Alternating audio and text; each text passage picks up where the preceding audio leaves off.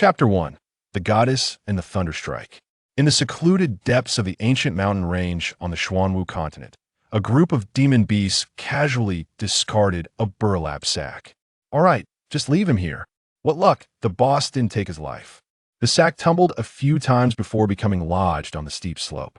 Where am I? After a long while, a young man inside the sack regained consciousness. He struggled to free himself and gazed around, his eyes filled with confusion. His entire body ached, his ribs probably broken in a few places, and his hands were scraped raw, causing Yang Lin to grimace in pain. Damn it, I merely invited the goddess to climb a mountain, and just holding hands got me struck by lightning. What would have happened if I had actually done something? Yang Lin's memories lingered on that Sunday evening when he had finally managed to persuade the goddess he admired to join him. They had climbed halfway up the mountain when suddenly a bolt of lightning struck him. He only remembered fainting, and upon waking, he found himself in this sack. Fortunately, he could find footing here. After some effort, he managed to crawl back to solid ground. Where the hell am I? Where did the goddess go? Can someone call me an ambulance? Yang Lin rubbed his head, still unable to recall anything. As he pondered, a flicker of blades and flashes of light emerged from the nearby woods, immediately capturing his attention. Yang Lin stealthily approached. He observed a man and a woman engaged in a fierce duel, both clearly skilled fighters. Huh?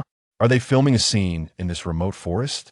Wow, those wire stunts are quite professional. I couldn't even see the steel cables. Yang Lin mused, both intrigued and bewildered. The man was strikingly handsome, while the woman possessed an alluring figure, both exuding an exceptional beauty. Yang Lin was momentarily entranced, too afraid to make a sound. Such high-quality filming must have required a significant investment. If he interrupted, what could a mere office worker like him possibly offer in compensation?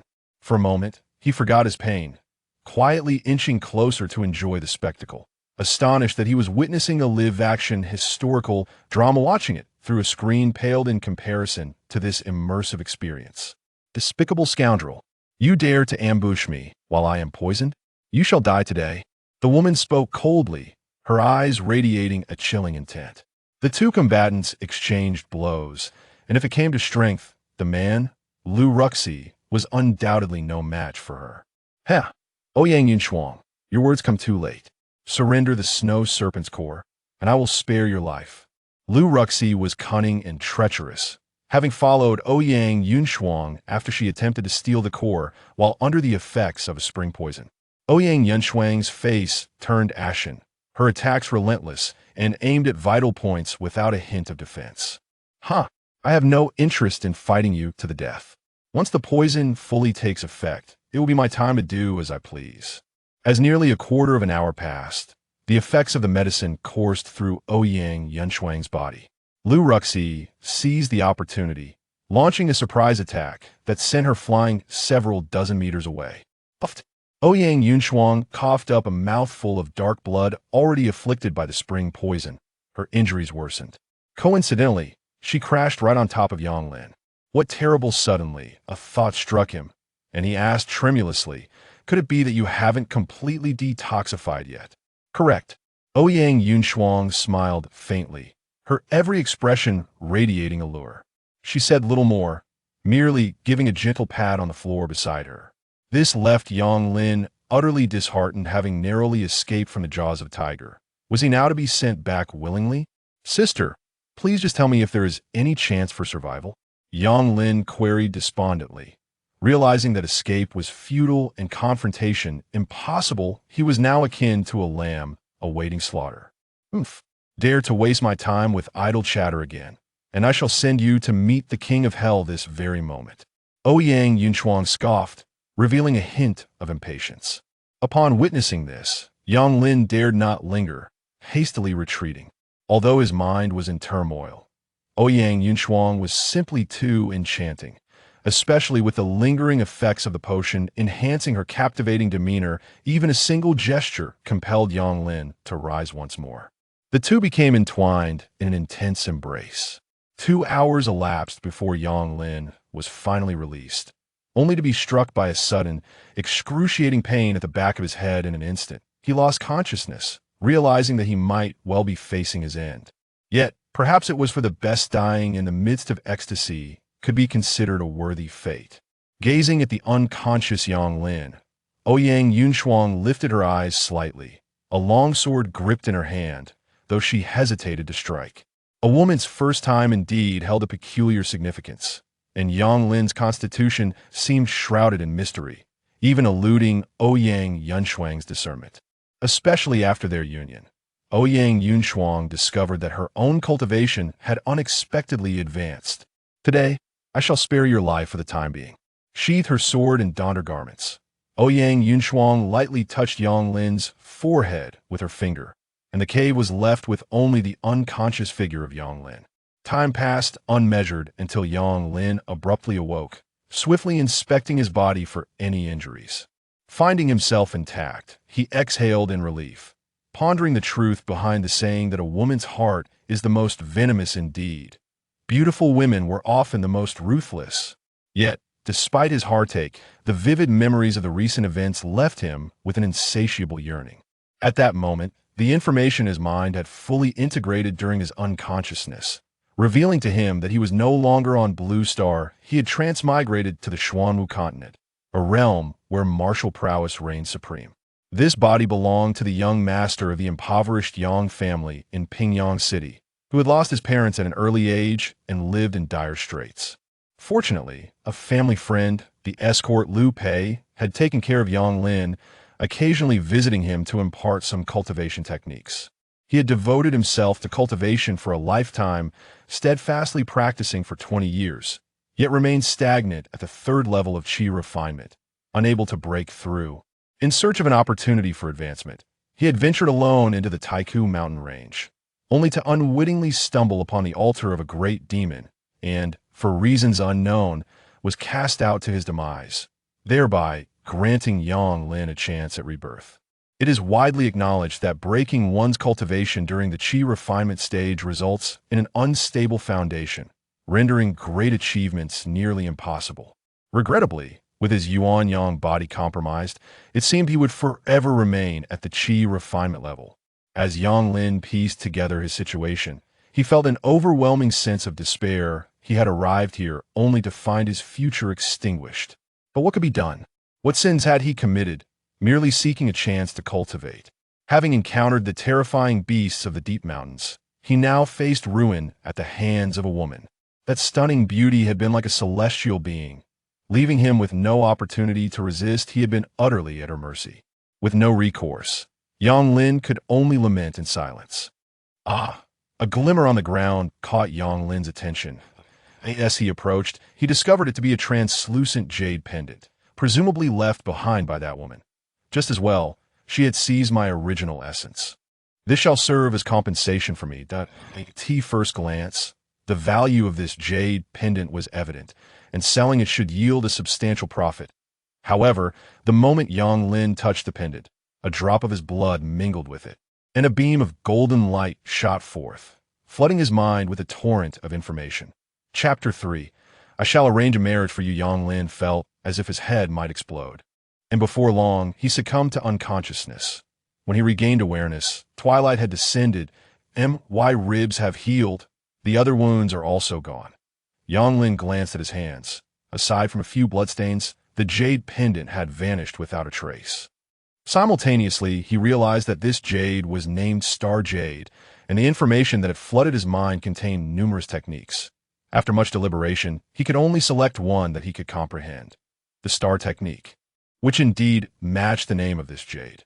Moreover, this pendant turned out to be a storage spirit artifact, as Yang Lin had heard Liu Pei mention before. However, such a treasure was beyond the reach of Liu Pei, who had already reached the Foundation establishment realm. Initially, he had planned to sell the pendant, but now his mind had completely shifted. Yet he wondered whether the destruction of his original essence would affect his cultivation of this technique called Star Technique. Having been reborn, he must possess the strength for self-preservation and should diligently cultivate. Yang Lin pondered for a moment. Although the Star Technique was the only one he could understand, it was somewhat challenging, requiring him to read each line repeatedly to grasp its meaning. There was no choice but to research it slowly in the future. Abandoning the wilderness, he followed his memories and made his way back toward Pingyang City. In Pingyang City, at the Changfu Escort Agency, Yang Lin, orphaned, Xiao Fenger gazed at Liu Pei thoughtfully. Back in those days, it was his father who sheltered me when I escaped. However, later on, the Yang family encountered some misfortunes, leaving only this lone seedling who often sought my guidance in cultivation. You mentioned that he frequently seeks your guidance. How formidable is his strength? Xiao Fenger inquired once more, but he is at the 3rd level of Qi Refinement. Yet he has not made any progress in 10 years. Even with Xiao Fenger's composed demeanor, she couldn't help but laugh upon hearing that he had not progressed in a decade. If His Highness wishes to remain inconspicuous, then Yang Lin is the best choice. This lad possesses a pure heart and is still in the Qi Refinement stage, maintaining his pure Yang essence. So he will not be disrespectful to His Highness. Liu Pei contemplated briefly before continuing. Indeed, everything is as the uncle arranges. Xiao Fenger nodded. She now had nowhere else to turn. The 9 gates had intensified their pursuit of the former royal family, and any misstep could lead to capture. Since we have decided to remain hidden for the time being, please remember to exercise restraint and prioritize the greater good. Liu Pei cast a meaningful glance at the maid beside Xiao Feng. This maid exuded a powerful aura, clearly an extraordinary individual, evidently a foundation establishment expert like himself. While he could trust Xiao Fenger to exercise restraint, he felt the need to be extra cautious with this formidable maid. Unless faced with a dire situation, I shall not act recklessly, the maid replied resolutely. Rest assured regarding Yang Lin. If any crisis arises, he is merely a Qi Refinement enthusiast. Just ensure you do not expose yourselves. I would find it hard to explain, and you would also struggle to conceal your identities. Liu Pei spoke again. Indeed, 10 years at the 3rd level of Qi Refinement poses no threat at all. The pretty maid's expression returned to normal as she muttered lazily. 10 years without progress in cultivation, yet still able to maintain his original essence and a steadfast heart for cultivation. This individual is not ordinary. Xiao Fenger chuckled upon hearing this, suddenly intrigued by Yang Lin. In the northern part of Pingyang City, in a modest courtyard, after much effort, Yang Lin finally returned home, only to find Liu Pei waiting for him. Uncle Liu, what brings you here? Yang Lin asked in surprise, noticing that Liu Pei had evidently been waiting for quite some time. I am here today for a specific reason that a distant cousin of mine has suffered a calamity. All the elders of her family perished, leaving her, a frail girl, to wander until she arrived at Pingyang City, seeking refuge with me. With no home to return to, I can only find her a place to stay. Thus, I wish to arrange a marriage for her, as you are of similar age, and I trust you. Liu Pei stroked his beard while sitting in the master's chair, casually sipping his tea. Upon hearing this, Yang Lin nearly fell to the ground in shock. Liu Pei had come to play matchmaker for him. Although Yang Lin had indeed reached the age for marriage, he was currently preoccupied with establishing himself after his reincarnation and had no thoughts of marriage. In truth, Liu Pei had no distant cousin. She was none other than the esteemed princess of the Wei Kingdom. He had once been a general, but had to hide away here as a bodyguard after suffering persecution. Now that the princess had fallen into misfortune, she was forced to conceal herself within Pingyang City and resorted to this strategy to disguise her identity through marriage. Uncle, you previously mentioned that in order to break through my cultivation, I must maintain my original essence. What does this mean for now? Yang Lin looked at Liu Pei in confusion. The two matters do not conflict. You can marry her to prevent other women from bothering you. Moreover, this was a promise made with your parents back in the day. Liu Pei coughed lightly, setting down his teacup, speaking without a hint of hesitation. At the tea first glance, this seemed to hold some merit. Uncle, are you not deceiving me? I was unaware of such an arrangement. Furthermore, you know me well. I currently have no inclination towards marriage. Please do not put me in a difficult position. Yang Lin wore a pained expression. His aspirations did not lie in this direction. He had just been reborn and was focused on breaking through his cultivation to explore the world and pursue the path of greatness. How could he be bound by marriage? However, Liu Pei was unfazed. He had already spoken to the princess, and the matter could not simply be left unresolved. It must be genuine. Do you believe my cousin is unworthy of you? Liu Pei changed his tone, speaking with an air of indifference. Yang Lin felt a headache coming on. If that is your stance, then negotiations are futile, are they not? Yang Lin recalled Liu Pei's kindness towards him over the years. Without his subtle support, he would not have survived and advanced to the third level of Qi Refinement.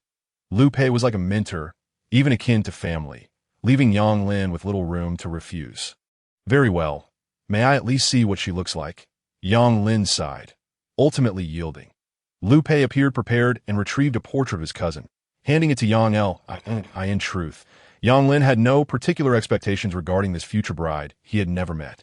After all, he had just encountered the ethereal Ouyang Yunshuang, and no one could compare to her beauty. However, upon viewing the portrait, he was somewhat taken aback if Liu Pei's cousin truly resembled the painting. Yang Lin could find no fault in her appearance. The woman in the portrait possessed a beauty that was distinct from Ouyang Yunshuang's, leaving Yang Lin at a loss for comparative words. Yet, seeing Liu Pei's urgency, this portrait was likely not a reliable depiction. Nevertheless, having reached this point in the discussion, even if the prospective bride turned out to be an unattractive person, Yang Lin would have to swallow his discontent. Very well, let us choose an auspicious day, proceed with the formalities, and ensure the proper marriage rites are observed. Yang Lin, unable to escape the situation, could only agree, and no need for that. My cousin has stated that simplicity is key. Chapter 4. A distant cousin as a concubine. Simplicity. Liu Pei's words nearly left Yang Lin bewildered. What woman does not wish to be wedded in a proper manner? Simplicity implies a concubine status, which, while still a marriage, places the position of a concubine on par with that of a servant. Any normal woman would likely not engage in such foolishness. Yang Lin increasingly suspected that he had fallen into Liu Pei's trap. No, Uncle Liu, are you certain this is what your cousin wants? Yang Lin pressed for clarification. She's a distant cousin, not a direct one. Liu Pei corrected him. Hearing this, Yang Lin felt a wave of frustration. The key issue was Liu Pei's serious expression, leaving him to question whether the man had lost his sanity, and if he truly intended for this to be simple. It would not be a marriage, but rather a concubinage. Are you certain this is permissible? Yang Lin cautioned. Liu Pei's lips twitched. Who in the world would dare to make a princess a concubine? If it comes to that, you might want to ask her first. This matter is not urgent. Yang Lin spoke once more. However, this time Liu Pei was resolute. No need. Everything has been made clear on that side. Let us keep it simple. You shall prepare a feast and then proceed with the ceremony. There is no need for anything excessive, as she does not place much importance on such matters. Lu Shu, I suddenly realized that you, old fellow, seem to be trying to deceive me. Yang Lin could no longer contain his curiosity. His gaze fixed intently on Liu Pei. Yet Liu Pei, being the cunning old fox he was, could not possibly reveal any flaws to Yang Lin. Very well, we shall proceed as I suggest, and there is no need to inquire further. Once you reach the pinnacle of the 9th layer of Qi Refinement, I shall bestow upon you a significant opportunity to aid your foundation establishment. Hearing this, Yang Lin felt a twinge of unease. Whether he could ever achieve such a breakthrough in this lifetime remained uncertain. However, Liu Pei seemed unwilling to grant Yang Lin a moment's hesitation, turning on his heel and departing, leaving Yang Lin with a swarm of unanswered questions. After pondering for quite some time, without discerning Liu Pei's intentions, Yang Lin decided to cast his worries aside. After all, Liu Pei had already arranged everything. He only hoped that this distant cousin, his bride, would not be too extraordinarily striking. Upon returning to his chamber and securing the door, Yang Lin began to examine the starry jade, seeking to unearth any hidden treasures within. He could see that moment. Within a cave in the ancient mountain range, a woman clad in white, her face veiled in light gauze, gracefully descended from above, her gaze imbued with a hint of frostiness. It appeared that the enchantress had recently graced this very place. The final gaze of the woman in white fell upon the city of Pingyang beyond the ancient mountain range. The enchantress she referred to was none other than Ouyang Yunshuang, who had shared an intimate moment with Yang Lin in the depths of the mountains. Taking advantage of the enchantress's moment of vulnerability during her cultivation, Ouyang Yunshuang had pilfered her treasure pouch, acquiring the inner core of a millennium-old snow serpent. Little did she know that the inner core possessed the attribute of seduction, with side effects akin to an aphrodisiac, and was beyond remedy. Consequently, This inadvertently benefited Yang Lin, for the piece of starry jade he had discovered was a precious item that had fallen from the enchantress's pouch. The woman in white scoffed softly, her figure vanishing as she headed towards Pingyang City. As dusk approached, Liu Pei drove a carriage, coming to a steady halt outside the courtyard. Yang Lin had been waiting in the courtyard for quite some time, and upon seeing the carriage, he felt an inexplicable excitement. After all, this was his first foray into matrimony, and to claim otherwise would be disingenuous. From within the carriage emerged a tall woman clad in a pink robe, her height surpassing Yang Lin's expectations. She must have been at least 180 centimeters. Her figure was exquisitely proportioned. Though her attire was not opulent, it exuded a unique charm that caught Yang Lin's eye. Yet her appearance bore little resemblance to the portrait Liu Pei had provided. Instinctively, Yang Lin turned to Liu Pei, confusion etched across his face. Liu Pei then clarified, "What are you thinking? This is Xiaoxia, the maidservant of Feng." A maidservant of such stature? Yang Lin was taken aback, just then noticing a woman in a red bridal gown descending from the carriage. Xiao Fenger. This was his bride. Clearly, the bride's height was much more reasonable. Her figure, enveloped in a red gown, was alluringly curvaceous, and her complexion was exquisite, fair with a hint of rosy glow. "Let us begin," Liu Pei prompted, and Yang Lin nodded hastily. He then led the way. Adhering to Liu Pei's instructions, he refrained from any unnecessary actions, simply arranging a modest feast and embellishing the hall. Fenger has stated that since there are no formal betrothal gifts nor a proper marriage, she is willing to be your concubine. Upon reaching the hall, Liu Pei suddenly interjected, and despite his calm demeanor, his heart mirrored Yang Lin's unease. He had already spoken to the princess, yet Xiao Fenger had not hesitated. Promptly opting for concubinage, even with the fall of the Wei kingdom, Xiao Fenger remained a dignified princess. Why should she stoop to the status of a concubine? The princess had rationalized, since it is all just a charade. There is no need to usurp Yang Lin's rightful position. In the end, Liu Pei could only acquiesce. "Are you truly certain?" Yang Lin sought confirmation from Liu Pei one last time. Was there truly someone eager to assume the role of a concubine in this day and age? Yang Lin found it hard to believe. Indeed, Liu Pei nodded. I could see this moment. Yang Lin's brow furrowed in confusion. If Liu Pei was ensnaring him in a trap, Xiao Fenger was accompanied by such an enchanting maidservant. Yet she insisted on being a concubine. The peculiar events of the past few days left Yang Lin baffled, and no amount of pondering would yield clarity. Nonetheless, since the decision had been made, it would be somewhat pretentious for Yang Lin to refuse. The proceedings continued as usual. Liu Pei took his seat at the head of the table, receiving the bow of respect from Yang Lin and Xiao Fenger. Even as time was of the essence, and Yang Lin had not donned the attire of a groom. Once all rituals were completed, Yang Lin found himself in a daze, having gained a concubine simply by bowing. According to tradition, both Xiaoxia and Xiao Fenger returned to Yang Lin's chamber, while Yang Lin and Liu Pei remained seated at the banquet table. What on earth was happening? Yang Lin now clung to the mindset of seeking clarity, determined to uncover the truth. "What? You're unhappy about marrying a beautiful wife?" Liu Pei asked nonchalantly as he poured a cup of wine for Yang Lin and then one for himself. "Are you certain this is your relative?" Yang Lin couldn't help but voice his disbelief. Liu Pei's manner of conducting affairs hardly resembled that of a relative. Does it really matter whether it is or not? Liu Pei smiled, suppressing his urge to scoff at Yang Lin's sudden wariness. "I recall you weren't this suspicious before. Could it be their identities? Stop speculating. Their identities are sound. I would never harm you," Liu Pei assured Yang Lin. Although Liu Pei's words were reassuring, Yang Lin remained uneasy. However, without Liu Pei's explanation, there was little Yang Lin could ascertain. Arguing was futile, and he could only respond with a bitter smile of acquiescence. Not long after, Liu Pei, seemingly preoccupied with his own thoughts, consumed a few bites and sipped some wine before taking his leave. Yang Lin made no effort to detain him, respectfully bidding Liu Pei farewell before locking the doors of the estate. In this world, how could one marry without consummating the union? Yang Lin smiled faintly, then made his way toward his chamber. Had it been yesterday, he might have vehemently refused. After all, his young essence remained unbroken, and he could not jeopardize his future. However, Given the circumstances, with his yang essence already ruptured, he saw no harm in indulging once more. Besides, Xiao Feng'er was now his concubine, and according to the customs of the Xuanwu Continent, that was entirely reasonable. Inside the chamber, Xiao Feng'er, adorned in a red veil, felt her palms slick with perspiration. Although she understood it was merely an act, she was still a maiden who had never encountered such a situation. And to claim she was not nervous would be a blatant "Oh, not worry, miss.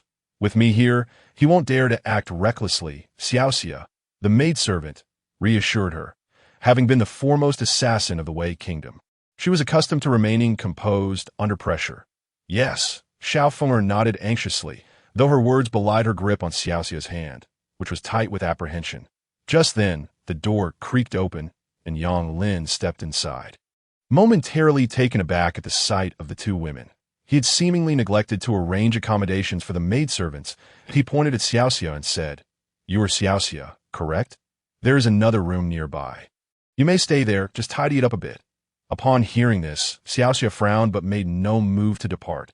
Yang Lin noticed this and narrowed his eyes, scrutinizing Xiaoxia. "Ditto. If you have something to say, feel free to express it. The mistress is unwell and requires peace to recuperate," Xiaoxia stated coolly, her gaze unwavering upon Yang Lin. Was he to be her concubine or merely a distant relative? The formalities had already been observed, solidifying their relationship, yet now they were to refrain from any physical intimacy. Furthermore, this union had not been Yang Lin's choice. It was Liu Pei who had insisted on thrusting it upon him. Why then did it feel as though he was the one who had begged and pleaded for this arrangement? Yang Lin remained silent, moving towards the bed. Instantly, Xiaoxia extended her hand, positioning herself protectively behind Xiao Feng'er. Yang Lin, witnessing this, felt a wave of exasperation wash over him. Since she is the bride, surely I must know what she looks like. At his words, Xiaoxia turned to seek Xiao Feng'er as approval. Upon receiving a nod in response, she gradually lowered her hand. "Allow me." Without requiring the intervention of Xiao Feng'er, Yang Lin stepped forward, gently lifting the red veil with both hands in that fleeting moment. A visage as poetic and picturesque as a painting unfolded before his eyes, leaving Yang Lin momentarily spellbound. Uncle Liu had not deceived him. That portrait was indeed genuine. Moreover, upon seeing her in person, Yang Lin found her even more enchanting than the painting. Such beauty was beyond the capacity of a mere image to convey. It could only be truly appreciated in person. Yang Lin now harbored doubts. Was this truly the niece of Uncle Liu? She bore no resemblance whatsoever, and no wonder Uncle Liu had always referred to her as a distant cousin. There must be more to the story. Regardless, he was already inextricably entangled in this affair. And with such a stunning bride, did he not stand to gain? Enough of this. He had seen what he needed to see, and it was time to leave, wasn't it? Xiaoxia pried Yang Lin's hands away and spoke coldly. At that moment, Xiao Feng'er lowered her head, a faint blush gracing her cheeks. When the veil was lifted, she too had caught sight of Yang Lin, who bore an uncanny resemblance to Liu Pei's description. Handsome, yet possessing a certain charm. Though he might not be a true dragon among men, in terms of appearance, he was undoubtedly exceptional, rivaling the princes and nobles she had encountered before. I imagine you're rather confused about your position at present. Aren't you? Though I may not come from a prestigious background, I am now the rightful husband of your young mistress, while you are merely a handmaiden accompanying her. Thus, it is you who should take your leave. Xiaoxia's demeanor incited great displeasure within Yang Lin. He had not been overly invested in this matter, but that did not mean he would allow a mere servant to dictate terms. Respect was mutual. Yang Lin had no intention of presenting a warm face to a cold backside, especially that of a maid. I have stated that my lady is unwell, that if you insist, I can take her place. Liu Pei had previously emphasized that Yang Lin was deeply engrossed in his cultivation, currently at the third stage of Qi Refinement, and would never violate his principles. This was the source of Xiaoxia's confidence. She was prepared to resort to any means necessary to ensure her mistress's purity, even at the cost of her own virtue, should Yang Lin lose control. Ditto. Yang Lin raised an eyebrow, surprised by the audacity of this maid. While it was not unusual for a companion to develop feelings for her mistress's suitor, it had never crossed Yang Lin's mind until now. If your mistress has no objections, I might reluctantly accept. Scoundrel, get out this instant. Xiao Xia had not anticipated that Yang Lin could be so brazen, her anger flaring as she pointed an accusatory finger at him. Yang Lin's irritation deepened. He had initially intended to assess the situation tonight, hoping for intimacy, or, at the very least, to study the Starry Sky manual he had acquired. It seemed he would have to postpone those plans. He was not so mild-mannered as to let a maid scold him with impunity. This woman truly seemed unable to discern her place. She was the one seeking to have him as a concubine, yet she refused to back down, turning the tables as if he were the one being pursued. Get out? What an audacious demand. Have you forgotten that this is my home? Yang Lin scoffed, refusing to back down. Your mistress is ill, so I shall grant you an opportunity to prove yourself. Tonight, you shall take her place. Xiao Xia's eyes widened in fury, but she quickly regained her composure, recalling Lu Pei's words, I fear you lack the courage. Upon hearing this, Yang Lin understood that Uncle Lu had likely divulged his situation to these two. They believed he would not dare to break his vow due to his dedication to cultivation, which emboldened their insolence. What is there to fear? I am right here waiting for you. The opportunity is yours. If you choose not to seize it, then this engagement is off. Yang Lin smiled nonchalantly before turning to leave, unwilling to cater to two haughty women. Xia Jia, what should we do now? Xiao Feng timidly inquired, her heart racing with anxiety as she heard the door slam shut. Fear not. Since Lu Pei has so highly recommended this young man, he must possess some redeeming qualities, at the very least. We need not worry about his lechery, Xiao Xia replied, appearing considerably more composed. She recognized that her earlier tone had likely offended Yang Lin, leading to his current demeanor. What shall we do now? Xiao Fenger hesitantly asked, aware that they were currently reliant on Yang Lin's goodwill. Humph, do not worry, as long as I am here. He cannot stir up any trouble. I am curious to see what he intends to do. Xiao Xia asserted confidently, believing she had Yang Lin figured out. In her mind, she was fully capable of dealing with him, regardless of his status as a mere martial artist or even a cunning noble of the empire. With that, Xiao Xia rose from her seat, offering Xiao Fenger a sly smile. Rest easy, my lady. Tonight you shall sleep soundly, and by morning you will awaken to a compliant husband. Listening to Xiao Xia's words, Xiao Fenger sensed an unsettling air, but she could not discern the underlying implications, only able to offer a worried warning. This is going too far. After all, he is our benefactor. Acknowledging her words, Xiao Xia nodded and wasted no time, for Yang Lin awaited them next door. With that, she closed the door behind her, her footsteps echoing softly as she approached a top-tier assassin. Her skills in stealth were unparalleled. She could appear without a sound whenever necessary. However, in her current guise as a fleeing maid, she had to maintain a semblance of normalcy. Inside the room, Xiao Fenger knew it was prudent to rest early. But adjusting to such an unfamiliar environment was a challenge. She soon discovered two calligraphic pieces hanging on the wall. This room belonged to Yang Lin, and upon closer inspection, the signatures were also his. Could it be that he had penned these works? That seemed unlikely. Lu Pei had mentioned that Yang Lin's family had fallen into misfortune, leading him to obsess over martial arts. Surely he could not produce such commanding calligraphy. In truth, after returning home, Yang Lin had found the walls too bare and had casually written a piece entitled The Way of Heaven Rewards Diligence and another titled Spring Pool's Enchantment to adorn them. He had employed a style that, while impressive, was not particularly refined. Yet Xiao Fenger found herself increasingly captivated by the bold strokes and vigorous energy that conveyed an indomitable spirit. Her perception of her new husband shifted slightly. It appeared that he was not entirely without merit.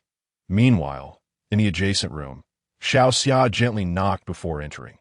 Yang Lin was reclined on the bed, his eyes half open, appearing on the brink of slumber as if he had been waiting for quite some time.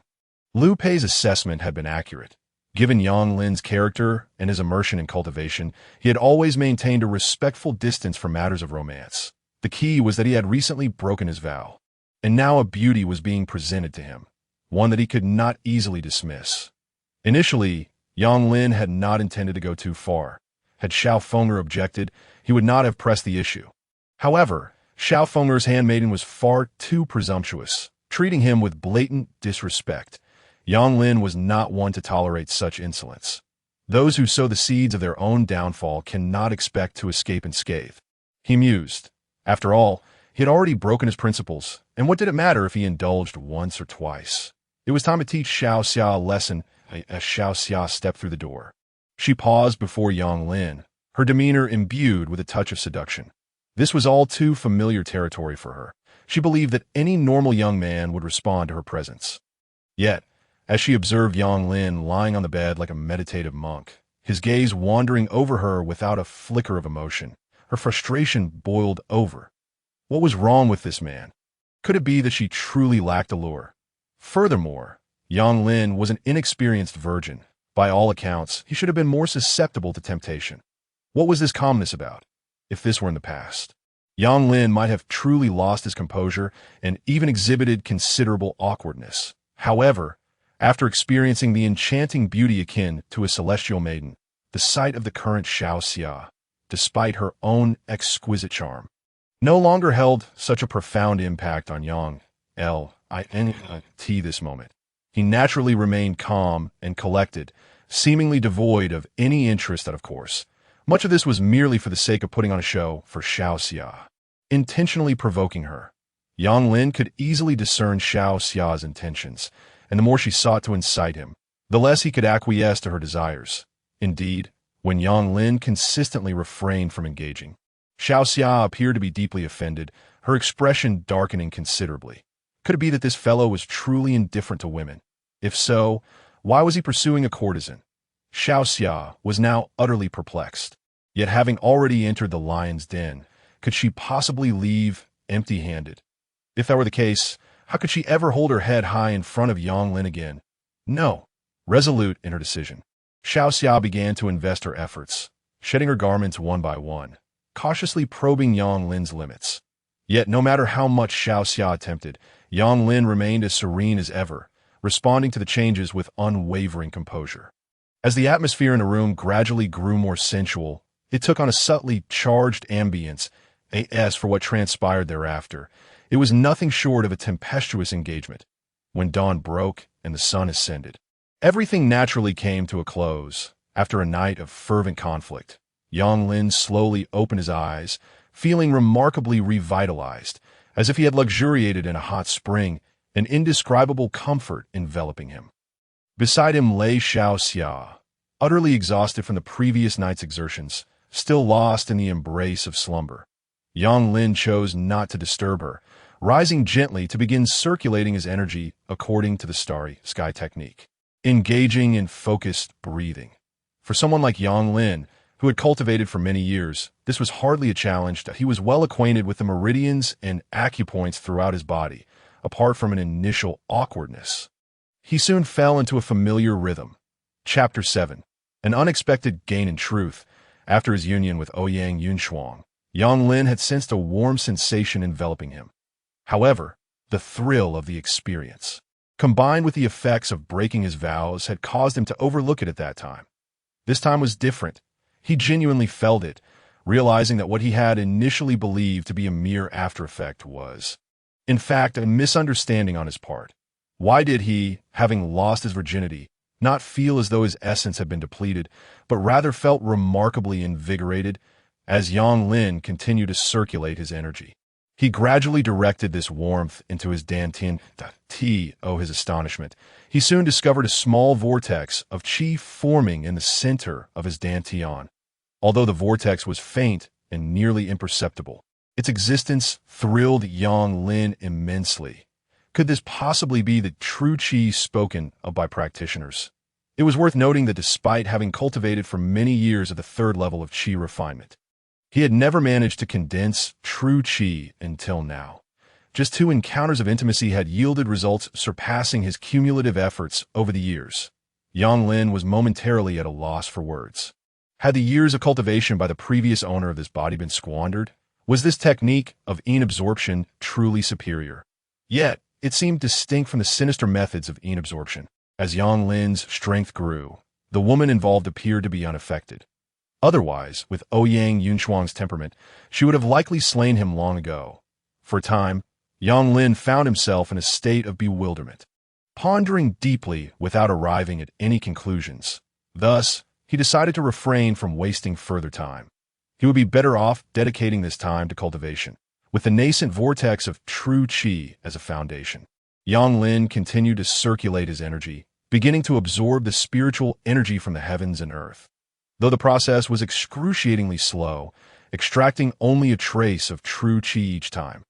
This minuscule enhancement felt like a priceless treasure to Yang Lin. The sensation of growth, however slight, was vastly superior to the years of fruitless effort he had endured. He couldn't help but wonder what level he had reached now and whether he had surpassed the third level of Qi refinement. Suddenly, a slight rustle from Xiao Xia drew Yang Lin's attention, prompting him to lie back down and feign sleep. With a soft moan, Xiao Xia gradually opened her eyes, suddenly recalling the events of the previous night. She sat up abruptly, her bare form causing her face to flush crimson. Turning to gaze at Yang Lin, she trembled with exasperation, gritting her teeth in fury. Had she truly surrendered her body to Yang Lin? Although Xiao Xia was the top assassin of Wei and had encountered numerous dignitaries and even high-ranking officials during her missions, she had maintained her virtue throughout the years. Think that this final treasure had been bestowed upon such a scoundrel. Scoundrel, were it not for her duty to her mistress, Xiao Xia would have relished the opportunity to slay Yang Lin with a single sword strike.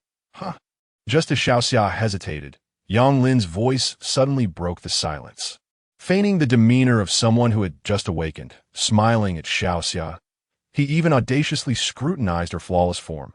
As she sat before him, completely exposed, her stunning figure and beauty would arouse any normal man. "You scoundrel!" Xiao Xia exclaimed angrily, shooting Yang Lin a fierce glare, though she deliberately lowered her voice, fearing that the neighboring Xiao Feng might overhear. "I'm a scoundrel? Well, you shall henceforth be the scoundrel's woman. I'm indifferent to the title, but I wonder if you can accept this identity," Yang Lin replied with unabashed nonchalance. Hearing this, Xiao Xia nearly ground her teeth to dust in fury. Yet, even if she did, it would merely be swallowed. Enough, what is done is done, and your discontent is of no consequence. Yang Lin waved his hand dismissively, choosing not to tease Xiao Xia any further. After all, he had taken her virtue, and respect was still warranted. Yang Lin was not among those shameless ruffians who would claim a woman's body without taking responsibility. "I cannot promise anything else, but within my capacity, I will grant you one condition." Hearing Yang Lin's words, Xiao Xia gradually calmed down. Now, even if she were to kill Yang Lin, it would be futile. Moreover, her mistress needed a secure place to stay, and she could not allow her efforts to be in vain. If this could ensure her mistress's safety, then Xiao Xia would willingly accept the stain on her honor. "You are not to lay a hand on my mistress," Xiao Xia declared through clenched teeth. Upon hearing this, Yang Lin was momentarily taken aback, expecting Xiao Xia to voice some grand demand, yet this was all she required. In truth, there was no need for Xiao Xia to vocalize her request.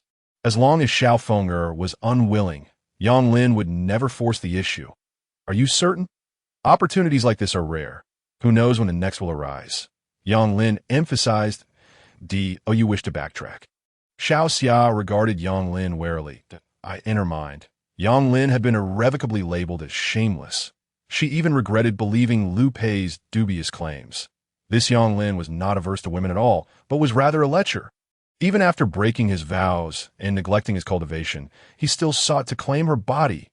"No, I agree. As long as your mistress is unwilling, I shall not touch her." Yang Lin, keep my word," Yang Lin assured with solemnity. Receiving this response, Xiao Xia felt a measure of relief. Though the price was steep, at least her objective had been achieved. However, just as she began to relax, Yang Lin spoke again, causing her heart to leap into her throat. She had even prepared herself to enact lethal measures should he attempt to force his will upon her mistress. Yet, Yang Lin said, "You are now my woman. I promise not to touch your mistress. But you must fulfill your own duties." Hearing this, Xiao Xia merely shot Yang Lin a glare, this time refraining from further protest. Having lost both her virtue and her dignity, her mind was now a tumultuous mess, and she could not find her footing for the time being. Yang Lin, for his part, merely smiled indifferently, not rushing her for an answer. He could tell that Xiao Feng was Xiao Xia's bottom line. As long as it did not cross that threshold, she would be largely compliant. Though Xiao Feng'er was beautiful, Xiao Xia possessed her own unique allure, and Yang Lin considered himself fortunate to have gained such an advantage. After pondering for a while, Xiao Xia finally regained her composure and glared at Yang Lin with indignation. Weren't you merely at the Qi Refinement stage? How dare you break your vows? This was the very question lingering in Xiao Xia's mind. In the Qi Refinement stage, once one broke their vows, they would find it impossible to advance further. Was it possible that Yang Lin, having been unable to progress for years, had decided to throw caution to the wind, inadvertently placing himself in the line of fire? Apart from this possibility, Xiao Xia truly could not conceive of any other reasons. Chapter 8. I can grant you a request. It appears I have encountered some difficulties in my training, and you have fortuitously stumbled upon the crux of the matter. Yang Lin replied candidly, indicating that there was nothing to conceal. Moreover, Xiao Xia seemed to lack understanding of cultivation, and it would not hurt to elucidate the situation for her. However, Yang Lin could hardly have anticipated that Xiao Xia's prowess far exceeded his expectations.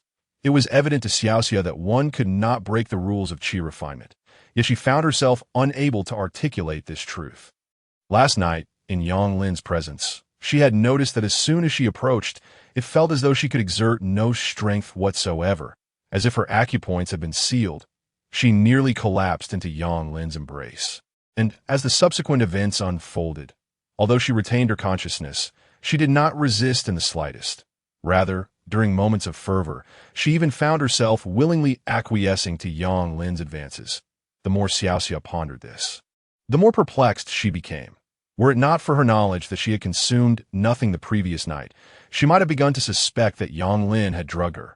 Furthermore, Xiao Xia had diligently confirmed upon entering that there were no aphrodisiacs or similar substances in the room. Leaving her utterly bewildered, it seemed that Yang Lin possessed a peculiar allure that drew her into matters of an intimate nature, an occurrence that had never transpired before. Seeing Xiao Xia lost in thought, Yang Lin worried she might be contemplating whether to disclose the events to Xiao Feng. Thus, he spoke up, saying, "Rest assured, you will not be at a disadvantage for having followed me. I shall not mention yesterday's incident to my wife. Let it remain a secret between us. Besides, she should now believe I am incapable of engaging with women. This matter is known only to the two of us. You do not speak, and I do not speak. And thus only heaven and earth are aware." Yang Lin's words relieved Xiao Xia, for while it would not be catastrophic for Xiao Feng'er to learn of it, her own reputation would surely be tarnished. A top-tier female assassin faltering under Yang Lin's influence would undoubtedly lead Xiao Feng'er to question her capabilities. Just as Xiao Xia began to feel a sense of relief, Yang Lin unexpectedly added, "Moreover, the soundproofing in these guest chambers is exceptionally good." Upon hearing this, Xiao Xia's face flushed crimson as she abruptly turned to glare at Yang Lin. Reflecting on last night, she realized she had indeed been overly exuberant. Yang Lin, noticing her reaction, smiled nonchalantly. Strangely enough, despite her fiery temperament and brusque manner, Xiao Xia appeared rather endearing when blushing. Furthermore, Yang Lin had made remarkable strides in his cultivation over the past couple of days. His progress advancing at a pace almost visible to the naked eye, representing a significant improvement compared to before. "Very well, from now on, you may reside here, comfortably with my wife. I cannot guarantee everything else, but I assure you that you will be well fed and warmly clothed, leading a peaceful life," Yang Lin stated earnestly. Xiao Xia had no reason to doubt this, even if Yang Lin's family had fallen from grace. The mere presence of this grand residence was already superior to that of most people. Nevertheless, Xiao Xia held a modicum of disdain for Yang L. "Though you believe that because my family has fallen on hard times, there is no chance for resurgence, and thus you plan to embark on the path of cultivation." Yang Lin seemed to see through Xiao Xia's thoughts and spoke to himself, "Oh, be honest. Even if I were to rise to prominence and enjoy glory for generations, I would still choose the path of cultivation. Since I've come this far, I intend to strive for greatness." Xiao Xia did not contest this statement, yet her heart was filled with derision. Now that Yang Lin had lost his virginity, the path of cultivation had long since abandoned him. This was the price he paid for possessing her body. However, Xiao Xia had no intention of reminding Yang Lin of this. First, it was none of her concern. And second, he had brought this upon himself. That moment. A sudden knocking sound echoed from outside the door. Xiaoxia was startled. Who could it be but Xiao Feng? As expected, Xiao Fenger's voice rang out. Sister Xiaoxia, wait a moment. Casting Yang Lin another scathing glance, Xiaoxia swiftly donned her clothing. Yet upon seeing the faint red marks on her skin, the events of last night resurfaced vividly in her mind. The crimson hue that had just faded returned to Xiaoxia's cheeks. You scoundrel! She glanced back at Yang Lin, who was audaciously lying in bed pretending to be asleep. Opening the door, Xiaoxia greeted Xiao Feng. The girl peered curiously inside, but Xiaoxia managed to block her view. Is everything all right? Xiao Fenger inquired, uncertain whether she was asking Xiaoxia or Yang Lin. It's merely a minor Qi refinement stage. It cannot stir up much turbulence, Xiaoxia said, pulling Xiao Fenger along as she stepped outside. Shutting the door behind them, to her words, Xiao Fenger nodded, but then noticed Xiaoxia's attire and suddenly realized that, typically fastidious about cleanliness, Xiaoxia had not changed her clothes in quite some time. Throughout their journey, she had worn the same garment. Even under harsh conditions, Xiaoxia would always reserve the best for herself. This realization ignited a sense of guilt within Xiao Fenger, prompting her to say, Sister, you have truly endured much hardship. Hearing this, Xiaoxia's heart sank. Being aware of her own guilt, she nearly broke into a cold sweat. Surely, the young lady cannot have guessed anything. Hardship? What hardship could there be? It is my honor to serve you, my lady.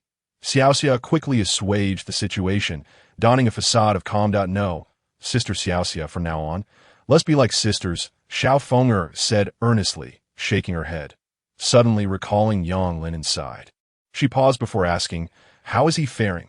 Xiaoxia understood well whom Xiao Fenger was inquiring about and recited the explanation she had long prepared. What more could there be? When I entered yesterday, I had just intended to make a move when this fellow surrendered without a fight. He merely puts on a brave front. Should it come to a real confrontation, he would not stand a chance. As she spoke, she feigned a look of disdain, fully aware that if one were to act, they must follow through convincingly. Xiao Fenger showed no hint of doubt as she nodded thoughtfully. It seems Yang Lin truly enjoys cultivation, as Lu Pei mentioned.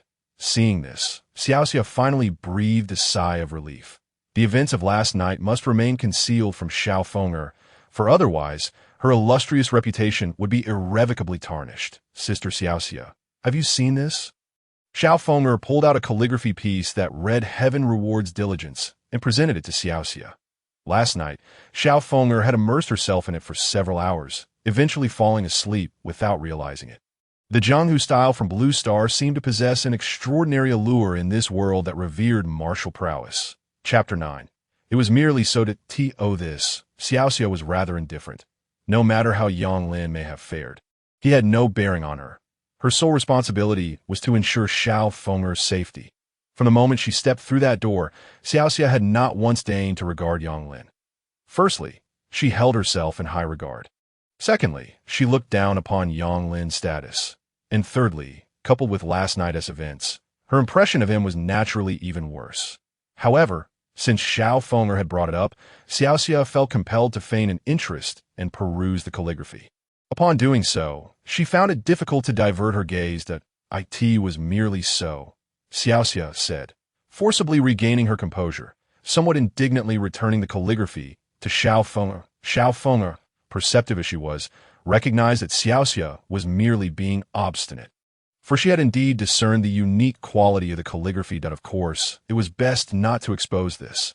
And with a mere nod, as if recalling something, Xiao Fenger continued, Sister Xiaoxia, do you think we should prepare breakfast for him? The him Xiao Fenger referred to was, of course, Yang Lin. According to appearances, Xiao Fenger was now wed to Yang Lin as a concubine. They could not simply enter the household and do nothing, behaving like a legitimate wife. Thus, it would be untenable to ignore the situation, as allowing others to suspect would be unwise, with the potential for their identities to be revealed. They, with their unique status, could not afford to treat such details lightly.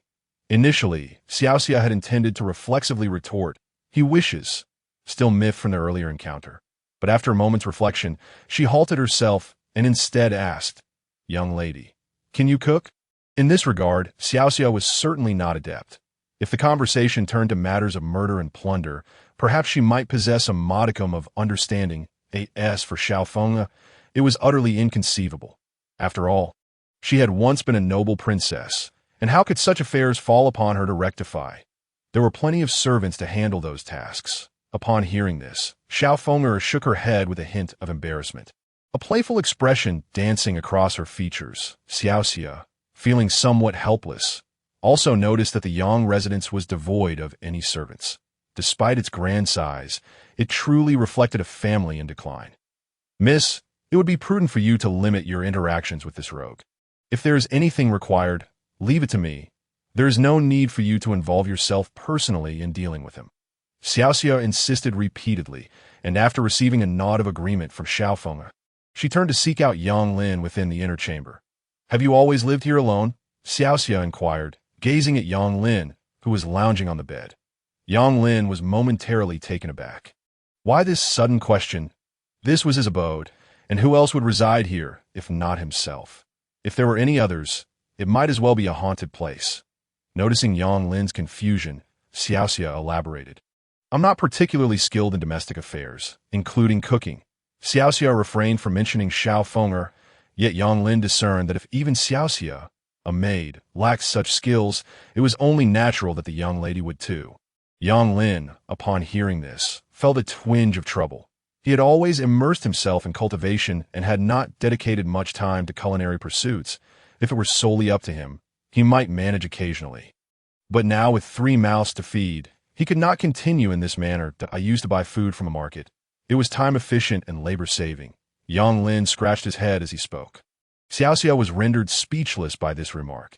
Had she and Xiaofeng been able to go out freely, they would not have found themselves in the position of marrying Yang Lin, if it comes to that. I shall find a cook. It would only require some expenditure. Yang Lin contemplated after a moment, realizing that with a concubine and a maid now in his household, they could no longer operate under the previous arrangement where one person's meal sufficed for the entire family. They must live with a semblance of dignity, and necessary expenditures must be accounted for. Fortunately, before the family fell into decline, the original owner's father had left behind a sum for sustenance. Thus, they need not worry about food and drink for a lifetime. This was the very reason the original owner had the audacity to continue pursuing cultivation even after the family's fortunes waned. The original owner had been quite frugal, but now, it seemed, it would benefit Yang Lin. Upon hearing this, Xiaoxia did not refuse, but merely nodded in tacit agreement. Given Xiaoxia's understanding of Yang Lin, she presumed this rogue must be short on funds. How could he afford to hire a cook so casually? Yet, considering that Yang Lin had already taken advantage of her, it seemed only fitting that he should bear the costs, since the subject had come up. Yang Lin suddenly turned to Xiaoxia and Xiaofeng outside the courtyard, as if he had an epiphany. What is the typical monthly expenditure for you and your young lady? Expenditure. Yang Lin's inquiry caught Xiaoxia off guard. She was not unaware of what Yang Lin was probing for, but the two had never before considered finances. After all, Xiaofeng was a princess. It was unimaginable that one day she would worry about money, let alone not even have a specific figure in mind. Xiaoxia, therefore, was at a loss for words. Yet, upon noticing Xiaoxia's silence, Yang Lin assumed that she had never received any wages at all. His curiosity piqued. Surely you haven't been with your young lady all this time without receiving any pay? The words slipped from Yang Lin's mouth, raising an eyebrow even at himself. Even slaves received a fixed salary, though it varied in amount. Xiaoxia, as a maid, held a status considerably above that of slave. Hearing Yang Lin's statement, Xiaoxia realized that he had mistakenly regarded her as an ordinary servant. She retorted, "What purpose does that serve? Of course, it is to calculate the funds necessary for your monthly expenses. You are now part of the Yang family. It would not do to be without money. Furthermore, having married into this household, I cannot treat you poorly. Your standard of living must not diminish compared to before." Yang Lin's reasoning was sound. Even as a concubine, the standard of living should indeed improve. Ultimately, people aspire to ascend, and water seeks lower ground. No woman wishes to marry down. However, this was merely Yang Lin's perspective, and Xiaoxia found herself at a loss for words if Yang Lin intended to uphold such a standard. Unless he possessed wealth rivaling a nation, it would be implausible to maintain the same lifestyle for Xiao Feng'er as she had enjoyed as a lofty princess. Even the wealthiest individual in Pingyang City could not afford that. Nonetheless, such thoughts were not something Xiaoxia could voice openly. She simply replied, "You may allocate as you see fit, my young lady, and I shall not be overly concerned about this matter." This statement rang true. Rather than being indifferent, it was more that Xiaoxia simply did not regard Yang Lin's meager finances as significant. What could a fallen household possibly possess? It was merely a facade of wealth. And should it be exposed, who knew how much embarrassment it would bring him? After pondering for a moment, Yang Lin ultimately settled upon the figure of 80 taels, since Xiaoxia could not provide a specific amount. Yang Lin would offer what he deemed appropriate, and at the end of the month, he would reassess. Any surplus could be kept, and if funds fell short, he would make up the difference. Yang Lin was certainly not stingy when it came to Xiaoxia and Xiao Feng, one being his woman and the other his concubine, albeit in name only in this regard. Yang Lin never intended to be negligent. In fact, few would treat their maid and concubine with such attentiveness as Yang Lin did. Outside, such care would be as rare as finding a lantern in the dark. With lowly status, for other common folk, it resembled a mental stamp. Otherwise, why would people say that being a concubine is worse than being a dog? Let alone that of a concubine's maid? Xiaoxia, however, merely nodded in indifference, conforming to Yang Lin's wishes. Yang Lin was somewhat surprised. 80 taels was no small sum, sufficient for an ordinary family's expenditures for nearly a year. It seemed these two women had previously enjoyed a fairly comfortable standard of living, for 80 taels did not faze them. However, considering Xiaoxia and Xiao Feng's remarkable beauty and figure, they were undeniably extraordinary in any context. Of course, Yang Lin was disinterested in delving into their family backgrounds. He assumed Liu Pei would not betray him, and now that the die was cast, knowing more would serve little purpose. After all, they were already on a ship of thieves. Even if it led to a dead end, they would have to sail it to the bitter end. Enough of this. Stop standing idly at the door. Are you planning to gawk at me? Did you not see enough last night? Yang Lin teased. Xiaoxia's expression turned sour. Just as she had managed to stabilize her emotions, they flared up once more. This despicable scoundrel. Why must he bring up such matters? As she glared at Yang Lin, Xiaoxia felt an intense urge to clench her teeth in anger. Were it not for her reliance on him, she would have long since taken action against him in the presence of the foremost female assassin of Wei. Human life was of little value. Forget it. This is truly pointless. Seeing Xiaoxia so easily provoked, Yang Lin merely scoffed, unwilling to engage further. After donning his clothes and washing up briefly, he stepped outside. Breakfast was essential, and unsure of Xiaoxia and Xiao Feng'er's appetites, Yang Lin purchased a bit extra, intending to tidy up any leftovers later. Those who practice cultivation required substantial energy, thus necessitating a significant intake of food. Yang Lin had never been overly meticulous about his consumption. He had always eaten according to availability. More if there was plenty, less if it was scarce. A little hunger was no great issue. Now that there were more people in the household, he could not afford to be as casual as before. Upon returning home, Yang Lin had intended to share breakfast with Xiao Feng'er and Xiaoxia. However, the former regarded him as if he were a robber, refusing to allow him near Xiao Feng. Not even a glance in her direction was permitted, which nearly sent Yang Lin into fits of laughter. Such absurdity existed in this world. To dine with his concubine, he required the approval of her maid. It was somewhat backwards, yet considering the events of the previous night. Yang Lin chose not to dwell on Xiaoxia's behavior, but if she disapproved, he could simply eat alone. After a simple meal, Yang Lin resolved to seek out a cook, but he decided to inquire if the two ladies required anything else, so he could procure everything in one trip. He also handed Xiaoxia the promised 80 taels of silver. "Miss, your lady is particularly fond of poetry and painting. Please prepare some ink, brushes, paper, and inkstones." This time, Xiaoxia did not engage in a contest of wills with Yang Lin. After pondering seriously, she spoke to him that in truth, her words were a blend of truth and falsehood. Xiao Feng'er indeed had a penchant for painting, and her cultivation was indeed related to her art. However, her creations were not landscapes or portraits. She painted talismans. With each talisman, thunderous force could be summoned, and at the peak of her abilities. She would achieve a level akin to that of a heavenly master, of course. There was no need to elaborate on such matters to Yang Lin. Excessive explanations would only complicate her own life. Yang Lin nodded in response. Is there anything else? If these are all, then there's no need to purchase them. Hearing this, Xiaoxia frowned slightly, initially believing Yang Lin to be so miserly that he was unwilling to buy even the essentials for writing, perceiving it as a waste of money. Yet considering Yang Lin's background, acquiring such items could indeed be seen as extravagant. It was likely that he had little understanding of the significance of writing instruments. Xiaoxia, however, momentarily forgot that Yang Lin had authored the book mentioned by Xiao Fenger earlier. Seemingly sensing Xiaoxia's confusion, Yang Lin clarified, It's not that I refuse to buy. You can go check the shops ahead. The general store there has everything you need. There is no need to venture far for these daily necessities.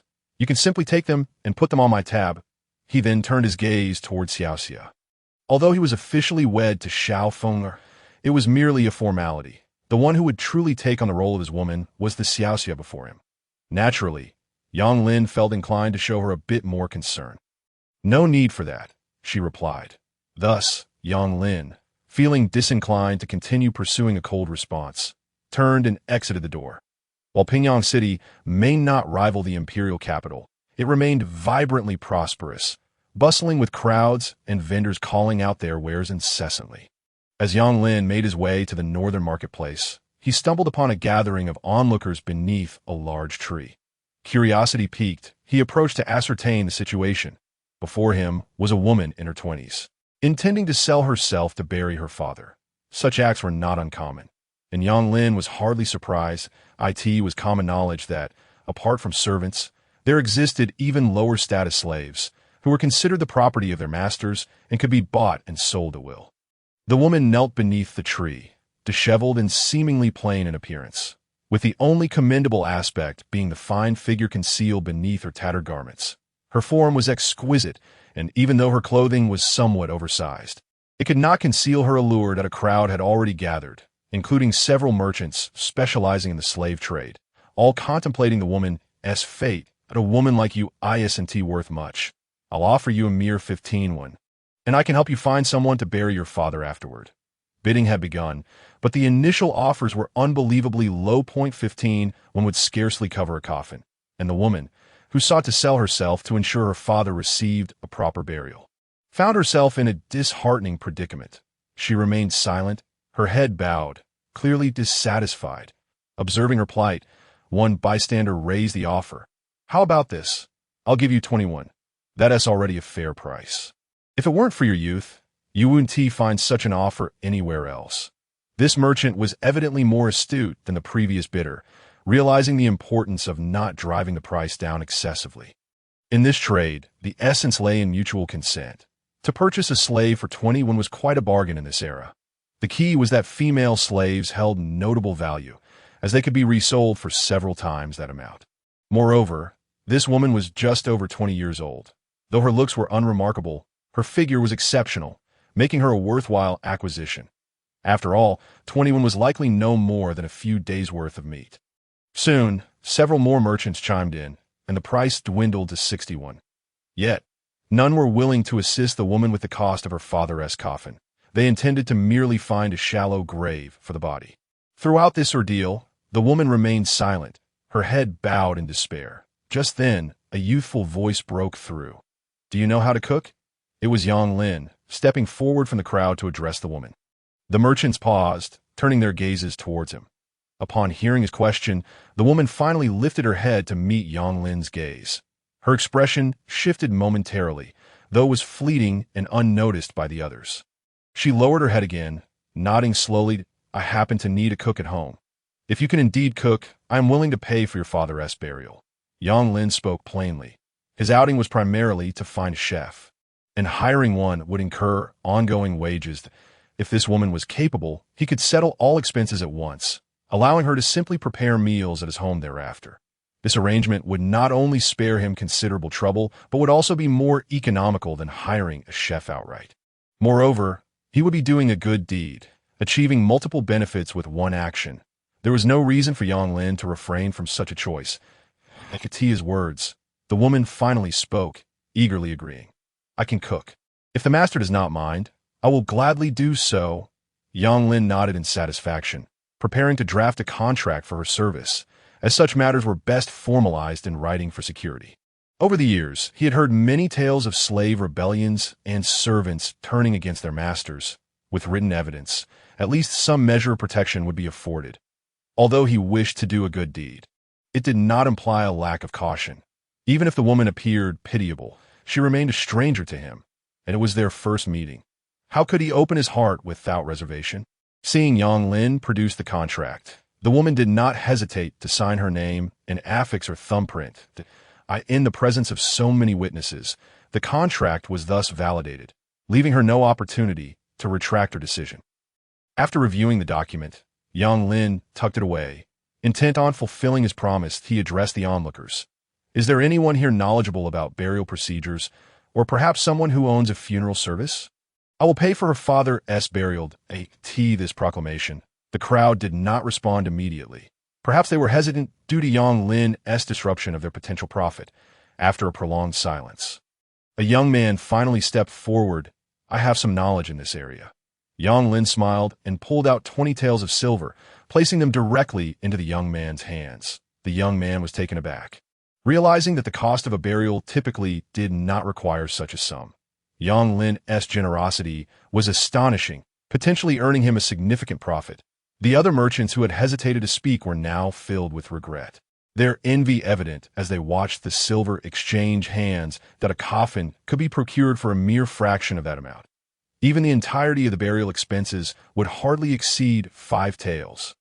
20 taels of silver could afford a grand burial. What is your name?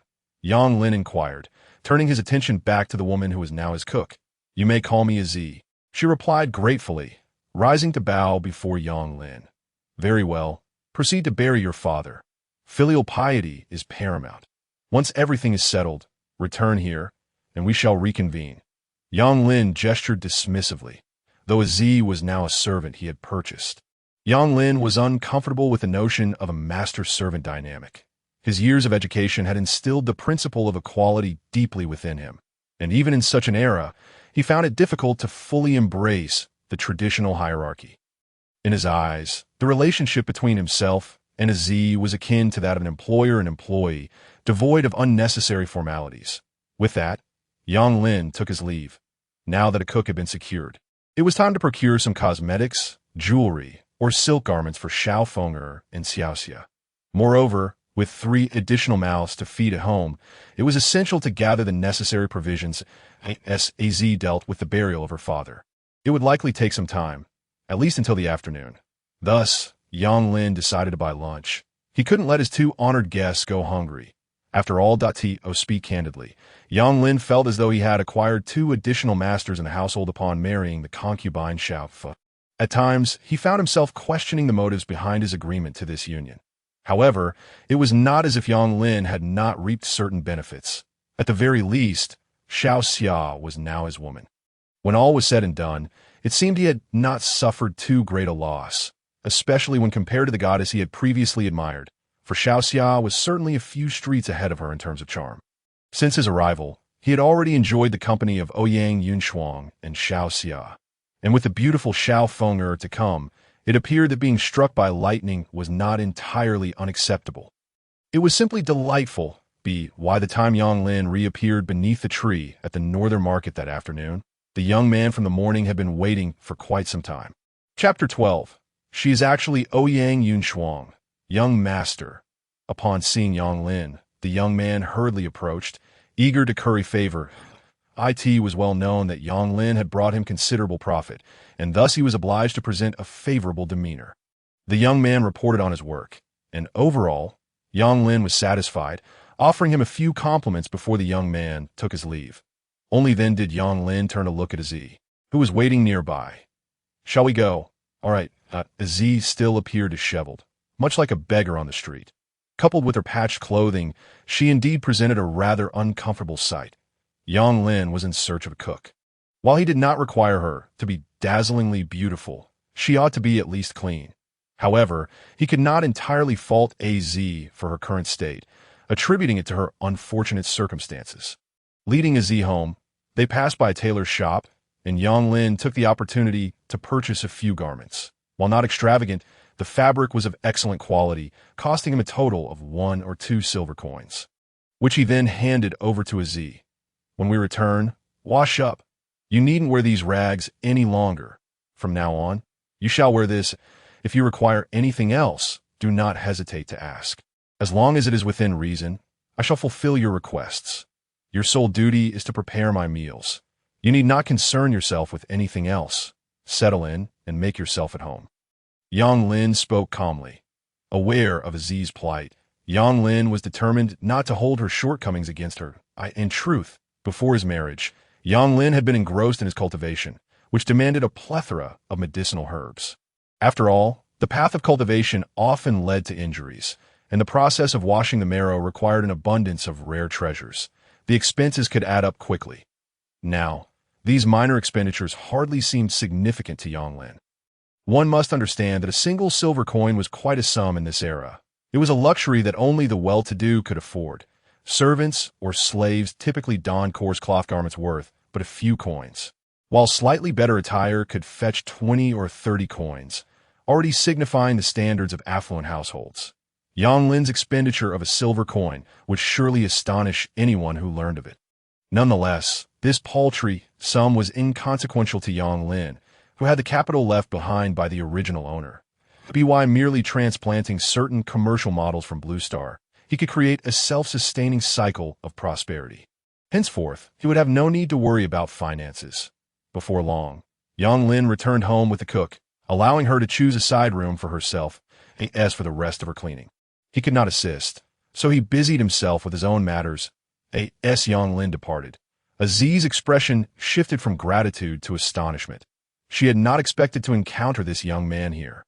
Aziz, who was in truth Ouyang Yunshuang, had altered her appearance through her cultivation methods and had made herself unrecognizable by soiling her face. It was no wonder Yang Lin could not identify her. Some days prior, Ouyang Yunshuang had stolen the garments of the white-clad maiden Gu Qingwei, along with a piece of star jade that Yang Lin possessed. The snow dragon's inner core that Ouyang Yunshuang had consumed also belonged to Gu Qingwei, who had recently slain the snow dragon outside Pingyang City and was known to the world as the moon-watching fairy at the time. Ouyang Yunshuang's cultivation had reached the 8th level, mere steps away from a breakthrough to the 9th. She had hoped the snow dragon's inner core would assist her in overcoming this hurdle, but as fate would have it, the inner core contained a lethal poison of unmatched potency. Despite her attempts to suppress it, Ouyang Yunshuang ultimately fell victim to its effects, which inadvertently benefited Yang Lin. The most critical aspect was that the method Ouyang Yunshuang practiced would result in a catastrophic decline in her powers if she were to break through before reaching the 9th level. Having nearly achieved the 9th level, Ouyang Yunshuang found her true energy becoming increasingly pure due to Yang Lin's unique constitution, leading to a gradual merging of their energies. Thus, she had allowed Yang Lin to depart, believing that her cultivation flaw had been compensated for by his exceptional constitution. However, upon leaving, she discovered that her strength had plummeted to the 3rd level. Now, weakened and possessing only the remnants of her true energy, her cultivation journey would have to begin anew. It was akin to a practitioner whose true energy had coalesced within their dantian, transforming from the ethereal to the tangible, and then being thwarted at the final step, resulting in a complete loss of progress. To say that a breakthrough was impossible would be an understatement. Avoiding severe injury was already a fortunate outcome. That woman would undoubtedly seek retribution against me. She surely knew I was in a weakened state and would bide my time until it was safe to emerge. Once I regained my strength, coupled with the benefits obtained from Yang Lin, I am confident I can achieve a breakthrough. Even if I were to encounter Gu Qingwei again, I would not fear her. It was precisely to evade Gu Qingwei's pursuit that Ouyang Yunshuang had chosen to disguise herself in this manner. Originally, she had intended to slip out of the city amidst the chaos, but it appeared that all of Pingyang City had been sealed off, that Gu Qingwei was evidently furious and had allied with multiple forces to capture her. Left with no choice, Ouyang Yunshuang devised a desperate plan to sell herself to bury her father, hoping to weather the storm for the time being. Now, by sheer coincidence, Yang Lin had reappeared, prompting her to remain. After half an hour, Ouyang Yunshuang had thoroughly prepared herself. While her appearance had not reverted to its original stunning form, she was acutely aware of how breathtaking her true face was. She was now merely a Z, a small cook in Yang's household. Master. Exiting her room, a Z spotted Yang Lin in the courtyard and hurried to greet him as a servant. She knew she must play her role to perfection. Yang Lin turned to find a Z clad in fresh attire, her entire demeanor transformed, leaving him momentarily speechless. Oh, this is what you truly look like.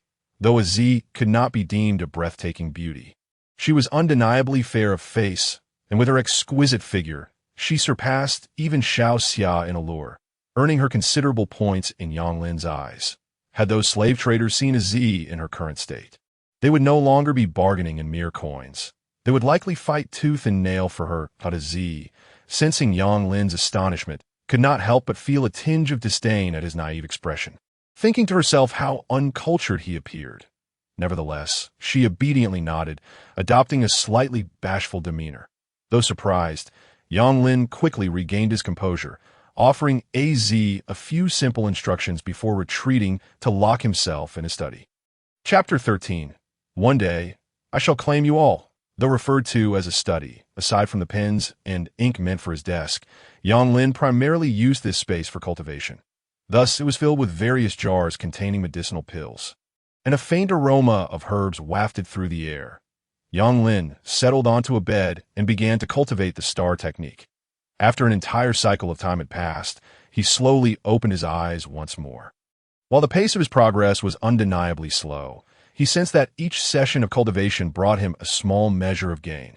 For this alone, Yang Lin felt a profound sense of contentment. Compared to his previous stagnation, he harbored no further extravagant desires. Yang Lin understood that the path of cultivation was one of gradual accumulation. Few in this world could ascend to greatness in a single leap, save for those exceptionally fortunate individuals. Yang Lin did not consider himself fortunate. Instead, he believed that a grounded approach, taking one step at a time, was the true path to success. After practicing for a while longer, he took out the piece of star jade. This piece was primarily intended as a storage space, yet it seemed to possess some sort of taboo, and given Yang Lin's current strength, he could only access a limited area of it. Closing his eyes, he placed the star jade before him, and, utilizing his perceptive abilities, sought to discern the situation within. This was indeed one of the typical uses for ordinary storage devices, though he was uncertain if it would be effective with this particular jade pendant. Soon, after penetrating a layer of mist, the interior space of the jade pendant became clear to him. However, it was not large. It appeared to be merely one of the hidden compartments, and the truly remarkable treasures likely remained beyond his reach. Yang Lin was not overly anxious about this. Being able to glimpse even one part of it was already a promising beginning. He believed that as his cultivation progressed, he would be able to unlock more of its potential. Within this compartment of the star jade, Yang Lin surveyed the area, and the only object that stood out was a white thread before him. He focused intently, gradually approaching the thread, and as his gaze enlarged, its true form revealed itself. It was astonishingly a white snow dragon. Yet it was evidently a corpse. Suddenly, Yang Lin recalled something. Hadn't Liu Pei mentioned that there was a 1,000-year-old snow dragon in the ancient mountains outside Pingyang City? It was said to have been slain by a certain formidable expert not long ago. But why would that corpse appear here? Could it be that the female hero was indeed the one who defeated the snow dragon? Given Ouyang Yunshuang's prowess, she could very well have accomplished such a feat. However, this remained merely a conjecture, and Yang Lin didn't dwell on it too much. What he needed to address now was the body of this 1,000-year-old snow dragon. Although Yang Lin had yet to traverse the world extensively, he had gathered ample knowledge through the memories of the original owner. Books had recorded, and Liu Pei had mentioned, or perhaps storytellers had alluded to, the existence of such spirit beasts that lived for millennia. They were on the verge of transcending their forms, and it wouldn't be long before they could take shape. Yet, if they unfortunately perished, not only would they leave behind inner pills, but their flesh and blood were also highly nourishing. One must understand that this was an ancient creature that had survived for centuries, absorbing the essence of the sun and moon. The energy within was unimaginable. To utilize this exceptional nourishment, the most practical method was to consume it. This entire 1,000-year-old snow dragon would provide Yang Lin with several meals. However, how was he to extract the meat from the jade pendant? Unlike the star technique, which was directly imprinted into Yang Lin's mind, this flesh was a tangible entity. Suddenly, an idea struck Yang Lin. He focused his intention and selected a piece of flesh, as expected. A bloody chunk of meat materialized before him, which Yang Lin deftly caught. It seemed this was indeed the method of utilizing the star jade. Looking at the piece of flesh before him, Yang Lin simply wrapped it in paper and hurried to the kitchen. He was hesitant to consume it raw. What if it were poisonous? Better to cook it thoroughly first. It should be similar to pork, duck, or beef. At worst, like snake meat, which would be safe to eat once cooked. In the kitchen, Zi, who was preparing a meal, was momentarily taken aback when she saw Yang Lin enter with the meat. However, she quickly sensed something amiss. That piece of meat is my dish for tonight. Just stew it separately for me. Yang Lin paid little heed and replied directly to Zi before turning to leave. Zi nodded, having recognized the meat's essence immediately. That it was unmistakably the scent of the 1,000-year-old snow dragon, and clearly, Qingyue's star jade had indeed fallen into this boy's hands. It seemed that all the good fortune was being reaped by him. Given the situation, he must have learned how to use the star jade. As Zi pondered this, the powerful aura emanating from the piece of flesh intensified, startling her. If she could sense the snow dragon's essence, then surely Gu Qingyue could as well. That vixen was still in Pingyang City. If she caught wind of this, Zi would be in dire straits. Without further hesitation, Zi hurriedly prepared the meat. She washed it, sliced it, and added seasonings before stewing it, finally managing to suppress the scent. After exiting the kitchen, Yang Lin found a place to wash his hands, removing the somewhat bothersome smell of blood, and coincidentally ran into Xiaoxia. When the meal is ready, please ask Zi to bring a portion for both me and the young lady that will eat separately. Xiaoxia, already acquainted with Zi, responded directly to Yang Lin. Hearing this, Yang Lin felt a surge of displeasure. It was one thing to eat separately for breakfast and lunch, which he could overlook, but this was already the third meal. How could a family eat apart? He had married a wife, not invited ancestors. Did she not think this was somewhat excessive? Yang Lin spoke irritably, his expression somewhat unnatural. Not forget what you promised me. Xiaoxia replied, unfazed. Is it too much to ask to eat together? What family eats separately? Yang Lin found it incomprehensible that Xiaoxia held such a strong prejudice against him as a man of integrity.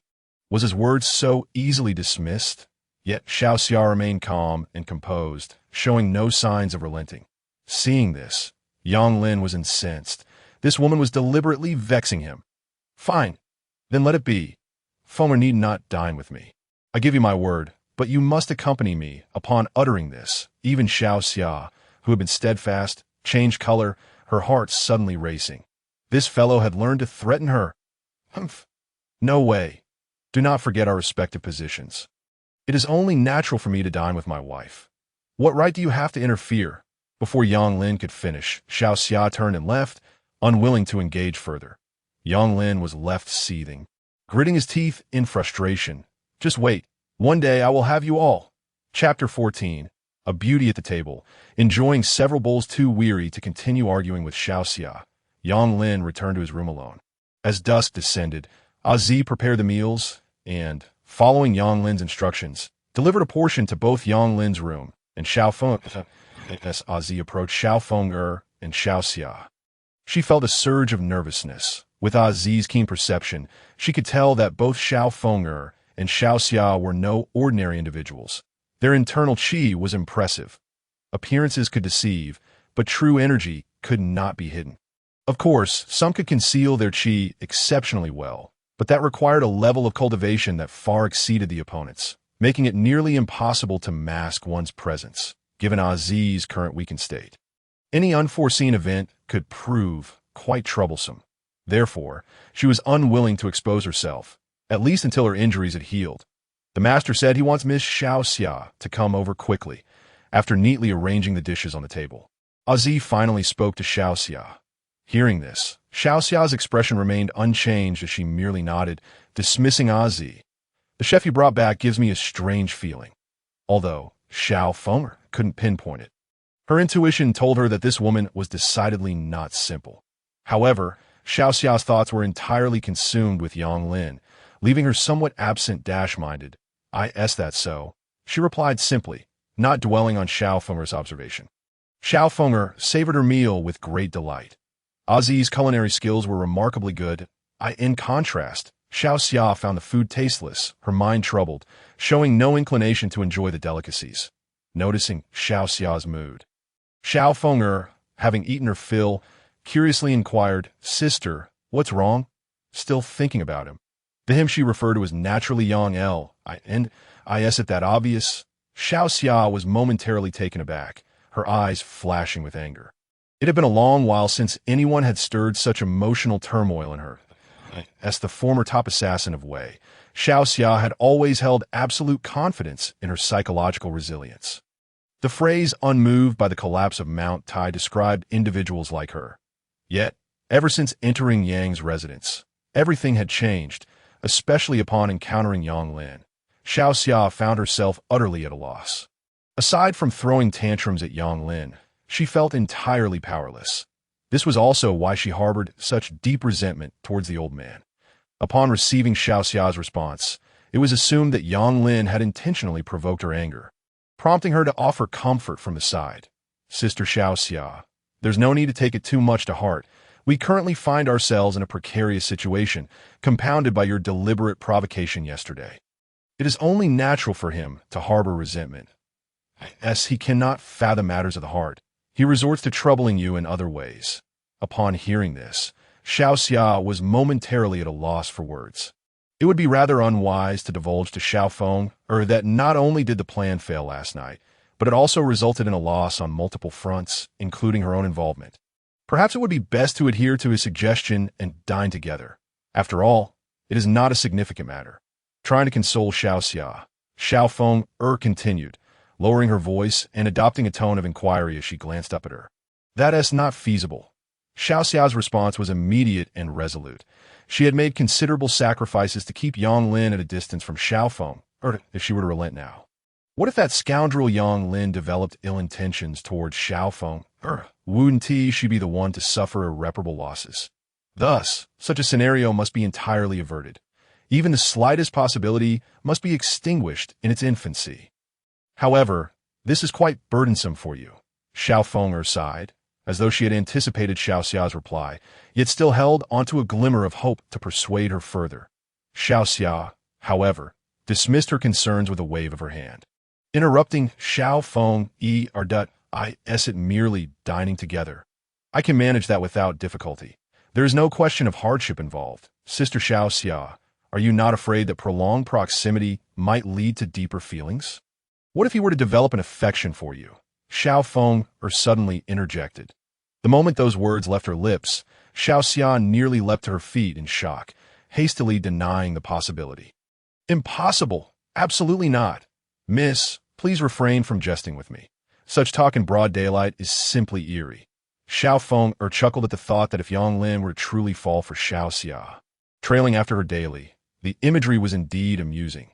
"Let us eat quickly. The food has grown cold." Fearing that Xiao Feng would linger on the topic, Xiaoxia urged her to eat, and thus their conversation meandered to a close. Meanwhile, Yang Lin was indulging in the snow scorpion meat that Azi had prepared for him. One could not deny that Azi's culinary skills were commendable. Such a notoriously fishy meat had been rendered tender and flavorful, devoid of any unpleasant aftertaste, surpassing even the offerings of the local taverns. Yang Lin had ample authority in this regard, having sampled nearly every establishment in Pingyang City over the years in matters of taste.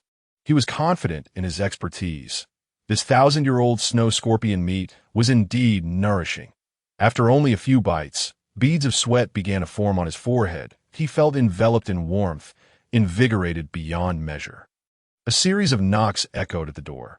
After Xiaoxia finished dining with Xiao Feng, she made her way directly to Yang Lin's room.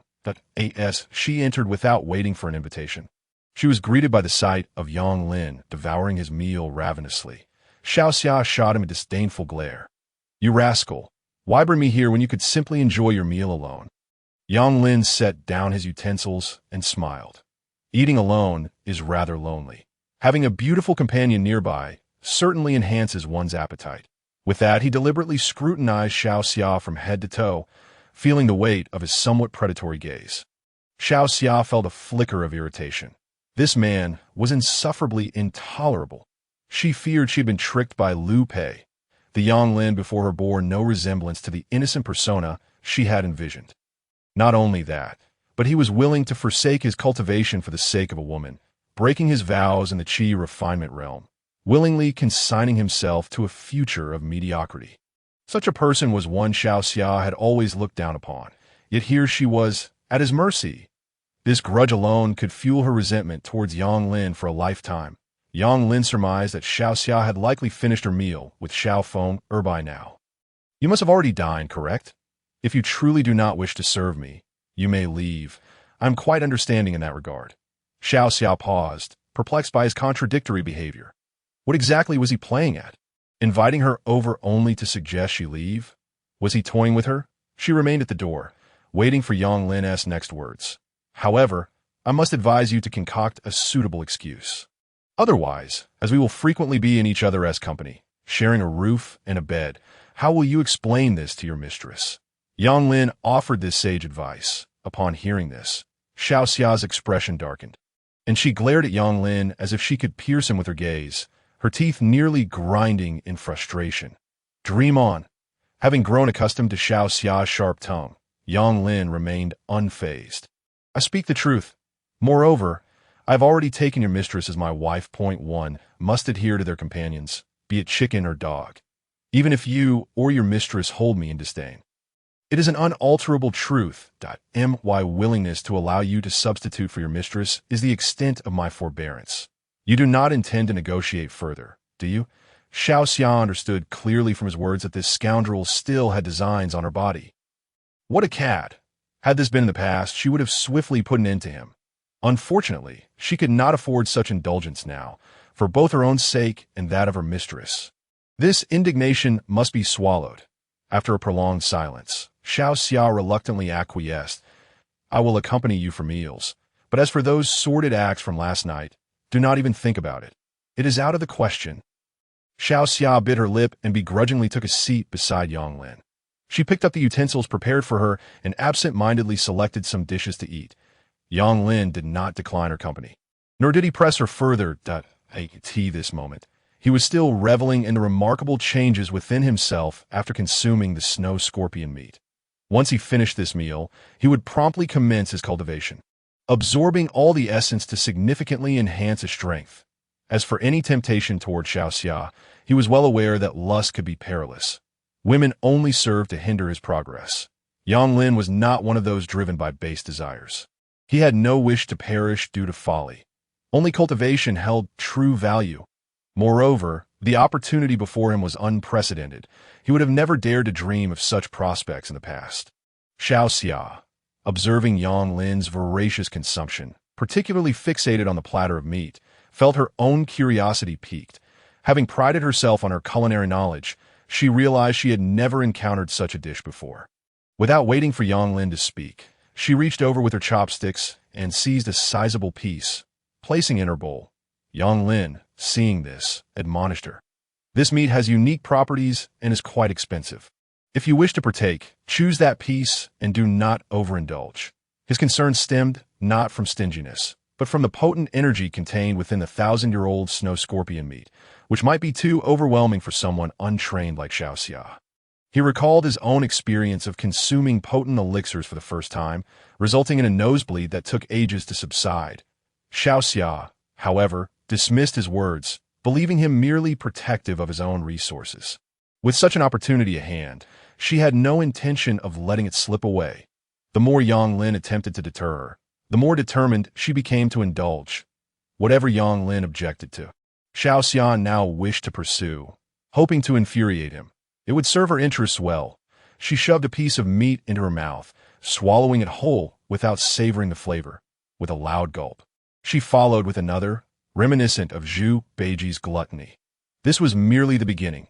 Xiaoxia suddenly appeared as though she had not eaten in days, fixating on the platter of snow scorpion meat, consuming it in rapid succession. Yang Lin, sitting nearby, found himself utterly powerless to intervene. At times, when a woman becomes fervent, no other madness can compare. Do not blame me for not warning you in advance. Should you find yourself unable to sleep tonight, do not come seeking me for retribution. I shall not be held accountable. Regarding Yang Lin's words, Xiaoxia did not take them to heart at all. She merely assumed that Yang Lin was trying to frighten her. This fellow seemed intent on monopolizing everything good, savoring it all for himself. Would Xiaoxia allow him to succeed? The two of them had transitioned from an initial reluctance to a fierce competition, devouring all the dishes prepared by Z. All right, finish up and be off quickly. Don't waste my time here. Having feasted to his heart's content, Yang Lin promptly issued an eviction order. Xiaoxia, however, welcomed this. She had already contemplated making her escape, and Yang Lin's willingness to let her go was simply fortuitous. In the kitchen, as Z was overwhelmed. If it were just Yang Lin, she would have likely acted to reclaim the star jade that Yang Lin had taken, possibly resorting to lethal measures. Yet now, two formidable women had unexpectedly appeared in her prime. Z would have been unfazed by them. But her current weakened state, coupled with the mysterious strength of Xiaoxia and her companion, left her with no opportunity to act. Suddenly, Xiaoxia recalled the snow serpent meat that Yang Lin had brought. The inner core of the millennia-old snow serpent harbored lecherous toxins, and naturally, its flesh would too. After consuming it, Yang Lin would surely seek an antidote that night. As a newly acquired servant of Yang Lin, what if she became his target? The thought chilled Z, for it was indeed a plausible scenario. After all, men were notoriously fickle. Yet, it was not certain. The toxins in the inner core did not necessarily imply that the flesh bore the same. What if she was merely overthinking it? Shaking her head, Z tidied up after dinner and extinguished the lights early. Chapter 16. The pervert punching in the middle of the night, though Z lay in bed. Sleep eluded her. Her diminished strength did not hinder her keen hearing. Despite the effective soundproofing of the courtyard, it offered little respite for her in the master bedroom. Xiao Feng'er had succumbed to slumber, her breathing gradually steadying, whereas Xiaoxia, lying beside her, found herself restless. Numerous attempts to close her eyes were thwarted by incessant memories of her time with Yang Lin the previous day. Perhaps it was this that suddenly left her feeling weak and feverish. Unbeknownst to her, she was flushed, burning with an unbearable heat. Yet with Xiao Feng'er beside her, Xiaoxia dared not move or make a sound. This discomfort was truly intolerable. Something was amiss. Xiaoxia, being well-versed in the ways of the world, quickly sensed the anomaly and felt her pulse. After a brief silence, her complexion turned icy, her heart laced with murderous intent. When had she been poisoned? Instantly, her thoughts turned to Yang Lin. Aside from him, who else would resort to such underhanded tactics? It was no wonder he had agreed to let her return and accompany the princess. He had ulterior motives. Resolute, Xiaoxia stealthily rose from her bed and slipped out. The previous night's incident had already ignited her fury, yet she had not intended to take drastic measures against Yang Lin. However, this time was different. If Yang Lin dared to drug her, who knew when he might strike against the princess? Waiting until then would be far too late. Xiaoxia would never allow such a thing to transpire. Nor would she tolerate a despicable man like Yang Lin lingering near the princess. Just as she stepped outside, the door of the adjoining room creaked open. She halted abruptly, her form shifting to conceal herself behind a nearby cover. As a former top-tier assassin, such stealth was second nature to Xiaoxia. Emerging from the room was none other than Yang Lin, who dashed across the hall and into the backyard, eagerly rushing to the well. He stripped off his top, filled a wooden bucket with water, and drenched himself from head to toe. One bucket felt insufficient, so he filled 6 more. This beast's flesh truly so potent, Yang Lin mused, reflecting on how just a small portion had incited such an intense reaction. After dinner, he had planned to return to his training, but the effects of the snow serpent meat were undeniable, rendering him restless. Compared to the supplements he had previously consumed, The effects of this meat were exponentially greater. The more pronounced the effects, the clearer it became that this substance was beneficial to his body. If he could absorb all its benefits, his cultivation would surely advance.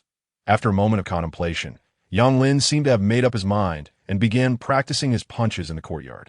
This vigorous fighting technique had been taught to him by Liu Pei, said to be Liu Pei's original creation, lacking even a name. Yet Yang Lin had mastered it over several months. Watching from the shadows, Xiao Xia furrowed her brow. Sensing something was amiss in Yang Lin's actions, it appeared he too had fallen victim to the poison. If he had indeed poisoned her, why would he consume it himself?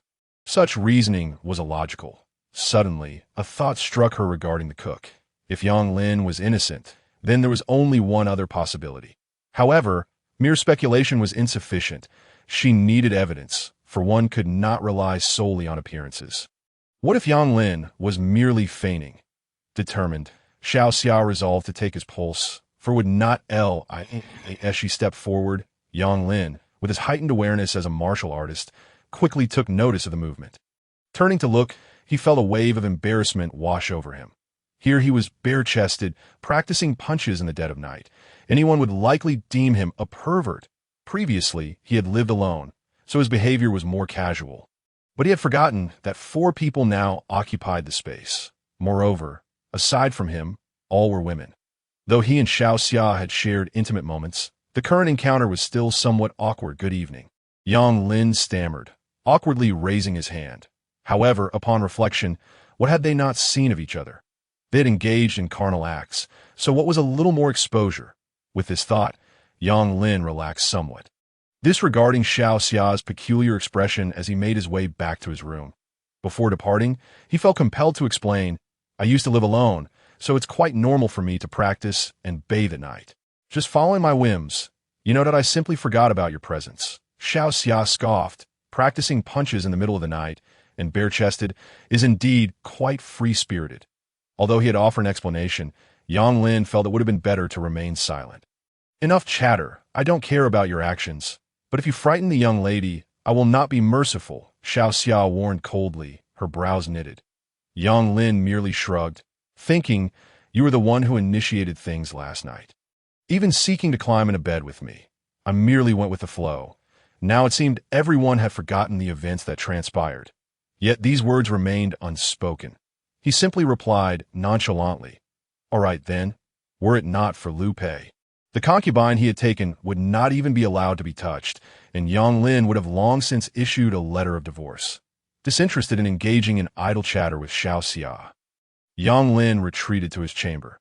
However, to his surprise, Xiao Xia followed him inside, claiming she needed to keep an eye on him to prevent any fright to her lady. Thus, she remained in Yang Lin's room that night, trailing him even as he approached the bedside. Yang Lin thought little of it. After all, he was a man, and he felt he would suffer no loss in this arrangement. Moreover, Xiao Xia was already his woman, so sharing the same quarters seemed perfectly reasonable. Meanwhile, the presence of a Z lying nearby meant she had overheard everything, and she couldn't help but chuckle inwardly at Yang Lin's apparent fortune. As it seemed, all good fortune fell upon him. Yet, with Xiao Xia covering for him, a Z felt a sense of relief, knowing she would not be the one to suffer this time.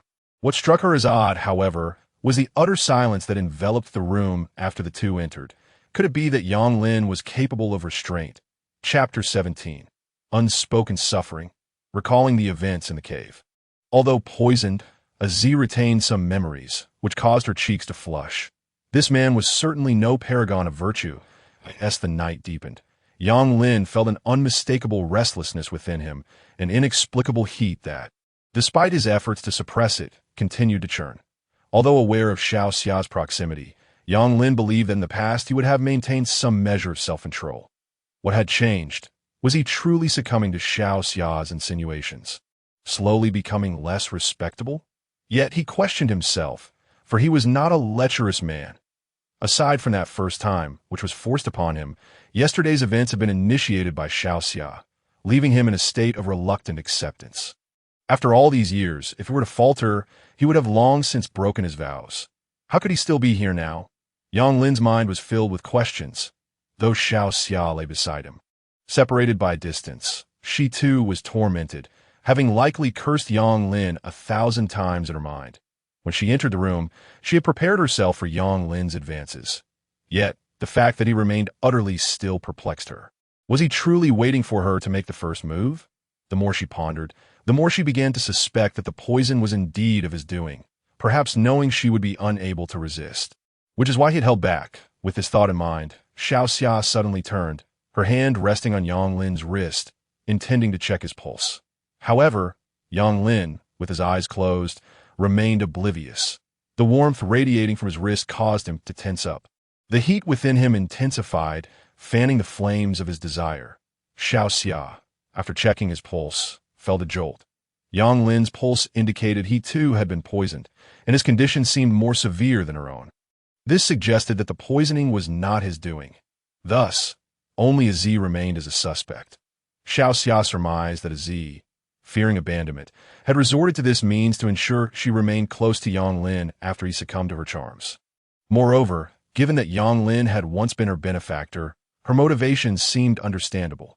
Furthermore, one could not deny that Yang Lin was a striking figure. It would be unnatural for an ordinary kitchen maid not to feel drawn to him. However, even if this were the case, or had this maid procured such a unique poison, its properties were so peculiar that even Xiaoxia, a seasoned assassin familiar with various toxins, could not decipher it immediately. As Xiaoxia pondered, Yang Lin's labored breathing broke the silence. "How long do you intend to hold on to me?" The moment Xiaoxia heard this, she felt as if struck by lightning. Hastily withdrawing her hand, she opened her eyes to glare at Yang Lin, her cheeks flushed. "You scoundrel!" Yang Lin, taken aback by the sudden insult, was filled with confusion. Had he truly done anything wrong? "You may do as you wish. But my lady must not be involved." Xiaoxia inhaled deeply, her eyes glistening with unshed tears as she spoke. Yang Lin was about to protest, genuinely unaware of any wrongdoing, but before he could say a word, Xiaoxia's face was suddenly close to his, and he felt the softness of her lips against his, accompanied by the warmth of her body. In an instant, thoughts of protest vanished. She had thrown herself into his embrace. Calling out to him, what could Yang Lin possibly say? Even if he were to be scolded mercilessly, it hardly mattered now that in fact, he hoped Xiaoxia would scold him further to ease his own troubled mind. The night passed in silence. As dawn broke, Xiaoxia emerged from Yang Lin's room, weary yet resolute, and made her way to the back hall to wash up. More than the fatigue in her body, a deeper exhaustion weighed upon her heart. Having sought out Yang Lin's company for 2 nights in a row, she found herself the initiator once more. If the previous night had been tolerable, how could she possibly explain last night's events? Was it truly due to the poison? Although the toxin was indeed peculiar, it seemed illogical to use such a method for an antidote. When had she become so reckless? She chastised herself inwardly, blaming Yang Lin for her predicament. With a glance toward the kitchen, a flicker of determination ignited in her gaze. Meanwhile, in the kitchen, Aziz, who had risen early to prepare breakfast, felt a chill run down her spine. Though separated by a window, she sensed the cold aura emanating from Xiaoxia, causing her brow to furrow slightly. Could it be that her true identity had been discovered? Such a notion seemed implausible. Aziz had maintained her cover effectively throughout. Despite recognizing that Xiaoxia and her lady were no ordinary individuals, their strength had not reached a level capable of unmasking her disguise. Aziz recalled the snow weasel meat from the previous day, a realization dawning upon her. Could it be that Xiaoxia had also consumed it? If that were the case, everything fell into place. Yang Lin had fallen victim to the lust-inducing poison, and naturally, Xiaoxia would be affected as well. In such a scenario, how could Xiaoxia possibly suspect Yang Lin? This left only Aziz as the likely culprit. Having come to this conclusion, Aziz felt a wave of helplessness wash over her. She found herself in a predicament, unable to voice her grievances. The blame had been unjustly cast upon her, leaving her with no opportunity to clear her name. Were it not for her diminished strength, she would not have to endure such humiliation, hiding behind the guise of a kitchen maid. Meanwhile, in his room, Yang Lin reclined on his bed with a contented expression, his gaze fixed on the ceiling, a slight smile gracing his lips. The saying that heroes find it difficult to pass the beauty's threshold seemed apt in this situation. Despite the indulgences of the past 2 nights, Yang Lin felt a lingering unease. For him, cultivation should take precedence, and matters of romance could wait. With this thought in mind, he sprang from his bed. Quickly dressing before leaving his chamber by chance, he encountered Xiao Xia sitting by the ancient well in the courtyard, prompting him to tread lightly, almost tiptoeing. Chapter 18. Xiao Xia, may I request a favor? Approaching her slowly, Yang Lin placed his hands gently on her shoulders, kneading them with care. Startled from her reverie, Xiao Xia recognized Yang Lin and restrained her instinct to react. After all, she had publicly declared herself an ordinary, untrained woman. If she were to retaliate and bring him down, her true identity would be compromised. Scoundrel! Xiao Xia muttered under her breath, her cheeks flushed with a mix of embarrassment and recollection of the previous night. Yang Lin, unfazed, continued his ministrations, wearing a broad smile, showing no sign of defensiveness. Though not a trained master, he applied just the right amount of pressure, leaving Xiao Xia feeling pleasantly surprised rather than uncomfortable. Initially, she resisted slightly, but soon surrendered to the soothing sensation, allowing her body to relax. Tell me about the maid you brought back. Xiao Xia's gaze shifted to the kitchen, landing on a Z. Yang Lin was momentarily taken aback. Following her gaze with curiosity, why was Xiao Xia interested in a Z? At this moment, Yang Lin noticed that a Z seemed markedly different from when he had first encountered her, though her figure remained unchanged. Her appearance appeared as if it belonged to an entirely different person. Could it truly be that the contrast between a clean and a disheveled state was so vast? Nevertheless, Yang Lin had nothing to conceal and recounted the event from beginning to end. Upon hearing his account, Xiao Xia could not discern any underlying issues. At least from Yang Lin's description, a Z did not seem to exhibit any peculiarities. What is wrong? Do you sense any problems? Yang Lin inquired, glancing at the furrowed brow of Xiao Xia, his hands momentarily pausing. After a brief contemplation, Xiao Xia finally spoke. The food from last night was poisoned. We both ingested the poison. Upon hearing these words, Yang Lin's expression shifted dramatically as he turned to gaze at the kitchen. As if he could see a Z through the wall, he had no doubt that Xiao Xia would deceive him. For there was no necessity in this matter, and he was completely unaware of what had transpired. What kind of poison? Yang Lin was about to ask when Xiao Xia promptly replied that a glimmer of surprise flickered in Yang Lin's eyes as he observed Xiao Xia, whose cheeks flushed with a hint of crimson, accompanied by a trace of embarrassment and indignation. Are you certain? Yang Lin countered.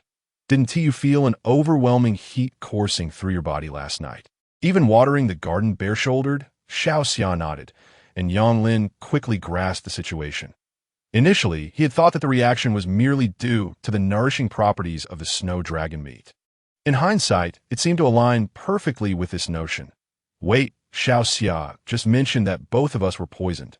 Could it be at this realization? Yang Lin suddenly understood, murmuring to himself, no wonder you were so forward last night. It turns out hearing this, Xiao Xia, filled with embarrassment and anger, hastily interrupted him. Shut up, but why? Why would a Z poison me in the food? Is it possible she intended to offer herself to me, fearing I might refuse, and thus resorted to such drastic measures? Yang Lin continued. Meanwhile, a Z, who was in the kitchen, had naturally overheard the entire conversation, her forehead laden with a frown.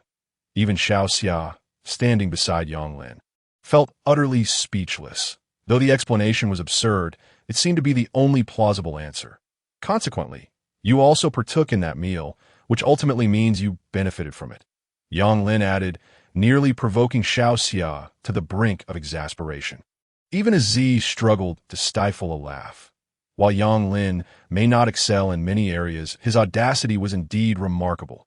Just as Xiao Xia was about to unleash her frustration, a sudden voice interrupted her. Xiao Xia Jia. Following the voice, Xiao Xia was somewhat taken aback as she stepped out of the room, standing beneath the eaves of the backyard.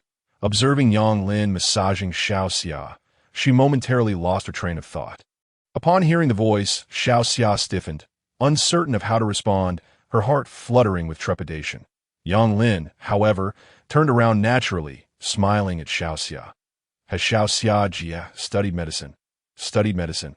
Xiao Xia initially seemed taken aback, but quickly regained her composure. Responding, naturally, Xiao Xiajie is quite proficient in medical skills as a top-tier female assassin. How could she not possess an understanding of human anatomy? It was only natural that she had attained a certain level of medical expertise. Hearing this, Yang Lin's face lit up with joy. He had not anticipated such a fortunate discovery. He had been troubled by the lack of effective remedies for strengthening bones and muscles, and now, it seemed, a solution had presented itself. For Yang Lin, who was just beginning his journey, even the most rudimentary prescription would prove beneficial. He had always exhibited patience in his cultivation, never seeking instant gratification, but rather accumulating knowledge gradually to achieve profound results. This was the true path. Xiao Xiajie, may I request a favor from you? As he spoke, Yang Lin's hands worked even more diligently, as if to curry favor. Deep down, Xiao Xia resisted this display, but with Xiao Feng air present, she found it difficult to voice her discontent, ultimately responding with a forced frown, "Speak. For the next half-month, I shall give you shoulder massages daily. Could you possibly provide me with a few prescriptions for strengthening bones and muscles? Ideally, ones with potent effects." Upon hearing this, Xiao Feng air stifled a giggle, surprised that Yang Lin was thinking along those lines. It was well known that obtaining prescriptions from Xiao Xia had made many high-ranking officials and nobles part with vast sums of money. Yet here was Yang Lin, seeking to exchange a few for mere shoulder massages within half a month. Truly a remarkable bargain. "One prescription," Xiao Xia retorted, her tone exasperated. Had it not been for Xiao Feng air's presence, she would never have agreed to Yang Lin's request. She was aware of Yang Lin's intentions and knew the purposes of these prescriptions. And among those she was familiar with, several were of the highest caliber. To part with even one of them for Yang Lin would be a significant act of generosity on her part. Yet Yang Lin, with his audacity, had the gall to ask for multiple. Deal. Yang Lin immediately acquiesced, not truly intending to ask for more, as one prescription would suffice. His initial bold request was merely a tactic to leave room for negotiation later. "Get lost. I've agreed to the prescription, so don't bother me."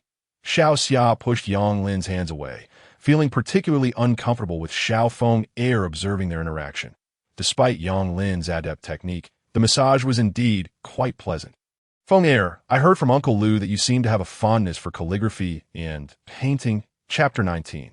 Yang Lin's suspicions. Upon hearing this, Xiao Feng air was momentarily taken aback, unsure why Yang Lin had suddenly posed such a question. However, she instinctively nodded in response. "That's perfect. I have some knowledge of calligraphy as well, so we can exchange ideas and engage in discussions. It would be a delightful common topic," Yang Lin remarked with a grin. Xiao Feng air's cheeks flushed slightly as she lowered her gaze unconsciously. As the saying goes, the speaker may be oblivious, but the listener may take it to heart, and given their current relationship, Xiao Feng air couldn't help but ponder further.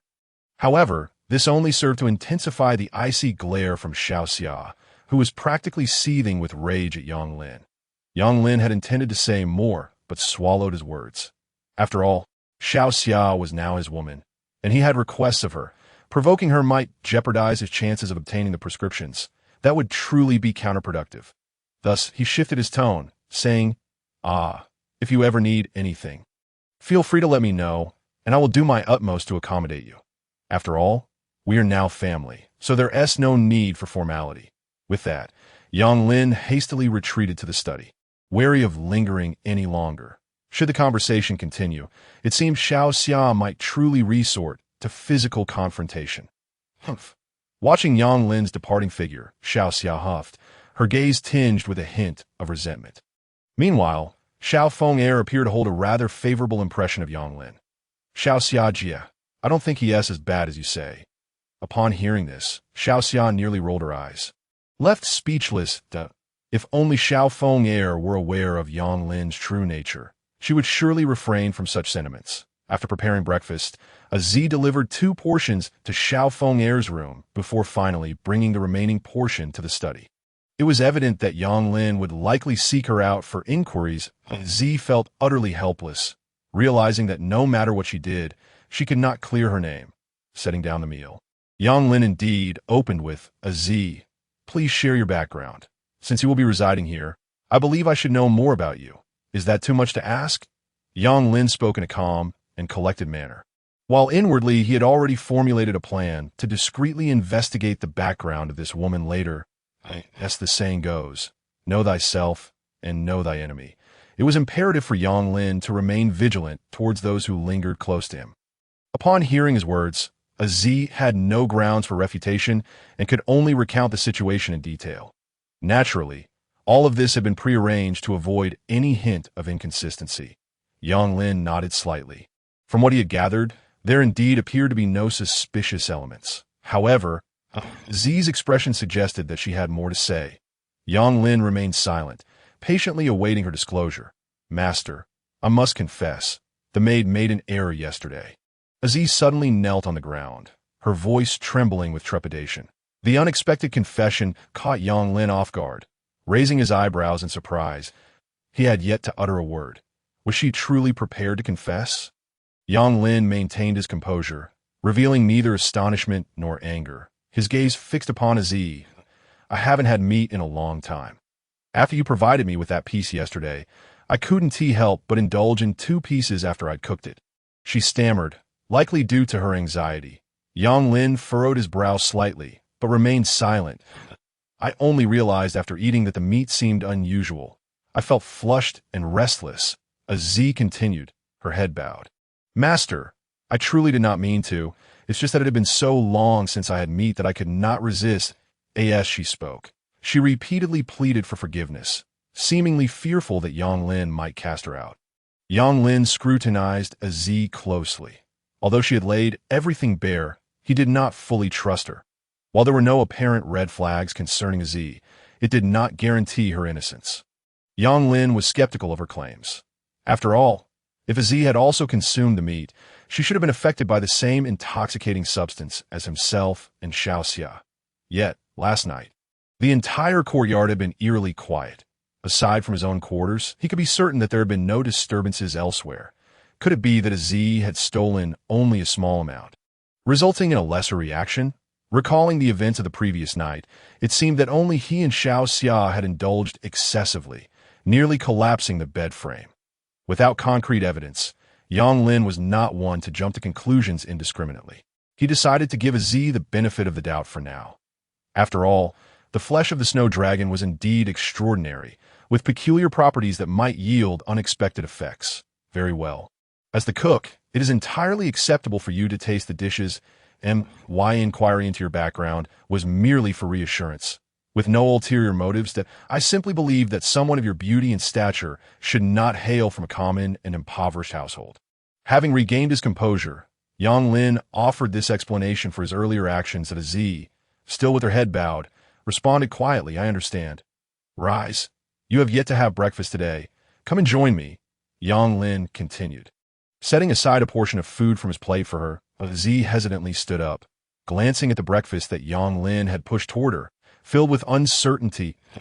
In this era, it was inconceivable for a servant to dine at the same table as their master. The disparity in their statuses rendered it inappropriate for them to share a meal as equals. Yang Lin, however, dismissed such concerns, insisting, Eat. Is there something wrong with today as breakfast? His retort nearly caused Aziz to kneel once more in fright. Hurriedly, she approached and began to eat the portion Yang Lin had set aside for her. Yang Lin smiled faintly, nodding his approval. In truth, Aziz was well aware that Yang Lin did not fully believe her. He was testing her for poison. With a bittersweet smile, she found herself at an impasse. She felt more wronged than having never harbored any ill intentions, merely wishing to recuperate in peace, yet ultimately bearing the brunt of all accusations. Watching Aziz eat her breakfast, Yang Lin finally felt at ease enough to pick up his chopsticks. Perhaps he had indeed overthought the situation. It could merely be an issue related to the snow dragon meat. After finishing their meal and bidding Aziz farewell, Yang Lin spent another hour in his study before finally leaving home. Intending to visit the Yongsheng Escort Agency, where Liu Pei was located, Chapter 20. Investigating Aziz's background as the largest escort agency in Pingyang City, Yongsheng Escort Agency held considerable prestige within the city. Liu Pei, as the head escort, commanded respect and stature. Anyone who encountered him would naturally treat him with deference. Investigating Aziz's identity through Liu Pei was the most suitable course of action. Moreover, this matter had arisen because of Liu Pei. Had it not been for his distant relative's daughter-in-law marrying into the family, Yang Lin would not have needed to seek out a cook, and the events of yesterday would never have transpired. Hence, Liu Pei had an obligation to assist, as it was both reasonable and just. Yang Lin navigated the familiar path to Yongxing Escort Agency, where the guards recognized him well. Everyone present was aware of the close relationship between Yang Lin and Liu Pei. Those of an older generation had watched Yang Lin grow up, and thus, their attitude towards him required no elaboration. Even if they were reluctant to grant Yang Lin favors, they would still respect Liu Pei and would not dare impede his passage. Yang Lin made his way through the agency with ease. Quickly locating Liu Pei's office, as was customary, he knocked on the door and entered without hesitation. Perhaps only Yang Lin would dare to do such a thing in the entire agency. Inside the room, Liu Pei was engrossed in reading letters, seemingly aware of Yang Lin's arrival. As he did not look up, "What brings you here?" Liu Pei inquired without raising his head, continuing to flip through the letters in his hand. "Indeed, there is something of importance. I wish to inquire about a person," Yang Lin replied, making himself comfortable in a seat and pouring himself a cup of tea. This matter could not be resolved in haste, so he took his time. Yang Lin recounted the entire situation regarding Aziz, included her background, and concluded with a request. "Could you assist me in investigating her identity? As you are aware, this situation arose because of you. Had it not been for your distant relative's daughter marrying into the family, I would not have needed to seek a cook." He feigned an innocent expression as he spoke. Liu Pei finally set down the letters and glanced at Yang Lin. The mere kitchen maid shouldn't pose much of a threat, should she? Liu Pei retorted, not immediately acquiescing to Yang Lin's request.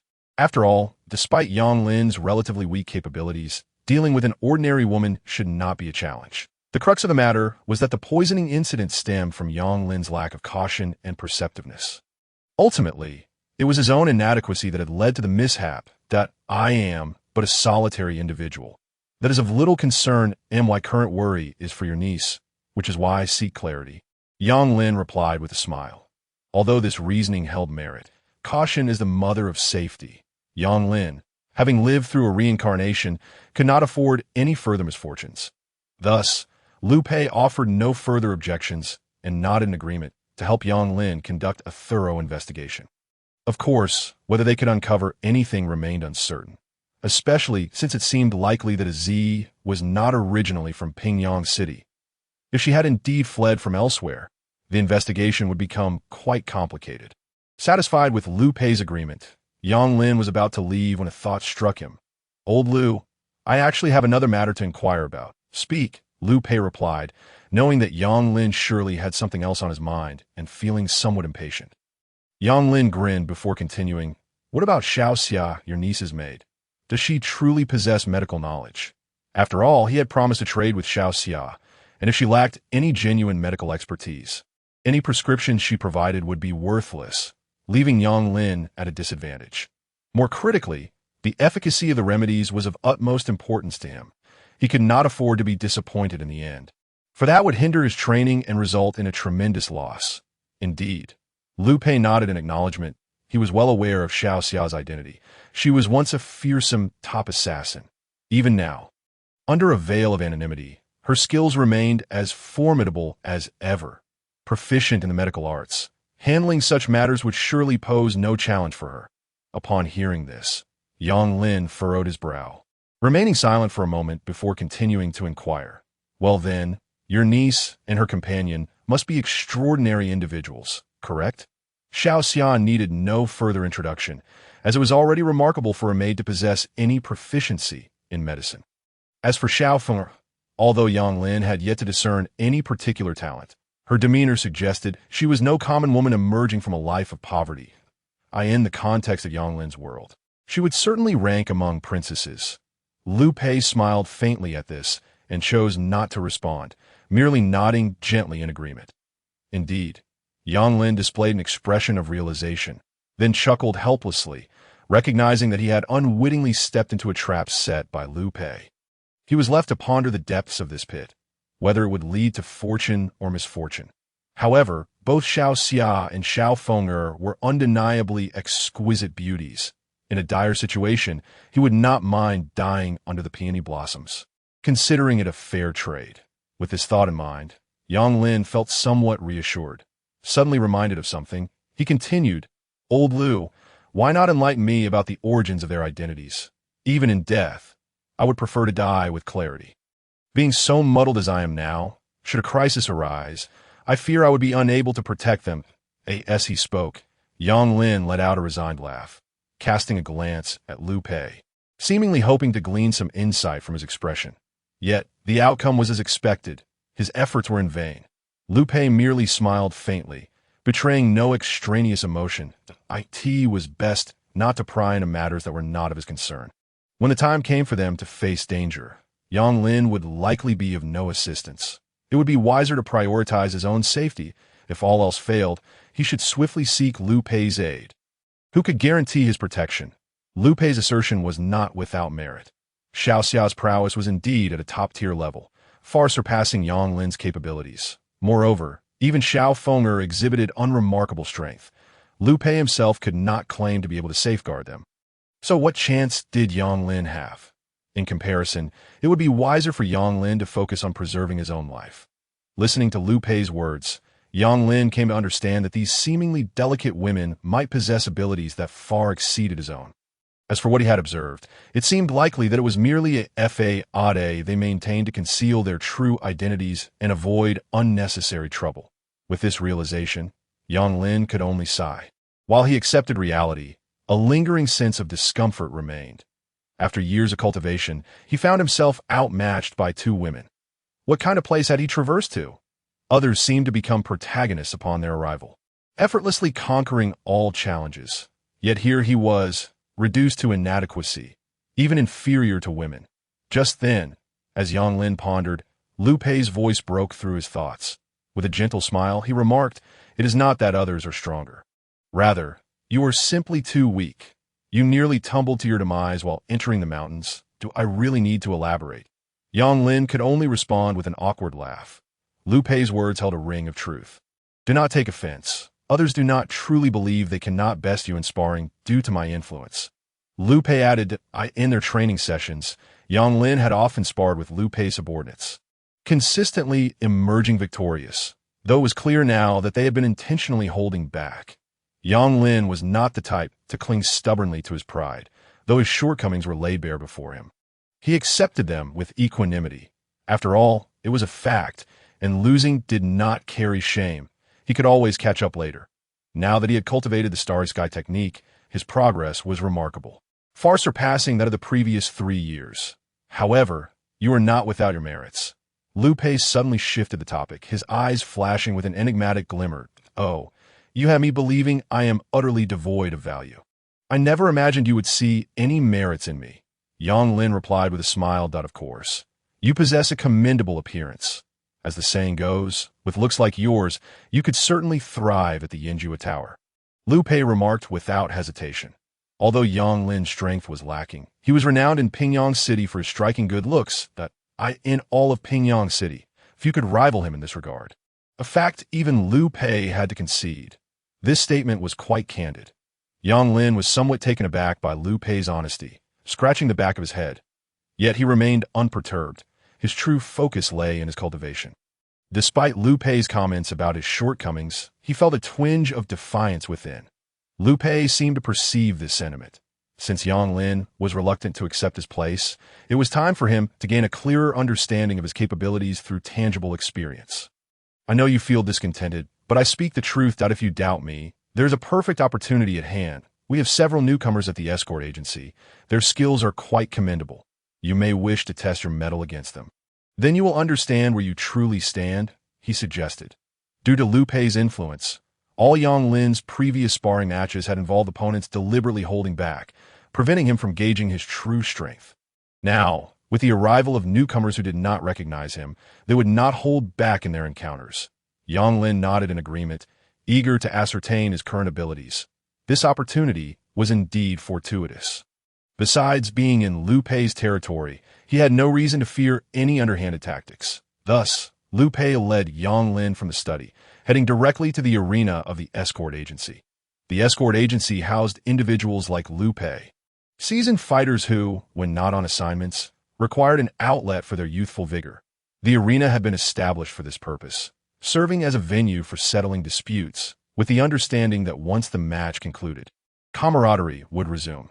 After all, they were all part of the Yongsheng escort agency, and in a sense, they were akin to family, ensuring that harmony was maintained. Moreover, among martial artists, it was customary to engage in combat to foster understanding. Having witnessed each other's prowess, grievances would naturally dissipate. Yang Lin waited by the arena for a short while before Liu Pei soon returned with a companion. This individual appeared to be in his 30s. Clad in a coarse vest, his muscles clearly defined, glistening in the sunlight like polished bronze. His explosive power was evidently formidable. "This is Meng Rong, your opponent for the match," Liu Pei introduced, noting that Meng Rong's strength was approximately at the 4th level of Qi Refinement. Though his rank was not particularly high, his skill and experience were considerable. Otherwise, he would not have caught Liu Pei's eye. Liu Pei had deliberately chosen an opponent of similar strength for Yang Lin, to avoid excuses should Yang Lin lose. "Head Escort Liu. Who is this?" Meng Rong clasped his fists in salute to Yang Lin, acknowledging him before turning to Liu Pei. His tone carried an air of caution. Clearly aware that Liu Pei's association with Yang Lin was significant as a newcomer, Meng Rong understood the importance of maintaining decorum. Offending someone could jeopardize his position within the agency in Pingyang City. The Yongsheng escort agency offered decent treatment, comparable to that of the local constabulary, attracting many aspiring recruits. Just a young lad of mine, endowed with great strength, but rather arrogant, believing himself invincible after only a few days of training. Liu Pei explained, showing no regard for Yang Lin's dignity. "I brought you here to teach him a lesson, to make him understand that there is always someone stronger, lest he cause me trouble in the future." Yang Lin could only smile wryly. This old fellow never missed an opportunity to strip him of dignity in front of others. However, upon hearing Liu Pei's words, Meng Rong's expression grew serious. "I fear I may not be a match for this brother," he admitted. "The warriors personally trained by Liu Pei are undoubtedly exceptional in strength, and oh worries, given your prowess, dealing with this lad should be effortless. To go all out, spare no mercy. The old man will be here to observe." Liu Pei spoke with a nonchalant tone. Since Liu Pei had already expressed himself in such a manner, Meng Rong would find it difficult to decline further. Thus, Meng Rong nodded in agreement. "Very well." Before the contest commenced, Liu Pei took the opportunity to divulge Yang Lin's background to Meng Rong, even recounting the various techniques Yang Lin had mastered. After all, these were all taught by Liu Pei himself, so he was well aware of them. Listening attentively to Liu Pei's explanations, Meng Rong maintained a respectful demeanor. Diligently noting every detail, he understood that Liu Pei was concerned about his potential defeat against Yang Lin. After all, Yang Lin was someone Liu Pei held in high regard and might very well have been molded by his own hands. Thus, his capabilities should not be underestimated. It was entirely reasonable for Meng Rong, having just arrived at the Yongsheng escort agency, to face such a trial. Once Liu Pei had finished speaking, Meng Rong solemnly assured him, "Rest assured, Chief Liu, I shall give my utmost effort and will not disappoint." Liu Pei nodded in response and added, "Mere effort is insufficient. You must crush this lad with absolute strength, ideally leaving him in utter defeat. It is better for him to face a thorough thrashing now than to grow arrogant and reckless in the future." Liu Pei spoke earnestly, while Yang Lin, listening nearby, could only shake his head in disbelief. This was hardly a sparring match, but rather a directive to strike hard. Nevertheless, Yang Lin was no pushover. He was confident that even if he were to lose, it would not be in a humiliating manner. This moment. It was midday, and most of the escort agency staff had gone to lunch, leaving the arena sparsely populated. Both Yang Lin and Meng Rong ascended the stage simultaneously. Since their earlier encounter, Yang Lin had been observing Meng Rong. Based on his aura and physique, it was evident that Meng Rong was formidable, prompting Yang Lin to exercise caution. Confidence alone would not suffice to guarantee victory. While Yang Lin scrutinized Meng Rong, the latter was equally vigilant. However, in comparison to Meng Rong, Yang Lin's physique appeared somewhat lacking, leaning towards the slender side. Nonetheless, Yang Lin possessed a striking appearance, handsome enough to captivate many. A fact that even Meng Rong had to concede. As spectators gathered to witness the impending duel, they instinctively drew closer to the arena, resulting in a sizable crowd forming around them. Yang Lin required no introduction. Everyone acquainted with the escort agency was aware of his close association with Liu Pei as a newcomer. Meng Rong was naturally introduced to the onlookers by Liu Pei. After a brief overview of the proceedings, the match was ready to commence. Meng Rong removed the sword from his waist, rolled up his sleeves, and approached Yang Lin with measured steps. Yang Lin also engaged in a brief warm-up. Observing that both parties were prepared, Liu Pei chuckled and declared, "With me watching, feel free to unleash your full potential. The victor shall dine with me tonight." Yang Lin scoffed at such an incentive. Dining with an old man held little appeal. Had it been a stunning beauty, that would have provided ample motivation. Liu Pei, however, paid no heed to Yang Lin's disdain, knowing well that the lad often needed a good reality check. Turning his attention back to Meng Rong, Liu Pei issued a final admonition. "Do not hold back. This lad deserves a thorough lesson." Meng Rong nodded silently, clasped his hands towards Yang Lin, and said, "I seek your guidance, and no need for modesty. It is merely a spar. We shall keep it light." Yang Lin reciprocated the gesture, his demeanor shifting from casual indifference to one imbued with a hint of competitive spirit. In the next moment, both combatants sprang into action, launching towards each other with remarkable speed. A resounding thud echoed as their fists collided, devoid of any elaborate technique, simply a clash of raw power, a mutual test of strength. In this exchange, it was evident that Meng Rong was at a disadvantage. The so-called innate strength was no mere boast. The impact of Yang Lin's punch sent Meng Rong staggering backwards, retreating several steps until he nearly teetered off the edge of the stage. According to the rules, such a fall would result in defeat, and in this moment, Meng Rong's plight was more humiliating than a loss itself. Internally, Meng Rong was engulfed in tumult. He had not anticipated that despite his superior cultivation level, he would be reduced to such a state by a single blow. His arm throbbed painfully, akin to having struck an iron block, and he felt a heaviness in his chest, a metallic taste in his throat, nearly succumbing to the urge to spit blood. Conversely, Yang Lin appeared unfazed, astonished at the magnitude of his own strength. Remarkably, he had only utilized 70% of his power, yet it sent a fourth-level Qi Refinement warrior flying. Liu Pei, observing from the sidelines, furrowed his brow in concern. He had hoped that Meng Rong would effectively teach Yang Lin a lesson, believing that Meng Rong's prowess would ensure a fair match. Yet, after just one exchange, it was apparent who held the advantage. Though Meng Rong had not exerted his full strength, merely probing, Yang Lin had done the same. The distinction in cultivation levels could not be overlooked. Meng Rong, despite his superior rank, had ultimately faltered. Liu Pei even began to question whether Meng Rong truly belonged to the fourth level of Qi Refinement. Young Master Yang Lin's innate strength is indeed remarkable. I concede defeat. Meng Rong clasped his fists, resignedly acknowledging his loss. Although the contest had lasted but a single punch, it was clear to him that he could not match Yang Lin, even if they were to continue. He could not guarantee he would withstand more of Yang Lin's strikes. It was far more prudent to concede. Meng Rong was not one to shy away from defeat, and moreover, given Yang Lin's standing in Liu Pei's eyes, losing to him felt entirely justifiable. In response to Meng Rong's surrender, Yang Lin was momentarily taken aback. He had not anticipated such a swift concession and had hoped to further test his abilities. "Ah well, it seems I shall have to handle this myself. Do not get too complacent, young man. Let us see if you can withstand 3 of my strikes." Just as Yang Lin was coming to terms with the situation, Liu Pei's voice rang out, startling him. "You, old Liu, have you any sense of dignity? If you wish to strike me, just say so. There is no need for subterfuge." Liu Pei's strength dwarfed Yang Lin's by an entire realm. If he were to engage directly, Yang Lin would be left with no means to retaliate. Over the years, training under Liu Pei had often left Yang Lin battered and bruised, instilling in him a deep-seated trepidation regarding Liu Pei's formidable strength.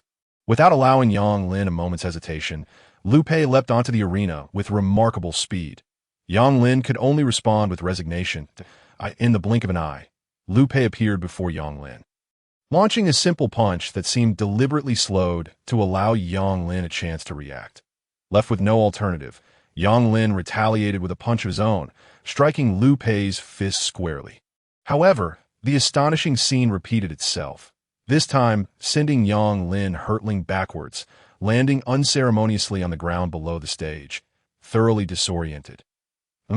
Lu Pei mused, examining his fist. How has this lad's strength increased so significantly? Has he been consuming some potent elixir recently? Standing atop the stage, Lu Pei looked down at Yang Lin, who was struggling to rise, his expression one of vexation. At that moment, Lu Pei began to comprehend why Meng Rong had suffered such a decisive defeat earlier. Yang Lin, opting to remain seated on the ground rather than stand, sought to avoid further punishment from Lu Pei. Yet if he could not even best Lu Pei, how could he ever hope to venture beyond Pingyang City or claim the right to roam the world?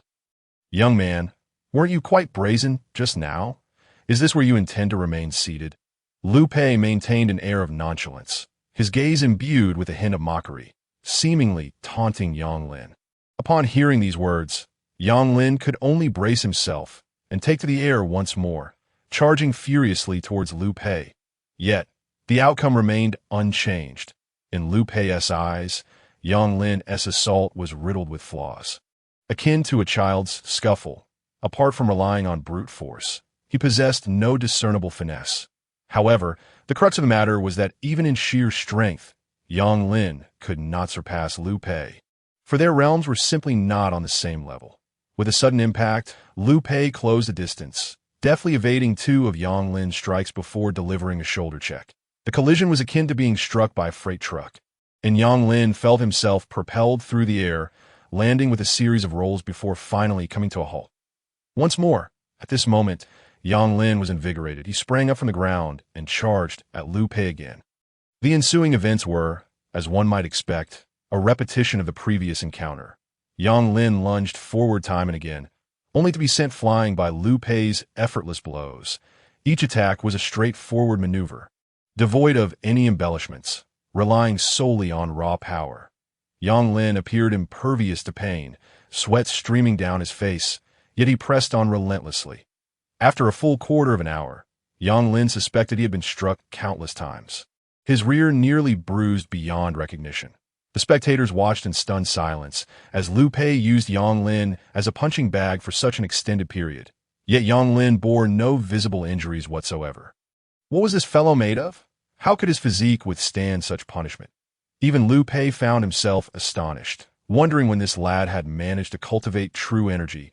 Previously, though Yang Lin was also at the Qi Refinement stage, he had remained in a rather rudimentary phase. Despite 3 years of arduous training, he had been unable to condense true energy within himself. However, during the beating, Lu Pei had distinctly sensed a faint, yet persistent, aura of true energy surrounding Yang Lin, serving as a protective barrier. Otherwise, Lu Pei would not have escalated the intensity of his strikes, as he was merely testing Yang Lin's endurance.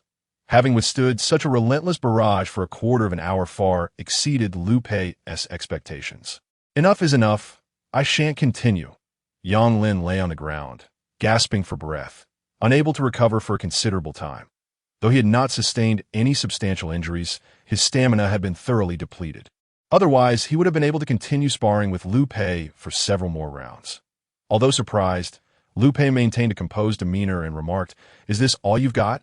At that moment, Yang Lin, utterly fatigued and devoid of any remaining spark, had no desire to continue tangling with Lu Pei and promptly conceded defeat. Meng Rong, who had been observing from the sidelines, finally stepped forward, his expression somewhat complex.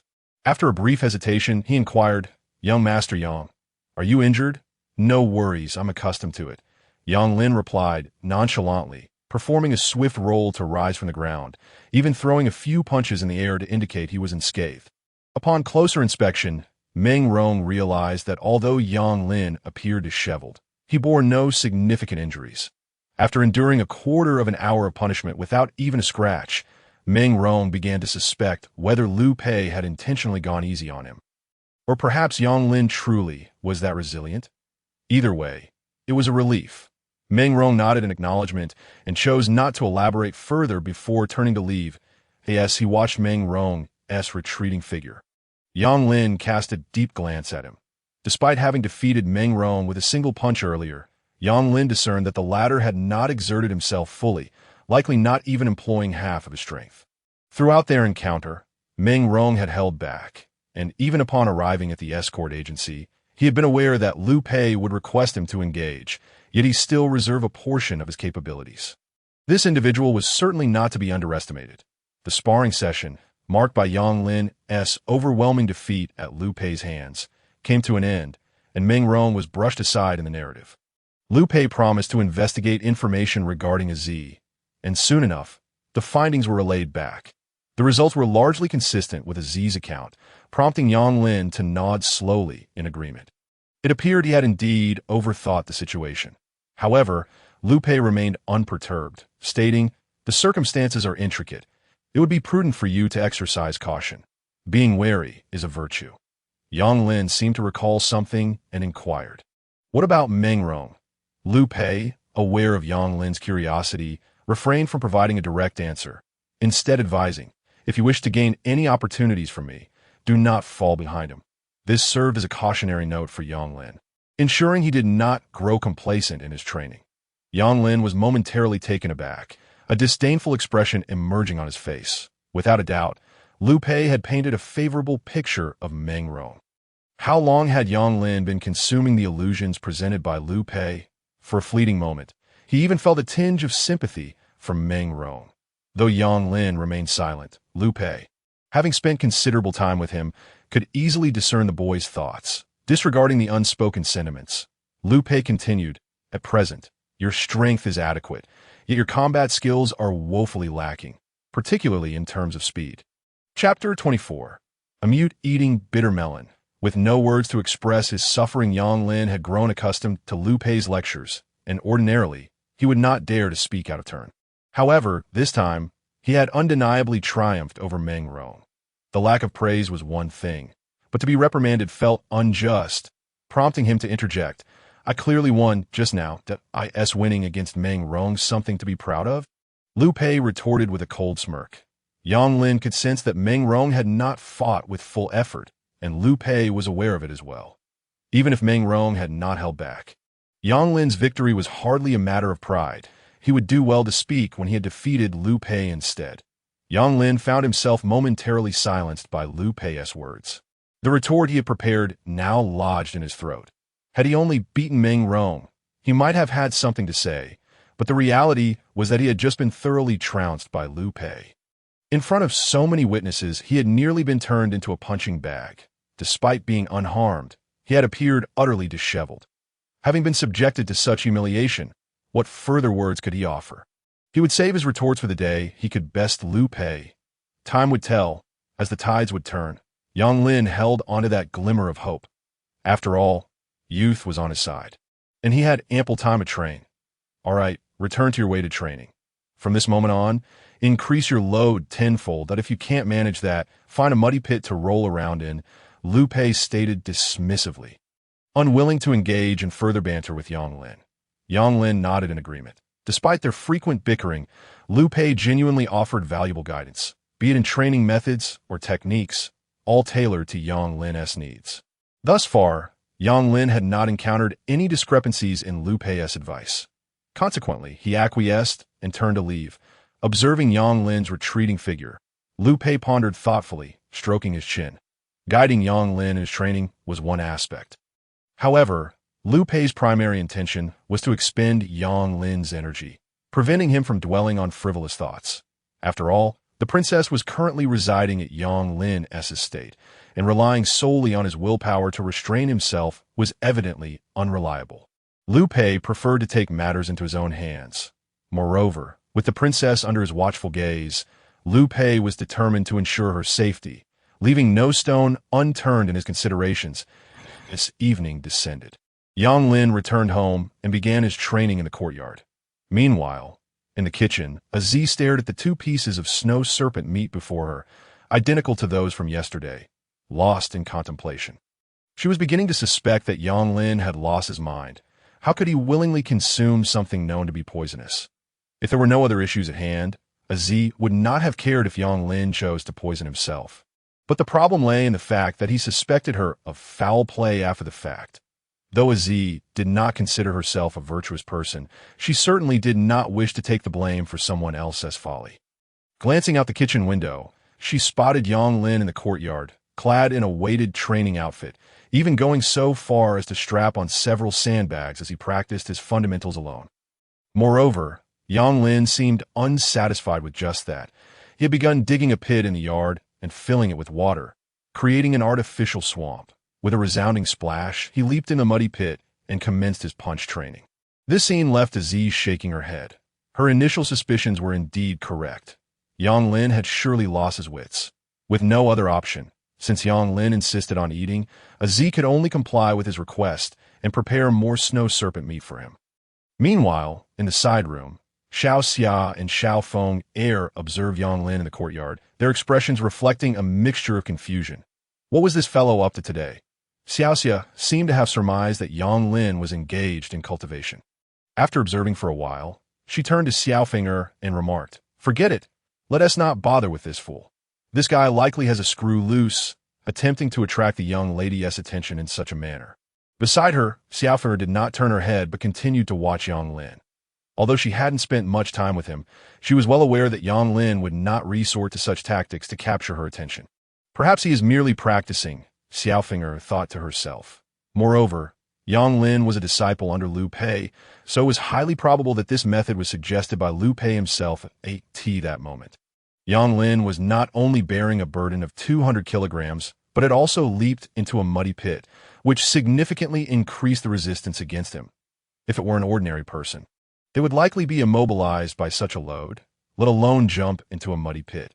Yet, Yang Lin managed to raise his hands with great difficulty and slowly practice the most fundamental boxing techniques. He also realized that his strength seemed to have significantly increased compared to before. He was certain that he could not have accomplished this feat earlier. He estimated that his limit was around 100 kilograms while boxing, which was his previous maximum. Now, his strength had likely doubled, if not more, explaining how he could send Meng Rong flying with a single punch, nearly inflicting serious injury upon him. With these thoughts, Yang Lin felt an inexplicable excitement, prompting him to practice even more fervently. Being able to feel his strength gradually increasing was the most exhilarating experience for Yang Lin, as it signified that he was one step closer to his goal. Time swiftly passed, and Aziz had prepared the evening meal, first delivering it to Xiao Feng and Xiao Xia. I could see that moment. Yang Lin finally emerged from the muddy pit, shedding the load on his back, and poured a bucket of water over himself to wash away the mud. "Master, where do you plan to dine?" Aziz, having exited the guest room, coincidentally spotted Yang Lin and inquired, "In the study."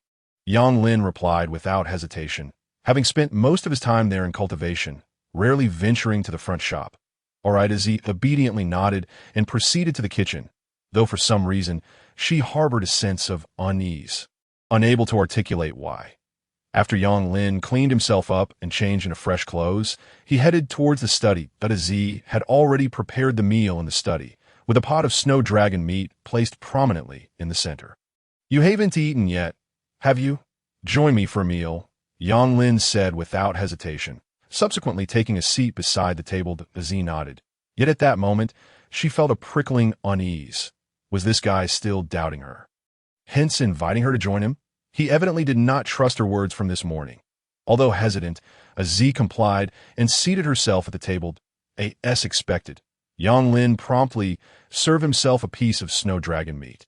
Placing it directly in front of him, Aziz felt as if she were a mute eating bitter gall, unable to express her grievances. Chapter 25. Testing the poison, however, her current identity could not be revealed. Even if Aziz was reluctant, she had to consume the snow dragon meat today. Yang Lin not only served himself one piece, he estimated yesterday's portion and the tolerance of an ordinary person, serving Aziz 6 pieces of meat in her bowl. After all, The physique of an ordinary person differed from that of a cultivator. Consuming too much snow dragon meat could overwhelm their system, potentially leading to health issues. Looking at the 6 pieces of meat in her bowl, Aziz sighed in relief, believing this amount should pose no significant problem for her.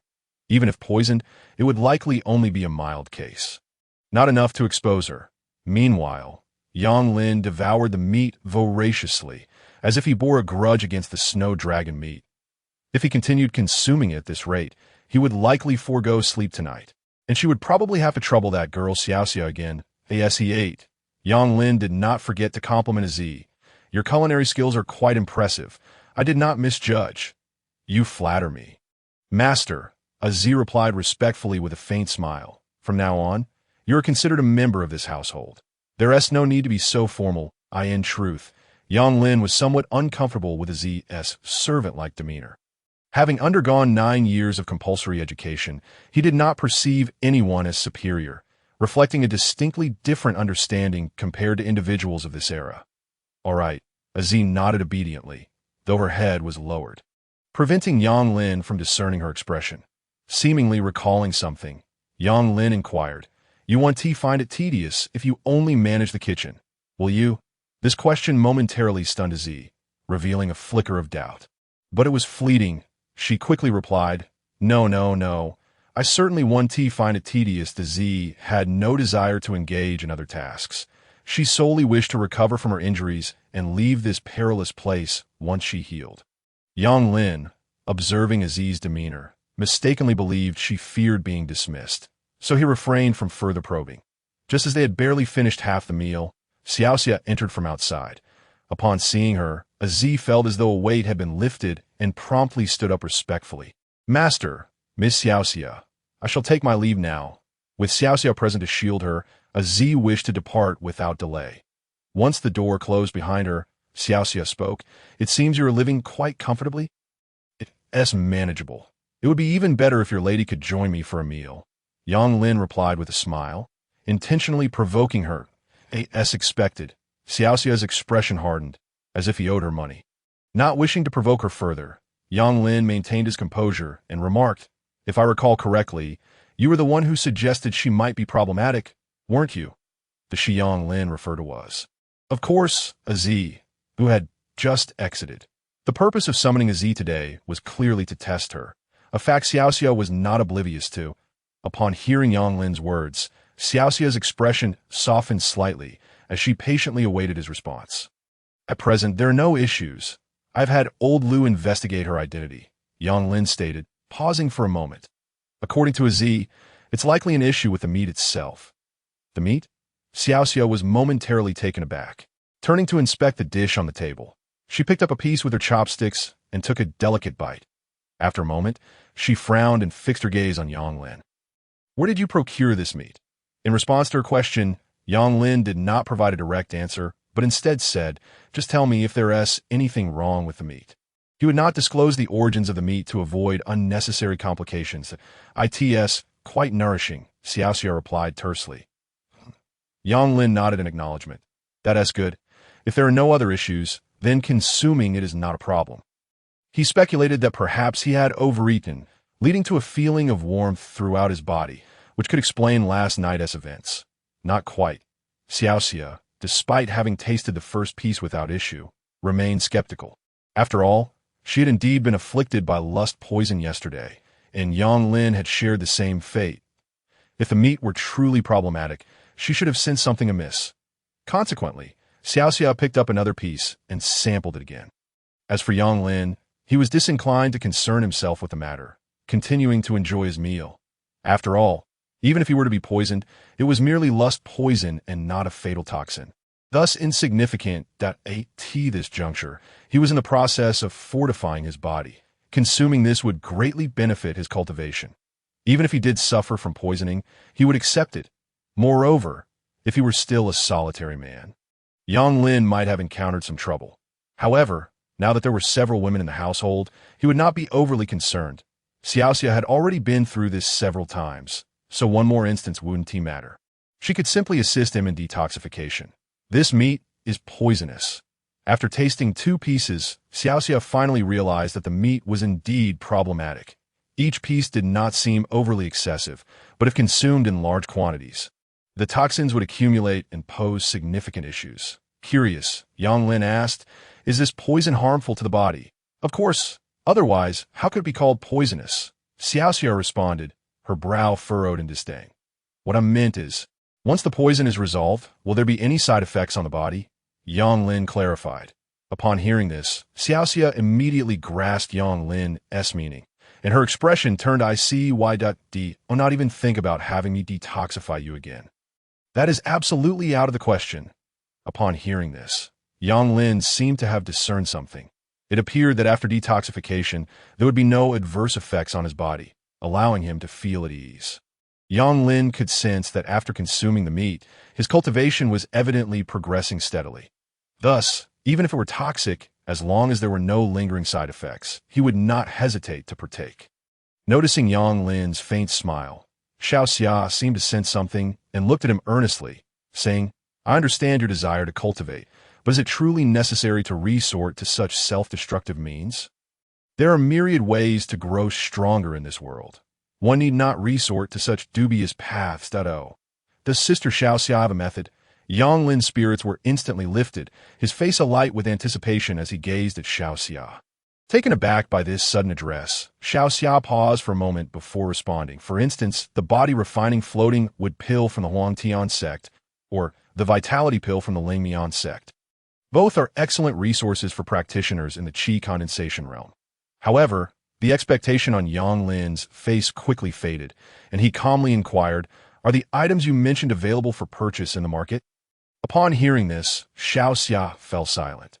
Such pills for enhancing cultivation were core items within any sect. How could they possibly be available for trade? For those who were not core disciples of the sect, it was unlikely they would even get to see them, let alone use them. Seeing Xiaoxia's silence, Yang Lin continued, "I am but an ordinary person, nameless in this Pingyang city. What do those sects, those prestigious schools, those nobles have to do with me? The pills in their possession are likely more distant to me than gold. Even so, there's no need for you to consume poison." "Is there?" Xiaoxia attempted to counter.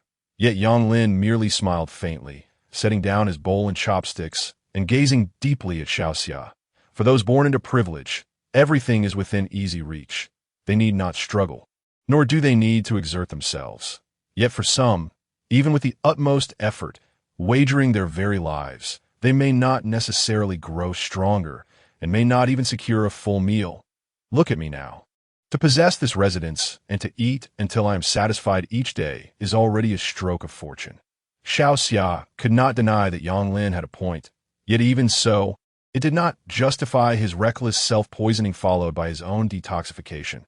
She firmly stated, "Even if you say that, I will no longer assist you with detoxification." With that, Xiaoxia turned to leave, unwilling to linger any longer. Regarding this incident of poisoning, she had come to a general understanding. It was likely, as Z had said, the meat contained poison. Yang Lin had no intention of stopping her. He allowed Xiaoxia to depart. Xiaoxia did not comprehend the price he was willing to pay to grow stronger. Moreover, Yang Lin was somewhat skeptical of Xiaoxia's words. Even if he were indeed poisoned, could he not endure it?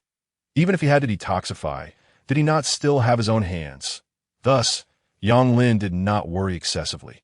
However, just as he picked up his bowl, intending to continue his meal, he suddenly recalled that if Xiaoxia happened to be nearby when he was poisoned, that would certainly be careless. The duck that was about to be caught had flown away. After dinner, as night deepened, Yang Lin devoured every morsel of food. This moment, he sat cross-legged on a mat, repeatedly circulating the star technique within his body, that he was becoming increasingly adept at the star technique, gradually refining the heat within him. Meanwhile, Xiaoxia and Xiao Feng'er were also awake, engaged in casual conversation. Before coming here, the two had agreed that under no circumstances would they reveal their true identities. Even in private, Xiaoxia would not refer to Xiao Feng'er as princess. At this moment, Xiaoxia was still preoccupied with thoughts of Yang Lin, wondering if this fellow would manage to withstand the trial tonight. After all, with that enormous pot of meat, Yang Lin would certainly leave not a drop of broth behind. And he would undoubtedly be severely poisoned. Sister Xiao Xia, do you have something on your mind? Xiao Feng'er inquired, having noticed Xiao Xia's distraction. This was the first time she had seen Xiao Xia in such a state. Returning to reality, Xiao Xia composed herself and replied, Lu Pei may teach Yang Lin cultivation, but has not imparted any techniques, nor has he allowed him to take on a master. You mean? Xiao Feng'er seemed to catch on. Her curiosity piqued. Are you suggesting that Lu Pei intends for Yang Lin to join? Xiao Xia nodded slightly. Since Lu Pei has allowed us to seek refuge here, it indicates that he trusts Yang Lin, and not just any trust, but one that is quite profound. Yet despite Yang Lin's years with Lu Pei, he still lacked an understanding of true cultivation methods, having only honed his physical form. This was fundamentally unreasonable. Do you believe he is hope?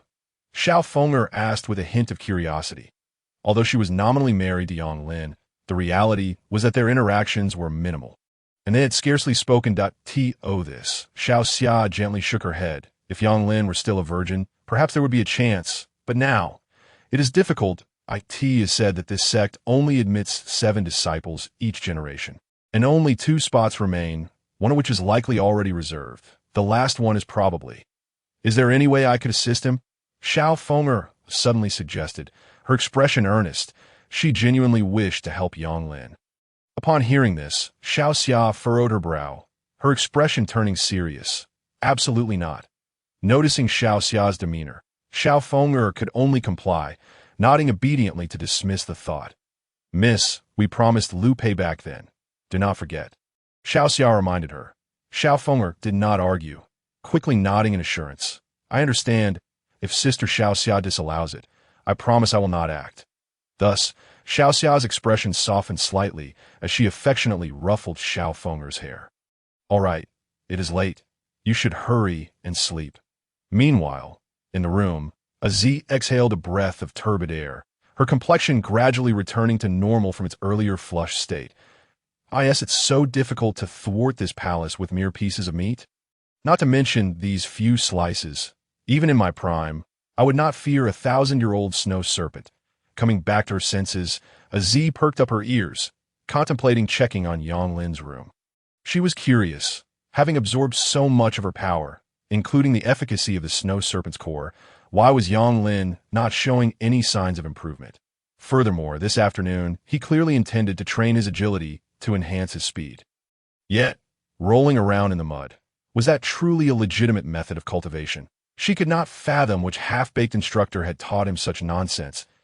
As the moon rose high, Yang Lin burst from his room, just like the previous night, dousing himself with water from a bucket. Damn it, not again. It seems I have truly fallen victim to the lustful poison once more. That meat was indeed problematic, yet despite having refined the medicinal effects within him using the star technique, how could he still be poisoned? At this moment, Yang Lin felt an overwhelming heat within him, nearly unbearable. Continuing to pour water over his head, he finally felt a slight relief. Not only that, but like the previous night, he began to punch the air, seeking to expel the heat within him. Almost simultaneously, Aziz in her room, as well as Xiao Xia, who had stealthily slipped out, heard a sound from the courtyard that did not belong there. Upon hearing this sound, which was exceedingly faint, both women were quick to detect it. Who were Xiao Xia and Aziz? For them to sneak into this large courtyard was akin to scaling the heavens. The cloaked figure stealthily climbed over the wall. Under the cover of darkness, visibility was minimal, allowing only a vague outline of the path ahead. However, not having gone far, they suddenly felt their feet slip. With a dull thud, the noise startled Yang Lin, who was still practicing his punches. The cloaked figure wore an expression of frustration, who would leave a massive pit in their backyard for no reason. Now covered in mud, had it not been for a timely adjustment in posture, they would have been entirely engulfed. The pit had been dug by Yang Lin earlier that day for training. But unexpectedly, it had become a trap. Yang Lin immediately followed the sound and soon discovered the cloaked figure. However, the attire of this figure quickly revealed their identity, a government official. Yang Lin furrowed his brow, his expression tinged with confusion as he spoke up. The pattern on the black attire unmistakably bore the insignia of the current dynasty, suggesting that this individual was a spy sent by the authorities. Although Yang Lin had never encountered such a person directly, He had gleaned enough from various sources to recognize the emblem at a glance. The black-clad figure, having revealed his identity, chose to abandon any pretense and nodded toward Yang Lin. His original intent was not to pose a threat, but merely to ascertain the number of occupants in the residence. "Are you from out of town?" Yang Lin inquired once more, for in Pingyang City, he was somewhat of a notable figure. Despite his family's decline, he still retained a semblance of reputation. Ordinarily, local officials would not cast their eyes upon him. The arrival of this spy at his doorstep was a clear indication that he was not a native of Pingyang. However, the black-clad man dared not respond to Yang Lin's query. Prior to his arrival, he had already gathered intelligence about Yang Lin and was aware of his connections to Liu Pei, a man known for his considerable skills. To divulge anything would be tantamount to exposing his own identity, thereby jeopardizing the clandestine mission at hand, an outcome he was unwilling to risk. Though, observing the spy's silence, Yang Lin felt he had discerned something. The saying, "there's no silver here," rang true.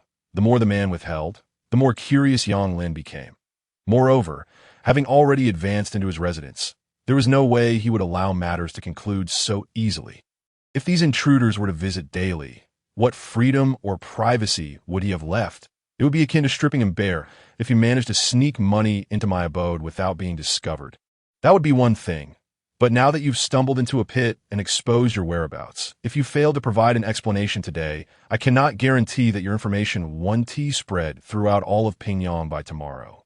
Yang Lin stated calmly that he was well accustomed to dealings with officials, aware that certain secretive operations must remain concealed. Otherwise, the consequences could be grave. Confident in his understanding of this dynamic, he believed that the black-clad man would not be so foolish as to disregard his warning. Yet, Yang Lin underestimated the significance of this mission. Despite his assertions, the black-clad man remained resolutely silent, his steadfast gaze revealing no hint of concession. It appeared that there was no room for negotiation. Yang Lin spoke again, this time with a hint of menace in his tone. Noticing the hostile glint in Yang Lin's eyes, the black-clad man seemed to realize something and quickly interjected, "Since you understand my identity, you must also know that I had to report my mission beforehand. If I were to vanish here today, you should be well aware of how severe the repercussions would be. If you wish to avoid trouble, it would be prudent not to meddle in affairs that do not concern you. Be gone." Yang Lin replied coolly, for he did not possess the audacity to take the life of a government official. The moment his words left his mouth, both the black-clad man and the eavesdropping Xiaoxia and Izzy were momentarily taken aback, unable to grasp Yang Lin's intentions. "What? Still here? Are you waiting for me to invite you to supper?" Yang Lin remarked, slightly impatient as he observed the black-clad man frozen in place. "You think I would let you go so easily? Just a moment ago, my tone suggested I was on the verge of action. Yet now I merely tell you to leave. It's rather amusing, isn't it? What? Do you expect me to silence you?" Yang Lin chuckled lightly.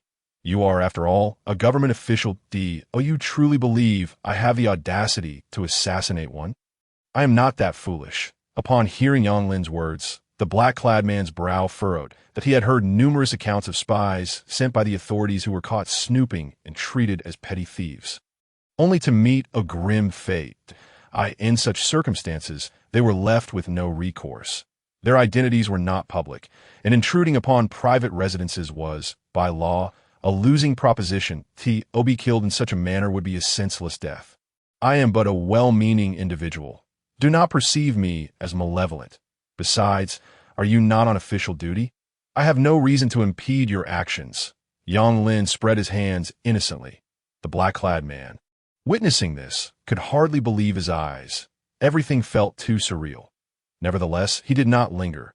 Hastily climbing out of the pit, his gaze fixated on Yang Lin. Yang Lin seemed to sense the man's apprehensions but feigned ignorance. Appearing quite the upstanding citizen, "Just as you intend to leave, might I suggest you clean yourself up first? There is water in the backyard.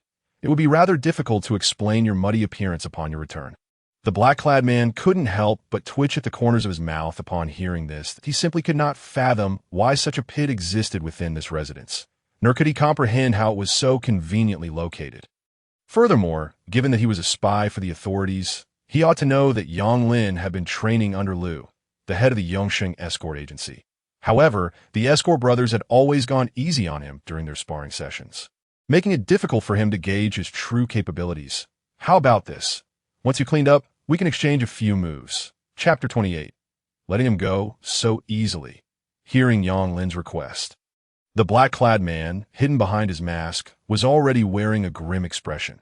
This fellow had been waiting for him all along. If a fight were to ensue under the guise of sparring, it would be entirely possible for Yang Lin to seize the opportunity and subdue him. This man had undoubtedly learned considerable skills from Liu Pei and was not to be underestimated.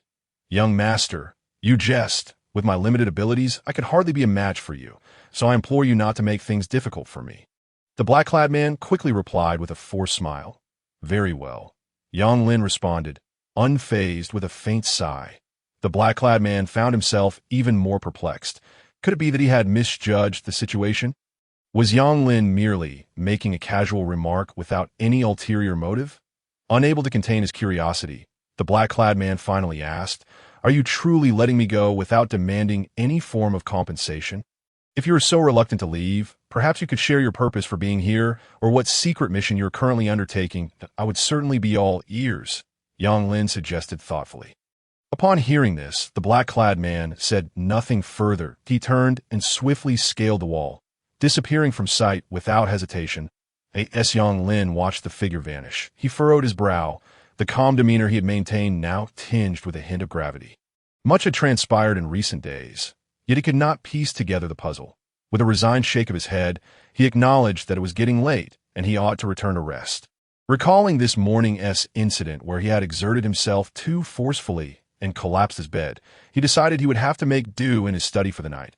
Additionally, he wanted to ascertain whether the lingering effects of the aphrodisiac within him required an antidote or if he could suppress them through sheer willpower.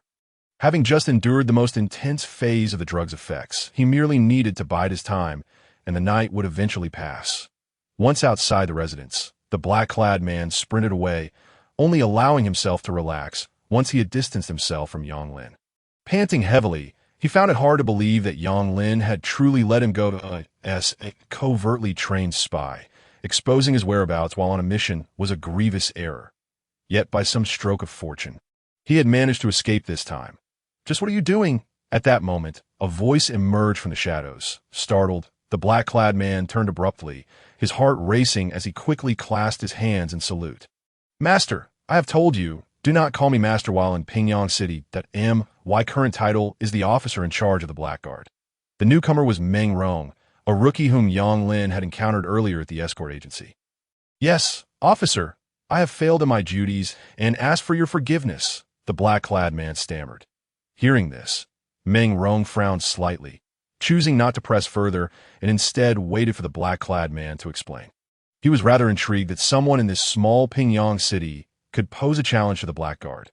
Thus, the black-clad guards recounted their experiences in full detail, particularly their astonishing escape unscathed, along with the words spoken by Yang Lin, which they reiterated verbatim. Upon hearing this, Meng Rong's face displayed a hint of astonishment. Yang Lin indeed appeared rather peculiar. Digging a pit in the courtyard and practicing martial arts in the dead of night was certainly not the behavior of a rational individual. Nevertheless, the matter had progressed to this point, and it was futile to dwell on it further. He decided to allow the black-clad guards to retreat and conceal themselves for the time being. Meanwhile, atop a tall building in Pingyang City, the white-clad fairy, having changed her attire, observed Meng Rong stealthily moving through the night. She had overheard the conversation between Meng Rong and the black-clad guards, and beneath her veil, her fair visage displayed signs of contemplation. Almost the entirety of Pingyang City had been thoroughly searched, leaving only the inconspicuous merchant Yang Lin. Could it be that the demoness was hiding within Yang Lin's abode? Considering this possibility, the white-clad fairy hesitated no longer. She paused momentarily before vanishing into the shadows of the night. At the same time, Yang Lin sat cross-legged on a mat in his study, continuously practicing the starry technique to suppress the lustful poison coursing through his body. However, he had underestimated the potency of this toxin. Several weeks had passed, seemingly without any noticeable change. Just then, the door to the study creaked open, snapping Yang Lin out of his meditative state. He beheld a slender figure standing in the doorway. Startled, Yang Lin instantly recognized Xiao Xia. It was the dead of night. Wasn't she supposed to be tending to feng air slumber? What brought her to the study? Had she perhaps changed her mind? This thought stirred a flicker of desire within Yang Lin, though he concealed it well. Moreover, given the late hour, the only illumination came from the moonlight outside, preventing Xiao Xia from discerning Yang Lin's expression. Otherwise, she would likely have erupted in fury. Why did you release that person?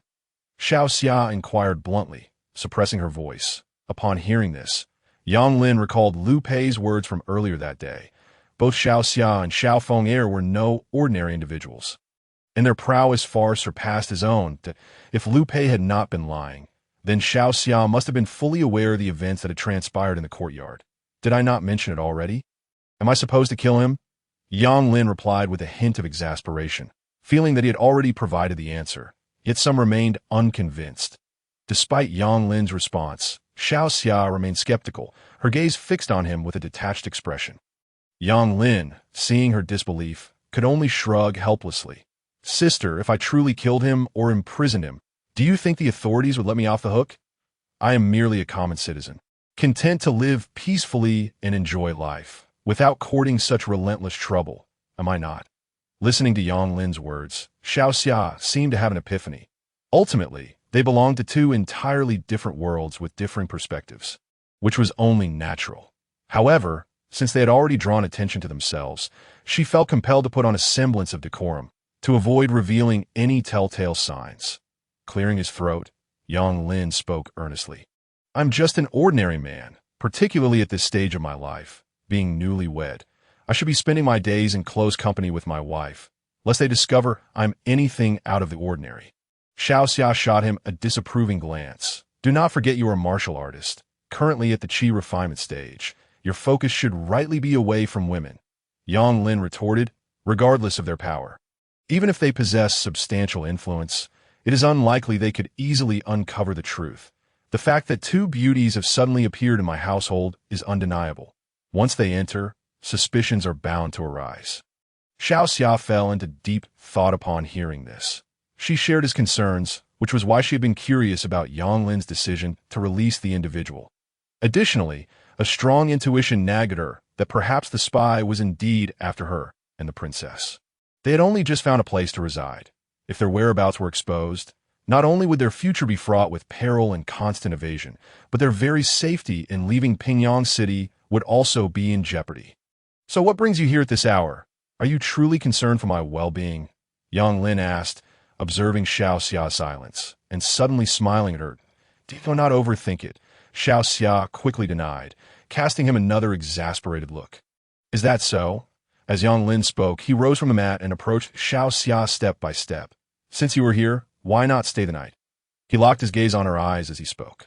I have already stated that I will not assist you with the antidote again, Xiao Xia replied coldly, as if recalling something that, are you not curious why I chose to release him? Yang Lin countered, ignoring her statement. Actually, I let him go because I sensed that he was not alone, Yang Lin continued. Xiao Xia furrowed her brows. She had not detected any other presence. How did Yang Lin discern such a thing? You should not be familiar with these spies. Judging by that fellow's attire, he must belong to the court's black-clad guards. They typically operate in pairs.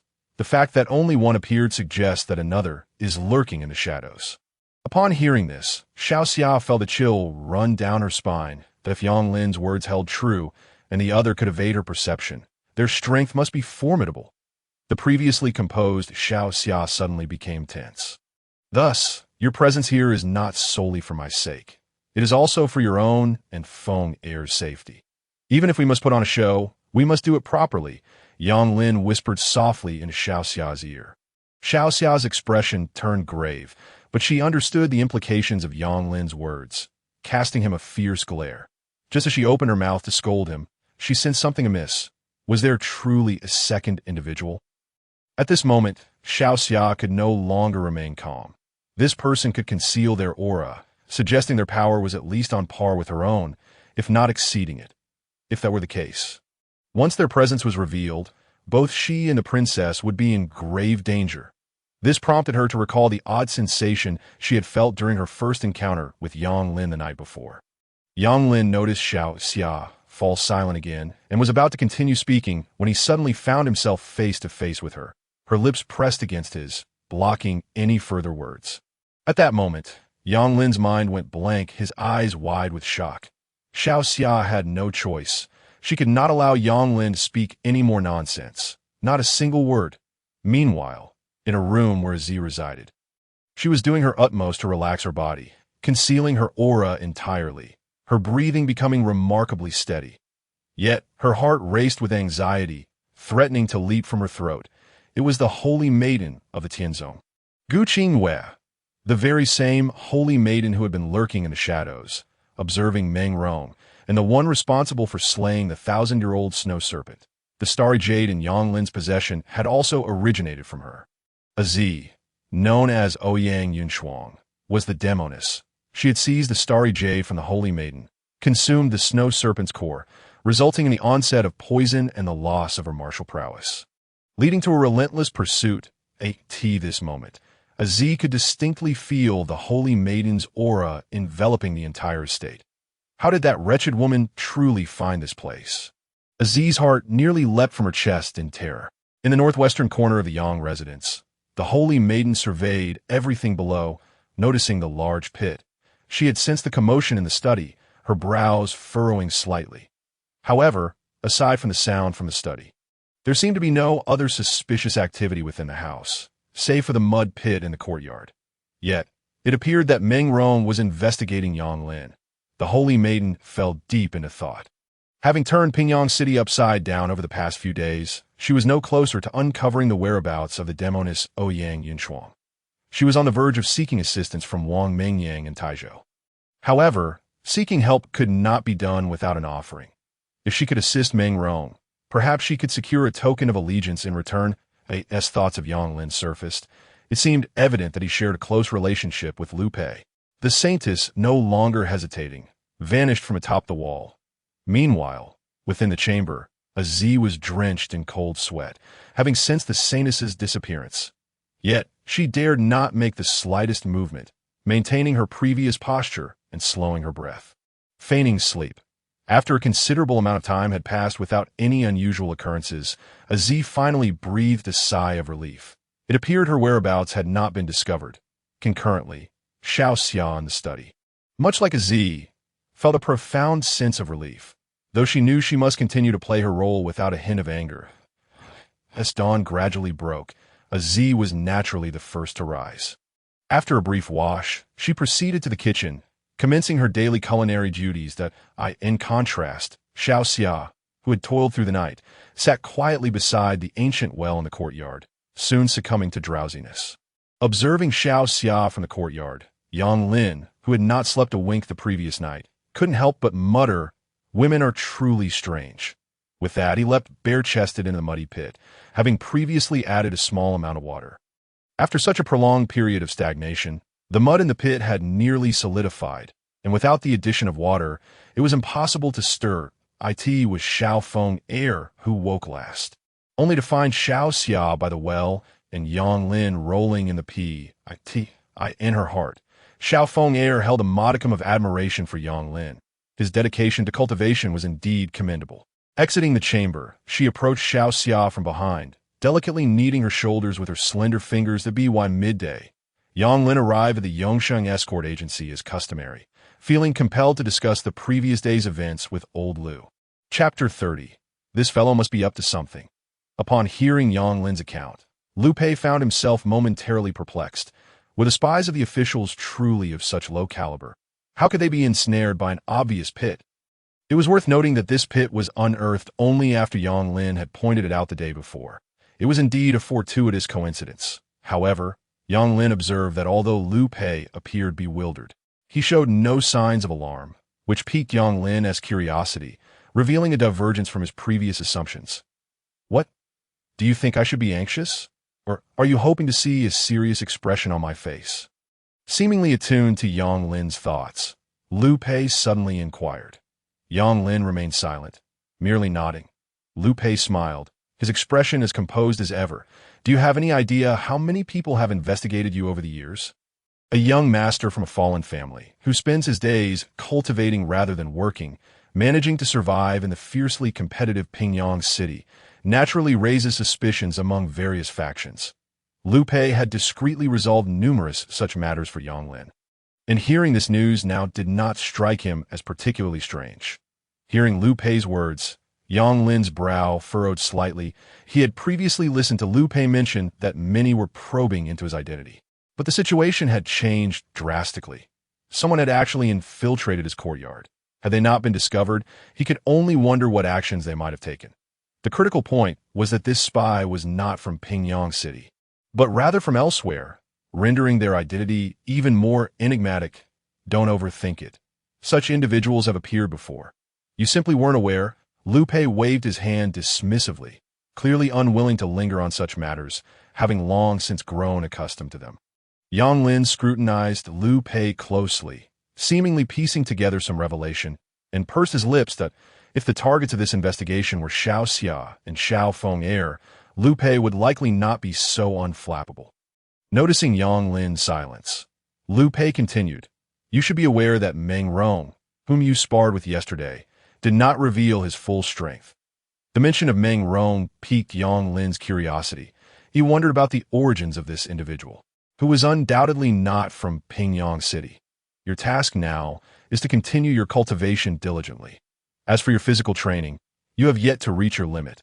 When you finally attain the pinnacle, the opportunity one have spoken of will naturally come to you, Liu Pei added. However, Yang Lin had heard this sentiment countless times before. Liu Pei seemed incapable of articulating anything beyond the word opportunity. Yang Lin had long since stopped taking this seriously, dismissing it as mere jest. "I must ask, what exactly is this so-called opportunity? You always gloss over it, making it hard for me to feel any anticipation." Yang Lin could no longer contain himself, voicing his frustration. Yet upon hearing this, Liu Pei fell into contemplation, seemingly struggling to find the right words to convey his thoughts to Yang Lin. After a prolonged silence, he finally said, "In any case, if you do not make an effort, Meng Rong may very well become your greatest rival. Should that happen, the opportunity may shift to him, and you mustn't come crying to me." Yang Lin shot Liu Pei a sidelong glance in response, realizing that his words had fallen on deaf ears. This old fellow had not absorbed a word. Yang Lin could easily discern that Meng Rong's identity was anything but ordinary. Having recently arrived in Pingyang, he had already garnered Liu Pei's favor. Such rapid recognition could only stem from Meng Rong's significant background, which Yang Lin surmised. Nevertheless, despite Liu Pei's assertions, Yang Lin found it difficult to muster any motivation. The grand prospect painted by Liu Pei felt nebulous and elusive, hardly substantial enough to satiate his ambitions. Enough of this. Spare me such platitudes that if you do not wish to elaborate, then let it be. I will not press you. Besides, I am no longer the same as before. Your so-called opportunities may not even appeal to me," Yang Lin retorted dismissively. Now in possession of the Starry Jade, he had opportunities aplenty awaiting his exploration. Once his strength was sufficient, he would gradually unearth them. Surely, this was far more tangible than the vague promises of Liu Pei. At least these were things he could see and touch. Ha! With your talent for cultivation, you dare to dismiss the opportunities one mentioned. After all these years, you remain merely at the third level of Qi Refinement. Such boasts from you are rather amusing, Liu Pei remarked, barely containing his laughter, regarding Yang Lin with a hint of disdain. Indeed, you may find that when the time comes, those opportunities might not even be worthy of your attention, and they may ultimately fall into Meng Rong's hands. Yang Lin merely snorted in response, choosing not to continue the argument. Sometimes, it was the case that comparing oneself to others could lead to frustration, especially when one's adversaries had advantages such as family connections. While he was but an orphan, do not be disheartened. Continue to strive forward. After all, years of accumulation can sometimes compensate for many shortcomings, Liu Pei added. Whatever, Yang Lin dismissed further conversation with Liu Pei, offering a casual farewell before departing, but he believed only about 60% of what Liu Pei had said. If Meng Rong was truly as formidable as Liu Pei claimed, he would not have been defeated by Yang Lin.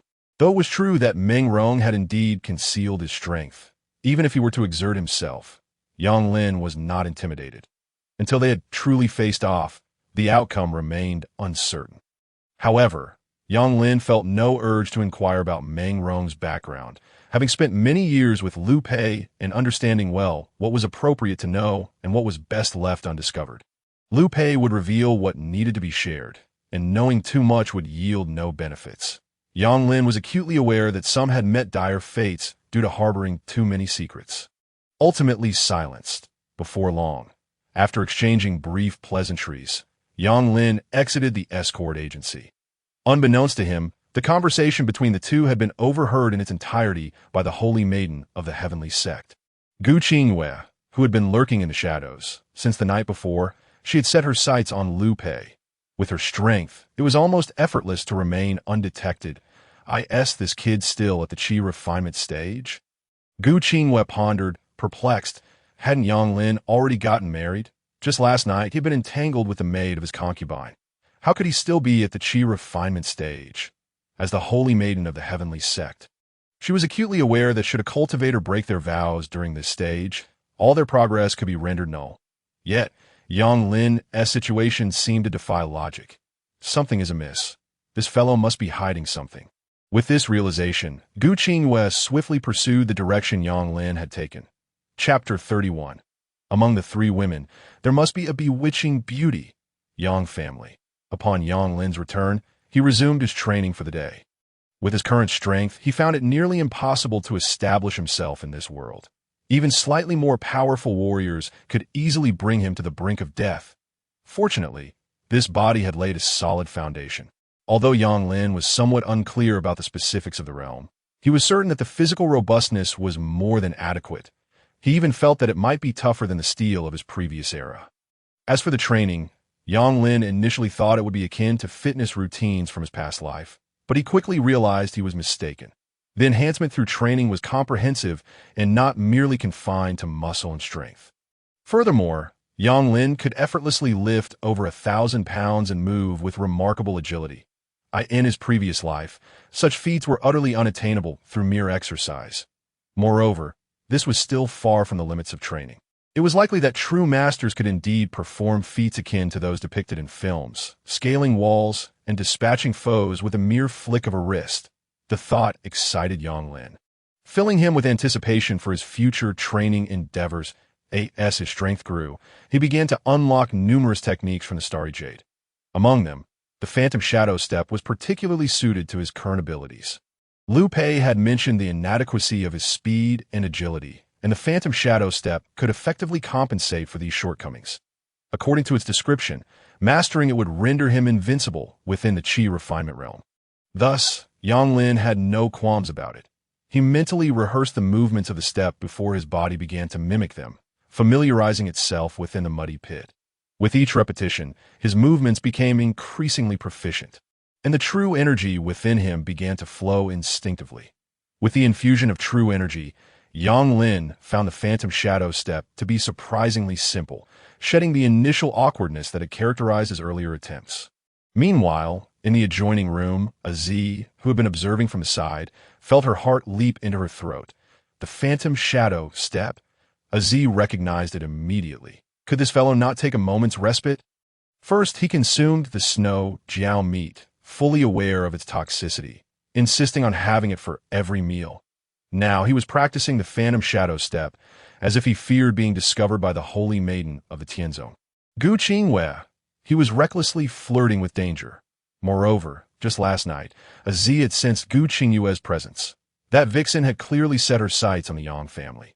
Yang Lin's reckless behavior would only lead him into greater peril, and his situation would become increasingly precarious. At that moment, Z contemplated whether she should make a hasty exit. Yet upon reflection, it seemed that the entire Pingyang city was likely under the watchful eye of the Tianzong. Escaping from this place would not be as simple as she hoped. Furthermore, Aziz's current identity was merely that of an ordinary cook, devoid of any knowledge of the arcane arts. If she were to leave the Yang family, she would undoubtedly be detected by the Holy Maiden, and with her current strength, Aziz was not foolish enough to believe she could escape the ensuing pursuit. Additionally, it appeared that even the local officials had begun to take notice. The entire Pingyang city would soon be ensnared in a net, leaving her with nowhere to flee. Feeling overwhelmed, Aziz ultimately dismissed the thought of escape. The only path before her was to regain her strength swiftly. This way, even if her identity were to be exposed, she would at least be able to protect herself. However, to restore her powers, Aziz would need to return to the demon abyss, for only there could she find the means to recover. The demon abyss was the sect she had once belonged to, and she had even been its former leader. The title of demoness had originated from there. Yet, she was now trapped in Pingyang City, confined within the Yang family. How could she possibly return? Meanwhile, Gu Qingwei had arrived at the Yang family's shop. Observing the seemingly ordinary establishment, she found no immediate cause for suspicion. However, she was intrigued to discover that, in addition to essentials, the shop also sold calligraphy and paintings. Examining the artworks, she felt a sense of appreciation, realizing that Yang Lin possessed such talents. Balancing commerce with an artistic flair was indeed commendable. Almost simultaneously, Aziz, Xiao Xia, and the others in the courtyard sensed Gu Qingyue's aura. Their hearts raced, and they instinctively fell silent, doing their utmost to conceal their presence. In contrast, Yang Lin remained blissfully unaware. Continuing to practice his techniques with increasing fervor, as he grew more adept at the phantom shadow step.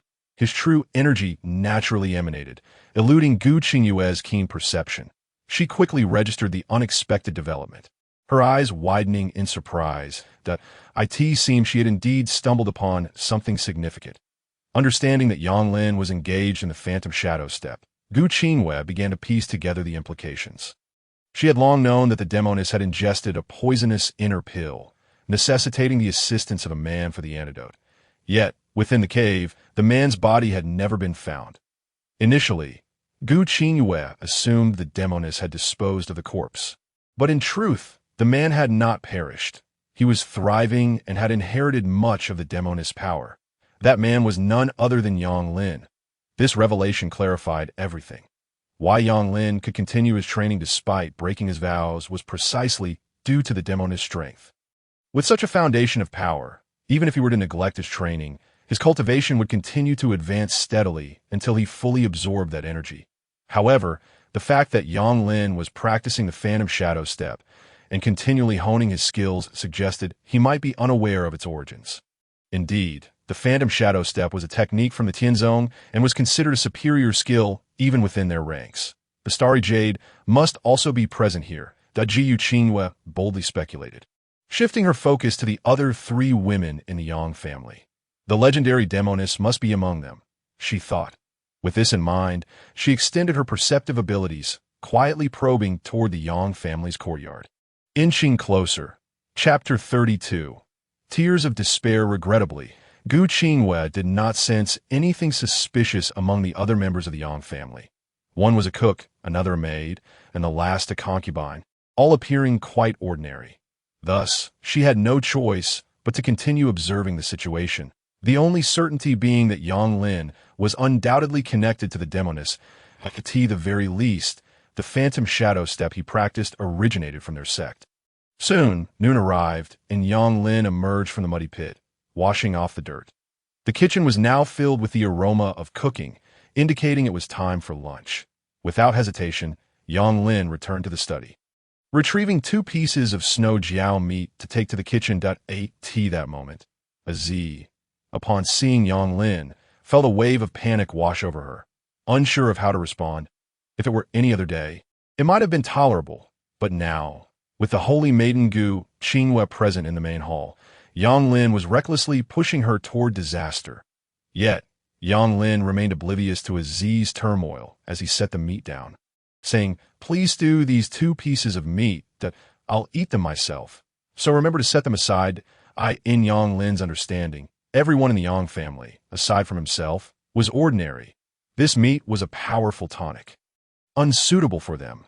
Thus he believed it was best consumed by himself. Aziz, realizing she had no choice, nodded vigorously, feigning comprehension while internally cursing Yang Lin's ancestors. She was drenched in cold sweat, her legs trembling. She could hardly fathom Yang Lin's thought process. With Gu Qingyue right in front, presenting the snow jiao meat was tantamount to revealing that the starry jade was in his possession. What difference was there from exposing his identity? At times, Aziz genuinely questioned whether Yang Lin was truly foolish or merely pretending, wondering if his mind was indeed filled with nothing but water. Having set down the chunks of meat, Yang Lin departed from the kitchen, leaving behind a despondent Az. She gazed at the pieces of meat, feeling an overwhelming urge to weep, yet finding herself bereft of tears. Meanwhile, Yang Lin turned back to his study, retrieving the ancient tome on the phantom steps and delving into it with great care. Although he had already committed all the techniques to memory, revisiting the ancient text would significantly enhance both his retention and comprehension. It was akin to revising. In his previous life, Yang Lin had been a diligent student, well-versed in such scholarly strategies. The more he studied the tome, the more disheartened he became regarding his current capabilities. To achieve mastery, he realized he had a considerable journey ahead, necessitating relentless effort. Simultaneously, Gu Qingwen in the shop had regained her composure. Every move Yang Lin made had been under her vigilant observation, leaving her profoundly shaken. The moment Yang Lin produced the snow serpent meat, she comprehended that the star jade must indeed be in his possession, as she had been the one to place the 1,000-year-old snow serpent as carcass there. The star jade, a serendipitous acquisition of the heavenly sect S. Saintess Gu Qingwen, held secrets that even her current prowess could not fully decipher. It merely served as a spatial artifact at her side. Ultimately, it had been stolen by the demoness, who even erased the mark she had left upon it. Nevertheless, even with Yang Lin's current strength, claiming this artifact as his own was utterly impossible. Thus, Gu Qingwen managed to calm herself. She felt a flicker of curiosity. Could it be that the demoness failed to recognize the value of the star jade and chose to gift it to Yang Lin? Such a notion was utterly illogical and contradicted the demoness' character. There must be more to this. Perhaps the demoness had orchestrated this to mislead her and disrupt her thoughts. After contemplating, Gu Qingwen leaned towards the latter possibility. After a brief silence, she resumed her search for traces of the Yang residence. Though the outcome was predictable, she would ultimately return empty-handed. Aziz and Xiao Xia had long since concealed their auras, unless the heavenly sect S. Saintess Gu Qingwen could achieve a breakthrough on the spot. Overpowering them, she would be unable to glean any information from this place. With a gentle sigh, Gu Qingwen reflected that, at the very least, she had located the star jade, AS for the demoness, having sustained serious injuries and with her strength diminished. She was likely in hiding as long as she remained in Pingyang City. Gu Qingwen felt confident in her ability to unearth her. Originally, her appearance at the Yongxing Escort Agency was to secure a letter of request to solicit the assistance of Wang Mengyang. But unexpectedly, she had traced the matter back to Yang Lin, leading to this significant revelation. An unexpected windfall. In the blink of an eye, lunch was prepared, and Yang Lin continued to dine in his study. After several probing encounters, Aziz's suspicions had significantly diminished, yet Yang Lin remained somewhat wary of her. This time, he refrained from allowing Aziz to join him for lunch, opting instead to share a few pieces of snow serpent meat with her. At that moment, Aziz had little desire for meat, but the necessity of maintaining appearances compelled her to suppress her true feelings, forcing a grateful smile as she thanked Yang Lin, having consumed the snow serpent meat the previous day. Aziz had managed to dispel the toxins with her internal energy. However, today presented a dilemma. With the heavenly sex Saintess lurking outside, Aziz dared not take the risk. This poison might prove insurmountable. By the way, did you experience any discomfort or unusual sensations last night? Yang Lin queried, shoveling rice in his mouth and offering her a piece of meat that Aziz was momentarily taken aback. Lowering her head to respond softly, last night, I felt a bit warm and had some trouble sleeping. While her description was delicately phrased, Aziz had indeed provided Yang Lin with the answer he sought. Upon hearing this, Yang Lin nodded. This meat is quite nourishing, suitable for someone like me who practices cultivation. You, however, are merely an ordinary person. It would be wise to consume it sparingly lest it harm you. After Yang Lin's explanation, Aziz's expression transformed into one of profound gratitude as she fervently thanked him. Yet, deep within her heart, she was likely seething with resentment towards Yang Lin. While questioning her motives was one thing. To have him push her into a predicament at such a moment was intolerable. The threat outside loomed, and she could not resist. she could only comply, as the danger was ever present. Ultimately, Z felt like a mute force to swallow bitter herbs. Her teeth shattered as she ingested her plight. Having said this, Yang Lin ceased to engage in further conversation with Z and relished the dishes before him. It must be noted that Z's culinary skills indeed suited Yang Lin's palate. Of course, this was under the condition that he remained unaware of her true identity. Otherwise, even the most exquisite meal would fail to entice his appetite. Chapter 33. Maintaining appearances once lunch concluded, Yang Lin dismissed Z and retreated to his study, commencing the operation of the star technique to refine the spiritual energy from the snow serpent meat within him. Concurrently, Gu Qingwei sensed the fluctuations of true energy emanating from Yang Lin. She stealthily infiltrated the study, employing her mastery over true energy to extend a needle-like tendril into Yang Lin's body. The entire process unfolded with fluid grace, and Yang Lin remained oblivious. She perceived the transformations within Yang Lin. Gu Qingwei had already drawn her conclusions. This young man, despite having broken his chastity, still managed to maintain the Qi Refinement stage, relying on the power he had acquired from the demoness. With this foundation of true energy, Yang Lin's cultivation would surely progress steadily, and he had even cultivated a sea of true energy within his dantian. This was indicative of a significant accomplishment in the Qi Refinement stage. Moreover, Gu Qingwei was astonished to discover the remarkable strength of Yang Lin's physique, exceeding her expectations. After all, for an ordinary cultivator, achieving Qi Refinement was already a Herculean task, leaving little time to train one's body.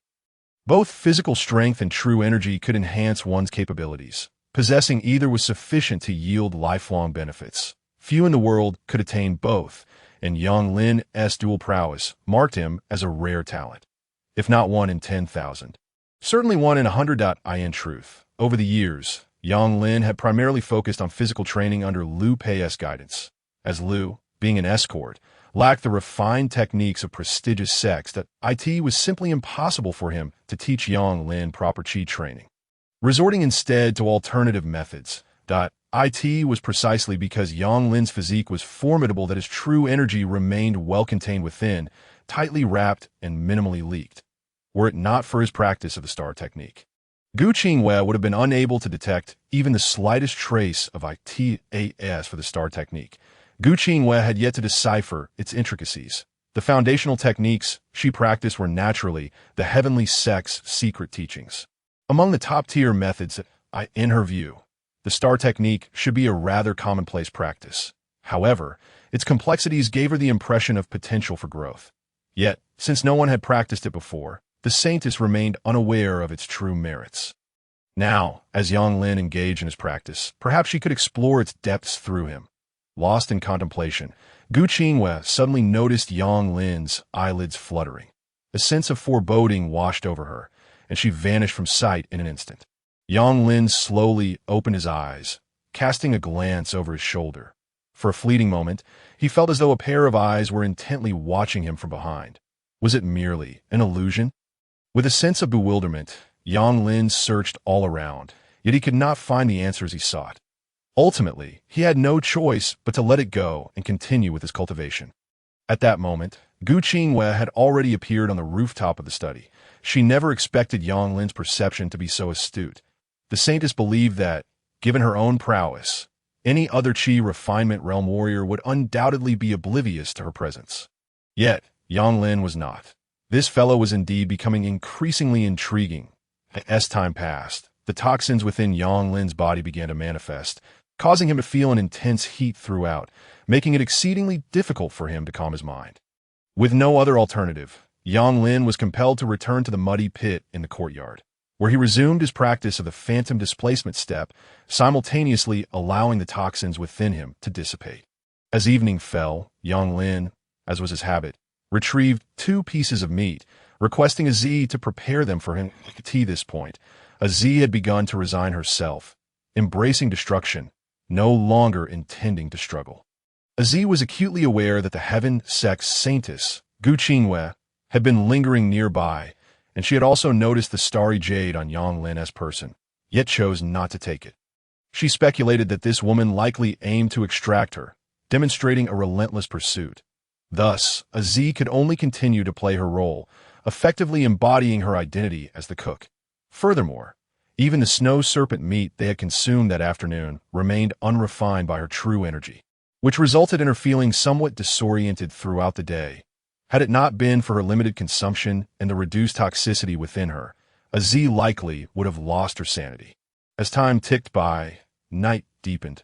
Unable to endure the internal heat any longer, Yang Lin, as per usual, dashed out of the study to wash himself in the well, seeking a semblance of comfort. For reasons unbeknownst to him, Yang Lin found himself glancing towards the chambers of Xiao Feng'er and Xiao Xia, the latter's figure lingering in his mind. Since Xiao Feng'er had married into the family, he had spent the past few nights with Xiao Xia, and each night had grown increasingly intense. Alas, if this continued, it might severely impede his cultivation, Yang Lin mused, feeling somewhat troubled. Just then, the door to the chamber swung open, and Xiao Xia stealthily emerged. Yang Lin, who had been lost in thought, felt a sudden tightening in his chest, his eyes alight with excitement as he gazed at Xiao Feng. Without engaging in idle chatter, he hastily splashed himself with a couple of ladles of water and hurried back to the study. This scene made Xiao Xia feel a mix of annoyance and helplessness. She found herself questioning Yang Lin's sanity. How could he knowingly consume toxic meat day after day, and even in increasing quantities? Now he was poisoned every night, unable to withstand the toxicity. Was he not courting disaster? In contrast to these thoughts, Xiao Xia's mind was more occupied with the presence of the woman hiding in the shadows. Gu Qingyue, who had yet to leave. Unbeknownst to her, Xiao Xia assumed this aura was directed at her and the young lady. Having lingered for an entire day without revealing her intentions, Xiao Xia internally insisted that she was not anxious, though that sentiment was far from the truth. Throughout the day, both Xiao Xia and Xiao Feng'er had to tread carefully, playing their roles meticulously to avoid any slip-ups, were it not for the presence of the heaven sex saintess. Xiao Xia would have absolutely refrained from coming out tonight, let alone paying Yang Lin any mind to avoid exposing her identity and raising suspicion. Xiao Xia could only faithfully perform her role, attending to Yang Lin's needs. Moreover, she had to keep a watchful eye on him, ensuring he did not speak out of turn, lest he inadvertently reveal both their identities. As the moon reached its zenith, Gu Qingyue, hidden in the shadows, observed the happenings within the Yang residence. Xiao Feng'er had evidently succumbed to a deep slumber, while the cook, despite lying down, tossed and turned throughout the night, likely due to the consumption of the snow serpent meat. Meanwhile, the study was still rife with fervor, a cacophony of activity that, in Gu Qingyue's estimation, among the three women, the most likely candidate to harbor secrets was the aloof maid. Setting aside other considerations, Xiao Xia's demeanor already suggested that she was no ordinary servant. However, Gu Qingyue would not conflate the enchanting demoness with Xiao Xia, as the two bore little resemblance to one another. Yet, it was precisely because Xiao Xia was entangled with Yang Lin that Gu Qingyue's suspicions were directed towards her. After all, the demoness had lost her power because of Yang Lin, and that was their only commonality. From another perspective, the demoness was inherently proud and had been forsaken by all, after leaving the abyss of demons. She found herself utterly alone, devoid of family. In contrast, Xiao Xia was quite familiar with Xiao Feng'er, and their rapport suggested a deeper connection than mere acquaintanceship, thus casting doubt on this theory. Consequently, Gu Qingyue maintained an uncertain stance. Refraining from revealing her identity immediately to validate her suspicions, she deliberately emitted her aura, finely tuned. If Xiao Xia were indeed the demoness, she would surely sense it, whereas the opposite would hold true. Gu Qingyue closely monitored Xiao Xia's reaction, keenly observing for any sign of abnormality. Xiao Xia engaged in intimate moments with Yang Lin. Despite harboring 100 reservations, she had a faint enjoyment, daring not to display any signs of dissent. She complied with Yang Lin throughout, even taking the initiative to approach him. Yang Lin himself was somewhat bewildered. Was this really the Xiao Xia he had come to know? The night passed without further incident, and as dawn broke, Z rose early, bustling about in the kitchen. After a night of restless tossing, she had decided to prepare breakfast that up until that moment, Z was still acutely aware that Gu Qingyue had not yet departed. It seemed this wretched woman was truly fixated on them. She would not rest until she uncovered the truth. Z felt a wave of helplessness, were it not for her significant loss of true energy and diminished strength. She would not have to endure such indignities, living under the constant scrutiny of the heaven sex saintess while being unable to show any signs of weakness was a precarious existence. Although such a life was not particularly challenging for a Z, it was far from pleasant to that moment. A Z began to harbor regrets. Had she known better, she would not have accompanied Yang Lin back to the Yang residence, even if she were trapped in Pingyang City. At least she would not have to endure such close proximity to Guqing. It was akin to poking a tiger. Any misstep could cost her dearly, since arriving at the Yang residence. Z felt as if misfortune had befallen her in waves. First Xiao Xia and Xiao Fengge, then being unjustly blamed, and now this wretched woman had made every day a torment. She felt utterly cursed. The worst part was that she could confide in no one, unable to express her grievances, and was left to bottle them up within, wanting to cry, but finding no tears. If I cannot escape this calamity, I shall certainly drag this rascal down with me. He must bear the consequences. A Z seethed inwardly, loathing Yang Lin with a fervor that made her grind her teeth. Having regained her true energy and tasted her own body, she now felt entirely trapped within this courtyard, leading her to question if she had owed Yang Lin a debt in her past life, and had returned to repay it. Meanwhile, Yang Lin awoke from his slumber. Astonished to see Xiao Xia still peacefully asleep beside him, he felt a twinge of surprise. Recalling Xiao Xia's demeanor from the previous night, he was filled with questions. What was the matter with her? She seemed different from before. After all, she had not consumed any snow serpent meat last night, so she should not have been poisoned. Why, then, did she appear more proactive than ever? Could it be that, after these few days of interaction, she had developed feelings for him? Lacking any other explanations, this thought suddenly sprang to Yang Lin's mind. With no conclusions in sight, Yang Lin donned his clothes and left the study first. Regardless of the circumstances, he understood that Xiao Xia did not wish for this matter to come to Xiao Fengge's attention, so he had to provide her with adequate cover. On this front, Yang Lin had made a promise to Xiao Xia. He was a man of principles. Shortly after Yang Lin exited the study, the door to the chamber opened, and a freshly washed Xiao Fengge emerged, immediately spotting Yang Lin in the courtyard. "Young master, have you seen Sister Xiao Xia?" she inquired. Yang Lin had already prepared his response, speaking earnestly. "Yesterday, I sought Sister Xiao Xia's guidance on a formula for cultivating the body. So, I was busy late into the night. She is tired and is still resting in the study." Upon hearing this, Xiao Fengge nodded. The matter of the formula had been mentioned previously, and she had been present at the time. So she held no doubts regarding Yang Lin's words. Seeing that Xiao Fengge believed him, Yang Lin let out a sigh of relief, wiping the beads of water from his face, and suddenly recalled something, asking, "Have you gone to the front shop to check on the 4 treasures of the study that we discussed earlier?" Upon hearing those words, Xiao Fengge was momentarily taken aback, then shook her head, her expression somewhat unnatural. Not yet. Though she claimed she hadn't, in truth, Xiao Fengge had visited numerous times and had seen quite a few of Yang Lin's artworks. Most of them were calligraphy and paintings. While Yang Lin's expertise in this realm was not unparalleled, it was certainly commendable. Xiao Fengge could discern this much. Yang Lin, of course, was aware that the previous owner of his body possessed considerable talent in calligraphy and painting. Thus, seeking to please her, he engaged Xiao Fengge in conversation. "It's all right, we have plenty of time in the future. However, I recall Sister Xiao Xia mentioning that your hobbies include music, chess, calligraphy, and painting. Would you care to take a look at my works?" Upon hearing this, Xiao Fengge hesitated for a moment, but after glancing at the tightly shut study door, she ultimately nodded. With a smile, Yang Lin led Xiao Fengge to the front hall, which housed the newly established shop. In addition to basic merchandise, Yang Lin had displayed his own Jianghu calligraphy pieces. Over the past few days, he had discovered that his Jianghu-style calligraphy and paintings were quite popular, with some fine works fetching a handsome price, earning him a considerable amount of silver. Prior to this, Xiao Fengge had already experienced Yang Lin's flair, and seeing his familiar Jianghu-style pieces again, though no longer a novelty, still stirred a profound sense of awe within her. Standing beside her, Yang Lin maintained a calm demeanor, patiently awaiting her response. All is well. After a moment of contemplation, Xiao Fenger's voice finally broke the silence. Hearing this, Yang Lin smiled faintly. He had perused these calligraphy pieces himself.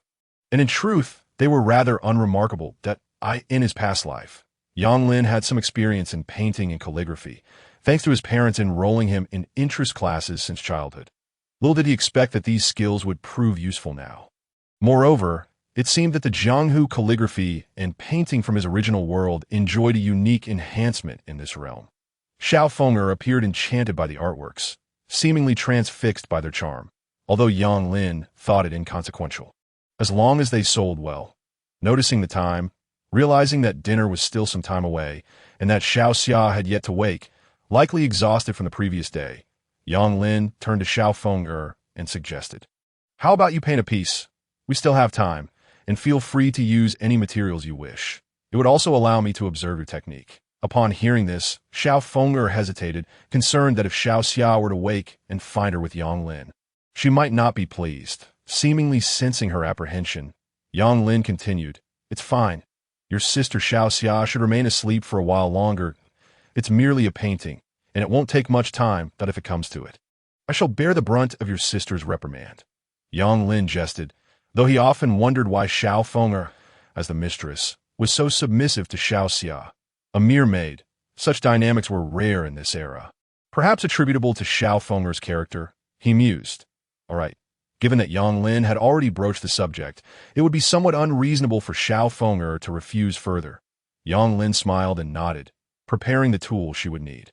Since they were to create artwork, a subject was necessary. They couldn't simply scribble aimlessly. "How about using me as your muse? Paint a portrait of me. I am curious to see how you perceive me."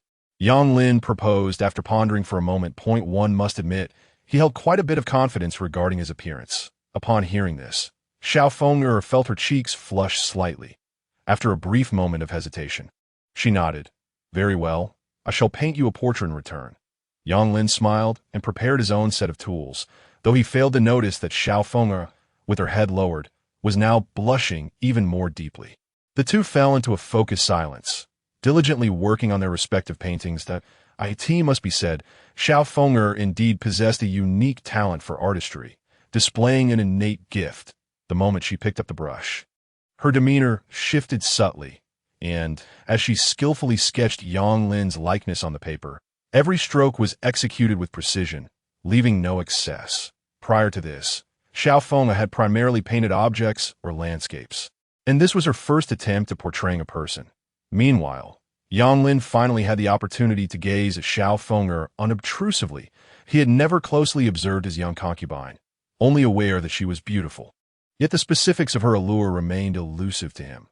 This was unavoidable, as their entire marriage had been orchestrated by old Lu, and with Xiao Xia often intervening, Yang Lin found it difficult to seize any opportunity to look closely at her. In contrast, he was far more familiar with Xiao Xia. He had seen every inch of her. "Young master," Xiao Fenger suddenly called out timidly after a brief interval. Yang Lin was jolted back to reality. Realizing he had been lost in thought, he quickly chuckled and explained, "Ah, my lady, your beauty has captivated me, rendering me momentarily entranced." This was no exaggeration. Xiao Fenger was indeed of exceptional quality in both grace and appearance. In his previous life, Yang Lin had never encountered a beauty of such caliber, and even now, clad in the simplest attire, devoid of any cosmetics, her beauty radiated from within, exuding an undeniable purity that was hard to articulate. As Yang Lin continued to gaze, he became entranced. "However, as we are now husband and wife, is it truly inappropriate for me to look upon you? If you find it bothersome, I shall refrain from gazing." Yang Lin's radiant smile, combined with his handsome features and a tone that blended jest with respect, was indeed disarming for any woman. Even though Xiao Fenger had once been a princess, well-versed in the ways of the world, being scrutinized so intently by Yang Lin caused her heart to race. When he referred to her as my lady and acknowledged their marital bond, her cheeks flushed crimson, uncertain whether it was due to shyness or something else. Taking a deep breath, Xiao Fenger quickly resolved not to linger on this matter with Yang Lin. After casting a fleeting glance at his face, she returned to her earnest painting, observing her demeanor. Yang Lin chose not to speak further, maintaining a gentle smile as he continued with his own creation. Meanwhile, hidden in the shadows, the holy maiden of Tianzong, Gu Qingwei, finally made her move. Since yesterday, she had harbored doubts about whether Xiao Xia could be the elusive demon abyss enchantress she sought.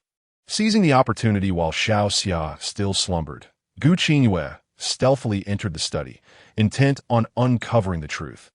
Even if the enchantress had altered her appearance, suppressing her true energy, her essence would remain unchanged. Gu Qingwei would discern the truth with a mere probe. Slowly extracting a nearly imperceptible strand of true energy, she gently infused it into Xiao Xia's body. Moments later, Gu Qingwei furrowed her brow. There was not a trace of true energy within Xiao Xia, yet her skeletal structure clearly indicated that she was a practitioner, far from an ordinary person. Moreover, Xiao Xia had spent the entire night entangled with Yang Lin. Yet from the conversation between Yang Lin and Xiao Feng'er, it seemed that Xiao Feng'er was completely unaware of the matter, remaining blissfully ignorant. One couldn't help but find Xiao Xia's identity exceedingly suspicious. Without lingering further, having examined Xiao Xia's condition, Gu Qingwei vanished in a flash. If this maid were indeed the enchantress, what then was the identity of Yang Lin's young concubine? Observing their relationship, it was evident they could not be mere acquaintances. Could they possibly share a master-disciple bond? With myriad speculations swirling in her mind, Gu Qingwei remained uncertain. It appeared that uncovering the truth would take time. She would have to stay and observe for a few more days. Simultaneously, Z, having prepared the meal, arrived in the front hall to summon Yang Lin and Xiao Feng'er for dinner. Please take the dishes to the dining hall. We shall dine there today.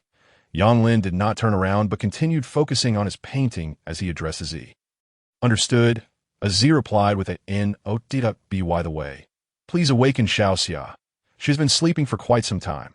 Yang Lin continued to add a remark. After Z acknowledged with a sound, she turned and departed. Knowing that she might be dining with Yang Lin today, Xiao Feng'er felt a twinge of anxiety in her heart. After all, despite having been here for quite some time, she had never engaged with Yang Lin for such an extended period, let alone shared a meal together. Chapter 36. Full of doubts amidst her tension, Xiao Feng'er, as peripheral vision, caught sight of the painting Yang Lin had created. Leaving her momentarily astonished, from the attire and makeup depicted in the artwork, she could discern that it indeed resembled her, albeit with a whimsical twist. Her head appeared larger and her body smaller, resulting in a charmingly disproportionate yet harmonious portrayal. This innovative style of creation was unlike anything Xiao Feng'er had encountered before. Seemingly aware of her gaze, Yang Lin offered a faint smile and, without reservation, inquired, "What do you think? Isn't this painting of mine quite lovely? I drew it based on your likeness." This comic-like technique was something Yang Lin had mastered in his past life, allowing him to swiftly capture Xiao Feng'er's distinctive features. Conversely, Yang Lin was also quite taken aback by the self-portrait Xiao Feng'er had created. In it, he appeared striking yet imposing, embodying the typical demeanor of a warrior, though he mused that few warriors could rival his own handsomeness. Completing the final strokes, he set down his brush, as did Xiao Feng'er beside him. After inspecting the finished piece, Yang Lin couldn't help but exclaim, "Madam, your artistic skills are truly remarkable. They are indeed a breath of fresh air." "Your painting is equally impressive," Xiao Feng'er replied honestly, finding herself increasingly fond of this style of portraiture, despite it being her first encounter with it. "Since we are now family, would it seem a bit distant to continue addressing you as young master?" Yang Lin intended to encourage Xiao Feng'er to speak more freely, but before he could finish his thought, they were interrupted by the appearance of Xiao Xia at the door, her expression laced with a hint of coldness. As Xiao Xia approached Xiao Feng'er, her gaze fell upon Yang Lin, harboring a distinctly unfriendly undertone. This was clearly a warning directed at him. Yang Lin chose not to engage with the tension, merely smiling and refraining from further comment. Xiao Feng'er quickly turned back, feeling somewhat uneasy. "Sister Xiao Xia." Upon hearing her name, Xiao Xia nodded, her silence speaking volumes. However, when she noticed the painting in front of Yang Lin, her surprise was palpable. She had never seen such a style before. "Who was depicted in the artwork?" The attire and demeanor bore an uncanny resemblance to that of a princess. Yang Lin, perceptive of Xiao Xia's reaction, confidently asked, "What do you think? How does my work measure up?" Yet, upon hearing his question, Xiao Xia's demeanor immediately chilled, and she responded indifferently. Mediocre. In truth, Yang Lin's painting was quite exceptional, especially in this unique style, which Xiao Xia had never encountered before. Had it been anyone else, she would have offered compliments, but given that it was Yang Lin who had painted it, her praise was hard to attain. "You are biased," Yang Lin retorted with a smirk, well aware of her sharp tongue, but that did not mean he would be easily deterred. "And mind you, I painted your young lady. To say it's mediocre would imply you think she is unremarkable, which is rather ungracious of you. I find Feng'er to be extraordinarily beautiful." "You?" Xiao Xia was infuriated by Yang Lin's words. Had it not been for Xiao Feng'er's presence, she would have lunged at him in anger. "Sister Xiao Xia," Xiao Feng'er interjected, urgently pulling Xiao Xia back, unsure whether she was defending Xiao Xia or pleading for Yang Lin. Nevertheless, since Xiao Feng'er had spoken, Xiao Xia relented, casting a fierce glare at Yang Lin instead. Not wishing to provoke Xiao Xia further, Yang Lin knew when to draw the line and swiftly changed the subject. "Let us go. It's time for a meal." With that, he exited the shop, heading toward the dining hall in the backyard. Watching Yang Lin's retreating figure, Xiao Xia's expression shifted as she likely cursed him 1,000 times in her mind, reflecting on her attempts to please Yang Lin the previous night. She felt a wave of embarrassment wash over her. Yet, this was not the crux of her concern. The deeper issue lay in the presence of someone lurking in the shadows, keeping a close watch on them. Throughout the night, Xiao Xia had felt as though she were walking on pins and needles, fearful of inadvertently revealing her identity as well as that of the princess. "Sister Xiao Xia, will we be having breakfast with him today?" Xiao Feng'er suddenly inquired softly. "Absolutely not. He can forget about that. We'll return to eat on our own." Xiao Xia firmly rejected, leaving no room for negotiation. Taking Xiao Feng'er's hand, she turned to head back to their quarters, but suddenly recalled something and added, "When I'm not around, be sure to avoid any dealings with that scoundrel. Even if you must, do not heed his words or trust what he says. He is far too cunning. You wouldn't want to find yourself in a situation where you end up being sold and still have to count his money." Upon hearing this, Xiao Feng'er could only smile helplessly and nodded in agreement. In truth, Yang Lin hadn't said anything outrageous, and she wasn't foolish enough to believe everything others said. However, recalling Yang Lin's last remark, it seemed he wanted her to call him husband. At this thought, her cheeks flushed once more. Though she had once been a princess of the Wei Kingdom, Xiao Feng'er was still a sheltered young woman. Now, in order to protect herself, she had become Yang Lin's concubine. In her heart, she remained as innocent as a blank slate. While she was curious about the concept of marriage, she was largely naive. Thus, it was entirely natural for her to feel shy whenever such topics arose. As Xiao Feng'er and Xiao Xia departed, the holy maiden of Tianzong, Gu Qingwei, quietly appeared in the shop, naturally drawn to the two paintings, particularly captivated by Yang Lin's comic rendition of Xiao Feng.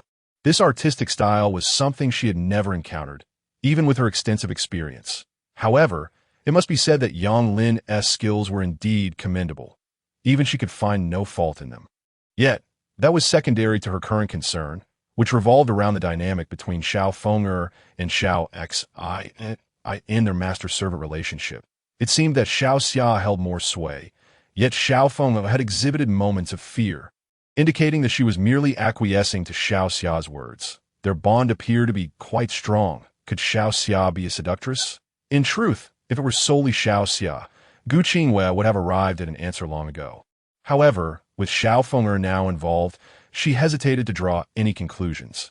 After breakfast, Yang Lin resumed his daily training, once again plunging into the muddy pit to practice the phantom steps that Z had ventured out to buy groceries, being the first to leave the residence that day. Meanwhile, Xiao Feng'er and Xiao Xia returned to their quarters. Having exhausted themselves the previous night, Xiao Xia quickly fell asleep after exchanging only a few words. As for Xiao Feng'er, she noticed that Xiao Xia's clothes had become severely wrinkled over the past few days. Despite having new garments, she wondered how it could have deteriorated in such a short time. Chapter 37. Mysterious Identities. Moreover, Xiaoxia seemed to have been feeling fatigued lately, often dozing off even while seated. This observation caused Xiao Feng'er a degree of concern. However, after much contemplation, she could not discern the reason, suspecting it might be due to Yang Lin. After all, since their arrival at the Yang household, they had constantly maintained a facade of being ordinary people, necessitating that they hide any telltale signs. Living under such conditions was undeniably exhausting. Furthermore, Xiao Xia and Yang Lin appeared to be at odds. Xiao Feng'er struggled to comprehend why Xiao Xia held an inexplicable bias against him. In Xiao Feng'er's eyes, Yang Lin was a paragon of virtue, treating her with utmost respect, leaving her unable to identify any flaws in his character. Yet Xiao Xia incessantly labeled him a scoundrel, sly, and full of malice. Sighing softly, Xiao Feng'er wore an expression of resignation as she tucked Xiao Xia under the covers before moving to the window, gazing at Yang Lin, who was still practicing in the muddy pit. If Liu Pei intends for Yang Lin to join that legendary sect, his current strength is far from sufficient, Xiao Feng'er mused aloud, since Liu Pei was comfortable allowing her and Xiao Xia to stay here. It was evident that he had a considerable amount of trust in Yang Lin. Indeed, not just ordinary trust. It seemed that Liu Pei had invested considerable effort in nurturing Yang Lin over the years, likely in preparation for this very moment of accepting disciples into the sect. Although she harbored some suspicions, Xiao Feng'er found herself unable to draw any conclusions, for Liu Pei's thoughts remained a mystery to her. Thus, continuing to overthink proved futile. She cast a glance back at the still sleeping Xiao Xia, and then quietly departed the room, eager to behold the painting. This peculiar style of artwork was unlike anything Xiao Feng'er had ever encountered, fueling her curiosity to learn more. Over the years, she had traversed many places and encountered numerous renowned painters, yet none had produced works in the unique style of Yang Lin. The inexplicable aura emanating from the piece lingered in her mind after just a fleeting glance, and she was no exception to its allure. As she exited the room, Xiao Feng'er naturally passed through the courtyard. Yang Lin, aware of her intention to visit the shop ahead, smiled and remarked, "If you require anything, feel free to instruct me. Do not overexert yourself." Yang Lin surmised that she was likely eager to see her own painting, given that Xiao Xia had mentioned her proficiency and passion for calligraphy and painting. With some leisure time at her disposal, it was only natural for her to explore rather than remain cooped up indoors. If possible, Yang Lin hoped Xiao Feng'er would take the opportunity to venture out. As she had just arrived in Pingyang City, which boasted many delightful places, Xiao Feng'er offered no further words, merely nodding shyly before hastening towards the shop. Observing her retreating figure, Yang Lin smiled gently. Although they were officially husband and wife, their relationship lacked the intimacy of true partners. Nonetheless, having such a beautiful lady in his household was a source of delight. He turned his gaze toward the direction of the room, recalling the lovely figure of Xiao Xia, who lay peacefully asleep in bed. The transformation in that woman was remarkable. She seemed like an entirely different person from last night to today. One moment warm and welcoming, the next cold and distant, that he could not fathom what offense he had unwittingly committed. Yet, Yang Lin remembered Liu Pei's warning that if trouble were to arise, it would be prudent for him to prioritize his own escape, leaving Xiao Feng'er and Xiao Xia to fend for themselves. This suggested that their capabilities must surely exceed his OWAS, the sole male heir of the Yang family. He found it somewhat embarrassing to be outmatched by two women. This realization brought a sheepish smile to his face, accompanied by a tinge of shame at his own inadequacy. Nevertheless, he placed his trust in Liu Pei's words, for he was well aware of the man's character and knew he would not deceive him in matters of such gravity. With no further distractions, Yang Lin resumed his training. His agility had improved significantly, and he was on the brink of a breakthrough, a testament to his diligent efforts. In the main hall, Xiao Feng'er approached the counter with ease, captivated by the cartoonish depiction of herself, which featured an endearing style that was endlessly charming.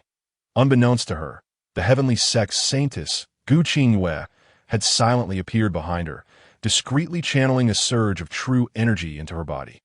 To conceal her presence, Gu Qingyue conjured a gust of cool wind, ensuring that Xiao Feng'er remained oblivious to her approach. Once the energy was transmitted, Gu Qingyue vanished as if she had never been there. Xiao Feng'er with her keen perception, felt a brief tension in her body upon contact with the true energy and instinctively turned around, only to find no trace of any presence, leaving her with a sense of bewilderment. Unable to uncover what she sought, she returned her attention to the painting before her. Meanwhile, having successfully executed her plan, the heavenly sex saintess had already concealed herself outside the Yang residence. To her astonishment, she discovered that the silkworm contained a certain seal, hindering her ability to discern its internal condition. While she could not ascertain much else, Gu Qingwei was certain that Xiao Feng'er was indeed a talisman master, and one at least of the earth tier. Talisman masters were classified into 4 tiers: heaven, earth, mysterious, and yellow, each comprising 10 sublevels, much like the path of cultivation. At that moment, Gu Qingwei seemed to piece together a connection. She had been investigating the enchanting demoness and was aware that numerous black-clad guards had appeared in Pingyang City. It was well known that these guards were under the command of Prince Mengyang, who resided not far from the city. As the only prince of a different surname in the dynasty, it was improbable that he would have any reason to venture to Pingyang City without purpose, especially if he was mobilizing his guards to search door to door for something. It was likely that the woman before Yang Lin, Xiao Feng'er, was precisely the individual Meng Yang sought. This revelation piqued Gu Qingyue's curiosity regarding her true identity. In truth, had it not been for the connection between Xiao Feng'er and Xiao Xia, Gu Qingwei would not have invested so much time worrying about an inconsequential person. She surmised that the probability of Xiao Xia being the enchanting demoness was exceedingly high, and Xiao Feng'er's close association with her suggested that they were concealing a significant secret. This was a matter Gu Qingwei needed to clarify without delay. With these thoughts in mind, she swiftly vanished from the street, making her way to the government office, where she silently entered the archives room. However, to her astonishment, when she sought information about Yang Lin, she found that most records had been thoroughly erased, leaving only inconsequential details. Chapter 38. Visit Yang Lin, a resident of Pingyang City, belonged to the once prominent Yang family, which had fallen from grace. After leaving a modest inheritance for Yang Lin, his father, like the rest of the family, had passed away. Now, Yang Lin stood as the last remnant of the Yang lineage. While his circumstances might be deemed tragic, they were but a drop in the ocean of the world. Gu Qingwei felt no particular sympathy for him. Yet, the more ordinary his background seemed, the more suspicious she became. How could an orphan establish a connection with the Yongxing escort agency? Liu Pei, the head of the agency, though not a man of official standing, was nevertheless a notable figure in Pingyang City, deserving of respect from many. Why did he place such importance on Yang Lin, training him diligently without formally accepting him as a disciple? All of this was quite dubious. A moment later, Gu Qingwei departed the government office, now holding a portrait in her possession. The image of the former princess, Xianfeng, captured at the age of 12, compared to her current self, the princess would undoubtedly have transformed significantly. If the princess depicted in the painting was indeed Yang Lin's current concubine, it would explain everything. Meng Yang's pursuit was likely of her, which elucidated why the entire Pingyang City was nearly surrounded by black-clad guards. If she were truly a princess, the seal she bore would surely be of a complexity far beyond the earth tier. Upon returning to the Yang residence, Xiao Feng'er remained engrossed in the shop. Now accompanied by Xiao Xia, who attended to her closely, the two inseparable Gu Qingwei, hidden in the shadows, concluded that the connection to Princess Xianfeng was undoubtedly to restore her powers swiftly and evade her pursuers. The heavenly sex saintess had come to a strong conviction that Xiao Xia must be the enchanting demoness. However, one question lingered in her mind. Why would a princess of the former Wei kingdom willingly lower herself to marry Yang Lin as a concubine? This seemed illogical, especially since Xiao Feng'er had once been a princess herself. Had she been coerced by the demoness? Or had the demoness employed some underhanded tactics to manipulate her? Continuing to speculate seemed pointless. The answers lay before her, and prompt action was imperative. The saintess could not afford to be uncertain about when the demoness might strike. She needed to take the initiative. Having resolved these thoughts, Gu Qingwei finally knocked on the door of the Yang residence. The sudden sound startled both Xiao Feng'er and Xiao Xia. causing them to pause and exchange glances, each reading the hesitation in the other's eyes. During their stay, no one had come to visit, and given their unique identities, the unexpected knock left them feeling somewhat anxious. Please fetch Yang Lin. After all, this is a shop, and someone may be here to make a purchase. Xiao Feng'er said reluctantly, putting down her brush. Xiao Xia frowned slightly at this suggestion. The shop's door is clearly closed, indicating that it is not open for business today. Why would anyone come knocking? It seems suspicious. I think we should just ignore it. If the door remains shut, we can pretend we didn't hear anything, Xiao Xia advised. Xiao Feng'er appeared conflicted. After all, business opportunities should not be squandered. If they chose not to open the door, it would seem unreasonable, especially since this was Yang Lin's endeavor. What if it were a significant transaction? There is no reason for hesitation. We might as well pretend we did not hear anything. This fellow is perpetually idle, and I have yet to see him open the door to his shop. If he himself is indifferent, why should we concern ourselves with his affairs? Xiaoxia's words were both logical and well-founded. She showed no intention of opening the door. However, outside, Gu Qingwei suddenly cleared her throat and spoke. I can hear everything you are saying. I have long since commissioned a painting from young Master Yang, and the payment has already been made. Please, just open the door. I consider myself a loyal patron of young Master Yang, deeply appreciative of his works, and I strive to collect nearly every piece. Noticing the prolonged silence from within, Gu Qingwei hastily added a few more words to ensure her statements were complete. Xiao Feng'er and Xiaoxia exchanged glances. Indeed, they had no authority to obstruct her. After all, this shop belongs to Yang Lin, and she had already settled the payment. Go ahead. Summon the young master. Xiao Feng finally broke the silence. In response, the saintess outside said, There is no need. Simply open the door for me. I recognize it, and there is no need to trouble young Master Yang. Thus, Xiao Feng'er refrained from further comments, and Xiaoxia, understanding the unspoken cue, approached to open the door. As the door swung open, Xiaoxia found herself stunned in front of the heavenly sect saintess. A mix of shock and an inexplicable tension coursing through her. This individual appeared ordinary, yet beneath that facade lay a depth that was anything but trivial. The aura she exuded was not something an average person could possess. The saintess seemed to have sensed Xiaoxia's gaze, meeting it directly without shying away, her eyes fixed on Xiaoxia, as if she could see right through her. Xiaoxia, taken aback for a moment, quickly regained her composure. Standing calmly behind Xiao Feng'er, you can remain so composed upon my arrival.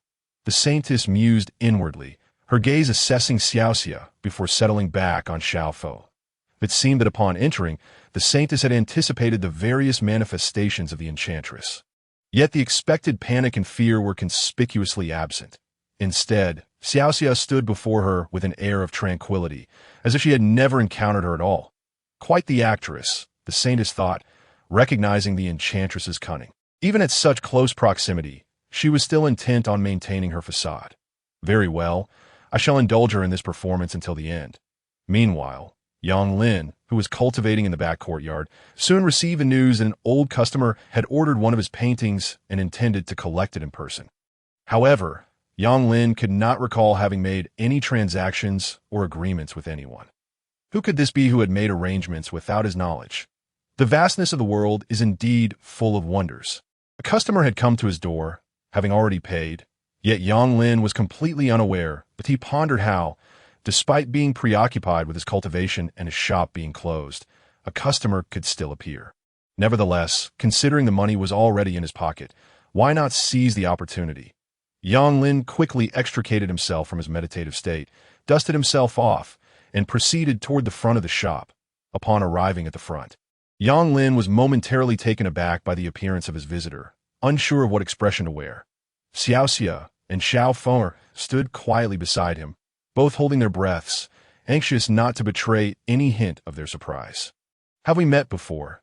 The heavenly sect saintess, Gu Qingwei, inquired with an air of calmness, noticing Yang Lin's astonished expression. However, Yang Lin had no words to offer, despite 1,000 thoughts racing through his mind. He merely gestured for Xiao Feng'er and Xiaoxia to leave. You two may return. She's a regular customer of mine, having visited several times before. That I will attend to her personally today. Both Xiao Feng'er and Xiaoxia nodded in agreement. Xiaoxia, though slightly furrowing her brow, complied obediently and led Xiao Feng'er back to the courtyard. Yet a sense of curiosity lingered. How could Yang Lin possibly know such an ethereal beauty? Given his status, it seemed implausible. Once the two women had departed, Yang Lin turned back, gazing deeply at his guest. His emotions a tumultuous blend. He certainly recognized her. Even hidden behind a veil, he could not forget that visage. Was she not the valiant woman who had encountered him in the cave on the day of his transmigration? The one who shattered his innocence? Moreover, he had retained the starry jade that had fallen from her possession, knowing it was something he would eventually need to return. Thus, he had been fervently cultivating the associated techniques. Yet, he had not anticipated this day would arrive so swiftly. After a prolonged silence, Yang Lin finally broke the stillness, speaking first.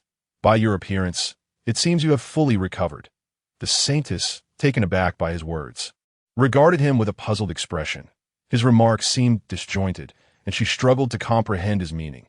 Yet, being astute, the saintess remained composed, encouraging Yang Lin to continue, sensing from his demeanor that he must have seen her before. At that moment, Yang Lin, gazing at the saintess, found himself uncertain of her intentions. Could it be that she harbored regrets and had come here to silence him? After all, he had not only taken her jade pendant, but had also claimed her virtue. What woman in the world could accept such a fate? You lost a jade pendant, and it is currently in my possession that I have also practiced the techniques contained within it. I thought it was a gift from you. Yang Lin continued. Upon hearing this, the saintess could ascertain that he was indeed referring to the starry jade, which undoubtedly had been given to him by the enchantress. How generous of her to bestow her possessions so freely. Noticing the saintess's silence, Yang Lin assumed she was displeased about her belongings being disturbed, and thus he hastened to clarify. On that day, you had already destroyed my cultivation. I merely claimed a portion of what rightfully belonged to me as recompense. Is that not fair? Surely, you cannot be so petty. Fair maiden? Despite his words, Yang Lin felt a twinge of unease.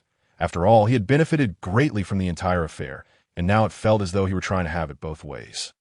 The saintess, upon hearing this, finally understood that Yang Lin must have mistaken her for the woman he had encountered that fateful night. The enchantress was indeed a master of disguise. She had likely stolen her garments and belongings, perhaps even altered her appearance to match. Thus, Yang Lin's recognition of her made sense, as did his subsequent explanations. Spare me the pleasantries. What do you know? The saintess inquired, refraining from revealing the truth, instead seeking to uncover the whereabouts of the enchantress. Upon hearing her question, Yang Lin quickly shook his head, genuinely unaware of anything. The saintess gazed at him coldly, her eyes sharp as blades, sending a chill down Yang Lin's spine that he quickly added, Fair maiden, you are righteous and courageous, having eradicated the millennia-old snow serpent. This act has greatly benefited the citizens of Pingyang City, that I am but a humble commoner, honored to be of service to you in any small way. With Yang Lin's response, the saintess confirmed her earlier suspicions. Yet, new questions arose within her. Having spent days in close proximity to the enchantress, had Yang Lin not discerned her true identity, or had he willingly allied himself with her? Now, feigning ignorance, with these thoughts swirling, the saintess pressed on, Who were those two you were with just now? Yang Lin hesitated, his expression shifting slightly, akin to a man caught in the act of keeping a mistress. If one were to consider the order of events, it was the saintess before him who was his first woman, yet here she was, confronting him, evoking a sense of reckoning. Nevertheless, Yang Lin knew that such matters could not be concealed. It was better to be forthright. The one in the light yellow attire is my concubine, whom I recently wed. The one in red is my maid d'eau. I am curious why your concubine remains untouched. While the maid, the saintess did not finish her thought, simply fixing her gaze upon Yang Lin. Yang Lin felt his head spinning, his face flushing. The saintess was indeed perceptive, able to see through his facade with ease. Enough of this. Summon your concubine here. I have matters to discuss with her. The holy maiden suddenly shifted her tone and spoke to Yang Lin. Upon hearing her words, Yang Lin's heart tightened, and he hurriedly inquired, Heroine, what is it that you intend to do? If you have any requests, Please feel free to express them directly if you have come to settle a score. It is I who should be reckoning with you. For Feng is innocent. She has been unaware of everything from the beginning. There is no need to put her in a difficult position, setting aside the fact that Xiao Feng is a relative of Liu Pei. She is now my wife. And how could Yang Lin possibly stand by and watch her come a harm? He must protect her at all costs. In this moment, Yang Lin naturally forgot Liu Pei's earlier words, preserve oneself first. His own life was paramount, and he need not concern himself with the affairs of Xiao Feng and the others. Upon hearing this, the holy maiden was almost amused to the point of laughter. Did this fellow truly believe she was here out of jealousy? Observing her remarkable physique, she recognized in her an extraordinary talent for cultivation, a true prodigy in the realm of the Tao. Thus, she wished to make her acquaintance. The holy maiden feigned nonchalance as she spoke, merely repeating the words of several antiquated sages from her own sect. However, as the holy maiden spoke, Yang Lin's brows furrowed in confusion. Why did this rhetoric sound so familiar? Wasn't it the same sort of charlatanry employed by those wandering practitioners? Then why not see if I possess any talent as well? Yang Lin eagerly asked. For the mysterious heroine before him was none other than Gu Qingwei, the holy maiden of the Tianzong, who might one day succeed as its leader. In terms of influence and cultivation, he was certainly no match for her, as she was a transcendent being, not to be underestimated. Yet, the moment Yang Lin uttered these words, the holy maiden did not even spare him a glance and bluntly dismissed him with the word, ordinary. Yang Lin's expression instantly froze, and his mind was flooded with countless expletives. It was said that protagonists from other realms either possessed golden fingers, extraordinary talents, or astonishing backgrounds. Yet here he was, apart from a few recent romantic encounters, utterly unremarkable. But then, he reconsidered. Despite his mediocrity, was it not true that this holy maiden had been claimed by him? This thought brought some balance to Yang Lin's heart, and he felt a sense of relief. For at least it appeared that the holy maiden was not here to cause trouble. However, sensing Yang Lin's reluctance to act, the holy maiden grew impatient, shook her head, and walked past him towards the backyard. Seeing this, Yang Lin had no choice but to hastily follow. Were it not for his inability to contend with her, he might have felt inclined to voice his grievances. After all, he was the head of the Yang family. How could it be that he felt the most insignificant in this situation? Now, even an outsider could waltz in as she pleased. Did she not realize that trespassing was against the law? Meanwhile, Xiao Feng and Xiao Xia had not wandered far. They were waiting in the backyard, curious about the holy maiden's intentions. Were they directed at themselves? As they watched the holy maiden approach with a steady gaze, their alertness heightened once more. Yang Lin quickly caught up to them, explaining the holy maiden's identity. This is the holy maiden from the Tianzong. Recently, she personally slayed the 1,000-year-old snow serpent that had wreaked havoc for many years outside Pingyang City. She is indeed a formidable heroine. Upon hearing Yang Lin's explanation, both Xiao Feng and Xiao Xia were taken aback. They had not anticipated that this woman in white was from the Tianzong, and moreover, that she held the esteemed title of Holy Maiden. Meanwhile, the Holy Maiden's attention was entirely focused on Xiao Xia. Upon observing her look of surprise, she could not help but smirk inwardly. The enchantress was indeed skilled in deception. Even at such proximity, she could maintain her fade so convincingly. Having dealt with the enchantress of the demon abyss for many years, the holy maiden was well aware of her nature, masterful at disguise and adept at performance. Were it not for her prior knowledge, even she might have been fooled. I noticed your talent earlier. Have you considered joining our Tianzong? The holy maiden shifted her gaze towards Xiao Feng, speaking calmly. The moment these words left her lips, not only Xiao Xia, but even Xiao Feng herself was taken aback. How could the Tianzong possibly have an interest in her? Moreover, this was the holy maiden herself extending an invitation. A gesture of considerable significance, even within the Tianzong. Xiao Feng remained silent, but it was Xiao Xia who first spoke, directly refusing. My lady has married into the Yang family and has no interest in the Tianzong or cultivation. Yet, as soon as these words were uttered, the holy maiden's gaze naturally fell upon Xiao Xia, and in that instant, her expression shifted. If just moments ago she had appeared as a transcendent fairy, Now her eyes gleamed with an edge, akin to a blade poised to strike, that a blade unsheathed will inevitably spill blood. Xiaoxia, not one to back down, stood her ground, as the former foremost female assassin of the Wei Kingdom. She would not yield even to the likes of the Tianzong's Gu Qingwei, much less to a few ancient practitioners of the Tianzong. Witnessing the tension between the two, Yang Lin found himself in a state of utter bewilderment.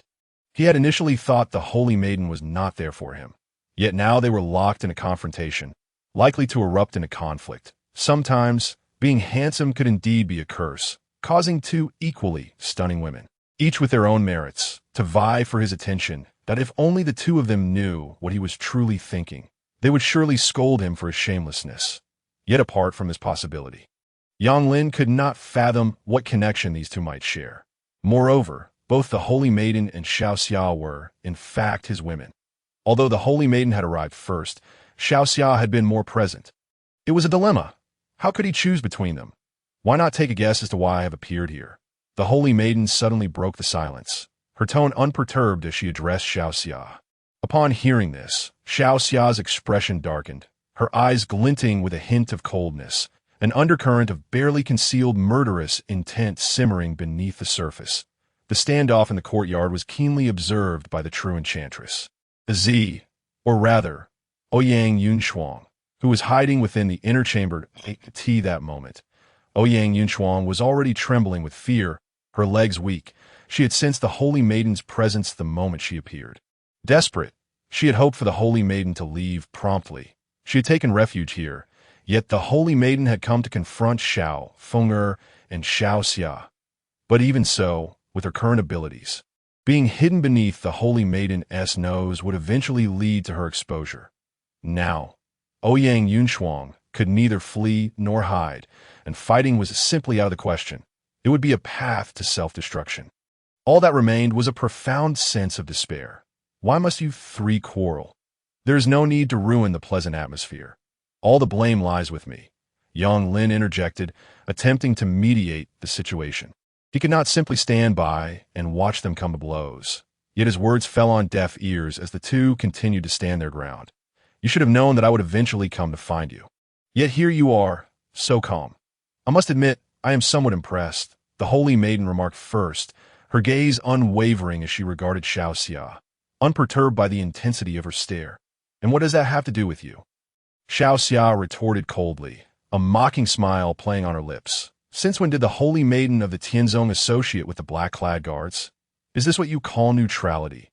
In recent times, Xiaoxia had been investigating the black-clad guards pursuing Xiao Feng'er, which was why she had been so anxious when they had appeared a few days prior. Moreover, the Holy Maiden's immediate hostility upon entering made Xiaoxia instinctively associate her with those pursuing her. However, the Holy Maiden remained composed, acknowledging that Xiaoxia, as the enchantress, had some connection with the black-clad guards. There was no need to elaborate further. Have you known each other previously? Yang Lin, having listened to their conversation, was taken aback and instinctively positioned himself in front of Xiaoxia. This action surprised Xiao Feng'er, who realized that Yang Lin was now standing up for Xiaoxia, even though he was not a match for the Holy Maiden. The Holy Maiden recognized Yang Lin's intentions and furrowed her brow. Are you aware of her identity? Yet you still choose to defend her. Yang Lin, however, remained silent, standing before Xiaoxia, his gaze anxiously fixed upon the saintess of the Tianzong. To Yang Lin, the saintess and Xiaoxia were essentially the same. Both were dear to him, and he naturally did not wish to witness a confrontation between the two. Xiaoxia was equally astonished that Yang Lin would step forward to aid her.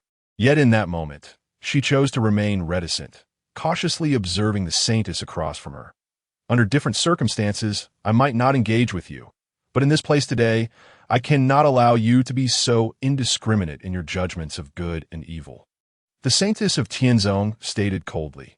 She was resolute in her intention to eliminate the demoness, even at the risk of harming Yang Lin in the process. That it was her duty, she believed, to eradicate such a scourge upon the world. Indiscriminate in my judgments? Yang Lin was momentarily taken aback. Although he suspected that Xiao Feng'er and Xiaoxia held some unusual identities, he had not anticipated the situation to be as grave as the saintess claimed. reaching the very essence of good and evil. Noticing Yang Lin's silence, the saintess continued, "The one behind you has undoubtedly stained their hands with the blood of countless innocents. How could I stand idly by and allow such a villain to continue their rampage?" At this, Yang Lin fell silent, his body tensing as he contemplated turning to ask Xiao Xia for clarification. Yet he remained rooted to the spot. He recognized that there was a high probability that the saintess spoke the truth. But could he truly watch Xiao Xia face retribution? To be frank, Yang Lin felt incapable of doing so. "What does it matter to you?" Xiao Xia, who had remained silent until now, finally interjected coldly.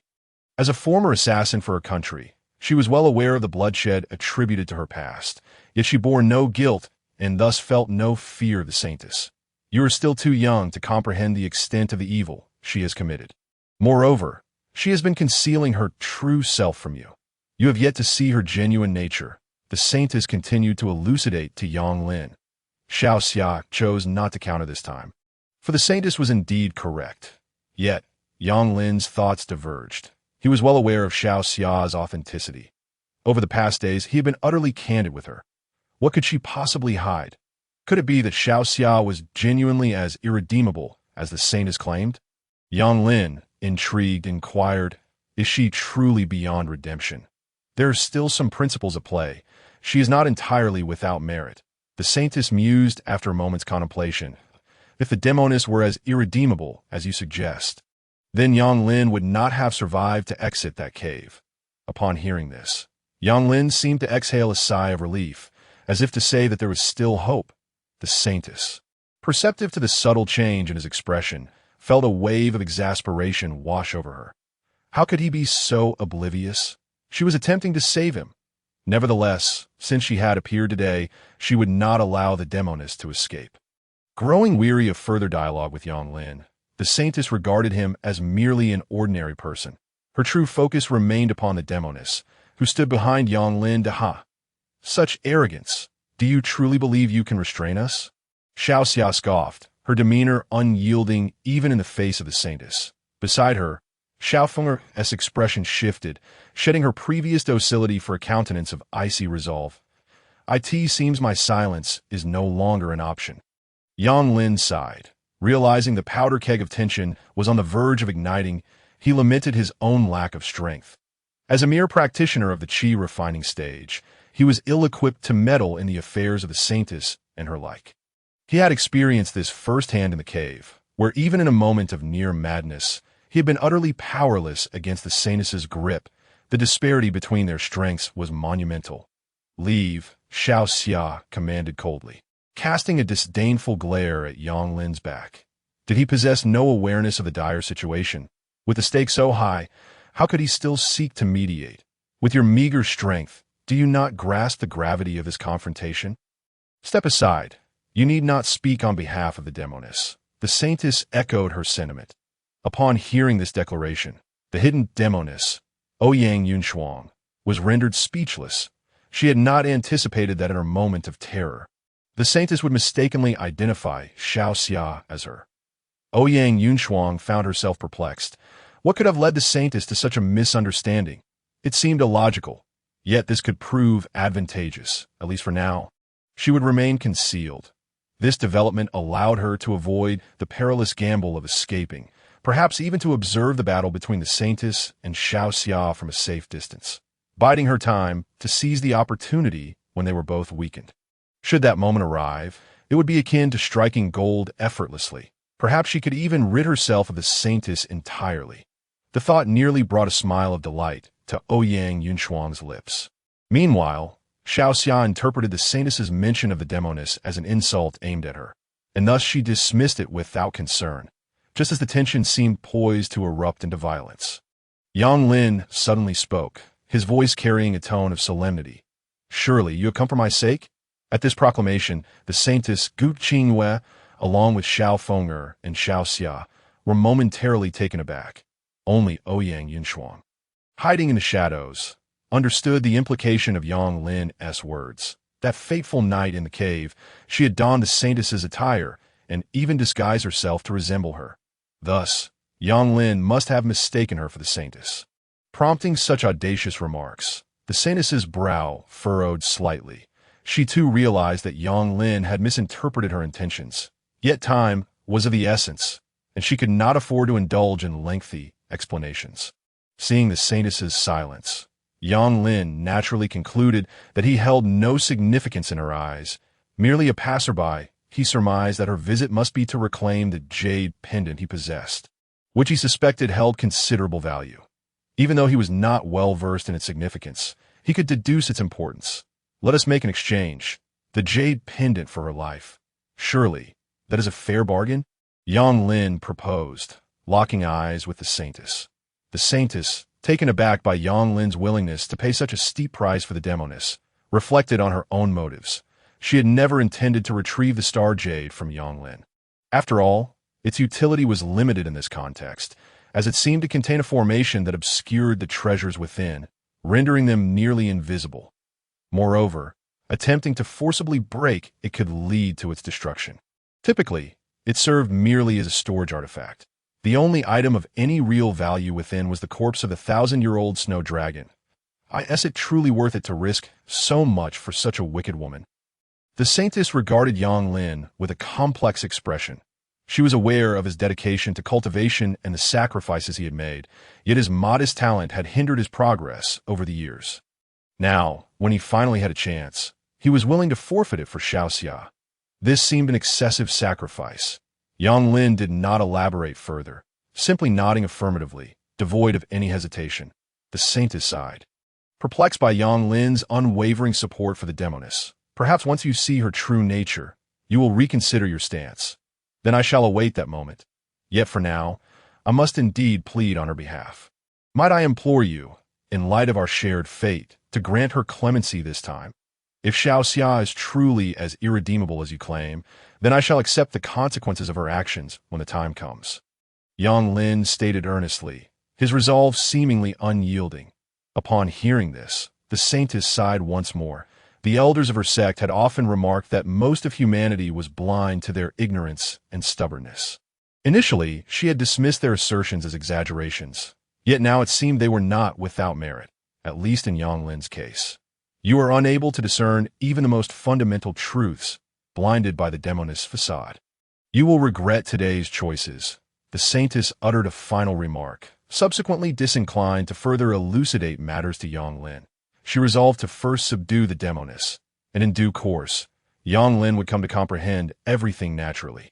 Enough with the trivialities. At this moment, Xiaoxia, who had been lingering behind Yang Lin, grew increasingly impatient. Grasping Yang Lin's shoulder, she hurled him forward, sending him soaring 10 meters, landing fortuitously into the mud pit she had excavated. Yang Lin had scarcely a moment to resist, his expression one of sheer astonishment as he witnessed himself plummeting into the pit. Observing this scene, the saintess furrowed her brow. Clearly, the demoness had regained her strength, as evidenced by this display of prowess. Let us engage. With no desire for further discourse, Xiaoxia vanished in a swift motion, her speed astonishing even to the saintess. It was well known that the saintess had previously engaged the demoness in combat, and the latter's velocity had never approached such a magnitude. Suddenly, several afterimages flickered into existence within the air, coalescing into 5 distinct manifestations of Xiaoxia. The saintess narrowed her eyes. She could discern that these were merely illusions conjured by Xiaoxia, with her true form hidden among them. However, for the moment, she found herself unable to ascertain which of the 5 was the genuine Xiaoxia. Humph! With a disdainful huff, the saintess brandished her sword, an ordinary iron blade appearing in her grasp, unleashing an invisible wave of sword energy that cleaved through the air. Yet, this was but a fleeting instant, for the energy promptly subsided. The ground beneath the saintess revealed intricate golden script, the peculiar symbols converging to form a circle. An inexplicable force emanated from the ground, enveloping the saintess and rendering her movements utterly immobilized. Even the exposed sword energy was forcibly drawn back. Sensing this terrifying pull, the saintess's brow knitted tightly, her gaze immediately honing in on Xiaofeng. She had not anticipated that Xiaofeng was a seal master. Though different from the true energy she cultivated, the principles were largely congruent. This level of sealing indicated that Xiao Feng'er was at least a terrestrial-grade seal master. This is dire. Just as the Saintess's movements were stymied, Xiaoxia's assaults surged forth in rapid succession. 5 phantoms launched their attacks from all directions, and the Saintess found herself in an exceedingly precarious position, where a moment's carelessness could lead to severe injury. The Saintess let out a cold snort, realizing she would have to employ the most straightforward and forceful method to break free, unleashing her true energy in a bid to overpower the sealing force. However, it became evident that the Saintess had underestimated the terrestrial-grade seals, or perhaps Xiao Feng'er herself. As her energy surged, the sealing force simultaneously intensified, effectively quelling the Saintess's efforts to escape. Concurrently, a flush crept onto Xiao Feng'er's face, and, as she lowered her head, a trace of blood could be seen at the corner of her mouth. This momentary exertion had exacted a significant toll on her, even resulting in internal injuries. It was precisely because of this moment of self-sacrifice that Xiaoxia seized the opportunity, swiftly sealing all of the Saintess's acupoints. Now, even if the Saintess wished to retaliate, it was utterly impossible. Not only was her true energy rendered useless, but her ability to move or speak had been completely curtailed. Chapter 43. The Saintess captured a tremendous opportunity with her body immobilized. The Saintess could no longer control herself, collapsing to the ground with a thud that stirred up a cloud of dust. The phantoms of Xiaoxia finally reverted to her true form, showing signs of fatigue, clearly having expended considerable energy in the preceding attack. In stark contrast, Xiao Feng'er appeared pale, her body trembling slightly, a hint of blood staining her lips. The previous maneuver had taken a significant toll on her, even causing some backlash and resulting in internal injuries. After all, the Saintess hailed from the heavenly sect, her status exalted and her strength formidable. To subdue her so decisively without incurring some cost was simply implausible. Meanwhile, Ouyang Yunshuang, who had been lurking in the shadows, was taken aback. She had not anticipated that the Saintess, who had relentlessly pursued her, could be so thoroughly bested by these two women without even a single round of combat. Ouyang Yunshuang's heart was filled with disbelief. This was inconceivable. Even at her peak, she would have had little confidence in defeating the Saintess head-on.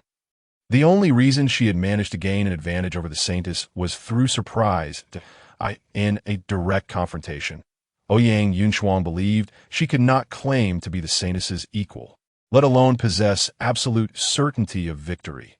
Yet now, although Xiao Feng'er and Xiaoxia had joined forces to face off against one, the Saintess's defeat was astonishingly thorough. Reflecting on this, Ouyang Yunshuang felt an overwhelming sense of relief, grateful that she had refrained from provoking Xiao Feng'er and Xiaoxia earlier. Otherwise, she might well have been the one lying on the ground. And oh wonder these two had always given her an impression of being unfathomable. It seemed her instincts had proven consistently accurate. In the courtyard, Yang Lin, having finally extricated himself from the mud pit, wore an expression of displeasure. And no matter the circumstances, he was still the master of this place. How could he be so casually tossed aside? At the very least, a warning ought to have been given. However, upon seeing that the battle had concluded and the Saintess lay motionless on the ground, the words he had prepared to utter were swallowed back. Was it truly over this quickly? Yang Lin found himself momentarily dazed, instinctively asking, "Do you know this woman?" Xiaoxia hastily moved to support Xiao Feng, ensuring her stability, before turning her gaze back to Yang Lin with an icy glint in her eyes.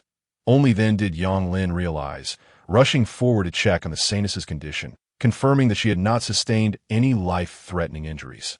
He then turned back to inquire, what transpired just now? Yang Lin believed he had emerged from the mud pit at a commendable speed, yet he had not anticipated being a step too late. He struggled to comprehend the situation before him.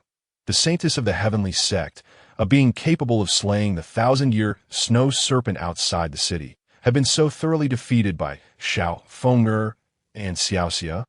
Xiaoxia did not respond to Yang Lin's inquiry, merely casting him a knowing glance, prompting Yang Lin to swallow hard and fall into silence.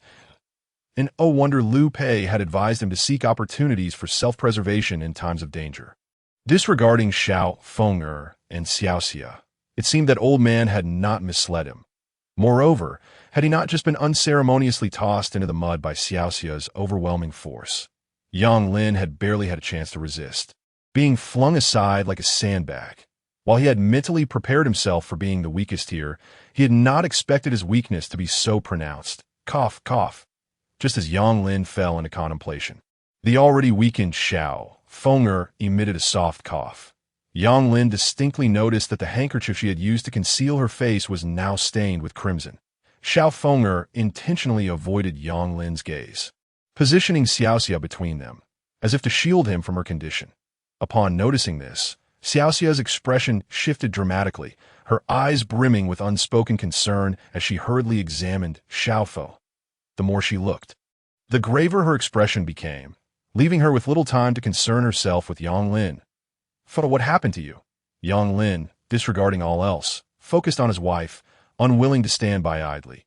Yet Xiao Feng'er chose not to divulge her plight, merely shaking her head and saying nothing further. Xiaoxia interjected coldly, "You focus on ensuring this woman is secure. Do not let her escape from here." With that, she supported Xiao Feng'er and made her way toward the side room. Xiao Feng'er required rest. Although her injuries were not severe, they were nonetheless genuine internal wounds that could not be treated lightly. Yang Lin furrowed his brow, watching the two depart without uttering a word. He was utterly unversed in the art of healing. Such matters were best left to Xiaoxia. With a soft sigh, Yang Lin turned his attention back to the heavenly sect saintess lying quietly on the ground, his mind swirling with questions of tea present. The saintess lay immobilized, her acupoint sealed, leaving only her eyes capable of movement. In this moment, she seemed to have grasped the events that had unfolded. The sealing technique employed by Xiao Feng'er was likely a terrestrial-grade seal. The locking spirit array, which had not only confined her movements, but also significantly suppressed her true energy. Furthermore, the saintess recognized that seals typically required preparation time, yet Xiao Feng'er had executed her move almost instantaneously. She had completely underestimated Xiao Feng'er. The latter was likely far more formidable than Xiaoxia. Unable to fathom the situation, Yang Lin shook his head, dismissing further contemplation. After all, it would be unthinkable to leave the valiant woman lying on the cold floor indefinitely. Now, all I can do is take one step at a time, ensuring that neither Xiaoxia nor Xiao Feng'er suffer any harm, while also preventing any mishap from befalling the female hero before me. Setting aside other concerns, if something were to happen to the saintess in my own home, the heavenly sect would undoubtedly hold me accountable. Casting a glance at my clothes, caked in mud, I couldn't help but let out a self-deprecating smile as I casually removed my shirt. "I apologize. Please bear with me, for I do not wish to dirty your garments." With a calm smile, I gently lifted the heavenly sect saintess, who did not react strongly to my actions. "Rest assured, with me present, you shall not come to harm. However, I also wish to avoid any injury to Xiaoxia and the others, so I must ask for your patience as I carried the saintess towards the study. I explained my intentions. When I spoke, I was not entirely confident, for my own abilities were hardly formidable. If a confrontation were to arise, I would likely find myself thrown out just as easily as before. At times, insufficient strength renders one powerless to take charge. Sighing once more, I entered the study. Meanwhile, Ouyang Yunshuang, hiding nearby, felt a surge of excitement. This was an incredible opportunity. Chapter 44. Both the palm and the back of the hand are fleshed the enmity between Ouyang Yunshuang and the heavenly sect saintess. Gu Qingwei had long since left no room for negotiation. Rather than living in constant fear of being hunted by Gu Qingwei, Ouyang Yunshuang was now determined to take the initiative and permanently eliminate this threat. However, this thought did not linger for long, as she quickly regained her composure. Although Gu Qingyue's movements were currently restrained, the key concern remained Xiao Feng'er and Xiaoxia. If I were to reveal myself, they would undoubtedly intervene. Even if Xiao Feng'er were incapacitated due to internal injuries sustained while subduing the saintess, there was still Xiaoxia to contend with. When Xiaoxia attacked earlier, she likely did not even utilize 30% of her power. Her astonishing speed had already surpassed my capabilities. Should a confrontation arise, I would stand no chance against her, and it would surely lead to my demise. Nevertheless, with this aggressive approach, coupled with her strength, Ouyang Yunchuang's mind began to form a conjecture about Xiaoxia's identity. Yun Luoxia, the only female assassin to ever rank in the top 10 of the assassin leaderboard since the fall of the Wei Kingdom. Rumors had it that Yun Luoxia had vanished without a trace, her fate unknown. Little did I expect to encounter her here. With this thought, Ouyang Yunchuang became entirely calm, if it truly was Yun Luoxia. My current abilities would be insufficient to contend with her, and I would not even know how I perished when the time came. Thus, the best course of action was to remain a passive observer. Given Yun Luoxia's identity, it was not difficult to deduce that Xiao Feng'er was likely the current wanted criminal of the court, the Phoenix Princess. They would never allow the heavenly sex saintess Gu Qingwei to escape so easily. With this realization, Ouyang Yunchuang felt a sense of relief wash over her. Her situation had taken a turn for the better. As long as her identity remained concealed, she was assuredly safe. Moreover, there was the unexpected gain. It was rumored that the Phoenix Princess possessed the last treasures of the Wei Kingdom, and I was curious to discover what those treasures were. Meanwhile, in the adjoining room, Xiao Feng'er could no longer contain herself and suddenly spat out a mouthful of blood, her aura plummeting to an all-time low. "Miss, why must you push yourself so hard? If you can just restrain the saintess, I can handle the rest. I am confident." Yun Luoxia spoke helplessly, her heart aching for Xiao Feng'er, who was clearly in distress. "We cannot afford to waste much time. Otherwise, our identities may be exposed." Xiao Feng'er had acted this way to prevent Yang Lin from discerning their methods and uncovering their true identities. Humph. Even if he discovers it, what of it? He is the one who caused this mess. He must bear the consequences. Yun Luoxia snorted, still dismissive of Yang Lin. "Sister Xiaoxia, you saw it too. The young master is trying to protect you," Xiao Feng'er said softly. "Humph. And what of that? His actions are merely the bravado of a novice, unaware of the saintess's true strength." Though she spoke thus, Yun Luoxia couldn't help but recall the moment Yang Lin resolutely stood before her, and thus she refrained from further deriding him. The events of today were somewhat inexplicable. Xiao Feng'er, recognizing the gravity of the situation, chose not to dwell on Yang Lin, but instead spoke up. How does the female leader of the heavenly sect know me? Have we met before?" Yun Luoxia pondered for a moment, then nodded in agreement, her brow furrowed. "Though we have captured her, she is still a member of the heavenly sect, which complicates matters. We must seek out Lu Pei." After some deliberation, Xiao Feng'er finally spoke. "Leave it to me." Yun Luoxia said no more, quickly tending to Xiao Feng'er. Before departing, she specifically admonished her, "In the future, you must not take such risks again. Focus on recuperating for now." Xiao Feng'er did not argue this time, obediently nodding as she lay on the bed. With a sigh, Yun Luoxia felt a twinge of guilt. It was she who was meant to protect the princess. Yet it was always Xiao Feng'er who ended up injured in the study. Yang Lin laid the saintess upon the bed, and as he took in familiar surroundings, the saintess was reminded of the previous day when Yang Lin had seemingly been with Yun Luoxia here. "You should be unable to speak now, correct?" Yang Lin pulled up a chair and sat beside the bed, gazing into the saintess's eyes as he inquired. At the tea this moment, she could only silently watch him. Unable to respond, as even her mute acupoint had been sealed by Yun Luoxia, "Do you think, with my strength, I could possibly release the mute acupoint you possess? If so, please give me a hint." After contemplating for a moment, Yang Lin finally spoke. The saintess remained silent, merely gazing at him. At the tea this point, Yang Lin understood. He was merely a weakling, incapable of unsealing a point sealed by Yun Luoxia. After all, she was the heavenly sect saintess, and Yun Luoxia would never have held back. Even to seal an acupoint, she must have used her full strength as a mere Qi refining practitioner. The notion of unsealing it was nothing short of fantastical. With no other options, Yang Lin could only remove the saintess's veil and cover her with a blanket. Throughout the process, the saintess could only watch helplessly, unable to express her discontent that "Don't look at me like that. I only wish to make you more comfortable," Yang Lin muttered in explanation. "Moreover, we have seen each other before. There is no need for such formality, is there?" What he meant was that night, but unbeknownst to him, this individual before him had never met him. The saintess that night had been the enchanting demoness, Ouyang Yunshuang.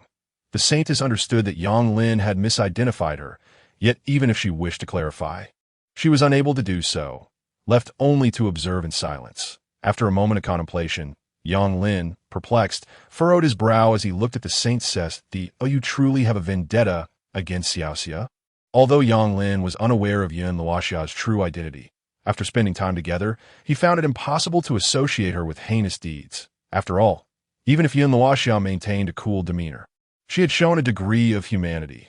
Unlike those who slaughter indiscriminately, the saintess blinked her eyes, affirming Yang Lin's question. In her view, her repeated encounters with the enchanting demoness had long established them as mortal enemies. To claim there was animosity was hardly an exaggeration. Receiving this confirmation, Yang Lin felt overwhelmed. Why did such a dramatic turn of events have to unfold in his life? If there had been any room for negotiation, he would not be in such distress now. The crux of the matter was that both of these women were now entangled with him, and it had happened quite recently. Chapter 45. Mediation. Yang Lin sighed helplessly. With his current strength, even if he wished to intervene, he could hardly do so.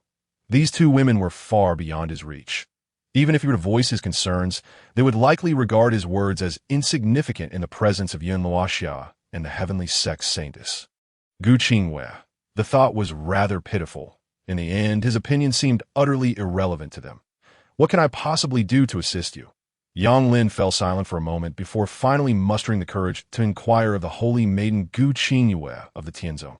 However, the maiden displayed no reaction to his words, merely gazing at him with an expression that seemed to convey that he was too weak, so weak that he lacked even the qualifications to assist her. Although this realization irked Yang Lin, the truth appeared to be as such. There was little he could do but attempt to persuade Yun Luoxia. Even if they harbored animosity, surely it had not escalated to the point of irreversible enmity. As he pondered this, Yun Luoxia pushed the door open and entered, her face betraying no emotion, rendering it impossible to discern her thoughts. Observing her arrival, Yang Lin promptly rose, but before he could utter a word, Yun Luoxia preemptively stated, "Go find Liu Pei." Upon hearing this, Yang Lin's expression shifted. It was evident that the fewer individuals privy to this matter, the better, if Liu Pei were to learn of it.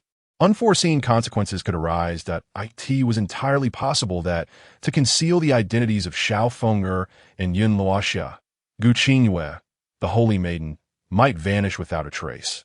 After all, no one else knew that Gu Qingwei had been here.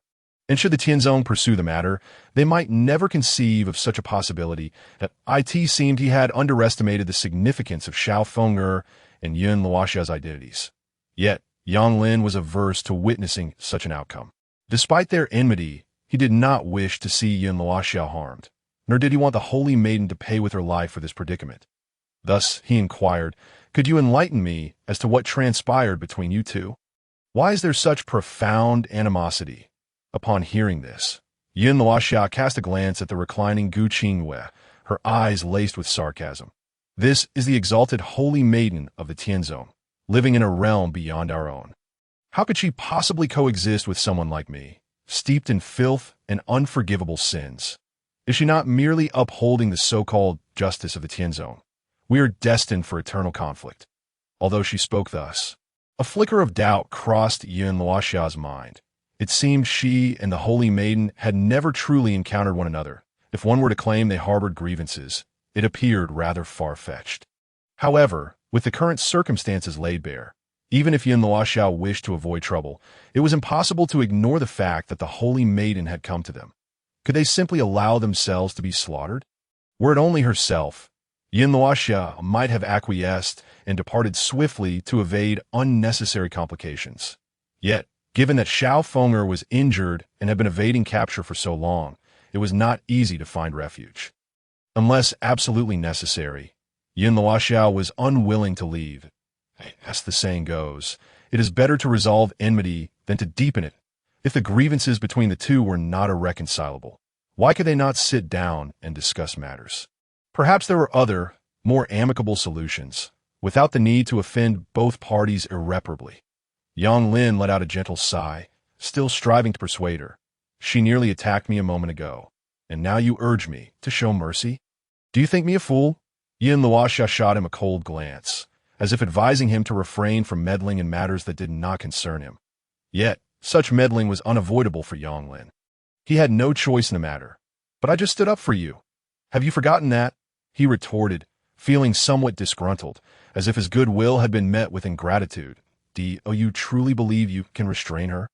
Yin Luoxia's tone softened slightly, but her words still carried a sharp edge. Yang Lin found himself at a loss for a rebuttal. Indeed, he could not contain the holy maiden, and it appeared he had been somewhat deluded. Nevertheless, he was not yet ready to concede defeat. Xiaoxia, although my ties to the Tianzong are tenuous, have you considered the repercussions if the holy maiden were to go missing under our care? When the Tianzong lays blame, it won't just be me suffering the consequences. You or even Fenger, perhaps Liu Pei, and the entirety of Pingyang City could find themselves in peril. Even if you and Fenger attempt to escape the Tianzong's pursuit, it would not be so easily accomplished. Upon hearing Yang Lin's assessment, Yin Luoxia fell silent, for this was precisely her concern. Otherwise, she would have silenced the matter long ago. Seeing her hesitation, Yang Lin sensed an opportunity. Furthermore, it seemed that Yin Luoxia was not entirely set on killing the holy maiden. The holy maiden's identity was unique, and unless absolutely necessary, it had not yet reached the point of lethal conflict. Though her abilities were currently restrained, she remained a formidable liability. Even if we were to summon Liu, do you truly believe he could handle her? She has the entire Tianzong backing her. If this were to come to light, Liu would likely sacrifice himself for you and Fenger. What purpose would that serve? Yang Lin sighed, adopting an expression of genuine concern. At this point, Yin Luoxia's resolve began to waver. She recognized that Yang Lin had been advocating for the holy maiden. Gu Qingyue from the beginning. His words indeed held some merit, compelling her to reconsider. You fear I shall kill her, don't you? Though she thought this, Yin Luoxia could not help but scoff, glaring at Yang Lin with indignation. Yang Lin made no attempt to refute this accusation. Instead, he continued, "Thus, it is essential that we engage in dialogue, without resorting to violence. Sometimes, resolving issues through peaceful means is the most prudent course of action." To his surprise, Yin Luoxia did not counter his statement, but instead appeared contemplative, as if she had tacitly accepted his viewpoint. "This is more reasonable," Yang Lin remarked with a smile, feeling a sense of relief that his eloquence had managed to persuade Yin Luoxia. Now, it hinged upon the lady lying on the bed. Would she be amenable to making a concession? It was unreasonable for only Yin Luoxia to yield, only for this lady to continue pursuing trouble thereafter. Such an outcome would render his efforts futile. All right, let's first release her from her silencing spell. That if we are to converse, she ought to be allowed to speak, don't you think? I suspect she has come here in search of that jade pendant I possess. Chapter 46. Everything is a misunderstanding. In response to Yang Lin's words, Yin Luoxia made no denial. Indeed, Yang Lin possessed a rather unique jade pendant, one even she could not perceive that it seemed the pendant itself shielded something. For with Yin Luoxia's strength, to obscure her senses was no ordinary feat. It was no wonder the holy maiden of the Tianzong sought them out. Part of her motivation might very well be to obtain this jade pendant. Without further ado, Yin Luoxia approached the bed and, with a flick of her finger, released the holy maiden Gu Qingyue from her silencing spell. Upon witnessing this, Gu Qingyue exhibited a flicker of confusion, her eyes reflecting disbelief as she quietly regarded Yin Luoxia. Given her understanding of the demoness, such an advantageous opportunity would scarcely be squandered. Surely, the demoness would not let her off so easily. Now was the perfect moment to strike. If she were to eliminate Gu Qingyue, the demoness could lay her fears to rest, no longer fretting over pursuit. Yet, contrary to her expectations, Yin Luoxia had heeded Yang Lin's counsel and chose to release her. "Heroine, as you can see, this situation is not favorable for you. I have negotiated to secure this opportunity for you. Therefore, could we not consider a temporary truce with Xiaoxia?" Yang Lin joined her at the bedside, addressing the holy maiden. However, Gu Qingyue seemed oblivious to his words, her focus unwaveringly fixed on Yin Luoxia. "Why not take this opportunity to eliminate me?" she questioned, nearly provoking laughter from Yin Luoxia, who felt incredulous at the notion that she had erred by sparing her life. Did this woman truly wish for death? Sensing the atmosphere shift, Yang Lin hurriedly interjected, pulling Yun Luoxia aside. "Let us communicate. You just promised me you wouldn't resort to violence. She is in no position to retaliate. Do not engage her." With this, Yun Luoxia huffed in annoyance, but ultimately took a seat, choosing not to bicker further with the holy maiden. "Very well. You are the one in charge. State your demands." Yang Lin addressed Yun Luoxia, whose authority had become apparent now that the holy maiden was incapacitated and vulnerable.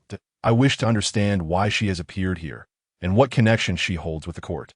Specifically the blackguards." Yun Luoxia spoke candidly, her gaze fixed upon the holy maiden of the Tianzong. At this point, the holy maiden had little left to conceal, and she addressed the matter with utmost directness. "I have no connection with the black-clad guards. It is purely coincidental that they happen to be in Pingyang City. As for my presence here, it is entirely due to you." The you she referred to was, of course, Yang Lin, for if it were not for him, she would not have been able to easily track down the whereabouts of the demoness, nor would she have revealed herself. Naturally, Gu Qingwei had mistaken Yun Luoxia for the demoness. Yang Lin, with a resigned gesture, spread his hands, though he had long surmised the reason. Hearing it confirmed by Gu Qingwei felt like an affirmation of his conjectures. Is it possible that all of you from the Tianzong are so fond of meddling in others' affairs?" Yun Luoxia remarked with a cold smile, finding the situation diverging from her expectations. She had initially thought that Gu Qingwei was colluding with the black-clad guards to investigate her and the princess's whereabouts. She had not anticipated that the inquiry had arisen because of Yang Lin. Could it truly be due to that jade pendant? If that were the case, Yun Luoxia could only deem herself unfortunate. Meddling in others' affairs? Had you not taken the initiative to act, I would not have sought you out. The holy maiden seemed somewhat defiant in response to Yun Luoxia's words. If the demoness had not stolen her belongings in the first place, the holy maiden would not have pursued her all the way to the Yang residence. Yet, in the end, Yun Luoxia had turned the tables, and, even bound, the holy maiden felt an injustice. "When did I act against you? I do not recall ever having seen you before." The holy maiden's statement left Yun Luoxia momentarily stunned, as it felt rather incongruous. In her eyes, Yun Luoxia was merely putting on an act, perhaps attempting to deceive Yang Lin. One had to concede, the demoness was indeed a talented performer. Yang Lin cleared his throat softly, pondering that if Yun Luoxia had never encountered the holy maiden before, it was likely due to his previous relationship with Yun Luoxia that had offended the holy maiden. After all, he had been with the holy maiden Gu Qingwei first, and only later with Yun Luoxia, thus leading to the current predicament of being pursued for debts. However, upon hearing this, Yun Luoxia's expression darkened, and she shot a glare at Yang Lin, urging him to remain silent. Did this fellow possess such unwavering confidence? The holy maiden, too, found no need to explain herself further, realizing that Yang Lin remained blissfully ignorant. Inadvertently attempting to smooth over the situation, for a moment, the holy maiden was at a loss whether to commend Yang Lin's vivid imagination or to pity his naivety. Yang Lin awkwardly coughed a few times before speaking. "You see, she has already answered the first question. Now, could you perhaps share if there are any other demands?" Yun Luoxia pondered for a moment before continuing. "You must ensure that this woman guarantees not to disclose the whereabouts of me and the young lady, nor sell any information about us to anyone. Otherwise, her unspoken threat lingered palpably in the air, clear enough for any astute listener to discern its meaning." Yang Lin nodded in agreement, recognizing the reasonableness of the request. But it required the chivalrous woman's consent. Thus, he turned his attention to the motionless holy maiden lying on the bed. "Whether I agree or not is of little consequence. What truly matters is that from the outset, this woman harbored ill intentions towards your concubine," the holy maiden remarked, interpreting the situation in her own way. Yang Lin was taken aback by this assertion. How could Yun Luoxia harbor ulterior motives against Xiao Feng? When had such a thing occurred? He could perhaps believe that Yun Luoxia wished to eliminate him, but to suggest that she had ill designs against Xiao Fenger was something he would vehemently oppose. For Xiao Feng, Yun Luoxia would even go so far as to sacrifice herself and personally serve Yang Lin, which spoke volumes about her character. Hearing the holy maiden's words, Yun Luoxia nearly burst into laughter. The Tianzong truly meddled in everything, even the air. "My dear lady, if I may be so bold, You are indeed overstepping your bounds. Yang Lin could not help but interject, given the nature of their relationship. I fail to understand the basis of your deduction. Chapter 47. The truth in the chivalrous woman's heart had he misunderstood. Gu Qingyue was momentarily taken aback, but reflecting on her recent observations of Yun Luoxia's movements, she began to perceive a glimmer of understanding. It seemed that the demoness had set her sights on Xiao Feng'er for quite some time. This was truly a grand scheme. At this moment, Yun Luoxia could no longer contain herself and asked the holy maiden, "You were not concerned that I might act against the young lady from the very beginning, which prompted you to confront me?" Remembering that the holy maiden Gu Qingyue had mentioned wanting to take Xiao Feng'er as a disciple upon her arrival, it suddenly made sense that her intentions were to protect Xiao Feng. There seemed to be a monumental misunderstanding at play here. Yang Lin could hardly contain his laughter at this juncture. Only Gu Qingyue fell silent. Her gaze locked on Yun Luoxia, as though she sought to uncover a flaw in her demeanor. However, it was futile. Every aspect of Yun Luoxia radiated authenticity, far more genuine than gold. Reluctantly, the holy maiden found herself somewhat admiring the demoness. In terms of acting prowess, it seemed no one could surpass her. Rest assured, I can guarantee that Xiao Xia will never harm Feng'er. I stake my life on it. Seeing the tension between the two women, Yang Lin quickly intervened, attempting to mediate. In response, Yun Luoxia merely snorted. Yet internally, she felt a sense of relief. From the beginning, she had believed Gu Qingyue was after Xiao Feng'er, and now it appeared she had misjudged the situation. The holy maiden's sudden appearance was indeed to protect the princess. All right. The matters have been laid bare. There is no need for further hostility, Yang Lin remarked, trying to lighten the mood. Moreover, you truly possess remarkable abilities to have offended the holy maiden of the Tianzong to such an extent. Yun Luoxia cast a cold glance at him, uninterested in continuing the conversation. This fellow was consistently seeking confrontation. If there were no words to exchange, why provoke further discussion? You have yet to see her true nature. The previously silent holy maiden suddenly spoke, addressing Yang Lin with a gaze that held a hint of disappointment. Yang Lin had remained entirely in the dark, which the holy maiden found somewhat pitiable. With a sigh, Yang Lin expressed his exasperation. How could this formidable chivalrous woman be so obstinate? He had stated matters so plainly, yet she remained unconvinced. You would do well to worry about yourself. At this juncture, it seems you can hardly stir up any trouble. Yun Luoxia chimed in, surprisingly defending Yang Gu Qingyue. However, paid this no mind, her expression remaining as calm as placid water, even when Yun Luoxia had sealed her acupoints. Rendering her powerless, the holy maiden had already resigned herself to whatever fate awaited her. Life and death were but matters of destiny. Even if she were to perish here today, the holy maiden would accept it. My lady, why be so pessimistic? So long as you can ensure that Xiao Xia and Feng'er's whereabouts remain undisclosed and that you do not betray them, I may be able to plead on your behalf, allowing you to leave this place. Yang Lin stated, genuinely considering this option, but it hinged upon the holy maiden's agreement. He was not particularly concerned about her going back on her word. After all, she hailed from the Tianzong, a place of integrity. Yet, the holy maiden refrained from directly addressing Yang Lin's inquiry. She did not believe that Yun Luoxia would spare her, even if she consented. In response, Yun Luoxia remained non-committal, her cold gaze fixed upon the holy maiden, scrutinizing her reaction. Yang Lin discerned that she fundamentally did not trust Yun Luoxia, nor believed that Yun Luoxia would release her, leading to a dismissive silence. This moment, Yang Lin found himself genuinely curious about what had transpired between these two women to reach such an irreparable state. The absence of even the slightest trust made his role as a mediator exceedingly difficult. Sometimes he truly found it challenging to be a man. In fact, it was not just Yang Lin. Yun Luoxia too harbored doubts, pondering when she had offended the Tianzong. Could it be that among those she had previously targeted, there were individuals from the Tianzong, perhaps even key figures? After all, if they were merely ordinary outer disciples, the Tianzong would hardly be concerned about the loss of a few. Even if you distrust one another, can you not trust me just once?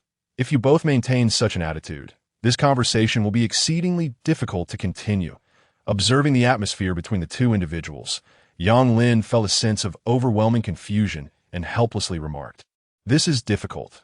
The holy maiden said little more, merely uttering a single word. Yin Luoxia clearly agreed with this sentiment, yet she still spoke up, saying, "For your sake, I can spare her life, but asking me to release her is out of the question." "So what do you intend to do?" Yang Lin instinctively inquired. "I haven't figured it out yet. Once I do, I'll let you know. Until then, she must remain here."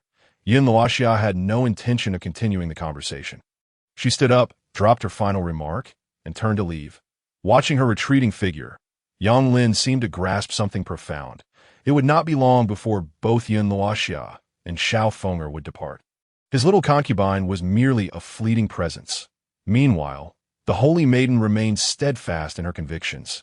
Yin Luoxia's actions undoubtedly harbored deeper conspiracies, and she was likely orchestrating a grand scheme.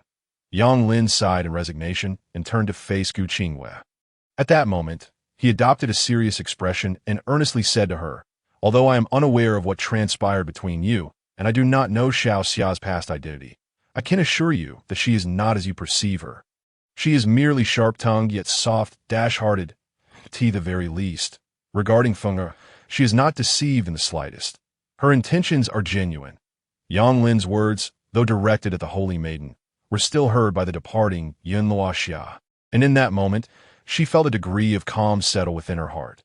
That is because you do not know her well enough. Once you discover her true nature, you will surely regret it. The holy maiden remained unmoved, steadfast in her understanding. Yang Lin, feeling helpless, refrained from saying more, turned back to recluse the study door, and then returned to his previous position. "Then tell me, how do you perceive Xiao Xia?"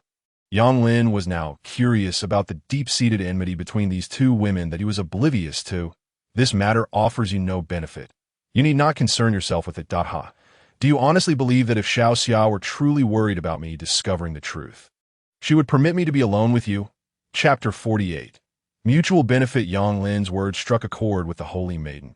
If the demoness feared her true identity being revealed, she would certainly not have allowed Yang Lin to be alone in this space. After a moment of contemplation, Gu Qingwei turned her gaze back to Yang Lin and asked, "If I tell you, will you believe me?" Yang Lin remained silent, but nodded earnestly. After all, she hailed from the transcendent Tianzong. There would be no reason for her to deceive an ordinary person like him regarding such matters. "Very well. Since we have reached this point, it would be unreasonable for the holy maiden to continue withholding information. The Xiao Xia you see is not her true self. She is the demoness of the abyss. The former leader of the Abyss Church, demoness, Ouyang Yunshuang." Although Yang Lin was not well versed in the affairs of the martial world, he had indeed heard of the notorious Abyss, the name of the legendary leader.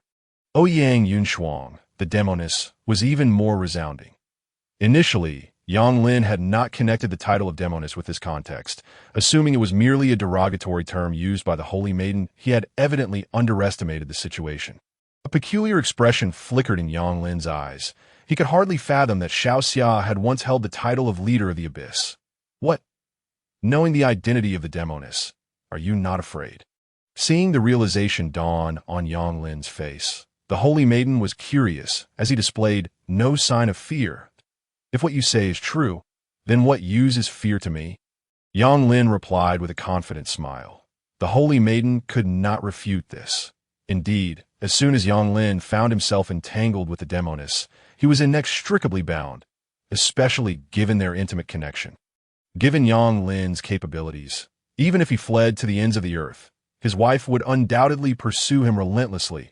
It could be said that Yang Lin's life and death rested entirely in the hands of the demoness, leaving him with no room for negotiation. If you claim Xiao Xia is the demoness, then what is Feng'er's identity? Yang Lin inquired with curiosity, his gaze fixed on Gu Qingwei. After a moment of silence, the holy maiden shook her head, refraining from revealing Xiao Feng'er's identity. "As for your little concubine, it would be best for you not to know. It is truly for your own good." Yang Lin could not help but roll his eyes at her. Did this woman truly not understand her predicament? Was she genuinely concerned for him? "Your continued existence is thanks to my efforts. If you do not divulge this information, how can I assist you?" Yang Lin attempted to persuade her, but Gu Qingwei had no intention of continuing the conversation. She lay quietly on the bed, remaining silent. Although she had roughly guessed Xiao Feng'er's identity, lacking concrete evidence and certainty rendered it pointless to share this with Yang Lin. Moreover, should her suspicions prove correct, revealing such truths could very well endanger Yang Lin's life. Thus, to disclose this information would mean putting him at risk. For both emotional and logical reasons, Gu Qingwei could not bring herself to reveal the truth to Yang Lin. Consequently, even if Yang Lin wished to continue questioning, it seemed impossible to extract further information from her, so he opted to abandon the topic. In light of these matters, Yang Lin had something far more significant to discuss with the Holy Maiden. As it genuinely pertained to him, by the way, there's a jade pendant from which I have cultivated the techniques within. It must originate from your Tianzong, correct? Yang Lin shifted the conversation upon hearing this. Gu Qingwei was momentarily taken aback and did not deny it. She distinctly remembered not placing any sect techniques within the jade pendant, implying that the methods Yang Lin uncovered might have been inherent to the pendant itself. In other words, Yang Lin had managed to discover treasures from the jade pendant that even she could not unveil. Thus, this could be considered Yang Lin's stroke of fortune. Gu Qingwei did not intend to expose this point, tacitly acknowledging that the techniques were indeed from Tianzong. Indeed, then I shall not encounter any trouble in the future, right? Tianzong should not be so petty. Yang Lin stroked his chin and inquired casually. The Holy Maiden nodded, affirming Yang Lin's assertion. Upon seeing this, Yang Lin felt a sense of relief. Initially, he had harbored some trepidation. After all, techniques held significant importance for any sect. He was not a disciple of Tianzong, and secretly practicing their techniques could justify their sending assassins after him. However, with the Holy Maiden's affirmation, Yang Lin could continue his cultivation without guilt. Then tell me, do I have any chance of joining Tianzong? Yang Lin suddenly thought of something and continued to look at the Holy Maiden. This question momentarily stumped her. Although Tianzong did accept disciples, it was highly unlikely they would take someone of Yang Lin's age. In the path of cultivation, the earlier one began, the better. She herself had joined Tianzong as an infant. You are too old. Gu Qingwei replied, delicately to this. Yang Lin could not help but pout, feeling somewhat dissatisfied. After all, this body was merely 20 years old. Was that considered too old? Tianzong's standard seemed excessively high. To join Tianzong, one must sever ties with the mundane world, relinquishing all desires and emotions. Based on my observations of you these past few days, it is clear that you are utterly enamored with women, engaging in indiscretions with Yin Luoxia, which disqualifies you outright, Gu Qingwei asserted decisively. All right, it appears you have no intention of admitting me. Although Yang Lin said this, he felt a tinge of unwillingness. Then what about this? If I cannot enter the inner sect of Tianzong, surely I could manage to become a lay disciple. Seeing Yang Lin so determined to join Tianzong, the Holy Maiden seemed to have an inkling of his thoughts and stated plainly, if you wish for me to teach you cultivation, you can simply say so. There is no need for subterfuge. Haha, a true heroine indeed. You saw through my intentions. Yang Lin scratched his head and chuckled. However, I will not let you work for nothing. During the time you teach me to cultivate, I will take care of your meals and daily needs. It shall be mutually beneficial. Thus, Gu Qingwei did not agree, but also did not outright refuse. Yang Lin understood that he had seized an opportunity, and excitement surged within him.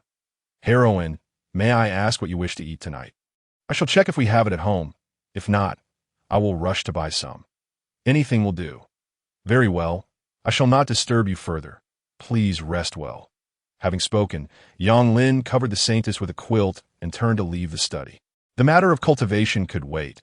It was better to allow the heroine some time to adjust first. However, was his talent truly so lacking?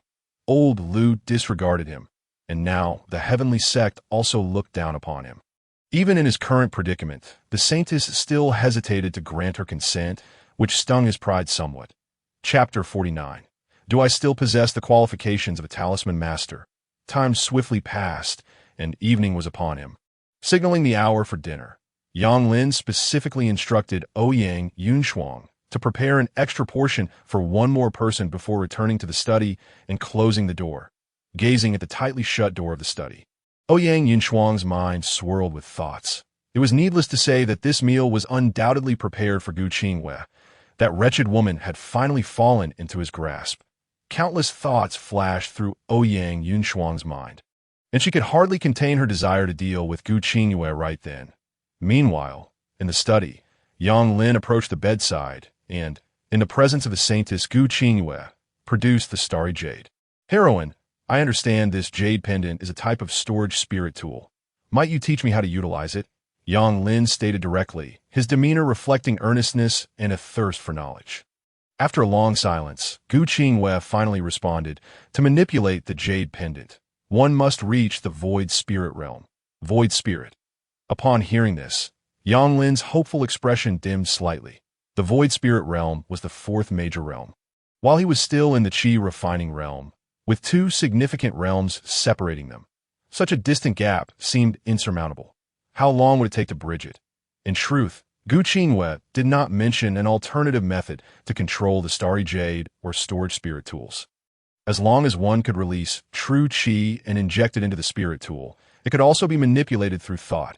However, to achieve true Qi release, one must first condense a sea of true Qi, which meant forming a cyclone within the dantian. With a cyclone as a foundation, the subsequent release of true Qi would merely be a matter of time. Of course, Gu Qingwei refrained from divulging this, leaving Yang Lin to discover it on his own. Originally, Yang Lin's fortunate acquisition of the starry jade, along with the cultivation method contained within, was already a stroke of luck if it were destined for him. Even without her guidance, he would eventually learn to wield the starry jade. Moreover, it seemed that the pendant had shielded his true Qi. Despite being in close proximity for so long, Gu Qingwei had been unable to discern anything about it, leaving her without much authority over it. Feeling helpless and unable to obtain the answers he sought, Yang Lin chose not to dwell on it any longer. As usual, he selected a large piece of flesh from the pendant storage space, naturally that of the Millennium Snow Serpent. Observing Yang Lin's clumsy actions and the blood of the snow serpent spilling out, Gu Qingwei felt an inexplicable pang of pity and couldn't help but remind him. Not just the flesh, the blood is also exceedingly precious and should not be wasted. Yang Lin paused at her words. Although he knew that the Millennium Snow Serpent was valuable, he lacked a clear understanding of how precious it truly was. He wisely remained silent, waiting for Gu Qingwei to elaborate. Have you ever heard of talismans? Or perhaps talisman masters? Gu Qingwei inquired. Upon broaching this topic, Yang Lin should not have guessed that his little concubine was, in fact, a genuine earth-ranked talisman master that I know. But aren't those just tricks? Yang Lin responded, nodding without a second thought. Her response left Gu Qingwei momentarily speechless. Talisman masters were undeniably real. How could he dismiss it as mere deception? Based on the memories of this body, Yang Lin clearly recalled that those so-called talismans were akin to ghostly symbols from his past life, the work of charlatans. Such things had always been mere tricks within the martial world. Hadn't they? Not at all. Gu Qingwei was too weary to argue further and continued. The blood of the Millennium Snow Serpent can be used to create talismans. It is a highly coveted material among talisman masters. Many seek this blood and are even willing to fight over it. At auction, it can fetch prices in the millions. However, perhaps I shouldn't bother explaining this to you. Yang Lin nodded in acknowledgement. He knew that, as a mere Qi refining cultivator, he had little knowledge of such matters. However, with my poor cultivation talent, I surely lack the ability to become a talisman master, right? He countered. Gu Qingwei fell silent at this, effectively conceding to Yang Lin's assertion. Then it matters not. This blood holds no value for me, and wasting it is of little consequence. Upon hearing this, the saintess's expression faltered. If the jade pendant could be dismissed. The blood of the Millennium Snow Serpent was something she had slain herself, wasn't it? Moreover, aside from its use in talisman creation, did this blood have no other applications? Yang Lin suddenly recalled something and curiously inquired. Not entirely. For cultivators, it is also an excellent choice for tempering one's bones and muscles. Gu Qingwei added after a moment's thought. Yang Lin's eyes immediately brightened at her words. Was he not in need of bone and muscle tempering? It seemed he had stumbled upon a fortune without even searching for it. Sensing Yang Lin's train of thought, Gu Qingwei quickly cautioned. The blood contains toxins and cannot be used carelessly. That little bit of poison is of no concern to me. Yang Lin replied nonchalantly, hardly regarding the toxins. He turned and retrieved 2 more pieces of flesh from the pendant, sending them over to Ouyang Yunshuang. Upon seeing the 3 pieces of snow serpent meat before her, Ouyang Yunshuang felt a twinge of psychological distress. Not to mention that she had been cooking snow serpent meat every day lately. She had been poisoned because of this millennium snow serpent. However, upon reflection, with Gu Qingyuan now confined to the study, was there a chance to let her experience the taste of snow serpent meat? If she were to fall victim to the lustful poison, it would surely be an unpleasant experience for her, wouldn't it? Ouyang Yunshuang was genuinely curious about how the esteemed Gu Qingyue would react after succumbing to such poison, after delivering the meat. Yang Lin chose not to return to the study, but instead approached the room where Xiao Feng'er resided and lightly knocked on the door, having not seen her for nearly a day due to her injuries. Yang Lin felt concerned and wanted to check on her condition. The door opened to reveal Yun Luoxia. Upon seeing Yang Lin, she glanced back before stepping out of the room and gently closing the door behind her. "Is there something you need?" Yun Luoxia's demeanor remained cold as she addressed Yang Is Feng'er, all right? "How is her condition?" Yang Lin inquired. However, sensing that Yun Luoxia would likely claim it was none of his business, he preemptively responded, "She is my wife. Am I not allowed to care for her?" "Ha! I didn't expect you to still have feelings for her. I thought you had only eyes for that white-clad fairy." Yun Luoxia retorted with a cold laugh. After all, Yang Lin had been shut away with Gu Qingyue in the study for an entire day. Who knew what they were doing in there? "What? Are you feeling jealous?" Chapter 50. Mind your own business and inquire less to Yang Lin's surprise. He responded directly, nearly infuriating Yun Luoxia.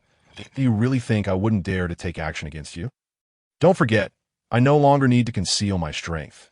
Yun Luoxia shot him an icy glare, deliberately adopting a threatening tone. In response, Yang Lin merely laughed heartily, unperturbed by her threat, and stepped closer. "Sister Xia, my dear sister, please just tell me how Feng'er is doing so I can feel at ease." With this, Yun Luoxia's tones softened slightly. "She's fine. She'll recover after some rest. With me here to be wide the way." Did that woman say anything about me? Suddenly recalling what Gu Qingyue had mentioned earlier, Yang Lin couldn't help but chuckle, looking at Yun Luoxia with a cheeky grin. I never would have guessed that our little Xia sister was once a leader herself. Upon hearing this, Yun Luoxia was left utterly bewildered. What did he mean by once a leader? This made no sense. At best, she was merely an assassin. Her other identity was that of a servant to the princess. Where did the notion of being a leader come from? Am I mistaken? Isn't the abyss of demons considered the demonic sect? Yang Lin inquired, his eyes bright with realization that aren't you the former leader? The demoness? Seeing Yun Luoxia's confused expression, Yang Lin felt equally puzzled. I could see this moment. It seemed that Yun Luoxia had pieced everything together, and no wonder Gu Qingyue had sought her out. No wonder that woman had referred to her as demoness from start to finish. The misunderstanding appeared to be quite significant. Gu Qingyue had believed all along that she was the demoness, the Ouyang Yunshuang of the abyss of demons. Observing the reaction of Yun Luoxia, Yang Lin was momentarily taken aback. A sense of confusion brewing within him. Something was amiss, yet he could not articulate the reason for it at that moment. Thus, he inquired, "I have always referred to you as Xiaoxia, but until now, I remain unaware of your full name. Are you not already aware? I remain unchanged in both name and title. I am Ouyang Yunshuang of the Demon Abyss." Yun Luoxia deliberately glanced at Yang Lin as she spoke.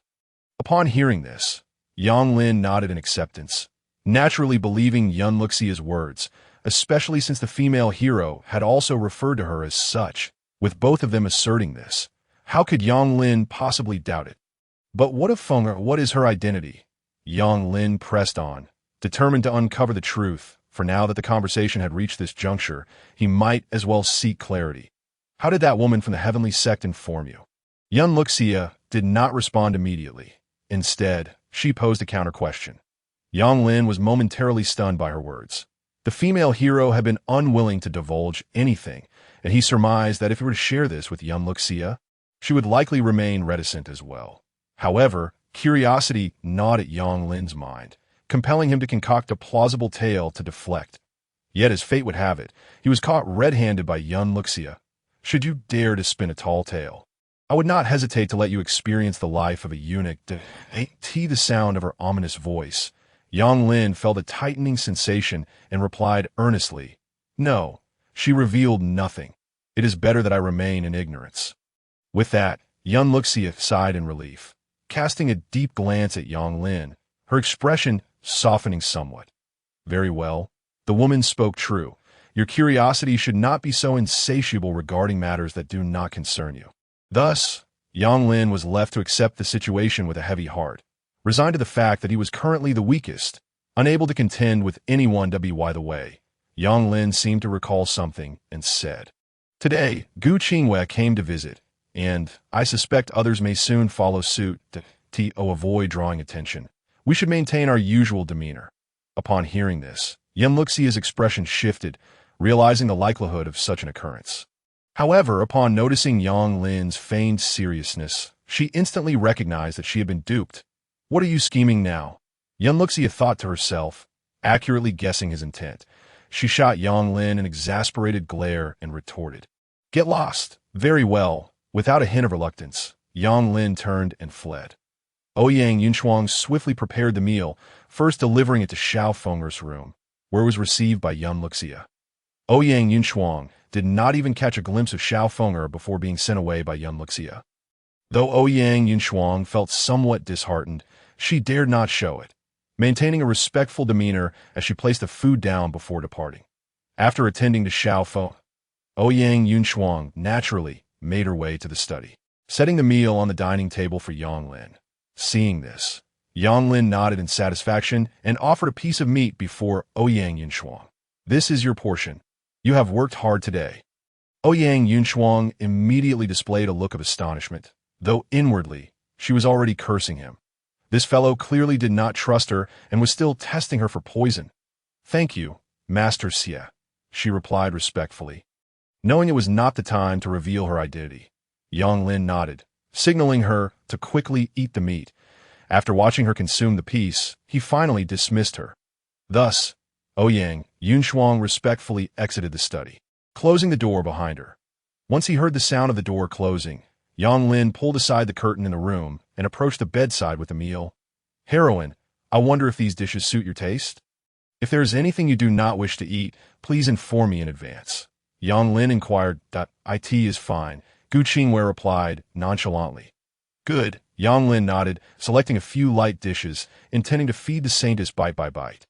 At that moment, Gu Qingwei could only accept her fate, as all her acupoints were sealed, leaving her with no ability to move except for her mouth and eyes. She was rendered helpless, waiting for Yang Lin to feed her.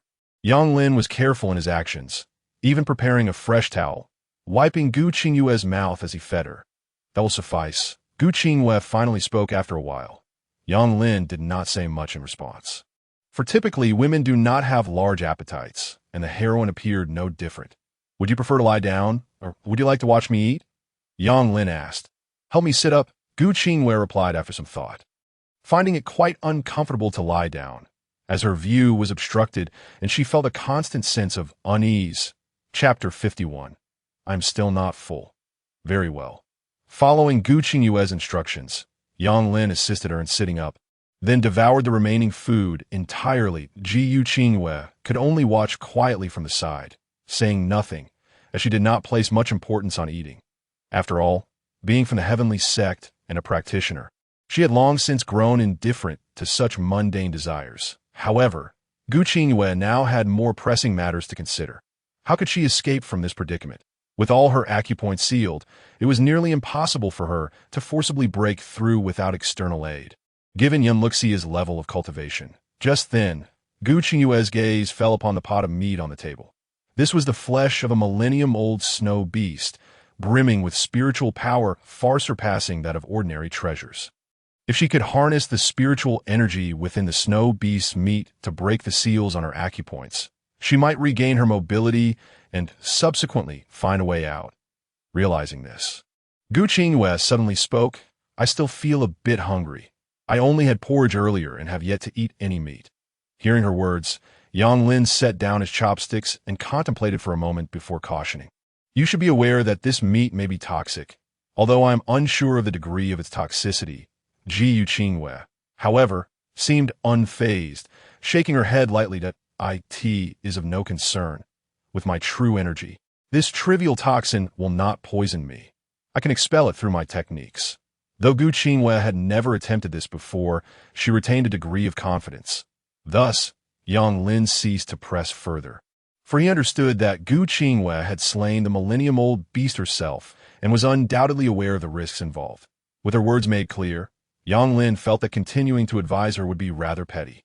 Taking up clean bowls and chopsticks, Yang Lin generously filled a small bowl with meat and returned to her bedside, feeding her bite by bite as before. It did not take long for Gu Qingwei to finish the small bowl of meat. And it seemed she had no intention of stopping. It was not that Yang Lin was unwilling to share. Rather, he was acutely aware of the meat's potent effects and was concerned whether the heroine's body could handle such a quantity. This meat is quite nourishing. Have you truly no issues after consuming so much? Yang Lin inquired, keeping a watchful eye on Gu Qingwei's expression, which showed no signs of distress. That it is fine. I'm still not full. Gu Qingwei replied calmly.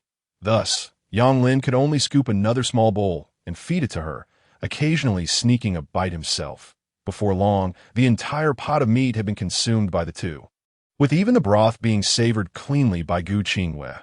The soup made from the snow beast's meat contained considerable essence, and to maximize its medicinal effects, nothing could be wasted. Yang Lin could not help but marvel at this. He typically refrained from finishing the soup, mostly focusing on the meat while sipping a little broth. He had never seen anyone consume both meat and broth entirely, as Gu Qingwei did. One had to admit, her audacity was extraordinary. Did she not fear being too deeply poisoned, with dire consequences? Yet, since the female hero said nothing, Yang Lin felt that to voice his concerns repeatedly would be overly meddlesome. At last, he could only follow Gu Qingwei's instructions, ensuring that not a drop of soup was left unserved. After breakfast, Yang Lin once again drew the curtain around the bed, returning to his desk and sitting on a mat. As was his routine, to commence his cultivation of the star technique, refining the medicinal effects within his body. Before long, Ouyang Yunshuang quietly entered, tidying up the dishes used for the meal, observing Yang Lin diligently practicing, as usual. With the bed curtain drawn, Ouyang Yunshuang felt a twinge of frustration. She had initially thought she would be able to personally care for Gu Qingwei, especially since the woman was now immobilized, unable to move a muscle, and surely needed someone to feed her. However, it turned out that all these tasks were undertaken by Yang Lin, leaving Ouyang Yunshuang with no opportunity to even meet Gu Qingwei, thus rendering her ulterior motives utterly unexecutable. The rare opportunity she had long awaited felt tantalizingly close, yet completely out of reach, driving her to the brink of exasperation. Nevertheless, Ouyang Yunshuang was not one to act impulsively. Rather, her cunning and guile were what made her notorious as the demoness. Ultimately, she chose to remain a silent observer, finishing her tidying up before discreetly exiting the room. As time swiftly passed, the night deepened. And suddenly Gu Qingwei felt an urgent need to relieve herself. Oh no, I drank too much soup during dinner. Typically, Gu Qingwei was quite mindful of her diet, favoring light meals, and she never indulged to such an extent as she had today. Hence, she had not considered this possibility, and now the situation had arisen unexpectedly. The one she was with was Yang Lin, and she found it somewhat difficult to voice her need, hesitating over whether or not to call him. Soon enough, Gu Qingwei could no longer contain herself and called out, Yang Lin. Yang Lin, who had been immersed in his cultivation and not asleep, was naturally alert to his surroundings upon hearing Gu Qingwei's voice. He withdrew from his practice, opened his eyes, and looked over. What does the heroine require? Could you please fetch your maid? Gu Qingwei specified, referring to Ouyang Yunshuang, who was disguised as a cook, hence her emphasis on Yang Lin's involvement. Is there something you need? Yang Lin inquired, puzzled at this hour. I suspect Z is already asleep. That Ji Qingwei fell silent at this response, momentarily unsure of how to articulate her predicament. When had the esteemed Gu Qingwei ever found herself in such a humiliating position? She never anticipated that she would feel so tongue-tied in front of someone as inexperienced as Yang Lin that if she had known, she ought to have clarified this misunderstanding earlier, but now it only served to entrap her. I assure you, if the heroine requires assistance, do not hesitate to inform me that I will not refuse any request I can fulfill. Yang Lin continued, aiming to alleviate Gu Qingyue's concerns with a deliberate remark. Moreover, given our relationship, is there really a need for formality? Yang Lin felt no discomfort in his words, but upon hearing them, Gu Qingyue experienced a shiver of unease. This fellow still did not grasp that she and the woman from that fateful night were not the same person. He remained blissfully unaware of the truth. Reluctantly, Gu Qingyue decided against revealing her predicament to Yang Lin and simply replied, "It's nothing. You may continue your cultivation." "Really?" "Yes." Seeing Gu Qingyue's reluctance to speak, Yang Lin could only scratch his head in resignation. Perhaps it would be best to seek out a Z after all, despite the late hour and the potential disturbance it might cause.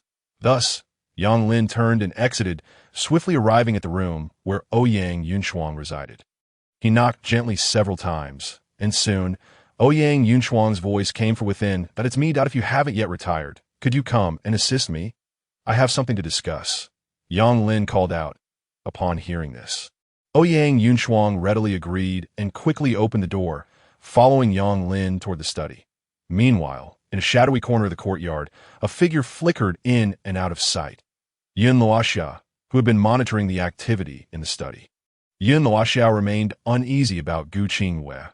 Even though her movements had been sealed, she felt compelled to keep a watchful eye, as the safety of Xiaofeng was at stake.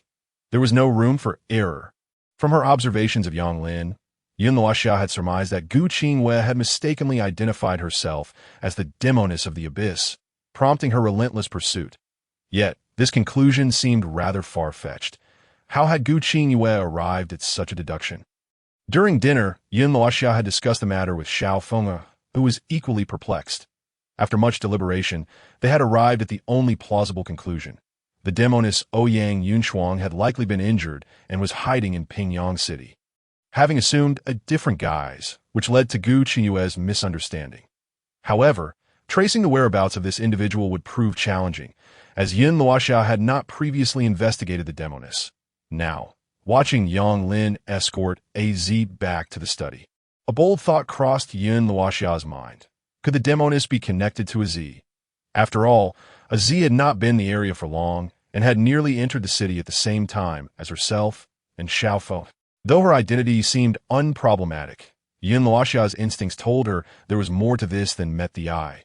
Yet, without concrete evidence, she could only remain vigilant, particularly since Xiaofeng was still injured. Simultaneously, the lights in the study flickered to life, and Ouyang Yunshuang, following Yang Lin inside, felt a surge of excitement. She strolled to the bedside, pulling back the curtain at this distance. Despite her diminished strength, she was still confident that she could eliminate Gu Qingyue on the spot. "Heroine, I have brought you the person you requested. Feel free to issue your orders. A Z should be able to assist you. I shall step outside to spare you any discomfort." Old Lu smiled and spoke, then exited the room, taking up a position at the door. Unbeknownst to him, Ouyang Yunshuang stood silently by the window, her gaze fixed on Gu Qingyue in bed, respectfully inquiring, "Is there anything you require of me?" "I need to use the restroom," Gu Qingyue replied softly, her expression slightly awkward. She could hardly fathom that she would find herself in such a position, reliant on another's assistance. Understood. Ouyang Yunshuang immediately comprehended the situation, a cold smirk forming within her heart. How fortuitous, she thought, to have this opportunity present itself so effortlessly. Just moments ago, she lamented her lack of closeness with Gu Qingyue, and now the chance had literally come knocking at her door.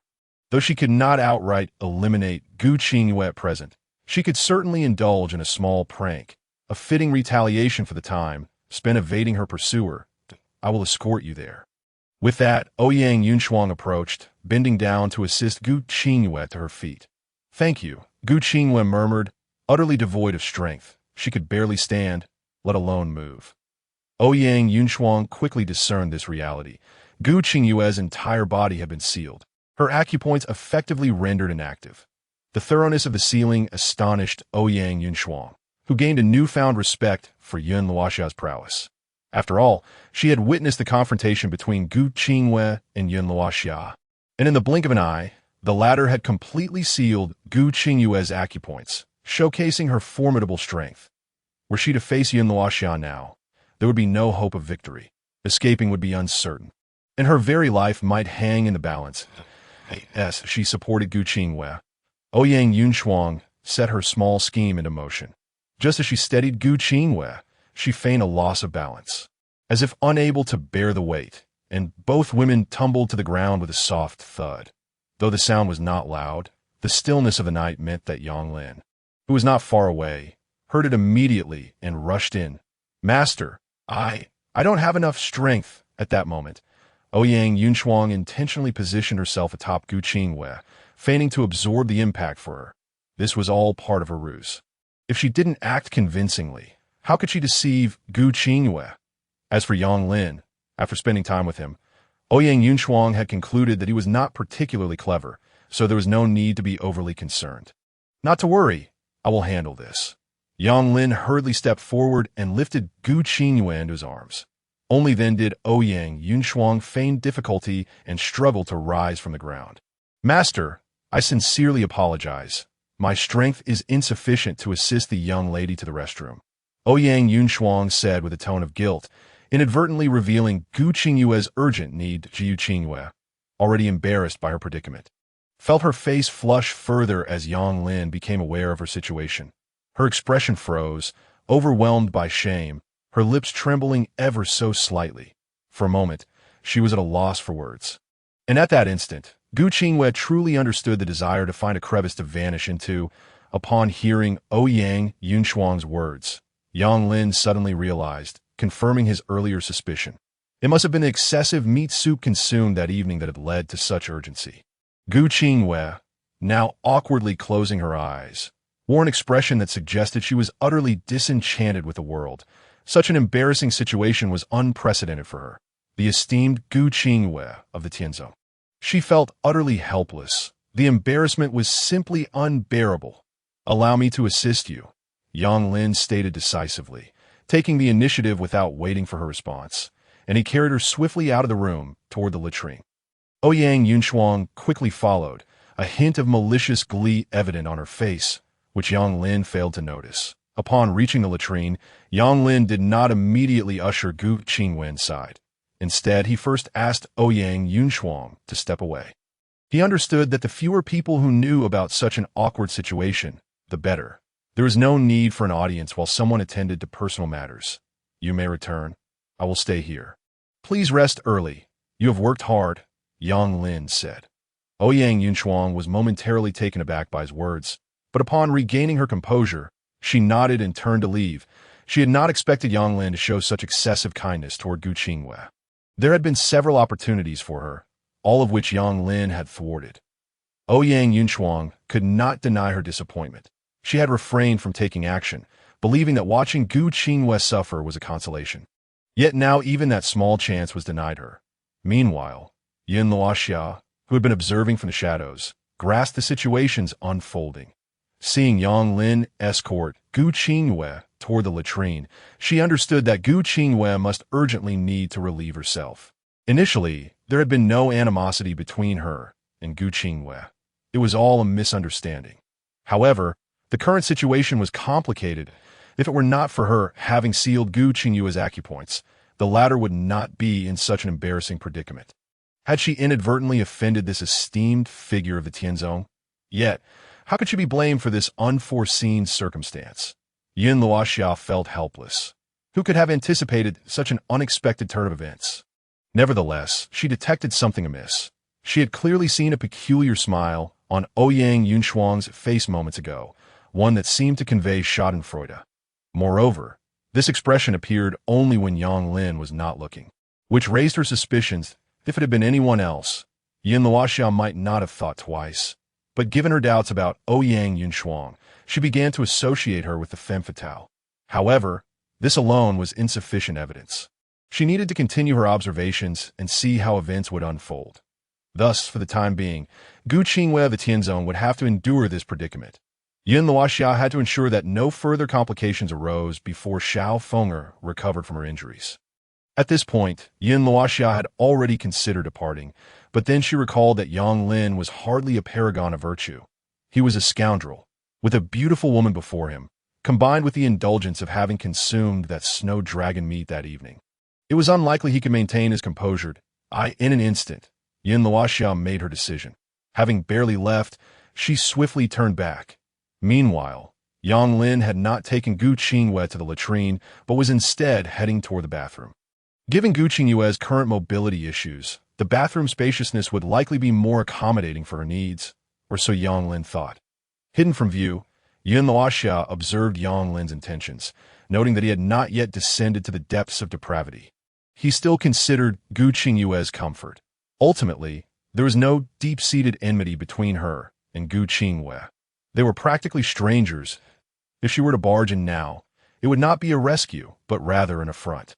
Seeing that matters had not spiraled into chaos, Yin Luoxia felt a sense of relief and quietly withdrew. After resolving the situation, Yang Lin returned to the study with Gu Qingyue in his arms. Taking care to spare her any further embarrassment by rendering her unconscious, in this scenario, it seemed far better for Gu Qingyue to be in a state of slumber than to be awake. Had it been him, Yang Lin would have likely felt overwhelmed. Furthermore, being in the presence of such beauty posed a challenge for any normal man, especially after consuming snow dragon meat that evening. Maintaining the facade of a virtuous man was a feat in itself. Carefully placing Gu Qingyue back on the bed and covering her with a blanket, Yang Lin felt a sense of pride in having accomplished his task. His stature noticeably elevated, albeit only slightly.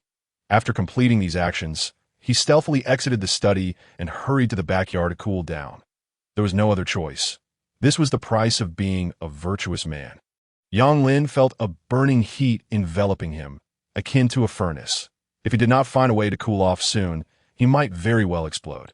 Unconsciously, he found himself making his way toward Yin Luoxia's room. But upon seeing the door tightly shut and devoid of any sound, he knew it would be futile to wait. Resigned, Yang Lin began to practice his martial arts in the courtyard, expending energy while also honing his recently learned phantom steps technique. The commotion in the yard did not go unnoticed by Yin Luoxia and Ouyang Yunshuang, both of whom were somewhat speechless. Yang Lin had not been quiet for a single night in recent days. Most anxious was Ouyang Yunshuang. She wished to confront Gu Qingyue, but feared being discovered by Yin Luoxia. Yang Lin's training would undoubtedly alert them, and approaching now would be tantamount to courting disaster. Yet such a splendid opportunity would not linger. After all, Gu Qingyue could not indefinitely regard Yin Luoxia as her own. This misunderstanding was all too easily resolved.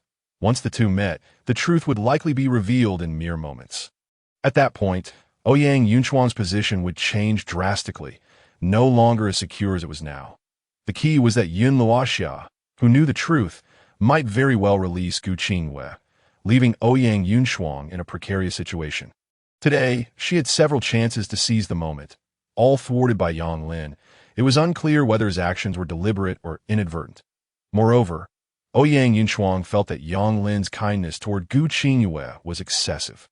Suddenly, a thought crossed her mind, and she gained some clarity. Perhaps Yang Lin had genuinely come to regard Gu Qingyue as his own, mistaking her for that wretched woman from that night in the cave. Ouyang Yunshuang conceived a plan. If she revealed the truth to Yang Lin, could she persuade him to assist her in eliminating Gu Qingyue? However, this notion was fleeting, and she quickly dismissed it. After all, times had changed. Yang Lin was now with Yin Luoxia, and it was uncertain whether he still held any lingering feelings. Ouyang Yunshuang was not foolish enough to jeopardize her own life and well-being by placing her fate in the hands of an unknown rogue. Thus, it seemed her only course of action was to approach the matter through food, given her current role as a cook, which afforded her the most contact with meals, a realm in which the femme fatale excelled. While Yang Lin practiced in the courtyard, an opportune moment allowed Yin Luoxia to silently infiltrate the study. As Gu Qingyue regained consciousness, she sensed Yin Luoxia's presence. At last, what was destined to occur had arrived. Slowly opening her eyes, Gu Qingyue had long accepted that the femme fatale intended to kill her. She gazed steadily at Yin Luoxia, devoid of any fear or plea for mercy. Chapter 54. Holding steady, taking a seat by the bed.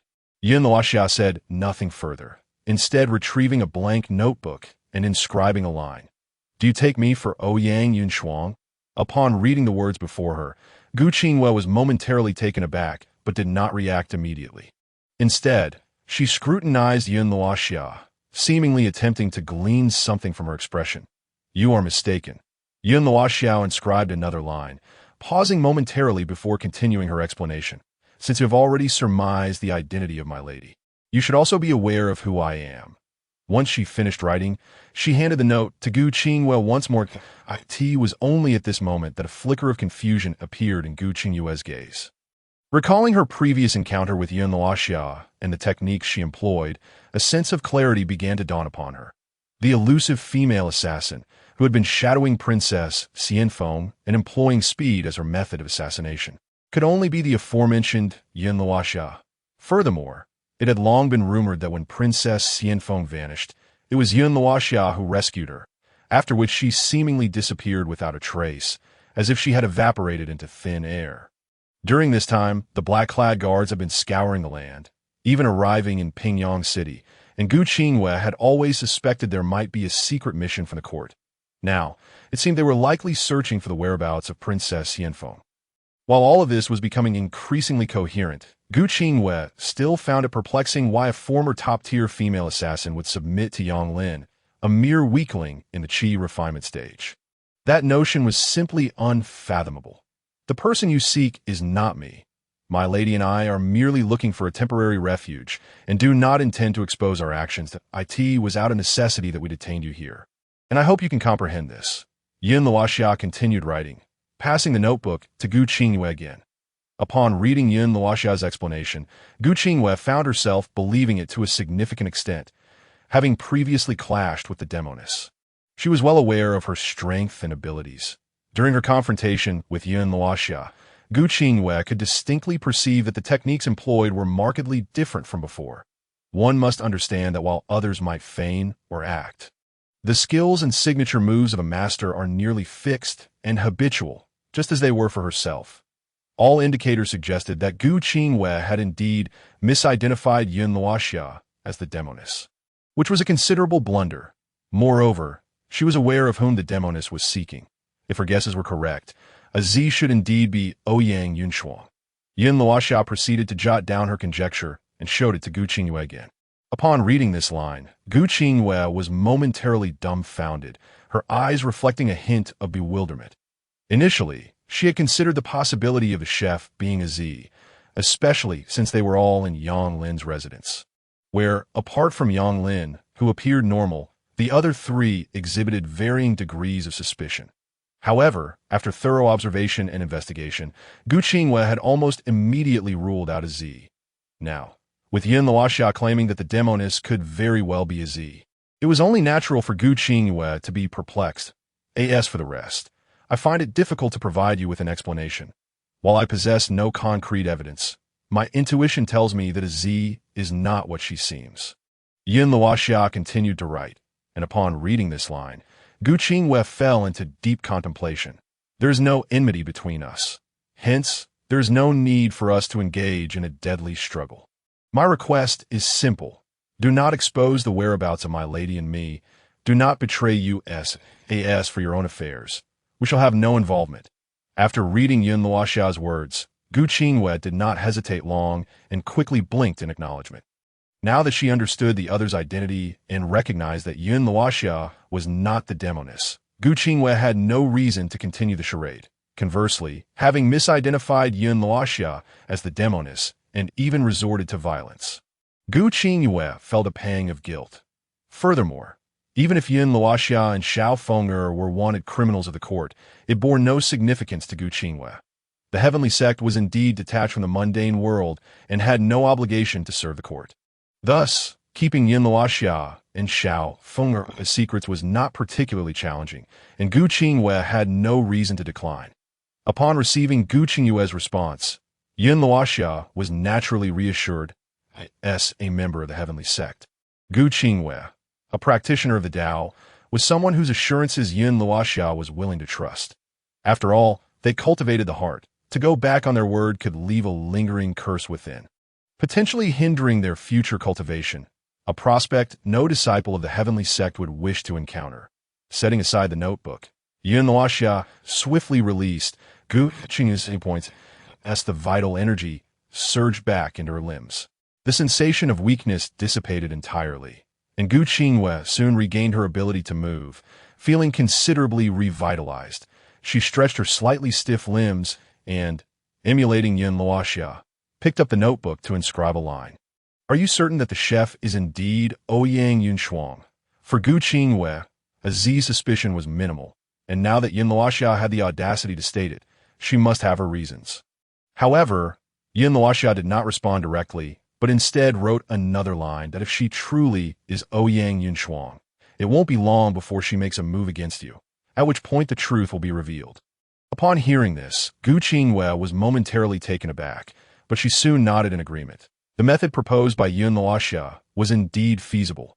Given the animosity between the demoness and herself, if a Z were truly the demoness, she would undoubtedly not tolerate Gu Qingyue's existence beneath her very nose. That Jiu Qingwei was confident that it would not be long before the demoness would strike at her TO outsiders. Gu Qingyue appeared completely immobilized, her acupoints sealed, even requiring assistance to relieve herself. Was this not the perfect opportunity to act? The demoness had been evading capture for so long. It was likely she had grown weary of such a life. If she were to eliminate Gu Qingyue, the demoness would finally be liberated from a considerable nuisance, making her even more unrestrained. Very well. We shall proceed as you suggest. Remain still and observe for a while. Ultimately, Gu Qingwei nodded, acquiescing to Yun Luoxia's plan to avoid alarming the proverbial snake in the grass.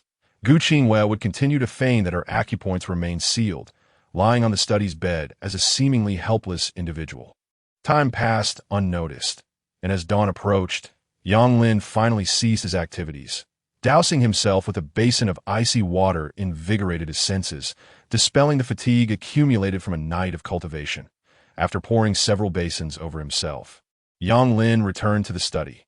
Chapter 55. Unbearable memories. Upon returning to the study, Yang Lin tiptoed to the bedside where Gu Qingwei lay fast asleep.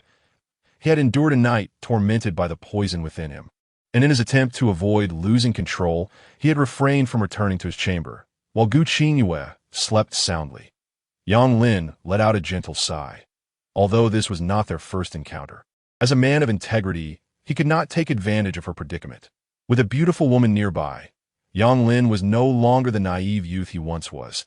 As a normal man, it was impossible for him not to have certain thoughts.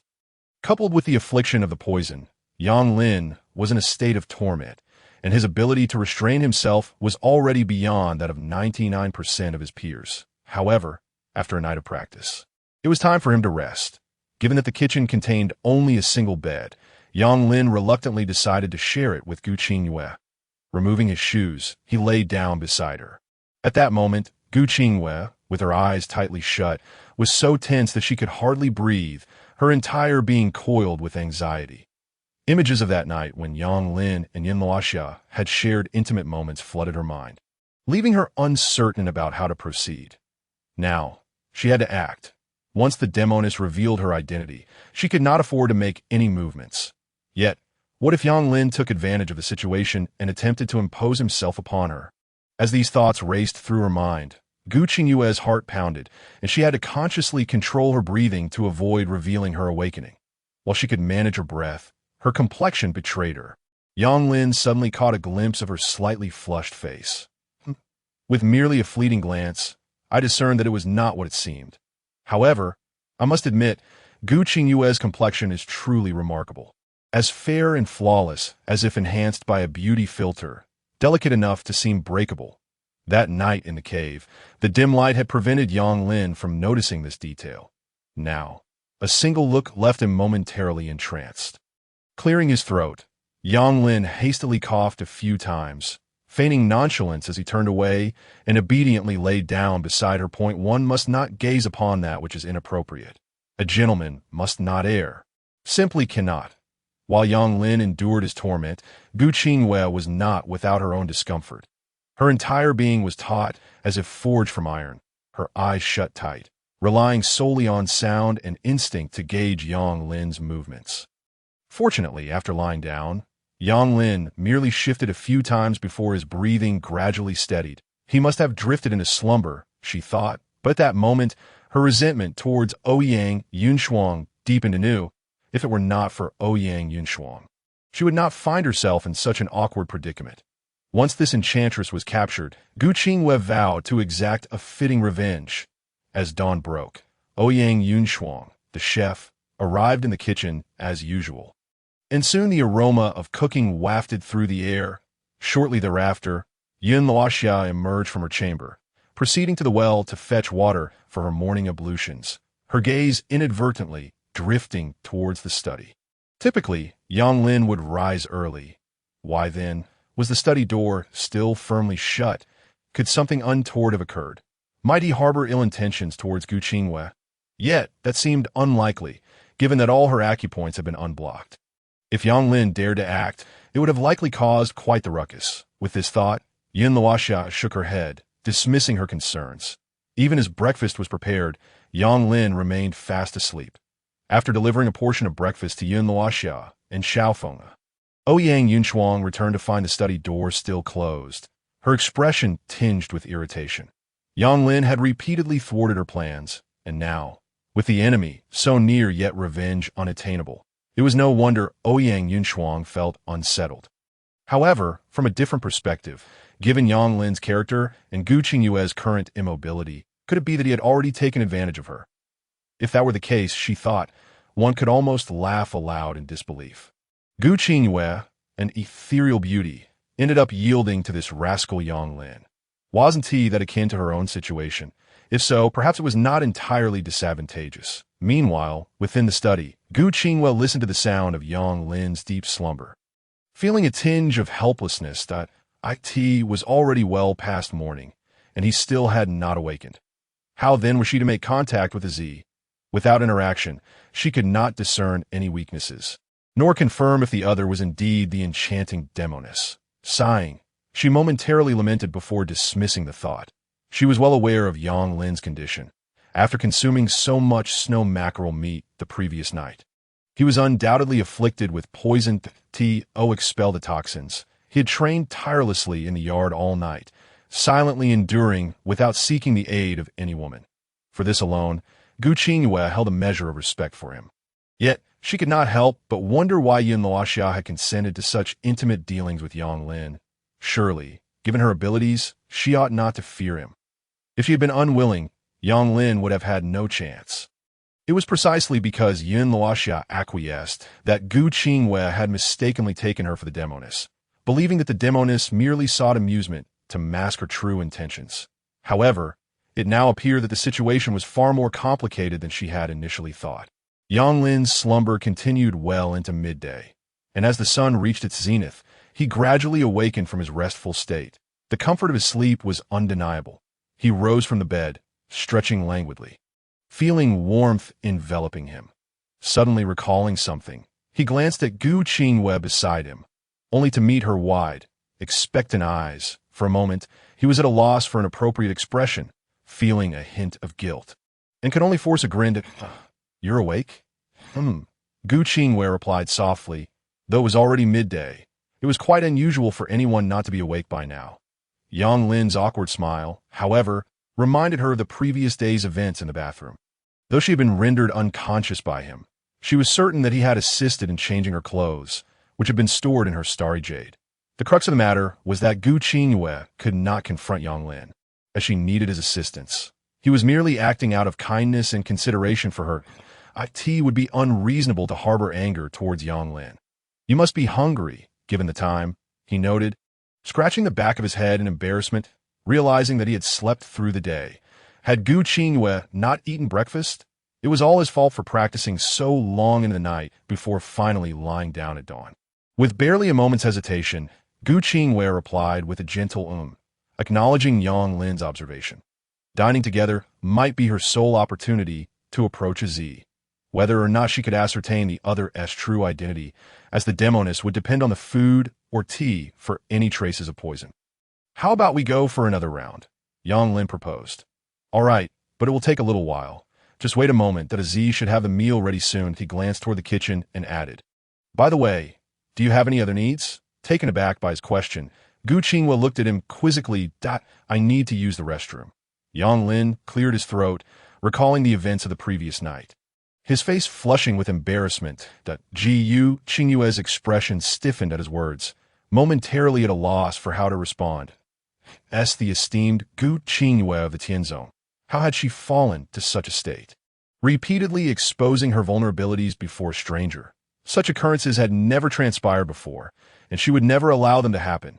Yet now, not knowing how to reply, Gu Qinghua slowly closed her eyes, a picture of resignation. Were it not for her quest to capture the demoness, she would not have to endure this humiliation.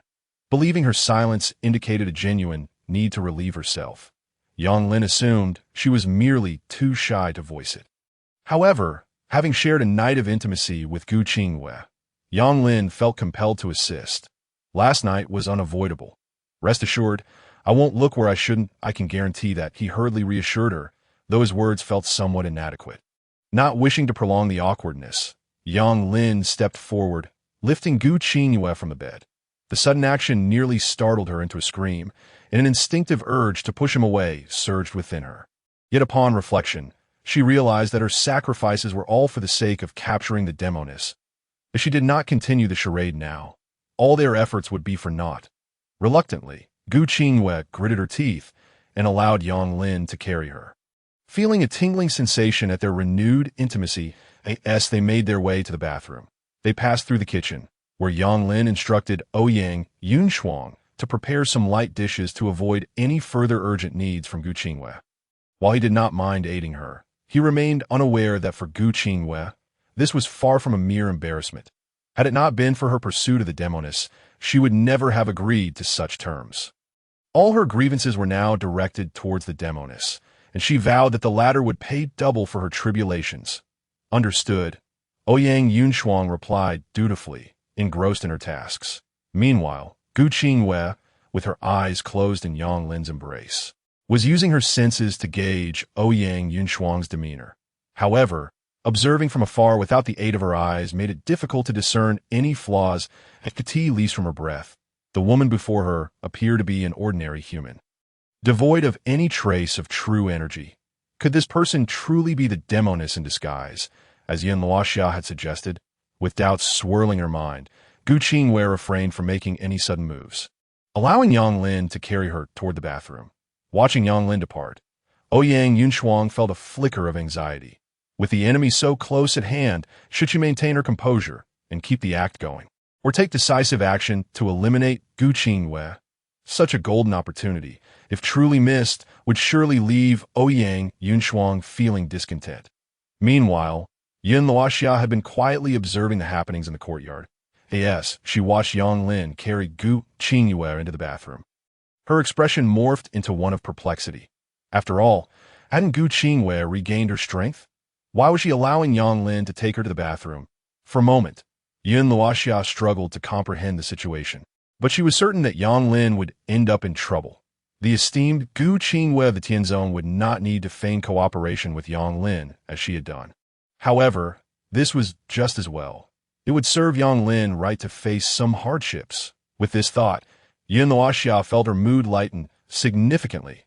It was impossible to claim that she bore no resentment after continuously falling into Yang Lin's schemes.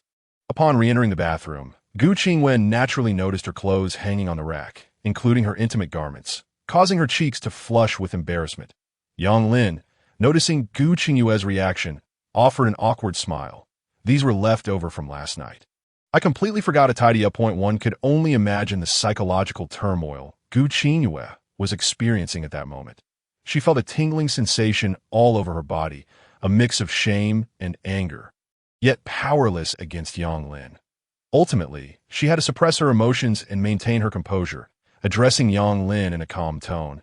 Please call Xia over. Those words.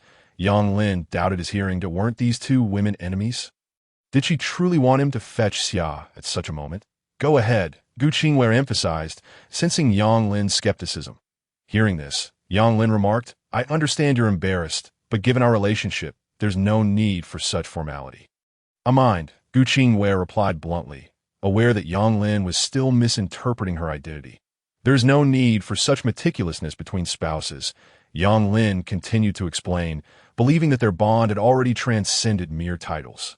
We are not, Gu Qingwei interrupted, feeling overwhelmed and desperate to halt Yang Lin's explanations. She could not fathom how she had ended up in such a predicament, even when faced with enemies in dire straits. She had never felt as frightened as she did now. Realizing she could not convey her thoughts clearly, Yang Lin attempted to persuade her further. In despair, Gu Qingwei resorted to sending a thought transmission to the still-present Yin Luoxia in the room. How long are you going to wait? Last night's embarrassment was already more than enough. Enduring a repeat performance could drive Gu Qingwei to despair. Had she not known that Yang Lin was persistently misunderstanding her, she would likely have taken drastic action against this scoundrel. Upon hearing her words, Yin Luoxia let out a disdainful huff, then swiftly appeared outside the bathroom to prevent Yang Lin from acting recklessly. She deliberately increased the weight of her footsteps. Yang Lin, startled by the noise, turned to see the elusive Yin Luoxia, who pushed the door open and entered, casting a cold glare at him. What are you doing? Yin Luoxia asked, her expression devoid of emotion, her gaze fixed on Yang Lin. In light of the current situation, Yang Lin found himself at a loss for words. Despite his good intentions, leave, as he attempted to explain, Yin Luoxia was not inclined to give him the chance. She took Gu Qingwei from his arms and coldly remarked, "She is already in this state. You needn't continue to humiliate her, this time." Yang Lin did not comply, but stubbornly replied. Hearing this, Yin Luoxia scoffed, "It seems you are the one humiliating her now. What are you still waiting for? Are you waiting for me to ask you to leave?" Yin Luoxia added with a feigned sternness, hoping to frighten Yang Lin away. However, to her surprise, he remained undeterred, frowning and glaring back at her, showing no intention of leaving. Faced with Yang Lin's unexpected defiance, Yin Luoxia felt a flicker of astonishment. After giving him a warning glare, she begrudgingly stated, "I will now release some of her acupoints to restore her ability to move. Is that acceptable?" Upon hearing this, Yang Lin's expression softened slightly, and he nodded in agreement. Yin Luoxia, feeling somewhat exasperated, mused to herself about how Yang Lin had managed to assert himself over her. She then theatrically tapped Gu Qingwei, who pretended to regain her composure, appearing relaxed. Seeing this, Yang Lin nodded approvingly and gently addressed Gu Qingwei, "Should you need anything, just call for me that I will be waiting outside. Come on, how long do you intend to linger here?" Yin Luoxia said impatiently, pushing Yang Lin toward the exit.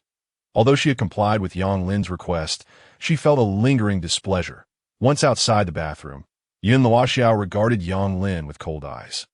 Yang Lin, sensing her demeanor shift, altered his tone to one of flattery. "By the way, how is Feng'er doing? Her condition should have improved, right?" Since Xiao Feng'er was injured, Yang Lin had not seen her, and it would be disingenuous to claim he was not concerned. However, with Yin Luoxia by her side, he hoped there would be no major issues, given her medical expertise, even though he still had not obtained the body-refining formula. "Humph. Now you remember my lady? You seemed quite carefree just a moment ago. Didn't you, great hero?" Yin Luoxia retorted, still irked by Yang Lin's earlier behavior. Upon hearing this, Yang Lin feigned ignorance, turning the tables. "What does it matter to me? Someone made me wait all night, yet never showed up." Yin Luoxia understood the implication in Yang Lin's words, and vivid images floated through her mind, causing her icy fade to flush with warmth. "You scoundrel!" Actually, after uttering that remark, Yang Lin felt a pang of regret. Realizing that with Yin Luoxia's temperament, she might very well retaliate. To his surprise, she did not seem angry, which emboldened Yang Lin to inch closer to her. "By the way, when will you give me that formula? I'm waiting every day to this." Yin Luoxia recalled that such a matter had indeed been left unresolved. Yang Lin, still in the Qi refinement stage, needed to focus on physical cultivation. However, he had already broken his vows, and no matter how hard he trained, he likely could not surpass the Qi refinement stage. Yin Luoxia doubted Yang Lin's ignorance of this, but seeing his determination to train tirelessly, she felt reluctant to shatter his illusions. "I I remember someone also failed to keep their promises.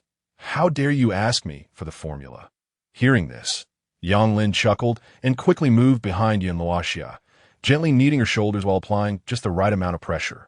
Initially, Yin Luoxia intended to resist, but soon relented, allowing Yang Lin to continue. You are not on the same level as the saintess of the Tian Zone. Don't entertain any foolish thoughts, whether you heed my warning or not. Keeping your distance from her will do you no harm, Yin Luoxia suddenly advised. Yang Lin did not agree, but also did not refuse, merely stating, I haven't done anything disrespectful toward her. Surprisingly, Yin Luoxia did not counter this time, but merely huffed softly. Regardless of whether Yang Lin's words were true, Gu Qingyue's acupoints had already been released. If anything untoward were to occur, Yang Lin would likely bear the consequences himself. In any case, Yin Luoxia believed she had given sufficient warning. If Yang Lin chose to walk a perilous path, he had no one to blame but himself. Moments later, Gu Qingyue emerged from the bathroom, having clearly heard the commotion outside. Observing this, Yin Luoxia withdrew her hands from Yang Lin and turned her gaze toward the doorway, where Gu Qingyue stood. Gu Qingyue understood the question that Yin Luoxia wanted to ask and immediately transmitted her thoughts directly to Yin Luoxia's ear. Continue. With just two simple words, Yin Luoxia immediately understood, swiftly applying pressure to the acupuncture points on Gu Qingyue's body. Of course, it was merely a fade, lacking any real effect. Jiu Qingyue, fully cooperating, promptly fell limp and collapsed to the side. Observing this, Yang Lin quickly stepped forward and caught Gu Qingyue in his arms, only to be lifted off the ground in a swift embrace. Yin Luoxia, witnessing this scene, said nothing but shot a piercing glare at Yang Lin, as if issuing a warning, before turning on her heel and departing. As Yang Lin watched Yin Luoxia's retreating figure, he intended to offer an explanation. However, the words caught in his throat, and ultimately, he remained silent. Meanwhile, Gu Qingyue took in the unfolding drama, sighing inwardly. Perhaps Yang Lin was unaware. But Gu Qingyue was acutely aware that Xiao Feng'er and Yin Luoxia could never remain here for long. This place was merely a temporary refuge. The tea wouldn't be long before they departed, rendering any feelings Yang Lin might develop utterly futile.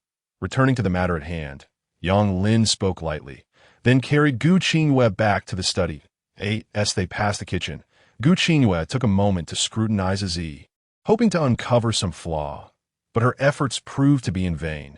Simultaneously, in the kitchen, Ouyang Yunshuang, although busy with her tasks, was consumed by a whirlwind of thoughts. Something was amiss. The situation felt entirely off. How had Gu Qingyue and Yin Luoxia come into contact again? Had their misunderstandings been resolved? Chapter 58. The heroine-esque guidance, though her demeanor remained composed, Ouyang Yunshuang's heart was in turmoil. She worried that if Gu Qingyue and Yin Luoxia were to conspire together, her own position would become exceedingly precarious. The mere thought sent shivers down her spine, and she found herself unwilling to entertain further speculation. In earlier times, when her own strength was still formidable, Ouyang Yunshuang would not have felt the need to hide and fret as she did now. But now, she had to remain vigilant. Before long, lunch was ready, and Ouyang Yunshuang knocked on the study door with a meal in hand. Yang Lin opened the door, taking the food while also handing over some snow weasel meat to Ouyang Yunshuang. He had been consuming this meat daily, to the point that anyone unaware would think he was addicted. Stewed, of course, he remarked. Yes, Ouyang Yunshuang replied respectfully, turning to leave with the meat. Once she was gone, Yang Lin closed the door and placed a meal on the table by the bed. After setting everything up, he helped Gu Qingyue sit up, as he had taken it upon himself to care for her today. However, this was not what Gu Qingyue had anticipated. She had thought that the cook would handle such tasks, allowing her to interact closely with Azi, thus enabling her to better discern the latter's true nature. Yet, Yang Lin had not afforded her that opportunity, leaving Gu Qingyue feeling resigned as she accepted his feeding. Thus, she could only observe the food for any signs of poisoning to ascertain Azi's identity. Soon, Gu Qingyue sampled each dish brought by Ouyang Yunshuang and found no anomalies. Shortly thereafter, she conveyed the information to Yin Luoxia through a long-distance communication technique. Upon receiving the news, Yin Luoxia was taken aback. Instinctively glancing towards the kitchen window, Could it be that she had misjudged the situation? Yet, last night, in the cover of darkness, she had distinctly seen that peculiar smile on Ouyang Yunshuang's face, which was enough to suggest that the cook was no ordinary person. Or perhaps, their intentions had been uncovered. After all, they all resided within the same courtyard, and no matter how cautious Yun Luoxiao was, there would inevitably be moments of oversight in the study, after Gu Qingwei had finished her meal and could eat no more. Yang Lin made sure not to waste a single grain of rice. Adhering to his principle of frugality, he bore no disdain for the remnants left by Gu Qingwei. Once he confirmed that she had no other needs, Yang Lin, with a sheepish grin, asked, "Might I request your guidance? I have been practicing the phantom shadow steps, but I feel something is amiss in my understanding that a heroine as skilled as yourself should be able to discern the issue at a glance." No, surprised by his request, Gu Qingwei paused, but eventually nodded in agreement. Yang Lin's heart soared at this, and he expressed his gratitude profusely, for this was a chance to receive guidance from Master. Far more beneficial than his solitary practice, Gu Qingwei said nothing further, merely nodding in response. However, as she began to move, she remembered that she was still playing a role, and thus turned it into a subtle blink. Though it was a minute gesture, Yang Lin caught it, wearing an expression of mild confusion, yet he refrained from probing further. Curiosity piqued, he wondered if this was deliberately left behind by Yun Luoxia. Regardless, the focus had to remain on cultivation, and such matters were beyond his purview. After all, he was but a small fry in the presence of experts. After expressing his thanks, Yang Lin helped Gu Qingwei onto the chair at the desk. Where the view was optimal for her to provide guidance, he then began to demonstrate the phantom shadow steps before her, showcasing every movement with precision and grace. Receiving insights from a heroine was a golden opportunity for Yang Lin, and he aimed to make the most of it. Setting aside other concerns, Yang Lin was certain that Gu Qingyue's prowess far surpassed that of old Lu. Knowing this was sufficient. The technique you are practicing is indeed derived from our Tianzong, created by our founder. When perfected, it becomes elusive, allowing one to traverse through a myriad of flowers without so much as a leaf touching them. That I notice that you prefer practicing in muddy pits, which would be useful for ordinary techniques and is quite clever. However, the phantom shadow steps do not align with that style. What you should focus on is attuning yourself to nature, grasping the essence of every word in the mantra. Your form ethereal, merging with the natural world. This is the quintessence of the phantom shadow steps. Yang Lin absorbed Gu Qingyue's analysis, diligently noting each word. Even if he could not fully digest it now, he would be able to assimilate it gradually during future practice. Gu Qingyue spoke candidly, sharing her insights extensively, and, at times, she was tempted to demonstrate herself, but she restrained that impulse, reminding herself that she was still acting and could not afford to reveal any flaws. The path of cultivation was inherently one of transcendence, and the pursuit of speed was ill-advised. A misstep could lead one to madness. Everything must unfold naturally, without excessive haste. Finally, Gu Qingwei specifically cautioned Yang Lin on this matter. She had a degree of understanding regarding Yang Lin's situation, not only through her own observations, but also from what Liu Pei had divulged. Yang Lin was likely being meticulously groomed by Liu Pei to compete for the final slot alongside the son of the king of Mengyang. This conclusion was a deduction of Gu Qingyue's own making, rather than something Liu Pei had stated outright. The legendary mysterious sect, even one as esteemed as Tianzong, would have to yield in its presence. This sect only accepted 8 disciples at a time, each with their unique strengths, yet sharing a commonality of unparalleled prowess. With such a limited number of disciples, it could be said that they stood unrivaled in the martial world. As for Yang Lin, he likely aspired to secure that final position, the martial god.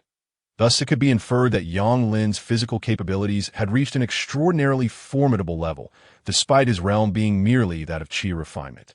Before long, half an hour had elapsed when there came a knock at the door, prompting Yang Lin to cease his practice. Upon opening the door, he was greeted by Ouyang Yunshuang, who presented him with a prepared meat soup. Yang Lin instructed her to tidy up the room.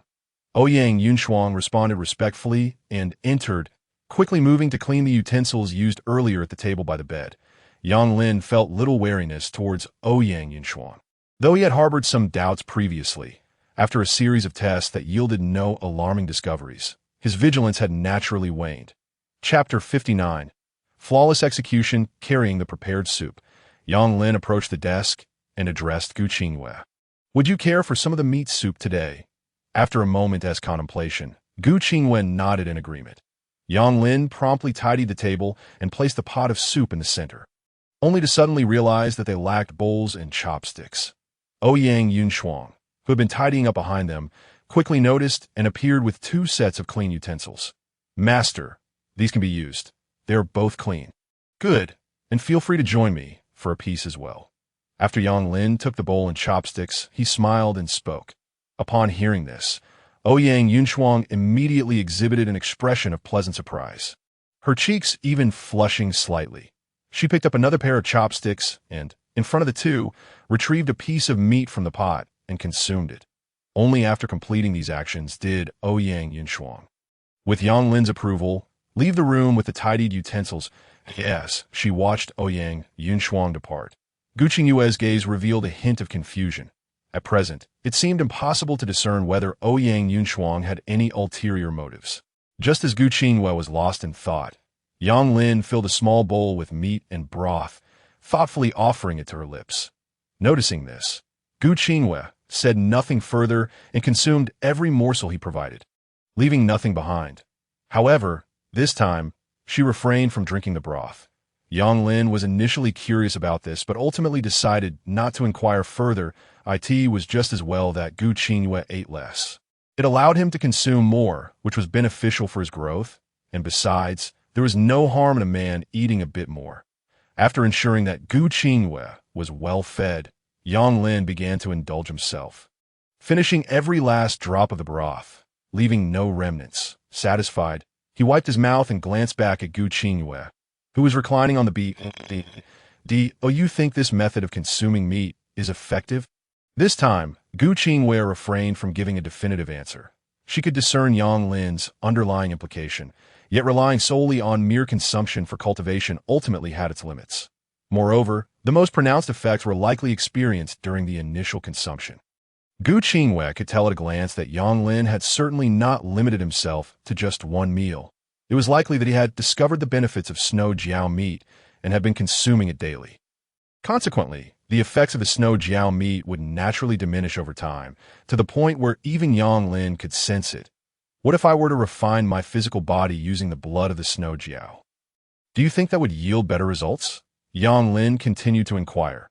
Upon hearing this, Gu Qingyue finally spoke. Merely using the blood of the snow jiao will not achieve the desired effect. Rather, it will amplify the toxins within, causing more harm than good to your body. Then what should I do? Yang Lin hurriedly asked. The most useful medicinal materials lay before him, yet he found himself utterly incapable of utilizing them, which felt akin to wasting precious resources. You could seek out your maid. She should know how to handle this suggestion.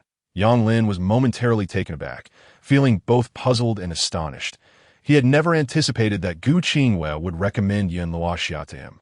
Hadn't these two been bitter enemies, recently engaged in a fierce struggle, even to the point of wishing each other dead? Yet now they were showing mutual concern and making recommendations. Something felt amiss. Yet Yang Lin was unable to articulate why.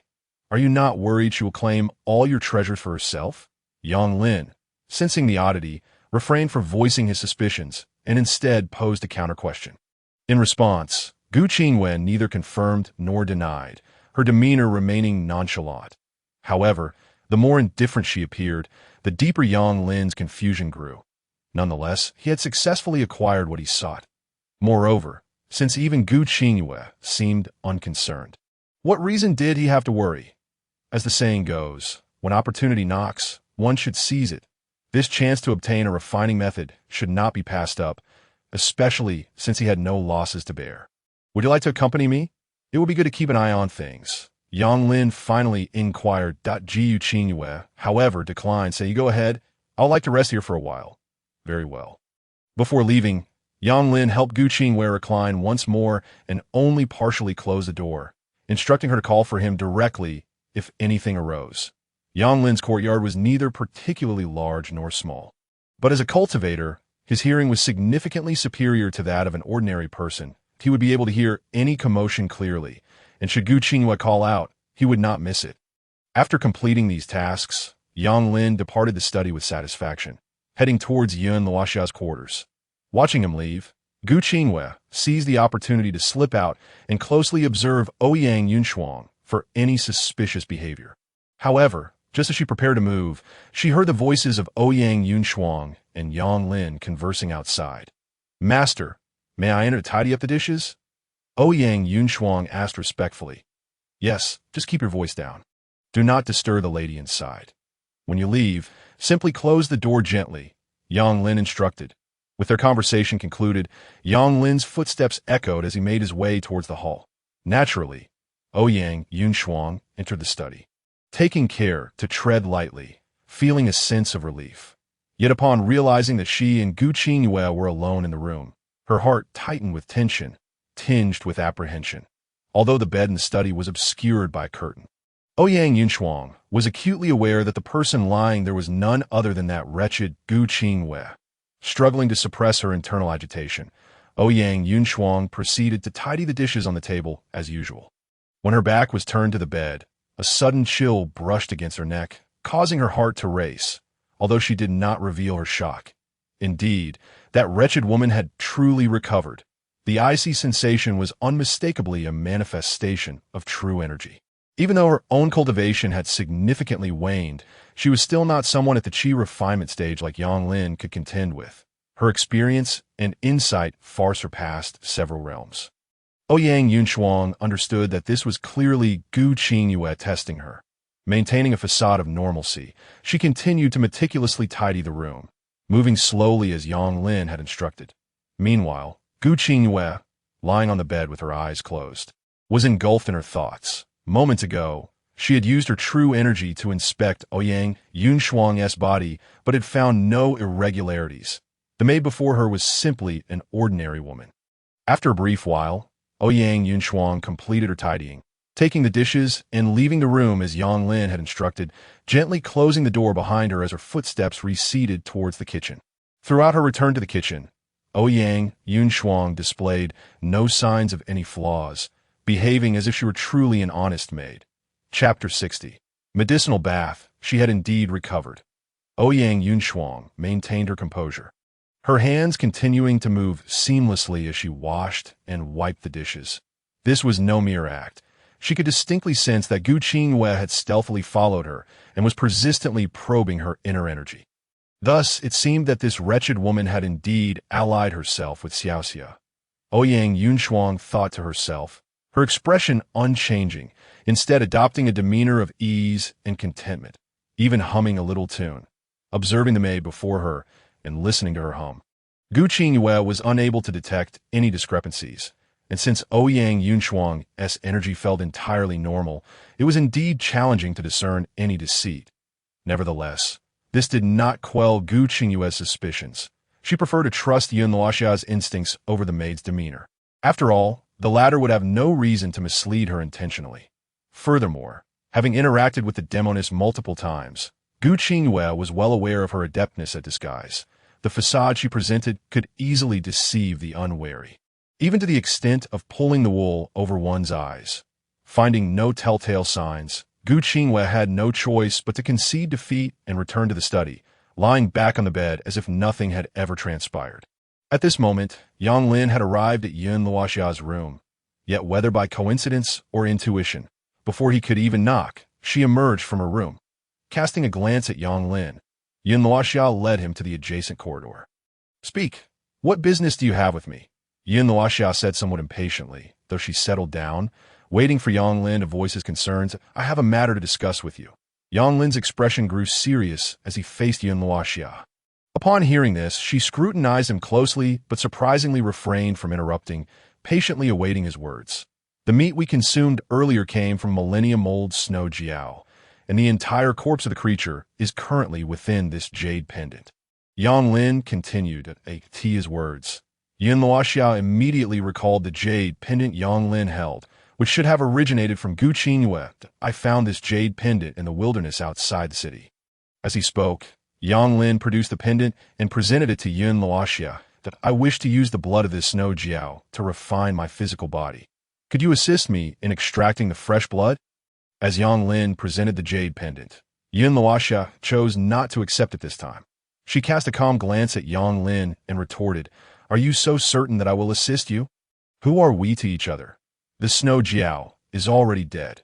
Isn't the remaining task a mere, trifling matter for you?" Yang Lin smiled and replied, displaying a demeanor that suggested they were akin to family.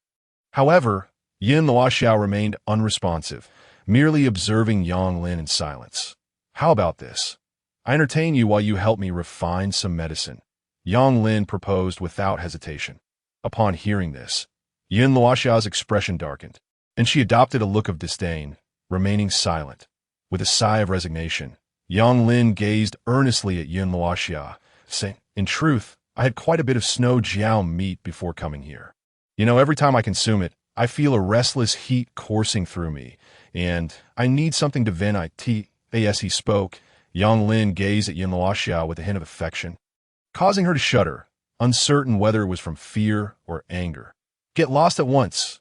Do not even think about laying your plans on me," Yun Luoxia huffed, extending her right hand into a tight fist, exuding an air of threat. Yang Lin, unfazed, nodded obediently, and, with a gentle "oh," turned to dash towards Xiao Feng'er's room, clearly intending to seek her out if Yun Luoxia did not acquiesce.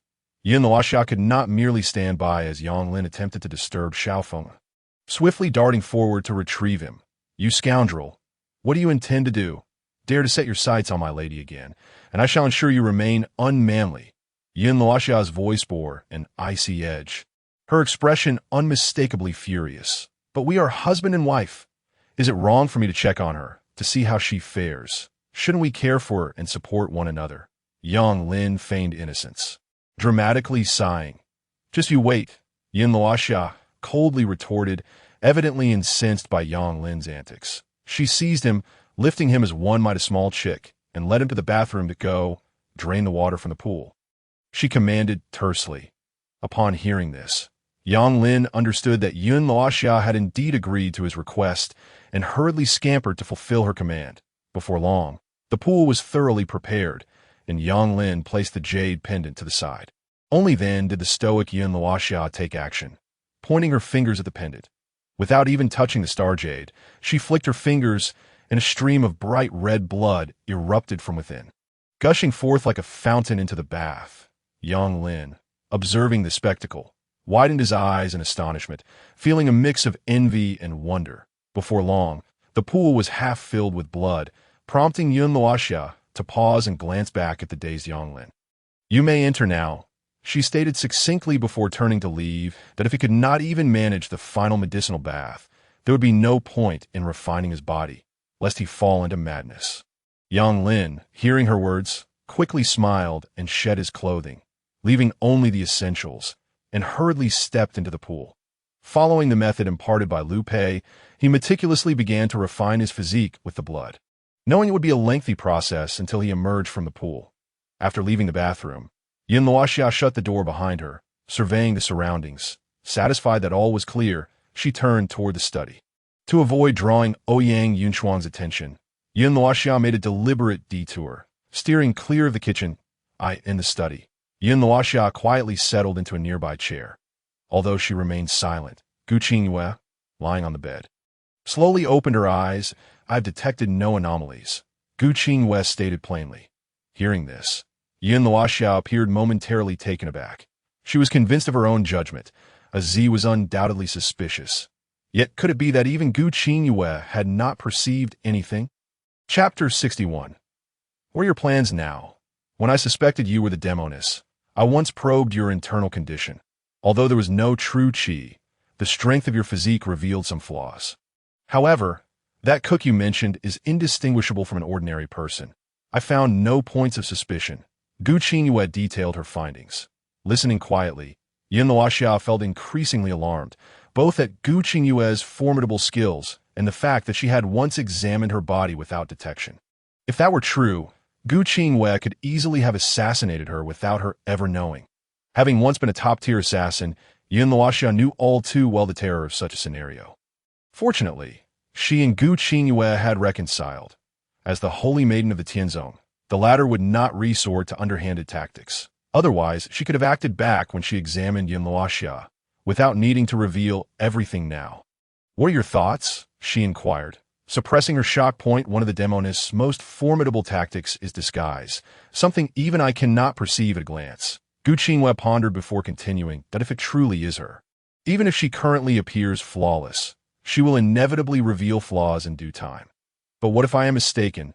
Reluctantly acknowledging the possibility, Yin Luoxia voiced her concern. After all, she had seen only a fleeting glimpse before Ouyang, Yunshuang returned to normal. If she were indeed mistaken, the demoness might have already fled, far beyond her reach. If it were me, I would certainly choose to escape. Remaining in Pingyang City would be akin to seeking one's own demise. Gu Qingyue remarked. However, Gu Qingyue's subsequent words awakened her. The entirety of Pingyang City is now swarming with black-clad guards.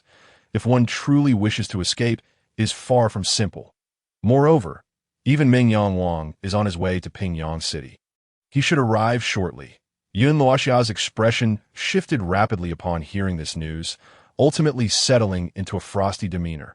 Observing her silence, Gu Qingyue continued. This information is not classified.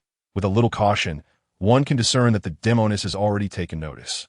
Faced with so many unknown black-clad guards, she would not dare take such risks. Then you believe she is still in Pingyang City? Yin Luoxia surmised. I trust your words. Gu Qingyue replied earnestly, her gaze fixed on Yin Luoxia. However, if that cook truly is not the person you seek, would you not be wasting your time? Yin Luoxia cautioned, acknowledging the possibility. After all, even Gu Qingyue's skills could not uncover the cook's secrets. She might very well be an ordinary woman.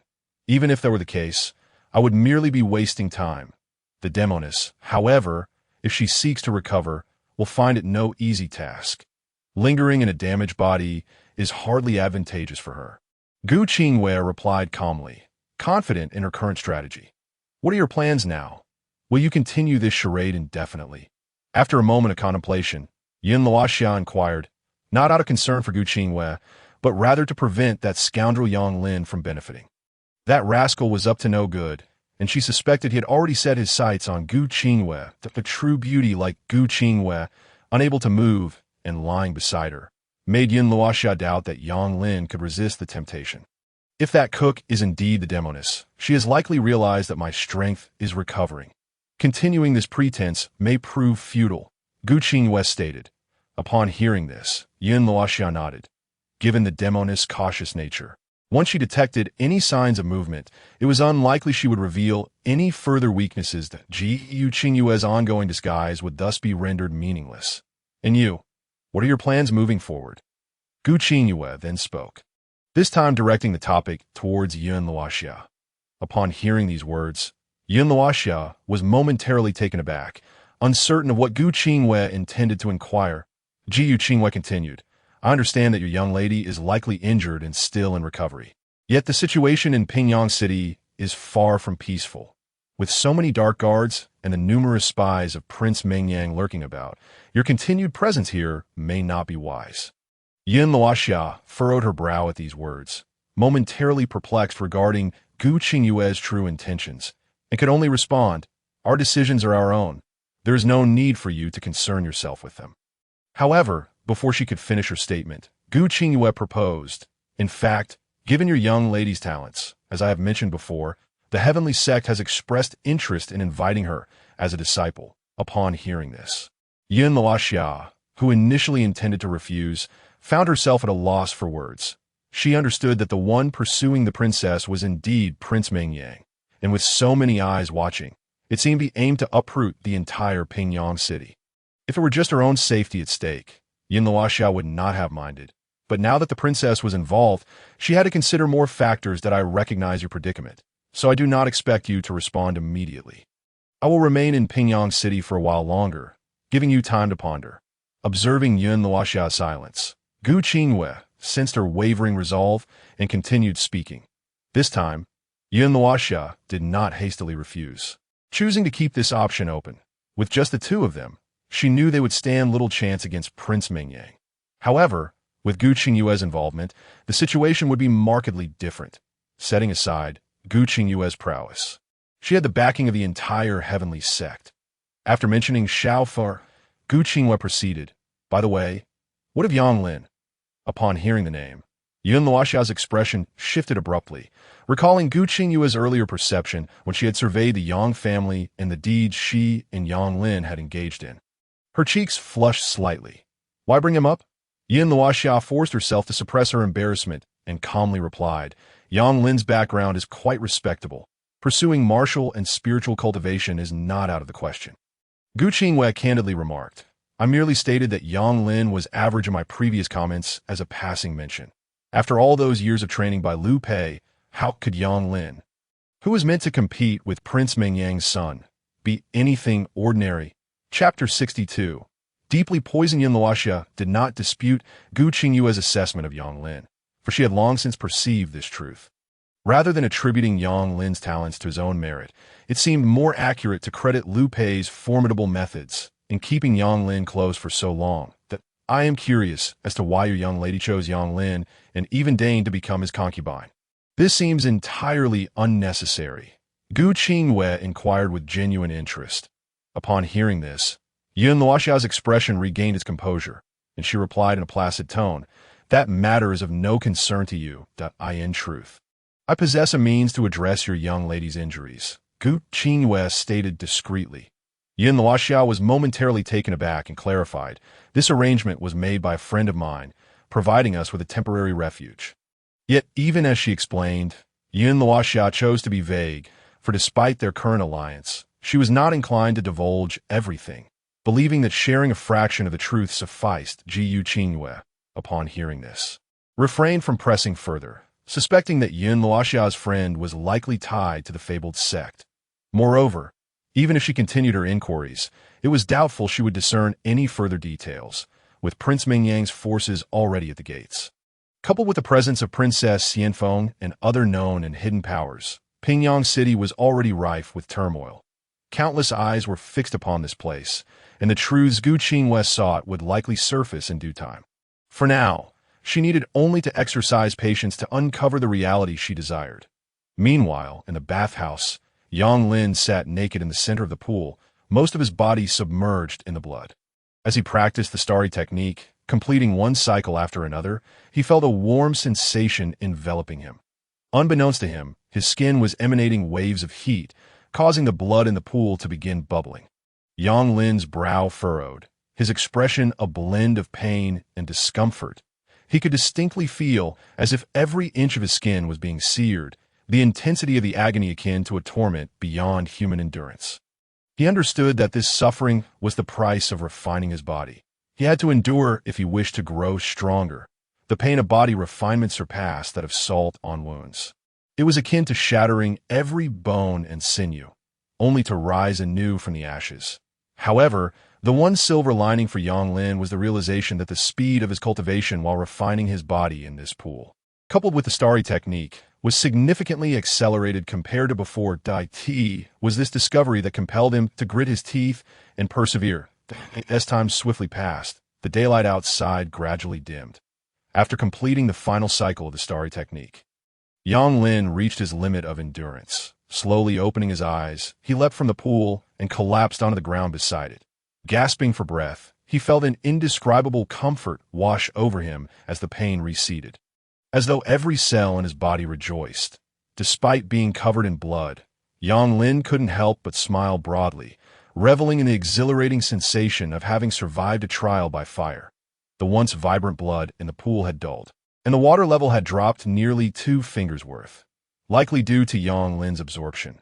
Gazing at his hands, he slowly clenched his fists, feeling a newfound sense of power that grounded him for the first time since his arrival in this world.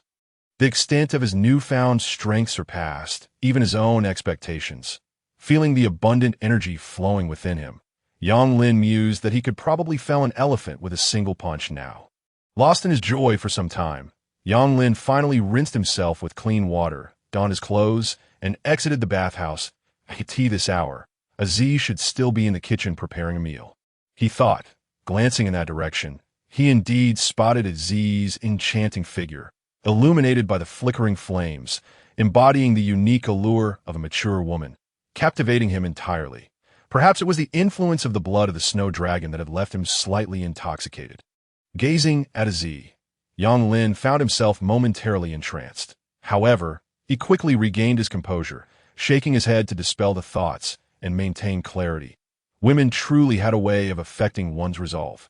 After a self-deprecating chuckle, he made his way toward the study.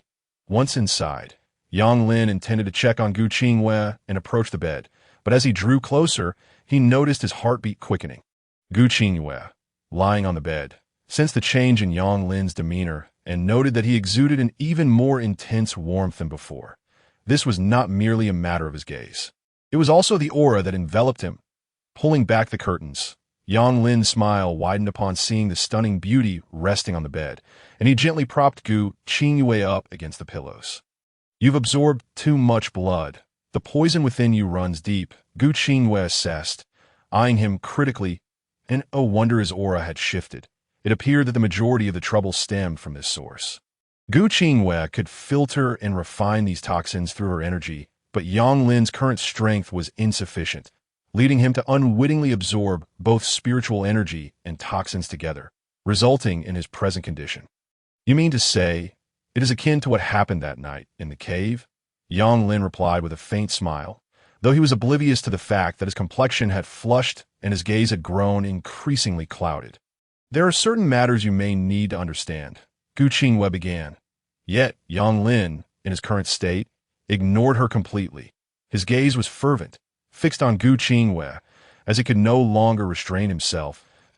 "If I am poisoned, can you cure me?" Without waiting for Gu Qingwei's response, he leaned in closer. As he approached, Gu Qingwei, no longer pretending, gently pressed her fingers against his chin, halting him. Only then did Yang Lin open his eyes and register her regained composure, his expression reflecting a mix of surprise. "You've already recovered?" Yang Lin realized this with a hint of anxiety, gazing at Gu Qingwei with astonishment. "Xiao Xia is not a demonist," Gu Qingwei explained. Yet Yang Lin seemed completely oblivious, instead declaring, his gaze unwaveringly fixed upon Gu Qingwei, "It's fortunate that you have recovered. Otherwise, I would have been accused of taking advantage of your vulnerability. I can teach you the Calm Heart incantation. It will enable you to retain a sliver of lucidity amidst chaos." Chapter 63, Testing Ouyang Yunshuang. Such things can be learned later. This moment.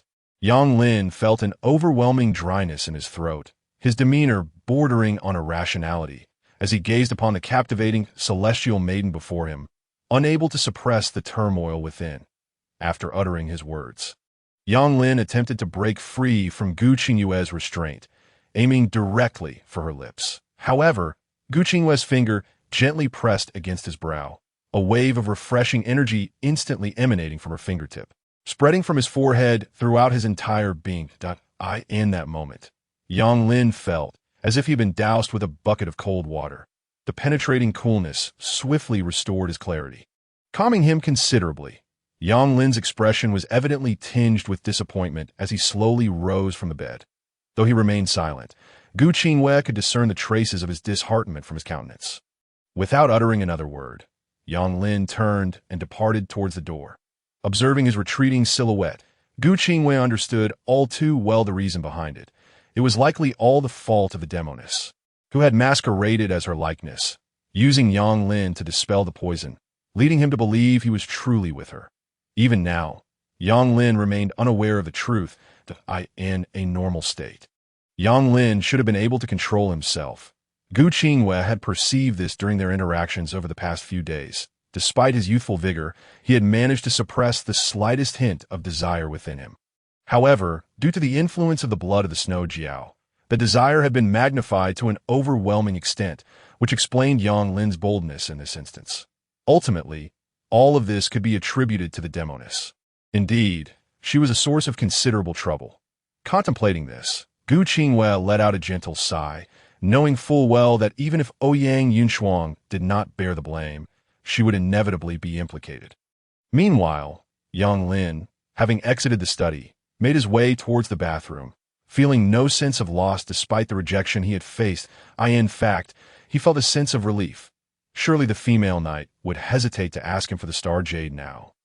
After all, this item had become his invaluable asset, elevating his cultivation speed to an entirely different realm, with countless secret techniques yet to be uncovered.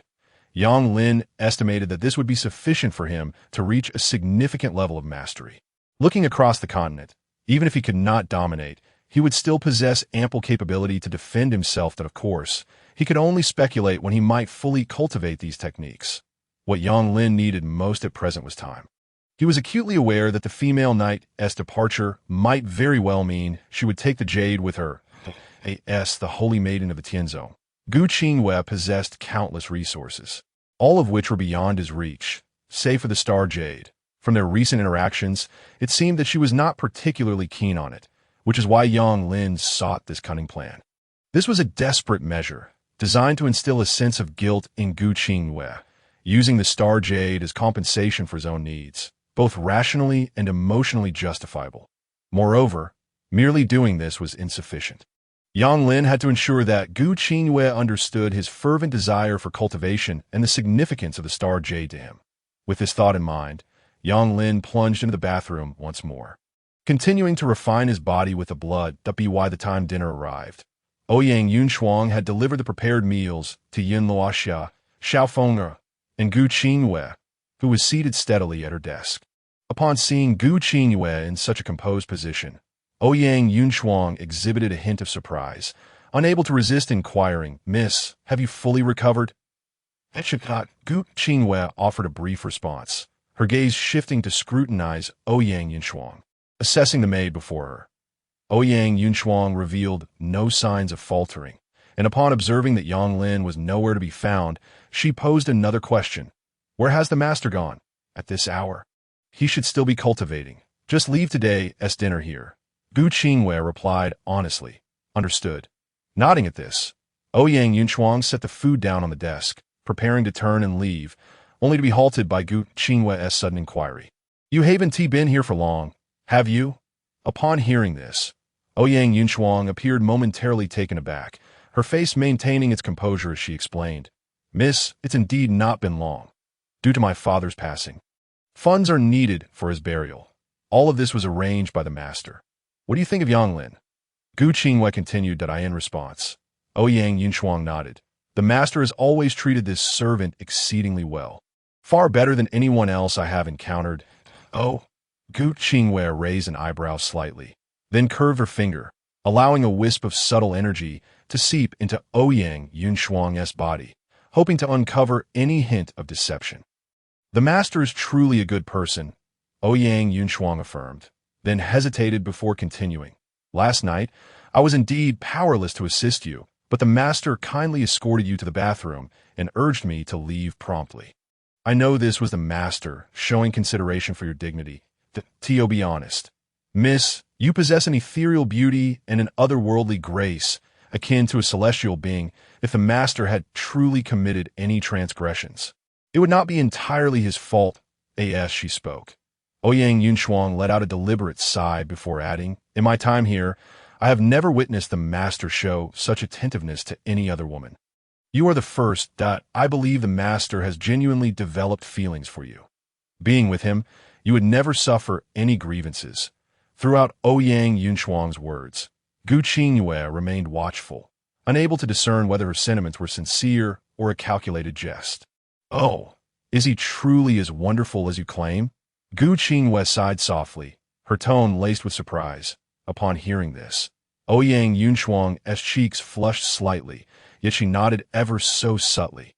"Then does this imply that you have an affinity for him?" This question caught Ouyang Yunshuang off guard, and she quickly shook her head in denial.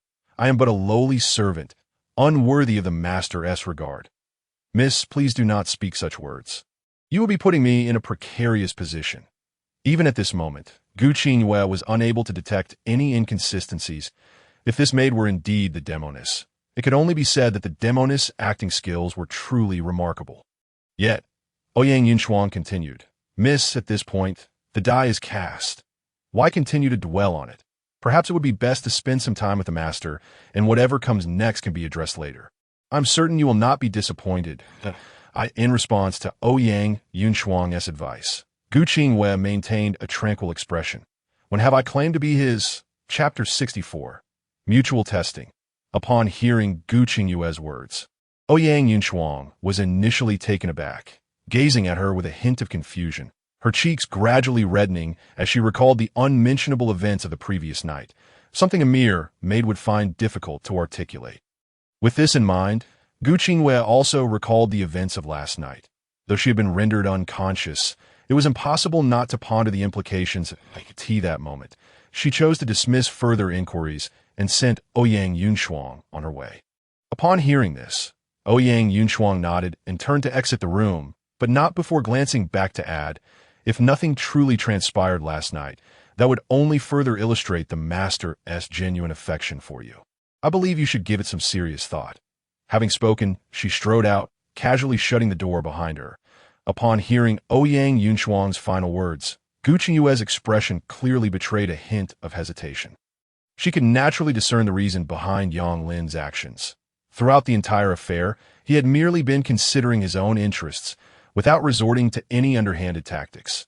Such integrity is a rare quality in this era, and even one could liken him to a sage or a virtuous gentleman.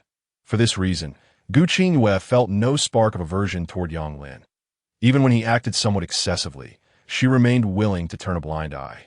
Had it been in the past, she would have swiftly silenced him. With this thought in mind, Gu Qingyue's perceptiveness unwittingly drew her toward the direction of the bathroom. This fellow, in his quest for cultivation, had likely absorbed quite a bit of the blood of the 1,000-year snow serpent, and it wouldn't be surprising if he were still refining his body. Meanwhile, Ouyang Yunshuang, having returned to the kitchen, savored her homemade dinner while reflecting on the scene that had transpired in the study. She was almost certain that Gu Qingyue had refrained from taking action against her, indicating that her identity had yet to be confirmed. Everything had merely been a test. With this understanding, Ouyang Yunshuang's mood had considerably stabilized, no longer characterized by her earlier anxiety. As long as her identity remained undisclosed, and she did not reveal any flaws. Even if Gu Qingyue stood before her, she would be untroubled. The adage that the most dangerous place is the safest held true. Rather than allowing Gu Qingyue to chase her around, it was far more prudent to conceal herself in the shadows. Interacting with Gu Qingyue in the guise of kitchen maid. However, despite their seemingly noble status, these so-called righteous sects were also constrained by their own rigid principles. Were she in their position, Ouyang Yunshuang mused, she would have long since disregarded all else and eliminated any suspect without hesitation, preferring to err on the side of caution. That it was precisely because of this that she had narrowly escaped a calamity. And she felt a twinge of relief. With this thought, Ouyang Yunshuang's heart lightened. Her encounter with Gu Qingyue had not been fruitless, at the very least. Something had likely transpired between Yang Lin and her the previous night. Even if they had not gone all the way, it must have left Gu Qingyue at a loss for words. Armed with this leverage, Ouyang Yunshuang could devise a means to occasionally vex Gu Qingyue. Even if she could not exact revenge at present, causing Gu Qingyue distress would bring her joy. Thus, she resolved her strategy moving forward, intending to utilize Yang Lin to compel Gu Qingyue to retreat while simultaneously buying herself some time.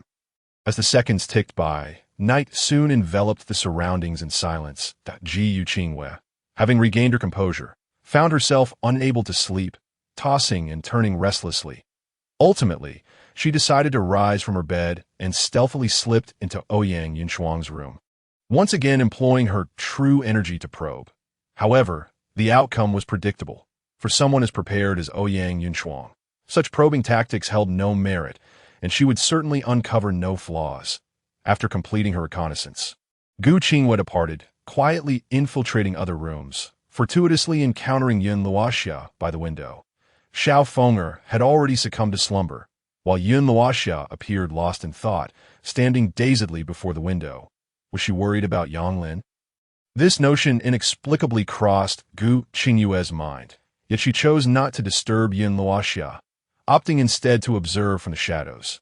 Before long, Gu Qingyue watched as Yun Luoxia stealthily exited her room. Making her way toward the bathroom, Gu Qingyue followed discreetly, arriving just outside the bathroom door. At this moment, Yin Luoxia intended to listen for any sound from within, but upon finding silence, she could not help but curse under her breath. What on earth did Yang Lin intend to accomplish? Was it truly necessary for him to exert himself so relentlessly in his cultivation, having spent nearly an entire day submerged in that pool of blood? She wondered if his body could withstand such strain. Gritting her teeth, Yin Luoxia hesitated for a moment before finally pushing open the bathroom door and quietly entering by the light of the moon. She beheld Yang Lin seated in the pool, engaged in his cultivation, and upon confirming that he was not in any immediate danger, she silently exhaled in relief. She stood there observing for quite some time, even Gu Qingyue in the shadows joining in on the scrutiny of Yang as they lingered in this manner. Time passed until Yang Lin gradually opened his eyes, immediately locking onto Yin Luoxia's figure. This time, Yin Luoxia did not conceal her presence, standing beside the pool, looking down at Yang Lin with a cold expression. "Xia," Yang Lin began to speak, only to be interrupted by Yin Luoxia.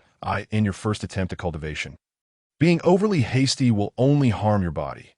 Do you not understand this? However, Yang Lin paid no heed to Yin Luoxia's admonition, smiling as he replied, "Just in time.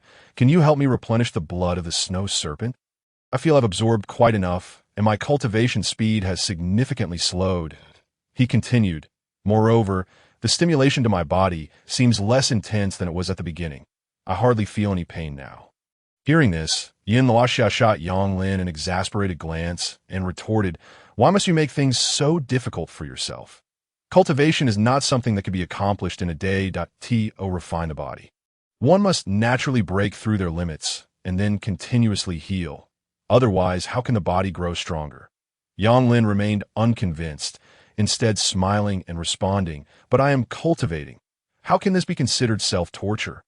Surely, this isn't all Liu Pei's teachings, is it? Is there something wrong?" At Yang Lin's counter, Yin Luoxia found herself momentarily at a loss for words. The path of cultivation was inherently arduous, often fraught with peril. One could not expect to become powerful without enduring hardship. Did you not learn the techniques of the Tianzong? Chapter 65.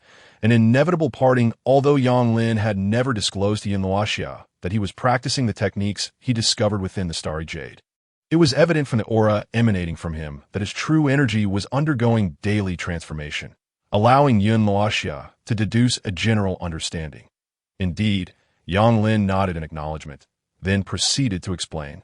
"When I'm refining my body in the blood pool, I circulate my techniques to absorb the spiritual energy within the blood. Cultivating through the starry technique must surely be more beneficial than merely soaking in the pool, right?" Upon hearing this, Yin Luoxia shot Yang Lin another exasperated glance and replied, "Do you even realize that the Tianzong's techniques are meant for refining qi?" Yang Lin blinked, looking at Yin Luoxia with confusion. "Isn't this technique also applicable for refining the body?" Yin Luoxia found herself momentarily speechless. The process of absorbing spiritual energy through techniques, circulating it throughout the body, and ultimately converging it into the dantian meant that the entire body would undergo a cleansing of sorts, effectively serving as a method for body refinement. However, the efficacy of this approach was naturally inferior to direct immersion. Yang Lin's intention to refine his body using blood was, in truth, somewhat counterproductive. Initially, Yin Luoxia had assumed Yang Lin was aware of this, considering he had trained under Liu Pei for so many years and should have grasped the fundamental methods of body refinement. Yet she realized she had overestimated him. After all, Liu Pei had been the one teaching Yang Lin. Although he had not formally taken him as a disciple, the distinction was largely nominal, with little practical difference. Yin Luoxia had her own methods for body refinement, yet in Liu Pei's presence, she felt it inappropriate to elaborate further. Ultimately, she simply advised, "You should return to rest. Continuing like this is not a solution. As I said before, excess is as bad as deficiency. There's no need to push yourself so hard, even if you're eager to cultivate. You must know your limits and practice moderation. Otherwise, it will be detrimental to your health." However, upon hearing Yin Luoxia's words, Yang Lin showed no intention of leaving. Remaining in the pool, his gaze fixed intently on her. "Very well, but first you must help me refill the pool with blood." When Yang Lin had extracted the blood of the thousand-year snow serpent, he had noticed that Yun Luoxia had not drawn it all at once. Estimating that only about a third remained, he could still replenish it at least 2 more times, enough to sustain his cultivation for a while longer. Yun Luoxia regarded Yang Lin with a deep look, ultimately succumbing to his stubbornness, and complied with his request, drawing more blood as she had done earlier, filling the pool anew as she finished her task. Yang Lin seemed to recall something and spoke up. The heroine mentioned that you are not actually the demon abyss sex enchantress. Upon hearing this, Yun Luoxia raised an eyebrow, though her expression remained largely unchanged as she turned to face Yang Lin. What? Are you disappointed that I'm not the enchantress? Not at all. Yang Lin scratched his head, and although he verbally expressed otherwise, he felt a tinge of disappointment within. After all, if Yun Luoxia were indeed the leader of the demon abyss sect, he might have gained an additional ally. While Yang Lin had little impression of the demon abyss, it was at the very least a figure of authority, presumably commanding a throng of followers. Perhaps there were treasures to be had, which would certainly be preferable to having nothing at all. It seemed that Yun Luoxia had seen through Yang Lin's thoughts as she shot him a glare, pulling him back from his fanciful musings. Noticing her reaction, Yang Lin hastily changed the subject, asking, if you are not the leader, then what is your true identity? Did your esteemed lady warrior not disclose this to you? Yun Luoxia was somewhat taken aback by Yang Lin's bewilderment, considering that Gu Qingwei had already informed him that she was not the demoness, and it would have been natural to reveal her own identity. Yet here stood Yang Lin, utterly clueless, clearly unaware of anything. If your lady warrior has not spoken of it, then there is no need for you to know. Curiosity serves you no good. Yun Luoxia had no intention of laying her cards on the table. In truth, even if she were to divulge it now, it seemed inconsequential, for Yun Luoxia did not believe Yang Lin would betray her or Xiao Fo. Moreover, since her own strength was already exposed, whether she revealed it or not would merely satisfy Yang Lin's curiosity. Nevertheless, the fewer who know such matters, the better.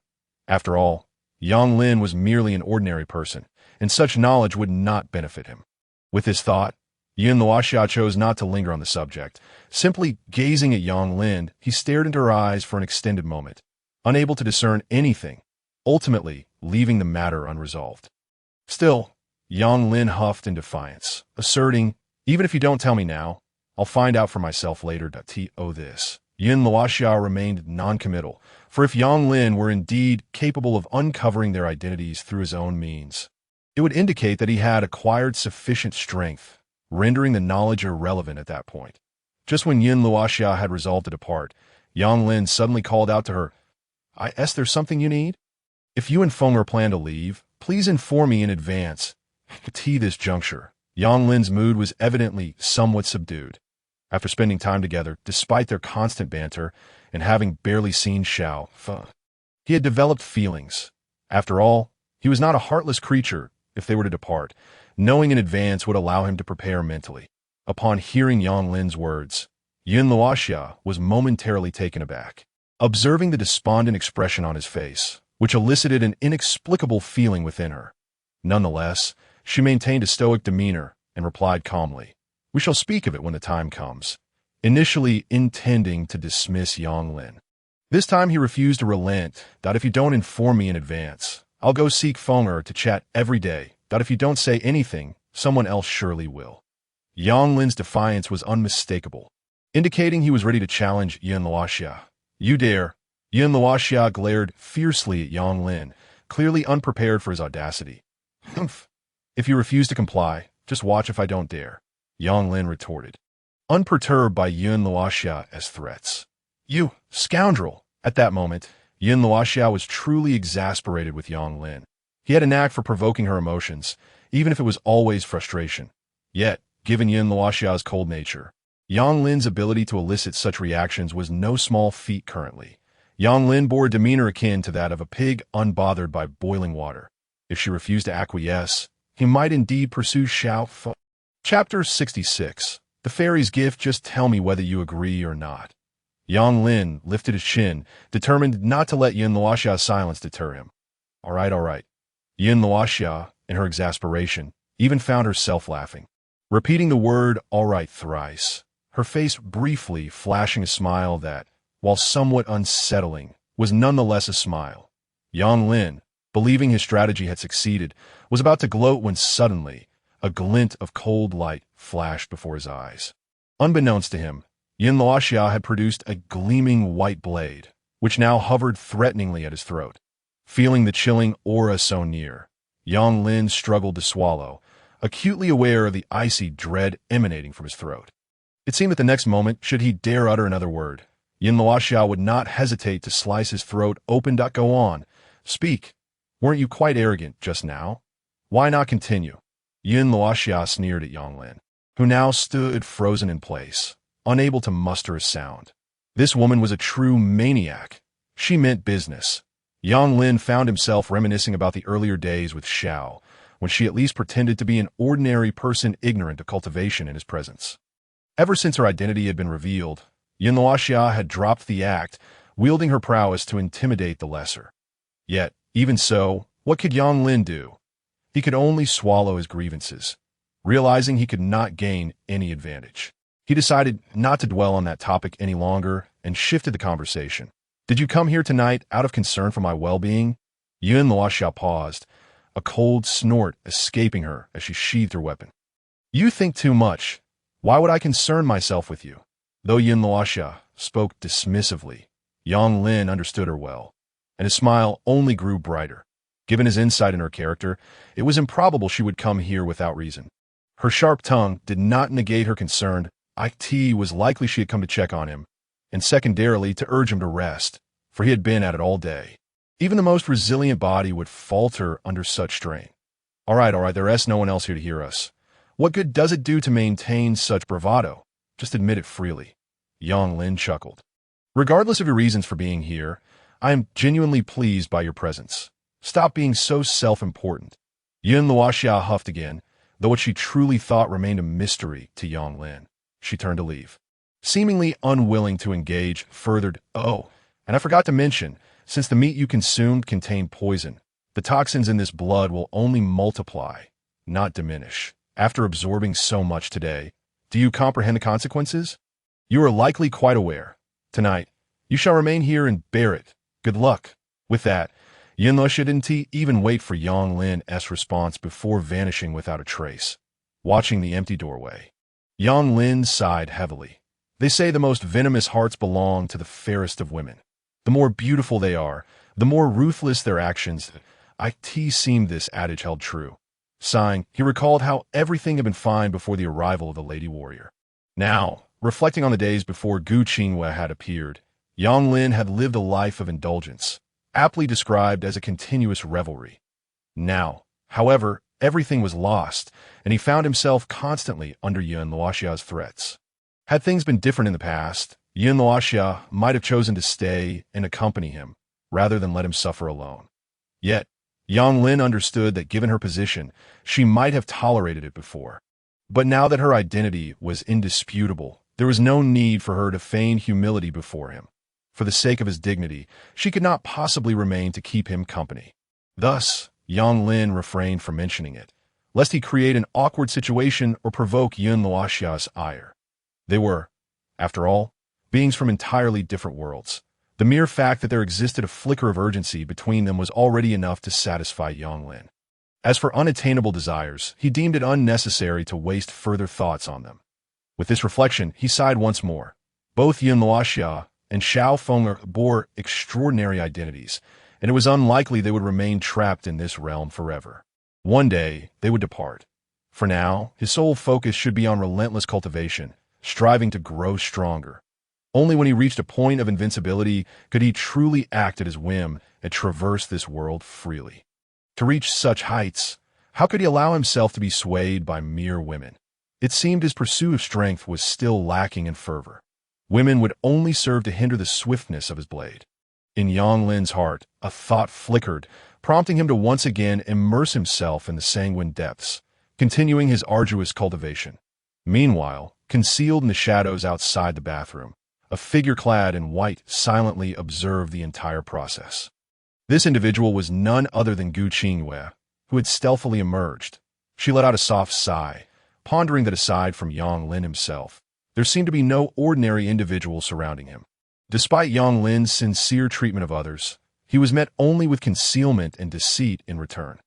Whether it was Xiao Feng'er, Yin Luoxia, or even herself, or that kitchen maid, all appeared to harbor secrets.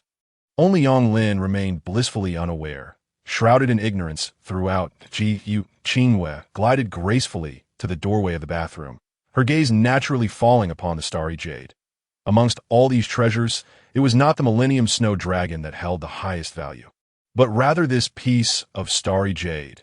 She had invested considerable thought into it. Yet ultimately, Gu Qingwei had been unable to uncover its mysteries, as if it were deliberately veiled with a layer of gauze. The deeper she probed, the more perplexed she became. Over time, she had come to regard the starry jade merely as a fundamental storage spirit tool. However, it now appeared that Yang Lin had a profound connection with this starry jade. Thus, she resolved to keep it, as a means to alleviate the slight guilt she felt towards Yang Lin. Yet, the extent of what he could derive from it would wholly depend on his own fortuity. Aside from this, Gu Qingyue's eyes shifted to the corpse of the Millennium Snow Dragon within the jade pendant. In comparison to its flesh and blood, the most precious aspect of the Snow Dragon was undoubtedly its scales. The mature scales of the Snow Dragon were practically impervious to blades and immune to fire. Yet in pursuit of evolution, the Snow Dragon would undergo a molting process akin to the phoenix's rebirth. Upon rebirth, the Snow Dragon would grow new scales that not only possessed formidable defensive capabilities, but also exhibited a quality of expansion and growth. The Millennium Snow Dragon that Gu Qingwei had slain had only just completed its molting and was now in a weakened state. Chapter 67. Fortuity with the intention of utilizing these scales to cultivate a unique divine technique of the Tianzong. Gu Qingwei had originally planned to do so, but the jade pendant had been stolen by the demoness. Delaying her intentions until now, in that case, let me bestow upon you an opportunity for fortuity. As for how far you can go thereafter, that shall depend solely on you. Gu Qingwei mused inwardly. She then activated her technique to gently peel the scales away from the Snow Dragon's corpse, seamlessly merging them into the blood pool. All of this transpired silently, unbeknownst to Yang Lin, who remained completely absorbed in his cultivation. Enduring the pain on his skin and the tearing sensation brought on by the blood of the Snow Dragon upon contact, as time passed imperceptibly, daybreak arrived, and compared to his previous session, this one had evidently lasted more than twice as long, though he remained oblivious to this fact. When Yin Luoxia returned to the bathroom, she was astonished to find Yang Lin still submerged in the pool, eyes closed in deep cultivation. Could he have practiced all night without pause? Observing Yang Lin in the pool, Yin Luoxia's expression darkened. Was this fellow truly unafraid of poisoning? Previously, after merely consuming some Snow Dragon meat, he had already accumulated a significant amount of toxins within him, and now he was immersed in the blood pool for an entire night. This was the blood of a Millennium Snow Dragon, and the toxins contained therein were undoubtedly greater than those in the flesh, especially with such a direct method of body tempering. While the approach was the simplest and the speed of enhancement the fastest, the absorption of toxins was correspondingly greater. Even if Yang Lin could initially withstand it through sheer willpower, once the toxins accumulated to a critical point, they could potentially erupt, at which time mere endurance would be insufficient. At worst, it could lead to madness or even the loss of life. This was no jest. However, seeing Yang Lin persist in his cultivation without any intention of retreating, Yin Luoxia could only scoff. Even if he succumbs to poisoning, it is of no concern to me. With that, she turned and strode out of the bathroom, heading towards the study. Inside the study, Gu Qingwei leaned back against her chair, eyes closed in repose. She had been guarding Yang Lin throughout the night, only returning to the study at dawn, her visage bearing traces of fatigue. You have arrived? Gu Qingwei slowly opened her eyes, finding Yin Luoxia standing before her. She had sensed Yin Luoxia's approach even while in the corridor. Yin Luoxia nodded, halting in front of the desk. Have you discovered anything? Gu Qingwei understood that Yin Luoxia was inquiring about the demoness and whether she was indeed a Z. Not yet. Gu Qingwei shook her head. Then it is possible she is truly not the demoness. Yin Luoxia contemplated before speaking. Despite her words, Yin Luoxia was certain that she had not misjudged a Z. She had indeed exhibited a gloating expression even accompanied by an unusual smile. "That is improbable," Gu Qingyue replied, her demeanor calm as she articulated her dissent.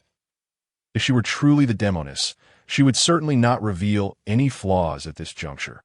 Yet the absence of flaws does not equate to absolving her of suspicion, Yin Luoxia countered, contemplating Gu Qingyue's words, which indeed held some merit.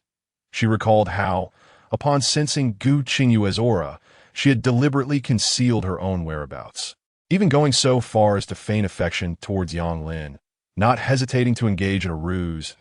If she could do this, the demoness could certainly do the same. The absence of flaws did not imply a lack of suspicion. But if the demoness continues to avoid revealing any flaws, are we to wait indefinitely? Yin Luoxia, after a moment of thought, turned her gaze back to Gu Qingyue and posed the question. Upon hearing this, Gu Qingyue merely smiled faintly. If that were the case, it would only serve to further confirm her identity. Yin Luoxia furrowed her brow initially, but soon grasped the implication. She had previously mentioned that the demoness' strength had significantly diminished, likely not even reaching a third of her former prowess, that if she sought to regain her strength, the turmoil she would create would undoubtedly be considerable. As long as the demoness remained in Pingyang City, she could not possibly remain concealed, unless she maintained a state of severe injury, continuously hiding herself and even sacrificing her strength as a cost. However, such a possibility was virtually non-existent. The demoness, once the lord of the demon abyss, would never willingly accept a life of mediocrity. Therefore, if there was still no news of the demoness, it would rather affirm Aziz's identity. Yet, this issue harbored a variable, and Yin Luoxia inquired, if we are to continue waiting, how long must we endure? In response to this question, Gu Qingyue remained composed, as if she had already contemplated this matter. Whether you believe it or not, the demoness cannot hide for long. Upon hearing this, Yin Luoxia suddenly understood. The current Pingyang City was anything but tranquil. Numerous factions had congregated here, and any slight disturbance could provoke upheaval throughout the entire city, particularly with Prince Mengyang, who was undoubtedly targeting both her and Xiaofeng.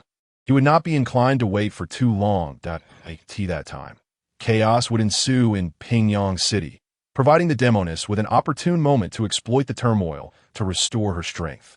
Having realized this, Yin Luoxia chose not to speak further. She was not in a position to worry about Gu Qingyue at present. The true concern lay with herself. The news received from Gu Qingyue indicates that time is running short for both myself and Xiaofeng. It is high time to consult Liu Pei regarding our strategies. Rather than remaining passive, it is far more prudent to actively seek a way out, as it is certainly preferable to being rendered a lamb for slaughter when the time comes.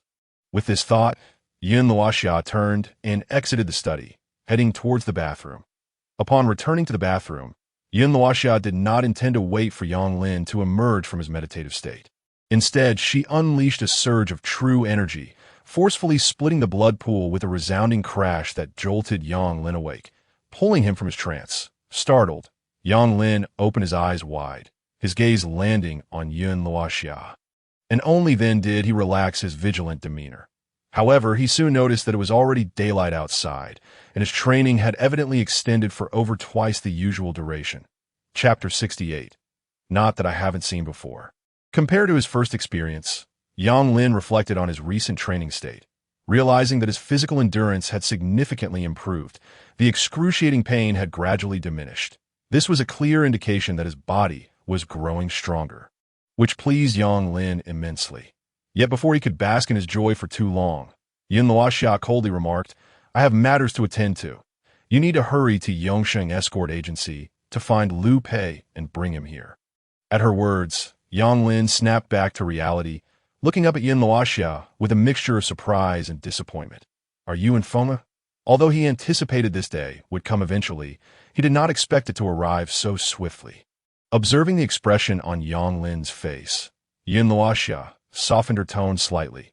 She understood that he likely felt reluctant to part with her and Xiaofeng. "You need not concern yourself with my affairs with the young lady.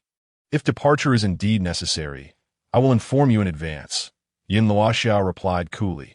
Hearing this, Yang Lin sighed in relief, nodding in agreement before rising from the pool. However, he had been training in the nude, and now that he stood up, He was entirely exposed before Yun Luoxia. Although they had seen each other in this state before, Yun Luoxia still felt her cheeks flush and quickly turned her head away. "You rogue, what are you trying to do?" she said, her tone laced with a mix of embarrassment and anger. Despite the layer of fresh blood crusting his body, the outline of his physique was still discernible. In Yun Luoxia's eyes, Yang Lin appeared utterly bare. "It's not like you haven't seen it before. What is there to be shy about?" Yang Lin grinned, intending to shake off the blood from his body as he usually did. But this time it proved more stubborn, and after several attempts, he was unsuccessful in his moment of desperation. Yang Lin turned to Yun Luoxia with a pleading look. "Go fetch me a bucket of water. I need to clean up." The tone of his request bore a hint of command, which instantly irked Yun Luoxia. "You seem quite bold now. Daring to order me around?" she retorted, glaring at Yang Lin, her eyes emanating a chilling aura. Whether it was due to Yang Lin's indifference or his sheer audacity, he remained unfazed by Yun Luoxia's threats, responding defiantly. "If you want me to run naked into the courtyard for your young lady to see, I wouldn't mind at all. After all, we are husband and wife, and there should be no secrets between us. So just wait here. I'll be right back." With that, Yang Lin pretended to stride towards the door. "You dare!" Yun Luoxia blocked his path, shooting him another fierce glare. Though she was reluctant, she ultimately complied, moving to the well to fetch a bucket of water for Yang Lin. She had no desire for her young lady's eyes to be sullied by Yang Lin's filthy body. This man was utterly shameless and had always been unperturbed by the heat.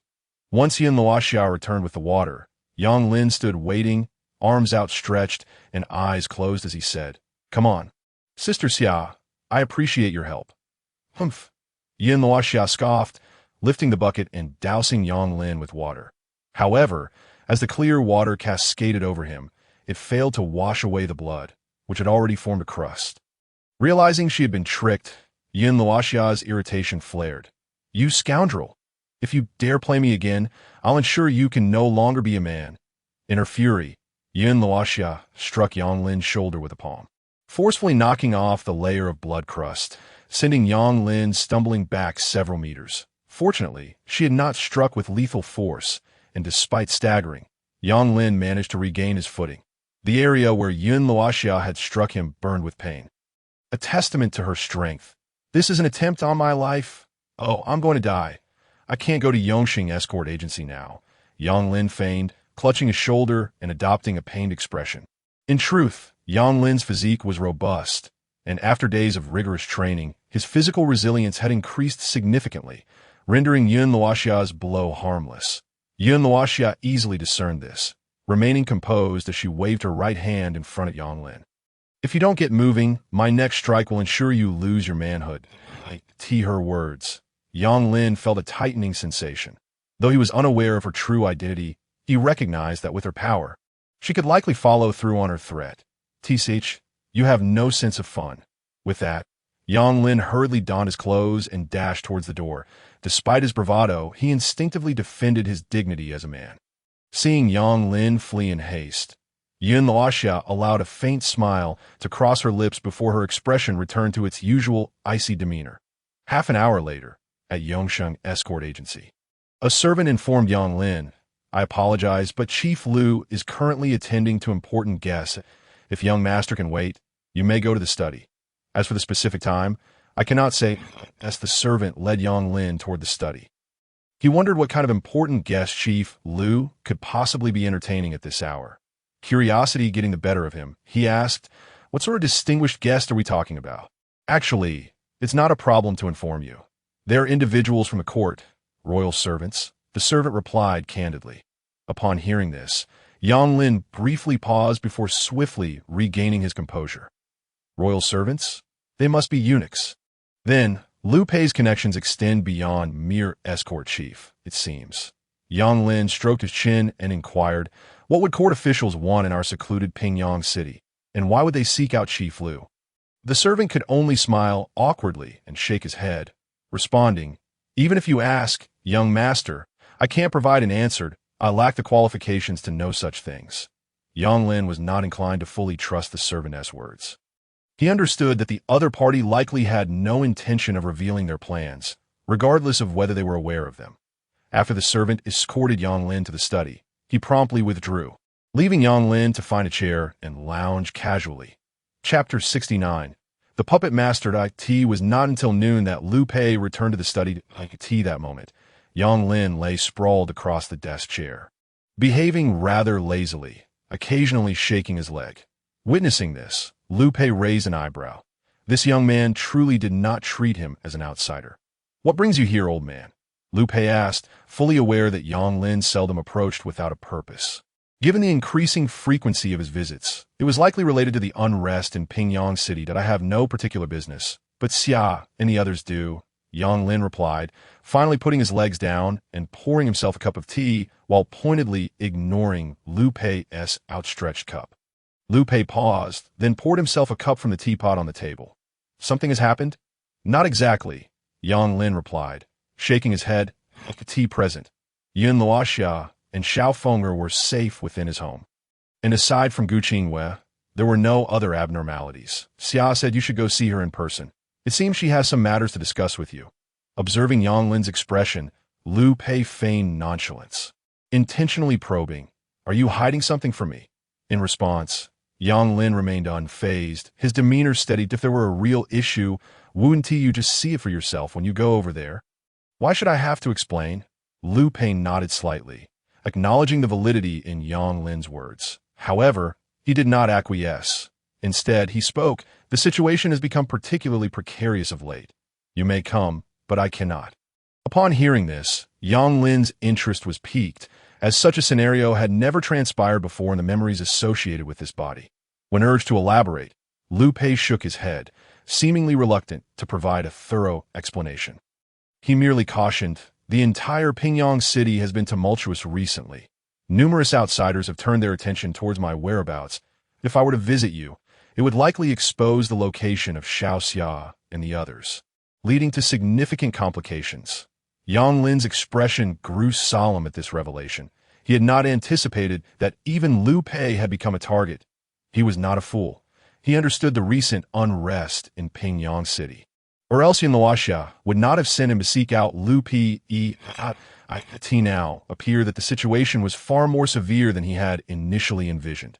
Noticing Yang Lin deep in thought, Lu Pei continued, "I have been marked, and you too may not escape scrutiny, so exercise caution in the days to come." The nature of Yang Lin and Lu Pei's relationship was no longer a secret within the confines of Pingyang City. "To clarify, are they targeting me or Fenger?" Yang Lin asked, startled. Lu Pei did not respond directly, but cast a penetrating glance at Yang Lin, making the answer abundantly clear. "When did those individuals begin to keep tabs on you?" Yang Lin inquired, as a thought struck him. "Perhaps it was before Fenger married into your family," Lu Pei replied. This response caused Yang Lin to furrow his brow. If that were the case, those individuals must have already known that the person he sought was residing within his household. Lu Pei had essentially placed a ticking time bomb in his hands, and Yang Lin was only now becoming aware of it. Observing the expression on Yang Lin's face, Lu Pei chuckled softly. "What this? Are you regretting your choices?" Yang Lin could only manage a look of helplessness in response. "Even if I were to regret it, what good would it do? I had no options back then." With that, a bitter smile remained on Yang Lin's face. "Not quite. You actually do have a choice now," Lu Pei remarked with a smile, casting a mysterious glance at Yang Lin. "You still have the opportunity to join me in confronting the mastermind behind this." Yang Lin was momentarily taken aback. He had assumed he would never have the chance to understand the situation fully. Yet now Lu Pei was offering to take him to meet the puppeteer. Was the plot unfolding too swiftly? "Let us go. Do not linger here," Lu Pei urged, pulling Yang Lin from his reverie as he rose to his feet, preparing to exit. Yang Lin, still perplexed, asked, "Where are we headed?" "You will find out upon arrival." Huayang Lake, a vast body of water that gathered the rivers from four corners, served as a vital transportation hub between the capital and Pingyang City. The fishing and pastoral industries thrived here, and it was not uncommon for demonic beasts to roam. For instance, the deep pool where Gu Qingwei had slain a 1,000-year-old snow serpent was directly connected to this lake this moment. Deep within Huayang Lake, a colossal warship lay anchored in the center. King Mengyang stood upon the deck, one hand resting behind him, surveying the expansive lake, With the 1,000-year snow serpent vanquished, the people shall prosper. And all credit belongs to our celestial empire. The words dripped with a hint of derision as they escaped his lips. Standing behind King Mingyang were two figures with stern expressions. One was Meng Rong, who had once crossed paths with Yang Lin, while the other was a stunning woman clad in a yellow Qi Pao, her beauty striking. The woman chuckled lightly, her eyes reflecting a mixture of amusement and disbelief. Do you not think this is somewhat shameless? Shameless? King Mingyang laughed heartily, his gaze indifferent. In this world, what does not belong to our celestial empire? The credit for eliminating this scourge, too, rightfully belongs to us. Such has been the natural order since time immemorial. Father, your rhetoric increasingly resembles that of the court officials, the exquisite woman teased, covering her mouth with a smile. King Mingyang, however, offered no retort, maintaining his subtle smile. Suddenly, Meng Rong, who had remained silent, interjected, "They have arrived." In unison, the three turned their eyes toward the eastern lake, where a small boat could be seen drawing closer to the warship. "The young man you mentioned who was struck away by a single punch must be him?" The woman asked Meng Rong with a knowing smile. Meng Rong nodded, albeit reluctantly admitting the truth. "However, I did not exert my full strength. I used less than half. That does not sound like you." She replied with a chuckle. It was evident that her brother was not one to accept defeat easily, suggesting that Yang Lin had certainly gained an advantage. "Do not worry. I shall teach him a lesson on your behalf." The woman, known as Meng Qingqiu, was the legitimate daughter of King Mingyang. "That I will retrieve my honor myself. No need for your intervention." Chapter 70. True identity. Meng Rong harbored unwavering confidence in his abilities, believing that if he fought with all his might, victory over Yang Lin was assured. Yang Lin was merely endowed with innate strength, yet his cultivation level was only at the third layer of Qi Refinement, a stark contrast to Meng Rong's prowess. Such a discrepancy in realms rendered any excess strength futile. Moreover, Meng Rong possessed hidden skills yet to be revealed. Thus, the outcome of their confrontation remained uncertain. "Do not underestimate your opponent," King Mingyang cautioned, casting a glance at Meng Rong. "You have already lost once. Do you wish to suffer defeat a second time?" To him, losing was losing, regardless of whether Meng Rong had exerted his full strength. As a royal offspring, Meng Rong could not afford to falter against a mere commoner, and King Mingyang would not bear the shame of such a loss.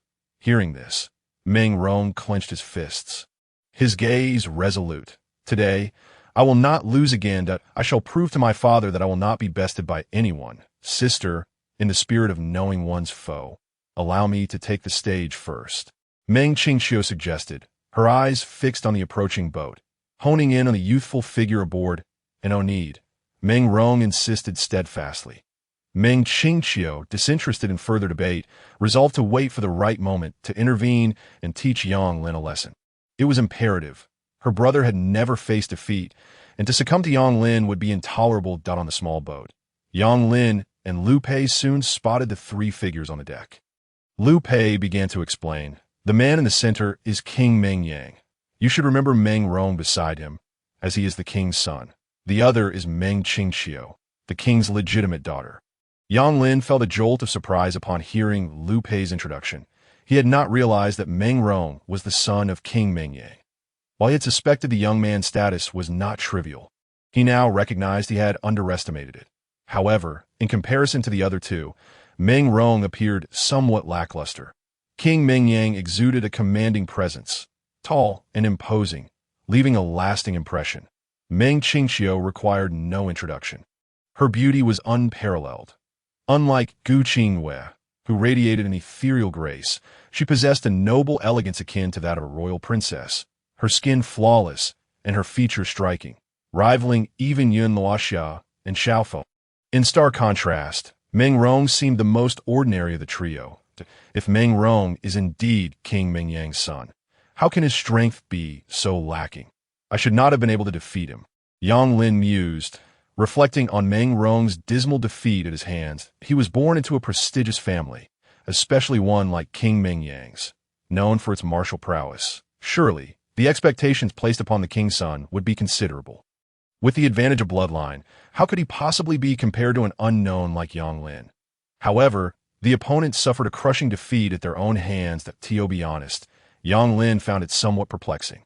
He chuckled, suggesting that if one truly believed in their own prowess, they might as well compare themselves with his sister to discern who is superior. Liu Pei, in response to Yang Lin's remarks, merely remained noncommittal, offering only a brief utterance. Upon hearing this, Yang Lin was momentarily taken aback, pondering why it seemed that every woman he encountered appeared to surpass him. Noticing the bewildered expression on Yang Lin's face, Liu Pei chose not to elaborate further, instead bestowing upon him a knowing smile, leaving Yang Lin to wrestle with his own internal frustrations, casting a resigned glance at Liu Pei. What on earth is happening in this world? The men do not seem particularly formidable, while the women are increasingly impressive. If a confrontation does indeed ensue, do not foolishly expend all your strength. Attack with 7 parts and reserve 3 for yourself. Liu Pei advised. Yang Lin, recalling the fortuitous opportunity Liu Pei had mentioned earlier, suddenly grasped the underlying rationale and nodded slowly. You must understand that the Meng family, in every conceivable aspect, far surpasses us. If you wish to obtain that opportunity, feigning humility is absolutely indispensable, Liu Pei continued. Hearing this, Yang Lin nodded once more, and compared to before, he now harbored a flicker of anticipation. If that is indeed the case, I find myself rather curious about the grand opportunity you mentioned. This moment, Yang Lin's tone lightened considerably. He had never anticipated that he would one day contend with individuals of royal lineage. Realizing he had underestimated his own capabilities, Liu Pei scrutinized him closely, sensing that Yang Lin was not as tense as she had imagined, a stark contrast to her previous perceptions of him. Have you encountered some fortuitous event recently? Liu Pei speculated, unable to conceive of any other explanation. Yang Lin was genuinely startled by this remark. Liu Pei, indeed, was a cunning fox, capable of discerning even the slightest hint of weakness. However, Yang Lin had little to conceal from Liu Pei. While he could not divulge everything, he felt comfortable sharing a few details to speak candidly. My recent fortune has indeed been quite favorable. With the guidance of the Holy Maiden of the Heavenly Sect, coupled with her jade pendant, I have truly stumbled upon an extraordinary stroke of luck, achieving everything in one fell swoop. The only regret perhaps lies with Gu Qingwei, who is unwilling to rekindle our past connection. Otherwise, I would truly emerge as a victor in both wealth and love. Liu Pei, while saying nothing further, nonetheless offered a cautionary reminder. Luck cannot be your constant companion. Should an opportunity arise, seize it firmly. But if the time comes, do not cling to it desperately. Liu Pei surmised that Yang Lin's remarks likely pertained to Xiao Feng'er and her companions. Initially, Liu Pei had intended to marry Xiao Feng'er to Yang Lin, hoping that both she and Yin Luoxiao would lend him their support. With their strengths, nurturing Yang Lin would be mutually beneficial. However, Xiao Feng'er and Yin Luoxiao were destined to depart eventually, should Yang Lin become too entangled with them. Harboring romantic feelings for Xiao Feng'er, the ensuing separation could prove troublesome. This could become a significant obstacle in Yang Lin's heart, a grave taboo for practitioners of the path. Old man, sometimes I truly wonder if you have installed surveillance in my home. Yang Lin remarked, casting a sidelong glance at Liu Pei, speaking without restraint once more. Surveillance? That merely implies having spies in place. Liu Pei retorted. You think too much. I am still quite at ease regarding you. In Liu Pei's view, all of Yang Lin's resources were orchestrated by himself. Did he truly need spies for that? As they approached their destination, Liu Pei rose from his seat, and at that moment, his entire demeanor underwent a transformation as he resembled a blade concealed within its sheath, now poised to emerge and reveal its brilliance to the world. The unyielding sharpness he exuded was unlike anything Yang Lin had ever witnessed. Even when compared to the Meng Yang Wang aboard the warship, Liu Pei appeared equally formidable. Watching Liu Pei from behind, Yang Lin found himself in a daze, suddenly feeling that the person before him was both familiar and foreign. Ah, you have finally arrived, the Meng Yang Wang scoffed, his gaze laden with a hint of nostalgia, naturally settling upon Liu Pei as though they shared an acquaintance. Liu Pei, however, remained unfazed, directing his gaze toward the Meng Yang Wang on the deck, unperturbed by the royal's imposing presence. Even in a seemingly disadvantageous position, Lu Pei's aura could not be suppressed, and he appeared to exude a slight superiority over the Meng Yang Wang, if I have not grown senile. You should still address me as Shu, Lu Pei remarked, and simultaneously, Meng Qingxiu and Meng Rong on the deck were momentarily taken aback, with Yang Lin also astonished as he turned to face Lu Pei. The once rejected disciple has the audacity to claim my respect. The Meng Yang Wang's expression remained unchanged as he locked eyes with Lu Pei. Yang Lin felt as though his mind was inundated with revelations. He had never imagined that Lu Pei shared such a connection with the Meng Yang Wang. Not only as fellow disciples, but that Lu Pei's status surpassed that of the Meng Yang Wang. Should this information leak, it would undoubtedly stir considerable unrest. Although Yang Lin had mentally prepared himself prior to their arrival, he had not anticipated the truth to be so explosive. A so-called rejected disciple must have once been admitted. In comparison to those who cannot even cross the threshold of the sect, I am certainly superior, Lu Pei responded calmly, exuding a sense of confidence in his tone that it seems that over the years. Your strength has indeed grown considerably.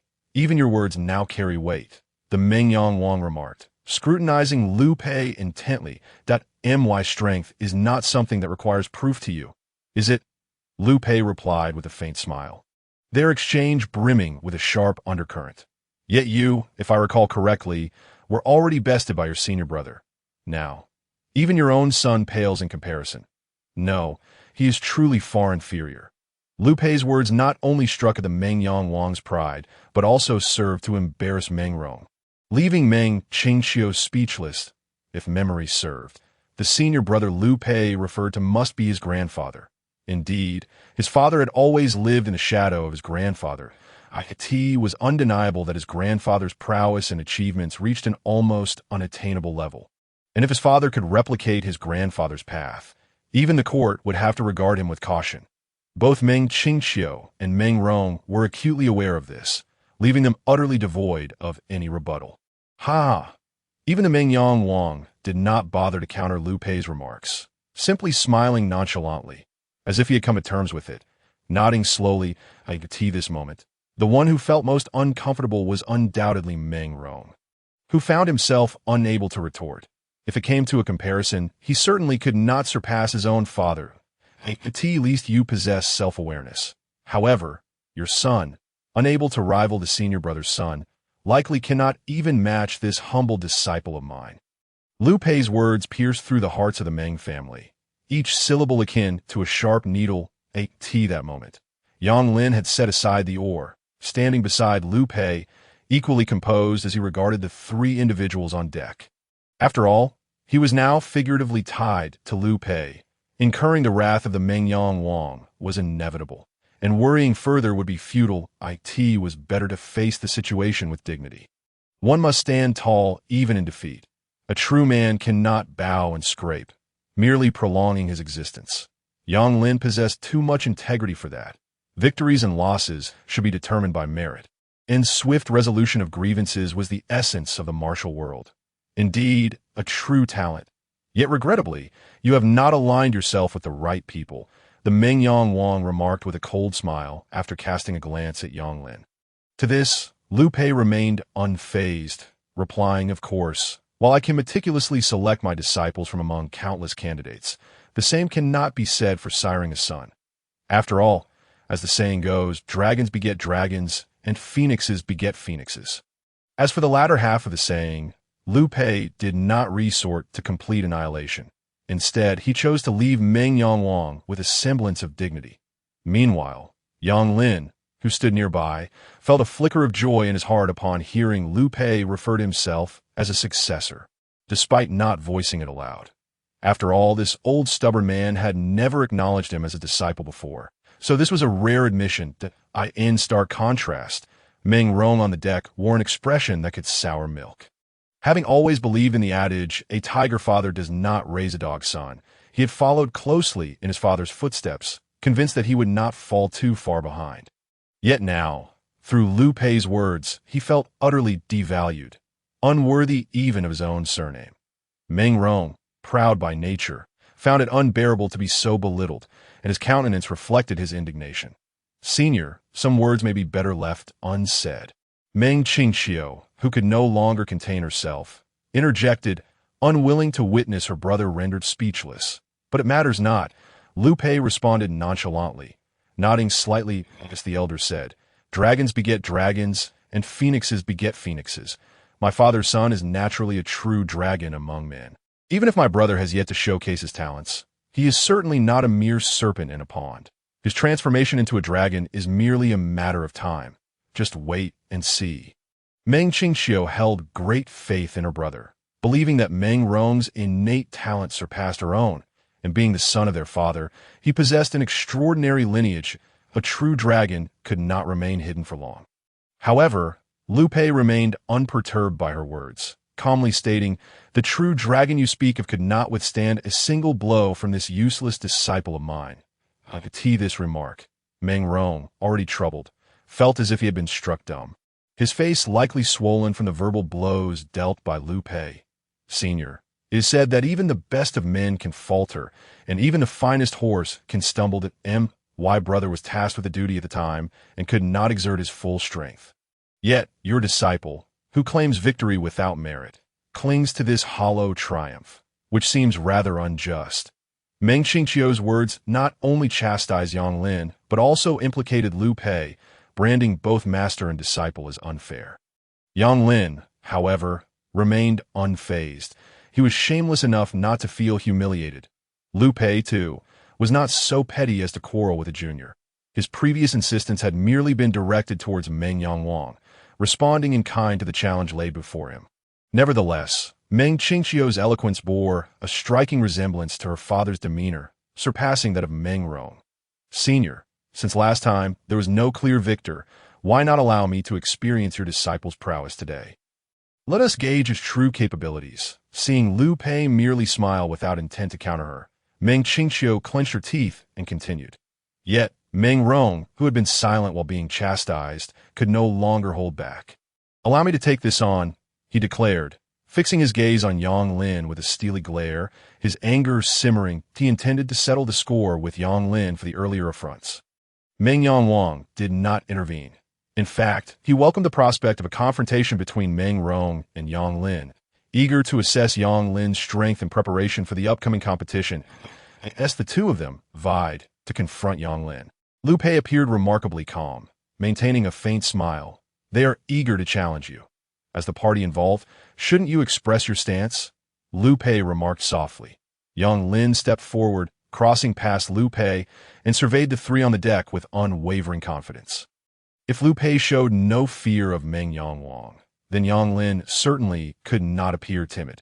Even if it was an act, he would see it through today. Moreover, he did not believe defeat was inevitable. You two present quite the dilemma, Yang Lin stated quietly after a moment of contemplation. Meng Rong and Meng Qingqiu remained silent, patiently waiting for Yang Lin to make his choice. However, the next words out of Yang Lin's mouth shattered their composure. If it comes to it, why not have both of you face me together? I can hardly be bothered to choose. This pronouncement, Meng Rong and Meng Qingqiu felt as though they had been publicly humiliated. Their anger was palpable, and had it not been for their father's presence, they might have already resorted to violence. Lu Pei, though his expression remained unchanged, felt a twinge of disdain. What is this boy thinking today?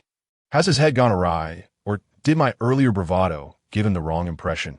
Originally, Lu Pei had anticipated that even if Yang Lin were to challenge the stronger Meng Qingqiu, he might still have a fighting chance. Yet here was Yang Lin, seemingly oblivious to the gravity of his words, challenging both siblings at once. The statement, while seemingly innocuous, rang out as an audacious affront, dismissing them entirely. Inevitably, Meng Qingqiu's expression grew colder, as if encased in a 3-foot-thick layer of ice. You insolent brat. You may be young, but your arrogance knows no bounds. As for Meng Rong, his previous humiliation stung even more sharply now, as Yang Lin dared to boast in front of their father, rubbing salt into his wounds. Little did Yang Lin realize that his casual remark had ignited the ire of both siblings. How bold of you, young Master Yang, to challenge two at once. Meng Yangwang finally broke the silence, his voice measured. Since you have made such a request, You two shall face him together and experience young Master Yang's skills firsthand. Consider it an opportunity for learning." With Meng Yangwang's words, the tension dissipated, and a dangerous smile crept onto his lips as he glanced at Yang Lin. In contrast, Meng Rong exuded a fierce aura, akin to a beast poised to pounce, ready to tear Yang Lin to shreds. Lu Pei's lips twitched slightly. It seemed Yang Lin's folly was matched only by Meng Yangwang's audacity. They were indeed willing to confront him together. Did they not fear the damage to their family's reputation? Even if they emerged victorious, could such a victory be deemed honorable? Yang Lin found himself momentarily silenced by the trio's audacity. He wondered how their disregard for martial ethics could reach such extremes. It was clear they were cut from the same cloth, father and daughter. Yet, with the challenge set, Yang Lin could no longer retract his words that he had set the stage, and whether he faced defeat or not, he would bear the consequences. With a resigned sigh, Yang Lin accepted his fate, maintaining an air of calm. "Since we are here, Huayang Lake, let us take our battle to the waters. That I trust you both have no objections." Even in defeat, he would uphold his dignity. After all, one does not lose their composure in the face of adversity. Only Lu Pei stood nearby, his eyes averted from Yang Lin. A 1 versus 2 scenario was one thing. But to battle on the water, did Yang Lin truly believe he stood a chance? Lu Pei found himself regretting ever taking Yang Lin as a disciple. With such a lack of foresight, what could he hope to accomplish? Fortunately, Lu Pei had not formally accepted Yang Lin as his apprentice. He had merely referred to him as a successor. Thus, should Yang Lin falter spectacularly, he could still distance himself from the debacle. "Well then, since young Master Yang has spoken, we siblings shall have no objections," Meng Qingqiu declared, gracefully descending onto the lake's surface without causing a single ripple. Meng Rong followed suit, leaping from the deck and landing upon the water. Though his entrance disturbed the surface slightly more than his sister's, as Yang Lin witnessed this display, he found himself momentarily at a loss. With such exceptional agility, how could he ever contend? Lu Pei shot Yang Lin a sidelong glance, as if to say, "Next time, think twice before you act so brazenly." "Old Lu Gu," Yang Lin called softly. "What is it? You were the one who initiated the challenge and chose the venue. It is too late to call on me now." Lu Pei muttered under his breath, a hint of irritation evident in his tone. He was aware that this young man had a penchant for posturing, yet he never anticipated such an extravagant display. He had now truly overreached, directly placing himself in the line of fire. Chapter 73. The contest in the water. Though he spoke thus, Lu Pei could not help but sigh internally. Over the years, his teachings to Yang Lin had primarily focused on physical training. While the art of walking on water had been mentioned, it had not received the attention it deserved. It was likely that Yang Lin had not taken it to heart. He feared that tomorrow's endeavor might not bode well. "Not at all. I simply wish to convey that I await good news," Yang Lin replied confidently, though his voice was low. Lu Pei caught the words clearly and cast a surprised glance at Yang Lin. Could it be that this young man had secretly trained in some technique? Or perhaps had Yin Luoxia and her companions instructed him? Despite his astonishment, Lu Pei maintained a composed demeanor. "Be cautious. Meng Rong is also at the Qi Refinement stage, and his level is no trifling matter." Lu Pei refrained from explicitly stating Meng Rong's rank, yet Yang Lin discerned that Meng Rong's abilities likely surpassed his own. This was to be expected.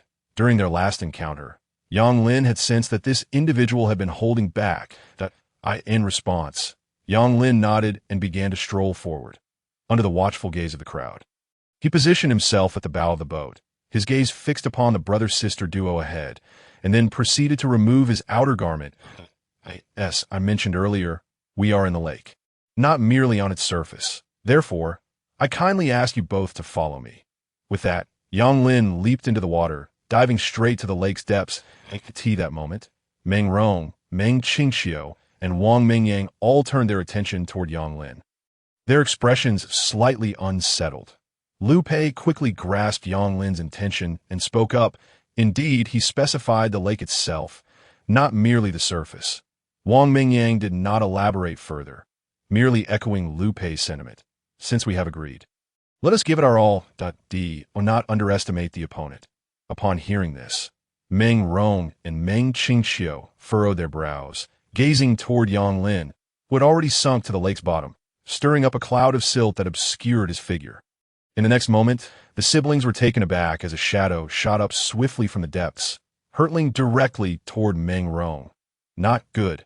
Meng Qingqiu reacted instantly, her expression grave as she shoved Meng Rong aside.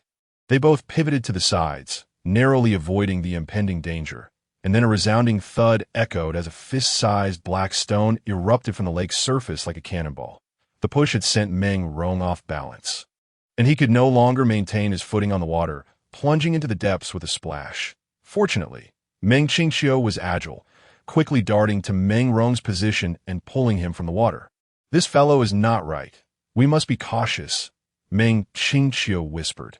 Meng Rong nodded. This was just the beginning, and he had already fallen victim to Yang Lin's tactics, leaving him feeling quite disgruntled. After all, he had just assured Wang Mengyang that he would regain his lost honor, only to be met with a swift slap in the face. However, just as Meng Rong nodded, he suddenly felt a terrifying force tugging at him from beneath, dragging him toward the lake's depths. His expression shifted dramatically. He could never have anticipated that Yang Lin's assault would be so ferocious. Even Meng Qingqiu's countenance turned pale. Her hand gripped Meng Rong's shoulder, and she immediately sensed a tremendous force vying for Meng Rong's body. Had she not known that Yang Lin was at the lake's bottom, she might have thought a beast was attacking. Is Yang Lin's strength truly that formidable? This time, Meng Qingqiu chose not to release her grip, instead allowing herself to be pulled down alongside Meng Rong. Presently, Yang Lin had a firm hold on Meng Rong's right ankle, forcefully dragging him down, unexpectedly also bringing Meng Qingqiu along. Yang Lin would not grant them a moment to react. With a swift motion, he spun Meng Rong around like a top, sending him whirling through the water. Meng Rong grit his teeth, feeling as though he were caught in a maelstrom, his body subjected to immense pressure. This scene struck a chord of familiarity. It was reminiscent of the time Liu Pei had reprimanded Yang Lin in his presence. Back then, Yang Lin had had no chance to defend himself, and now Meng Rong found himself in the same predicament. In contrast, Meng Qingqiu had regained her composure and was quickly devising a strategy. Yang Lin's strength was indeed overwhelming. The rumors of his innate might were not to be taken lightly. While her brother's strength was commendable, it paled in comparison to Yang Lin's, especially considering the gap in their cultivation levels. As things stood, Meng Rong had no opportunity to retaliate, merely enduring Yang Lin's relentless assault. If this continued, it was highly likely that he would succumb to Yang Lin's prowess. Meng Qingqiu's focus sharpened. She began to control her body, attempting to flow with the currents and even lowering her breath. Meanwhile, Yang Lin sensed a shift in Meng Qingqiu's demeanor. She had previously been dragged in alongside Meng Rong, and even as he spun them, he could distinctly feel her presence. However, now she seemed to have vanished, leaving only Meng Rong in the water. This is bad, Yang Lin thought, sensing the urgency. Just then, Meng Qingqiu reappeared, transforming her fist into a palm and striking directly at Yang Lin's face at such close range. Yang Lin had no other choice but to release Meng Rong, who was flung away by the centrifugal force from the previous spin. Damn it! Meng Qingqiu cursed under her breath, realizing that unlike Yang Lin, she could not afford to neglect Meng Rong. She had to return to rescue him. This momentary lapse revealed a weakness, which Yang Lin would not let slip by. He clenched his right fist and struck out, targeting Meng Qingqiu at that moment. Meng Qingqiu had successfully grasped Meng Rong, but as Yang Lin's attack approached, she found herself with no means of evasion. Forced to respond in kind, she struck out once more toward Yang Lin's chest. Yet when her palm connected with Yang Lin, it felt as if she had struck an iron wall. The impact sent pain coursing through her hand. This fellow's physical resilience is astonishing. Despite her distraction, Meng Qingqiu believed she had exerted nearly 70% of her strength, yet she could not breach Yang Lin's defenses. Yang Lin, undeterred by her strike, continued his assault, delivering a heavy blow to Meng Qingqiu's shoulder. Chapter 74. Such an outcome, a tremendous force surged forth, and Meng Qingqiu staggered back, sliding nearly 5 meters, her shoulder aching from the impact. Yang Lin's punch was accompanied by a hidden power that wreaked havoc within her body, compelling her to divert her focus to suppressing it with her internal energy. After receiving Meng Qingqiu's palm strike, Yang Lin too felt the effects, though he gritted his teeth and bore the pain. This woman possessed considerable strength. While she could not topple Yang Lin, he still felt discomfort, pausing for nearly half a second before refocusing his aim. Seizing the opportunity, Meng Rong rushed toward Yang Lin, unleashing a powerful dual-fisted strike aimed at Yang Lin's vital points. However, he was a moment too late. Yang Lin had already reached Meng Qingqiu, seizing her throat with his right hand and pulling her in front of him as a shield. "I've got you now. Your sister is in my grasp. If I am harmed, I won't mind if you strike her." Yang Lin glared at Meng Rong, tightening his grip on Meng Qingqiu like a tea that moment. Meng Qingqiu had no strength left to resist. She was still occupied with neutralizing the hidden force within her body, and the pressure around her neck was excruciating. She could sense that if Yang Lin exerted any more force, he could easily crush her throat. "How about you release my sister?" Using a woman as a shield is truly despicable. In a moment of despair, Meng Rong had no choice but to withdraw. Positioning himself 6 meters away from Yang Lin, gazing at Meng Rong, Yang Lin showed no intention of releasing Meng Qingqiu, and instead, his eyes sparkled with provocation. The scornful expression on his face nearly drove Meng Rong to the brink of fury. His fists clenched tightly, and his eyes tinged with our EDT this juncture. Yang Lin could not be bothered to engage further with Meng Rong. Holding onto his hostage, he swam towards the lake's surface. Meng Rong could only watch helplessly, never imagining that after his previous defeat, he would lose again in a 2-on-1 scenario. Moreover, throughout the encounter, Meng Rong had not managed to display even an ounce of his strength. Or rather, he had been deprived of any opportunity to do so. Yang Lin had never afforded him the chance to retaliate, continuously suppressing him as if he were merely a punching bag. At this moment, both Wang Mingyang and Liu Pei wore expressions of astonishment. Who could have anticipated that this battle would culminate in such an outcome? After a prolonged silence, Wang Mingyang was the first to break the stillness. "The successor you found is commendable." This remark represented the highest praise Wang Mingyang could bestow on Yang Lin, as even his own children had never received such acknowledgement, let alone anyone else. "I have merely taught him a few cultivation methods. It hardly qualifies him as a successor," Liu Pei replied with a smile, gently shaking his head, revealing his intent to be candid on this matter. With a splash, Yang Lin and Meng Qingqiu emerged from the water. At this moment, Meng Qingqiu's face was flushed, and it was uncertain whether it was due to suffocation or the embarrassment of losing to Yang Lin. "That I suppose I have one, haven't I?" Yang Lin inquired, directing his gaze towards Liu Pei. Liu Pei, however, seemed disinclined to respond, his demeanor betraying a hint of discomfort. To assert that Yang Lin had not one would be inaccurate, for he had managed to capture one opponent while facing two. Yet to claim victory in such a manner was undeniably lacking in elegance. In this moment, not only Meng Rong and Meng Qingqiu, but even Yang Lin's true capabilities remained ambiguous. Facing two adversaries, he was already at a disadvantage. Yet he had triumphed remarkably, a victory that could not be dismissed.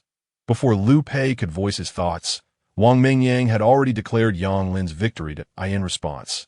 Yang Lin smiled and turned to Meng Qingqiu, saying, "I apologize for any offense caused. I hope Miss Meng can overlook my transgressions." Meng Qingqiu dared not express her dissatisfaction. Even in defeat, she could only swallow her grievances, casting a fierce glare at Yang Lin. "Enough of this. Stop pretending to be virtuous and return quickly." Liu Pei sighed, occasionally finding Yang Lin to be quite exasperating. With a gentle flick of his right hand, Yang Lin felt as though he were being drawn back to the boat by an unseen force. This was the first time Yang Lin had witnessed Liu Pei's remarkable ability, and he marveled inwardly, feeling a surge of excitement. It was evident that this old fellow had been concealing many remarkable skills yet to be imparted to him. On the other side, Wang Mingyang summoned a column of water, lifting both Meng Rong and Meng Qingqiu back onto the deck. This moment, the siblings' faces were so grim they seemed on the verge of tears. Remaining silent and avoiding Wang Mingyang's gaze, "It appears you have already made up your mind," Wang Mingyang observed without acknowledging them, as Meng Rong and Meng Qingqiu directed their attention towards Liu Pei. Letting out a soft sigh, their expressions quickly turned sharp, regaining the haughty and authoritative demeanor they had previously held. Truth be told, I'm also at my wit's end, if I do not take action soon. I might truly find myself buried. Liu Pei chuckled, maintaining an air of calmness. If a part of you is already buried, you should be more prudent. To show off now is simply foolish, Wang Mengyang replied with a cold snort, clearly disagreeing with Liu Pei's perspective. Nonetheless, Liu Pei remained unperturbed. Compared to you, I have long been a remnant of a bygone era. But what of it? Should I simply watch as the flower, on the verge of blooming, withers in your hands? I have never claimed to wish harm upon anyone, Wang Mengyang stated. In this world, matters extend beyond mere life and death. Stripped of freedom, a once soaring bird is no different from a corpse. Liu Pei continued. Upon hearing this, Wang Mengyang regarded Liu Pei with a penetrating gaze, a flicker of murderous intent suddenly apparent in his eyes. Do you truly believe I would not act? Can you withstand my hand? Perhaps you might consider it from another angle. Can your father withstand it? Liu Pei remarked with a subtle smile, laden with meaning. This statement prompted not only Wang Mengyang, but also Meng Rong and Meng Qingqiu to furrow their brows in unison. The siblings naturally perceived Liu Pei's words as disrespectful towards their grandfather and father, yet Wang Mengyang's expression was notably intriguing. After a moment of silence, Wang Mengyang continued, whether you can withstand it, I cannot say, but it would be wise for you to overcome the current challenge first. Please convey my regards to your father. Liu Pei smiled once more, then, without lingering, cast a meaningful glance at Yang Lin. Yang Lin immediately understood and picked up the oar, steering the fishing boat back in the direction they had come. The conversation had left him with a sense of confusion, although he did not comprehend the secrets surrounding Feng. The fact that it could stir Wang Mengyang and compel Liu Pei to oppose him clearly surpassed his understanding that if something were to happen to Feng, with his current strength, he feared he would have no chance to offer assistance. Reflecting on this, Yang Lin recalled Liu Pei's earlier words. When the time comes, prioritize your own survival. You need not concern yourself with Xia and Feng. Chapter 75. Are you listening? As they watched the fishing boat retreat. The three figures on the deck stood by the railing, with Meng Qingqiu being the first to speak. Father, what is that person's strength? Meng Qingqiu's inquiry was directed at Liu Pei, for having grown up. Today was the first time she had encountered him. Throughout the encounter, he had not once engaged in combat. Save for the moment, he pulled Yang Lin onto the boat, leaving her unable to gauge his depth. Yet from the dialogue between Liu Pei and Wang Mengyang, Meng Qingqiu sensed that this old man likely held a seniority above her father. If he truly is of the same generation as your grandfather, and is indeed a fellow disciple, then what does that imply? He and your grandfather are fellow disciples. How strong do you think he is? Wang Mengyang replied, offering a reminder rather than a complete explanation, thus affirming Liu Pei's earlier statements. Father, did grandfather not say that you have surpassed? Meng Rong interjected, somewhat discontented. However, Wang Mengyang did not grant him the opportunity to finish, interrupting him instead. As royal family members wielding power, we have found ourselves bound by too many constraints. Upon hearing this, the two siblings were momentarily stunned, exchanging puzzled glances at Wang Mengyang. Yet Liu Pei was different. He had little left to lose. With this statement, the siblings appeared to grasp something, nodding in agreement. However, Meng Qingqiu remained unconvinced, snorting as she retorted, he cannot possibly be stronger than father. That so-called successor of his cannot compare to my brother. My brother's talent is exceptional. How could those mediocre individuals hold a candle to him? Meng Qingqiu's words not only failed to please Meng Rong, but also darkened his expression further. Recalling the earlier events and feeling increasingly frustrated, I could see this moment. Wang Mengyang frowned and turned a glance at Meng Qingqiu. Do you not see where you stand today? Meng Qingqiu scoffed again, convinced that she had not truly lost. If it were a matter of strength, Yang Lin could not possibly be her opponent, let alone with Meng Rong joining him. This fellow had resorted to underhanded tactics. Even if he won, it would be without honor. They had merely been outdone by his cunning. In response to Meng Qingqiu's defiance, Wang Mengyang neither confirmed nor denied her sentiments, but continued. If you have the time to lament about the other's underhanded tactics, perhaps you should consider why Meng Rong was the first to fall into a trap. From that moment onward, You had already lost. Lost in the most absolute sense. Upon hearing this, the siblings fell silent. Though they did not accept Wang Mingyang's words, they found themselves deep in thought, recalling the earlier skirmishes with Yang Lin. Meanwhile, Yang Lin and Liu Pei propelled the small boat, gliding slowly across the lake surface. They remained silent for a considerable time until Yang Lin finally broke the silence, asking, "Old fellow, your purpose in bringing me here to meet Wang Mingyang today is surely not merely to witness my contest with those siblings?" "Hee, have you only just realized that?" Liu Pei retorted in response. Yang Lin chose not to elaborate further. If it were his turn, he feared he would never have the chance to meet King Mingyang in his lifetime. Such illustrious figures were far beyond the reach of his humble status as an ordinary citizen. Recalling moments like today, Yang Lin realized it was not the first time he had witnessed such a spectacle. Liu Pei had previously extended invitations to officials from Pingyang City under the guise of introducing himself. A vague thought flickered in Yang Lin's mind. This was likely a contingency plan laid out by the old Liu for him. Though the old fellow often dealt him harsh blows, he had also been generous during pivotal moments. Of course, this referred to the previous owner of his current body, which Yang Lin had merely inherited. After a brief pause, Liu Pei continued, "Tell me, Xiao Xia, the troubles of Huayang Lake have been resolved. As for those in the city, they must fend for themselves." Yang Lin nodded in acknowledgement, understanding the implication without the need for further explanation. Now that Liu Pei had dealt with King Mingyang, the remaining issues likely pertained to those from the court within the city. "Yang Lin, I know you are clever, but some matters require prudence. Do not always aspire to reach the pinnacle in a single leap," Liu Pei suddenly cautioned, casting a penetrating gaze at Yang Lin. "Only when your strength is sufficient can you roam the vast world freely. Until then, if you are a dragon, you must coil. If you're a tiger, you must lie low. Old Liu, just speak plainly. Do not play riddles with me." "Your demeanor is infuriating," Yang Lin said with a frown as he rowed the boat. "Ha! You are still in the Qi Refinement stage. Let matters of romance be set aside for now. We shall discuss them after your breakthrough." Liu Pei chuckled. Yang Lin, however, was not swayed. If he were to speak candidly, he had long since broken his vows, but circumstances had rendered him helpless. "Old Liu, I have told you before, with my looks, I could enter Chunlu without spending a dime. Countless beauties would line up, eager to embrace me." Yang Lin scoffed. "Huh. If you could maintain such a state, what worries would you have about your cultivation not progressing? What fears would you have about your strength not increasing?" Liu Pei mused with a sigh. Since ancient times, heroes have struggled to overcome the allure of beauty. The path of cultivation is often fraught with emotional entanglements. Once ensnared, escaping becomes a daunting task.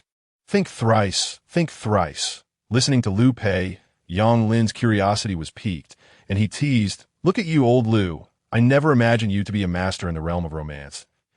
Share your stories with me." "Very well, in my youth, I was renowned as a handsome lad across 10 miles. Many beauties would queue up to throw themselves at me," Liu Pei replied. Upon hearing this, Yang Lin turned to appraise Liu Pei from head to toe. Finding it hard to believe, Liu Pei added, "What? You do not believe me? In my day, I too could stroll through brothels without spending a cent." Yang Lin smirked. "This old fellow surely is not trying to save face, is he?" When he spoke to King Mingyang earlier, his nose was practically in the clouds, as if he were royalty himself. Now that King Mingyang and his family have departed, is there really a need for such pretense? "Are you even listening?" Liu Pei could see that Yang Lin was skeptical, his expressive features nearly eliciting a laugh. "You know, when I was in Wei, I once competed for a bride with the royal family," Liu Pei declared confidently, as if transported back to his spirited youth. "There were 20 of us, including myself and the renowned handsome Prince of Wei, all clad in wedding attire, standing at the gates of the Wei capital to welcome brides from the Great Xia. The brides would choose their ideal husbands from among us. Oh, you want to know the outcome?"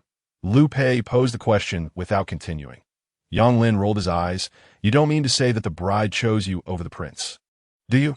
"Indeed, that is the truth," Liu Pei replied with a chuckle, his eyes gleaming with pride, even more so than when he faced King Mingyang. Yang Lin's expression shifted subtly. This old fellow was becoming increasingly shameless with age. "And that smug expression of yours, Did it not earn you a scolding from the prince on the spot? Scolding. I triumphed through my own merit. In front of everyone, would he dare act dishonorably? Liu Pei retorted with a snort. Yang Lin, however, remained unconvinced, muttering under his breath. What if the bride simply did not wish to choose the prince and used you as a substitute? Surely, you cannot claim you are as handsome as Panin. At this, Liu Pei's expression faltered briefly before he turned to Yang Lin, a glint of mischief in his eyes. If you insist on saying so, there may be some truth to it, but the facts also indicate that I am indeed more handsome than that pretty boy. Seeing Liu Pei's expression and hearing his tone, Yang Lin felt a sense of foreboding and hurriedly nodded in agreement. Yes, Liu Laoda is correct. The bride must have felt a connection with you. Regardless of the reason, she ultimately chose you to— Is that so? Are we destined? Liu Pei mused softly. What? Are you yearning for women again? Yang Lin blurted out without a second thought. Not to be rude, old Liu, but at your age, perhaps you should think less about women. It is not good for your health. Upon hearing this, Liu Pei fell silent, not even casting a glance at Yang Lin. Immediately, Yang Lin regretted his words. The pressure emanating from Liu Pei was palpable, and he realized he had truly stepped on the old fellow's tail this time. Although he was curious about what had transpired between Liu Pei and that bride, Yang Lin knew it was wise to keep his lips sealed. Before long, they approached the shore of Huayang Lake. Liu Pei, who had been silent, suddenly spoke. Kid, it seems you have recently encountered some fortuitous events. Your strength has increased significantly. Caught off guard by this unexpected inquiry, Yang Lin hesitated, unsure of Liu Pei's intentions. However, this only heightened his apprehension. Is that so? I feel like I am still the same. Yang Lin feigned ignorance. However, before he could finish his sentence, Yang Lin suddenly felt a loss of strength as Liu Pei seized him, sending his ankle flying. Damn it! With a loud thud, he landed on the grassy bank.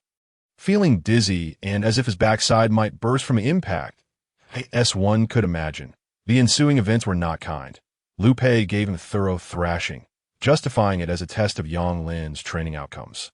In the end, Yang Lin could only suffer in silence, unable to retaliate. Upon returning home, despite the unpleasant experience with Liu Pei, Yang Lin relayed his words to Yun Luoxia. After absorbing the information, Yun Luoxia furrowed her brow. Momentarily lost in thought. By the way, there is something I've always wanted to ask. Yang Lin broke the silence after a moment. Between old Liu and King Mingyang, who is more formidable? You have met both. So why not take a guess? Yun Luoxia raised an eyebrow and countered. If I knew, I wouldn't be asking you. Yang Lin replied, exasperated. Both Liu Pei and King Mingyang exuded an aura that dwarfed him, let alone their true strength. Yang Lin knew he could never gauge it. If even Yun Luoxia was uncertain, he certainly had no place to find out. Humph, since you cannot guess, it merely proves your strength is insufficient. We shall discuss it when you reach that level. Knowing this will not benefit you. Yun Luoxia huffed, evidently unwilling to enlighten him. It appears you do not know either, Yang Lin remarked, disappointment flickering across his face. Keeping such matters from him served no purpose, did it? As expected, Yang Lin's words struck true. Yun Luoxia extended her hand, feigning a punch toward him. Unfazed, Yang Lin remained composed and quickly changed the subject. I did not return empty-handed today. The children of King Mingyang II, and I have already engaged with both of them, ultimately emerging victorious. However, I find it difficult to discern their true capabilities and am uncertain whether you might provide me with an analysis of whether they intentionally held back. Upon hearing this, Yun Luoxia exhibited a flicker of interest. She had indeed heard whispers of the woman associated with King Mingyang. Casting a glance at Yang Lin, Yun Luoxia remained silent, awaiting further insight. Subsequently, Yang Lin recounted the entire situation from beginning to end, even going so far as to reenact the climactic moment, prompting Yun Luoxia to assume the role of Meng Qingqiu while he mimicked the actions of that fateful day. Gripping her neck as he had done then, Yun Luoxia offered no resistance, following Yang Lin's lead. Now, let us see if you can launch an attack upon me, Yang Lin remarked with a smile. Once all preparations were in place, the words left Yun Luoxia momentarily speechless as she shot a glare at Yang Lin. In her current state, How could she muster any strength to retaliate, let alone attack? Yang Lin, observing her reaction, swiftly realized that the woman from earlier had indeed not held back. She was genuinely at his mercy. With his grip firm, Yin Luoxia found herself unable to utter a word. And upon struggling, she discovered that Yang Lin's hold was akin to a vice, rendering her utterly immobilized. It wasn't until Yang Lin regained his composure that he recognized he may have overstepped. Yin Luoxia's face had flushed a deep crimson. My apologies. I assure you it was unintentional. Do you believe me? Yang Lin stammered awkwardly, casting an apologetic glance at the furious Yin Luoxia. She continued to glare at him, showing no sign of forgiveness. Yang Lin felt a shiver run down his spine. If I release you now, you surely will not let me off the hook, will you? Yin Luoxia did not deny this, merely fixing her gaze upon him. Yang Lin swallowed hard. His thoughts raced, and he concluded that since death was inevitable, he might as well embrace his fate and act like a true man. With a sudden roar, he wrapped his arms around Yin Luoxia's waist, lifting her effortlessly. Their bodies pressed together, and Yang Lin took full advantage of the moment, despite his hands wandering a bit too freely. Although he dared not explore the more intimate regions, he reveled in the softness at her waist. Yin Luoxia gasped, her expression swiftly turning icy, and the outcome was predictable. Yang Lin found himself on the receiving end of another thrashing. Were it not for his body having been tempered through rigorous training, he might have been left bruised and battered. Though Yin Luoxia struck him, she moderated her strength, ensuring he sustained only superficial injuries, which were trivial for a martial artist. Seeing that she refrained from delivering a fatal blow, Yang Lin clung tightly to her waist, thinking it foolish to forego such an opportunity, since their identities had been revealed. It had been quite some time since Yin Luoxia had allowed any intimacy between them. Now, with the chance for closeness, he felt compelled to cherish it. Eventually, concerned that she might inadvertently harm him, Yin Luoxia ceased her assault, permitting Yang Lin to revel in his audacity. After some time, Yang Lin reluctantly released her, a smirk adorning his face. Your strength is rather average, isn't it? He chuckled, clearly pleased with his exploits. Yet, Yin Luoxia unexpectedly remarked, if you wish to continue testing, see if I can strike you dead. Her tone carried an unmistakable edge of menace. Yang Lin felt a chill run down his spine and hastily shook his head. No, I am but a wounded soldier. You cannot treat me so harshly. As Yin Luoxia approached him with ominous intent, Yang Lin's eyelids fluttered nervously. Before he could further protest, she delivered a swift slap to his shoulder. Instantly, Yang Lin felt the ground drop beneath him, and he was propelled like a cannonball from the doorway into the courtyard, without a moment's pause. Should there be a next time, you shall see how I deal with you. Yin Luoxia huffed, slamming the door behind her, leaving Yang Lin in a state of disarray. Though it appeared as though he had been flung away, Yang Lin had not sustained any real harm. Yin Luoxia had ultimately shown restraint. Sitting on the ground, he chuckled foolishly for a moment before brushing himself off and heading towards the bathroom, while he had not rekindled the flames of passion with Yin Luoxia. The playful interaction was far better than nothing, and he felt a sense of satisfaction. Entering the bathroom, he noticed Gu Qingyue's star jade pendant still hanging on the rack, and he exhaled in relief, realizing that the heroine truly intended to leave the pendant for him. This was indeed a stroke of fortune. Without further hesitation, he shed his clothing and plunged into the bath, continuing his blood extraction cultivation. Meanwhile, in the study, Gu Qingyue sat at her desk, perusing the ancient texts gathered by Yang Lin. Although engrossed in her reading, her awareness lingered around the bathroom. She had observed the playful antics between Yang Lin and Yin Luoxia, noting that Yang Lin's physical prowess had evidently increased since their last encounter. When he had served as a sparring partner for Yin Luoxia, he had proven significantly more resilient than before. As she pondered these matters, Gu Qingyue kept a watchful eye on Yang Lin's cultivation state, and before long, it was time for dinner. As usual, Ouyang Yunshuang arrived with a food container, and upon discovering Yang Lin's absence, she inquired of Gu Qingyue, "Is the master still in cultivation?" She asked, her tone laced with curiosity. Yu Qingyue nodded, continuing to probe Ouyang Yunshuang's energy with her own, counting the number of times she had done so. Ouyang Yunshuang, however, displayed no signs of unease, placing the dishes on the table as if nothing were amiss. The master has been focused on cultivation and seems not to have eaten today, Ouyang Yunshuang remarked, her expression wavering as she gazed at Gu Qingwei. Shall I take him some food? At least he might have a few bites when he is free. After a moment of contemplation, Gu Qingwei did not voice an objection, but instead nodded in agreement. Very well, I shall go at once, Ouyang Yunshuang replied, promptly taking the remaining dishes and heading towards the bathroom. Upon reaching the door, she softly called out to Yang Lin, but was met with silence. The surroundings unusually still. Suddenly, a gust of wind swept through, and the bathroom door creaked open. Ouyang Yunshuang feigned surprise, fully aware that Gu Qingwei had orchestrated this, clearly wishing for her to enter. Maintaining her composure, Ouyang Yunshuang pretended to call for the master a few more times, and when no response came from within, she hesitated but ultimately stepped into the bathroom. Before long, the scene within the bathroom came into view. The air was thick with the odor of blood, and Ouyang Yunshuang feigned shock and fear, quickly noticing the blood in the bath. She gasped, suppressing her discomfort, and called out, "Master!" just as Ouyang Yunshuang debated whether to continue calling for Yang Lin. An invisible force propelled her from behind, and she swiftly realized that Gu Qingwei had been manipulating events from the shadows. With no time to think, she let out a startled cry and plunged into the blood-filled bath.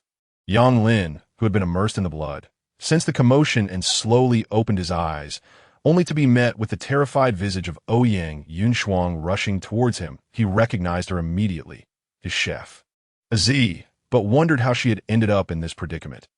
Ouyang Yunshuang struggled as though drowning, and after a frantic grasp, she managed to stabilize herself by clutching Yang Lin's form. She was drenched in blood, her appearance ghastly. Yang Lin's confusion deepened as he gazed at Ouyang Yunshuang, momentarily at a loss for words. Master, she stammered, her demeanor one of utter panic. Yang Lin furrowed his brow, glancing to the side. Upon hearing this response, Yang Lin felt a sudden jolt of surprise in his heart. Although he was somewhat perplexed, he maintained his composure. How could an ordinary woman, submerged in a pool of snow serpent blood, remain entirely unscathed? Setting aside the lethal poison, the corrosive nature of this liquid alone was beyond the endurance of an average person. Yang Lin had not endured the torment of blood for days, which is why he felt an immediate sense of doubt.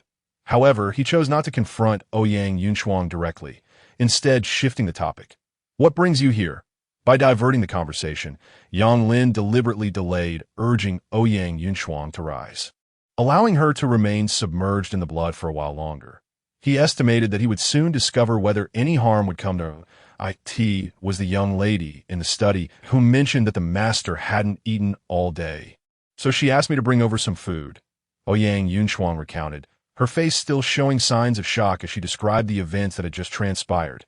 Yang Lin nodded thoughtfully at her words, as if a realization dawned upon him, before inquiring further.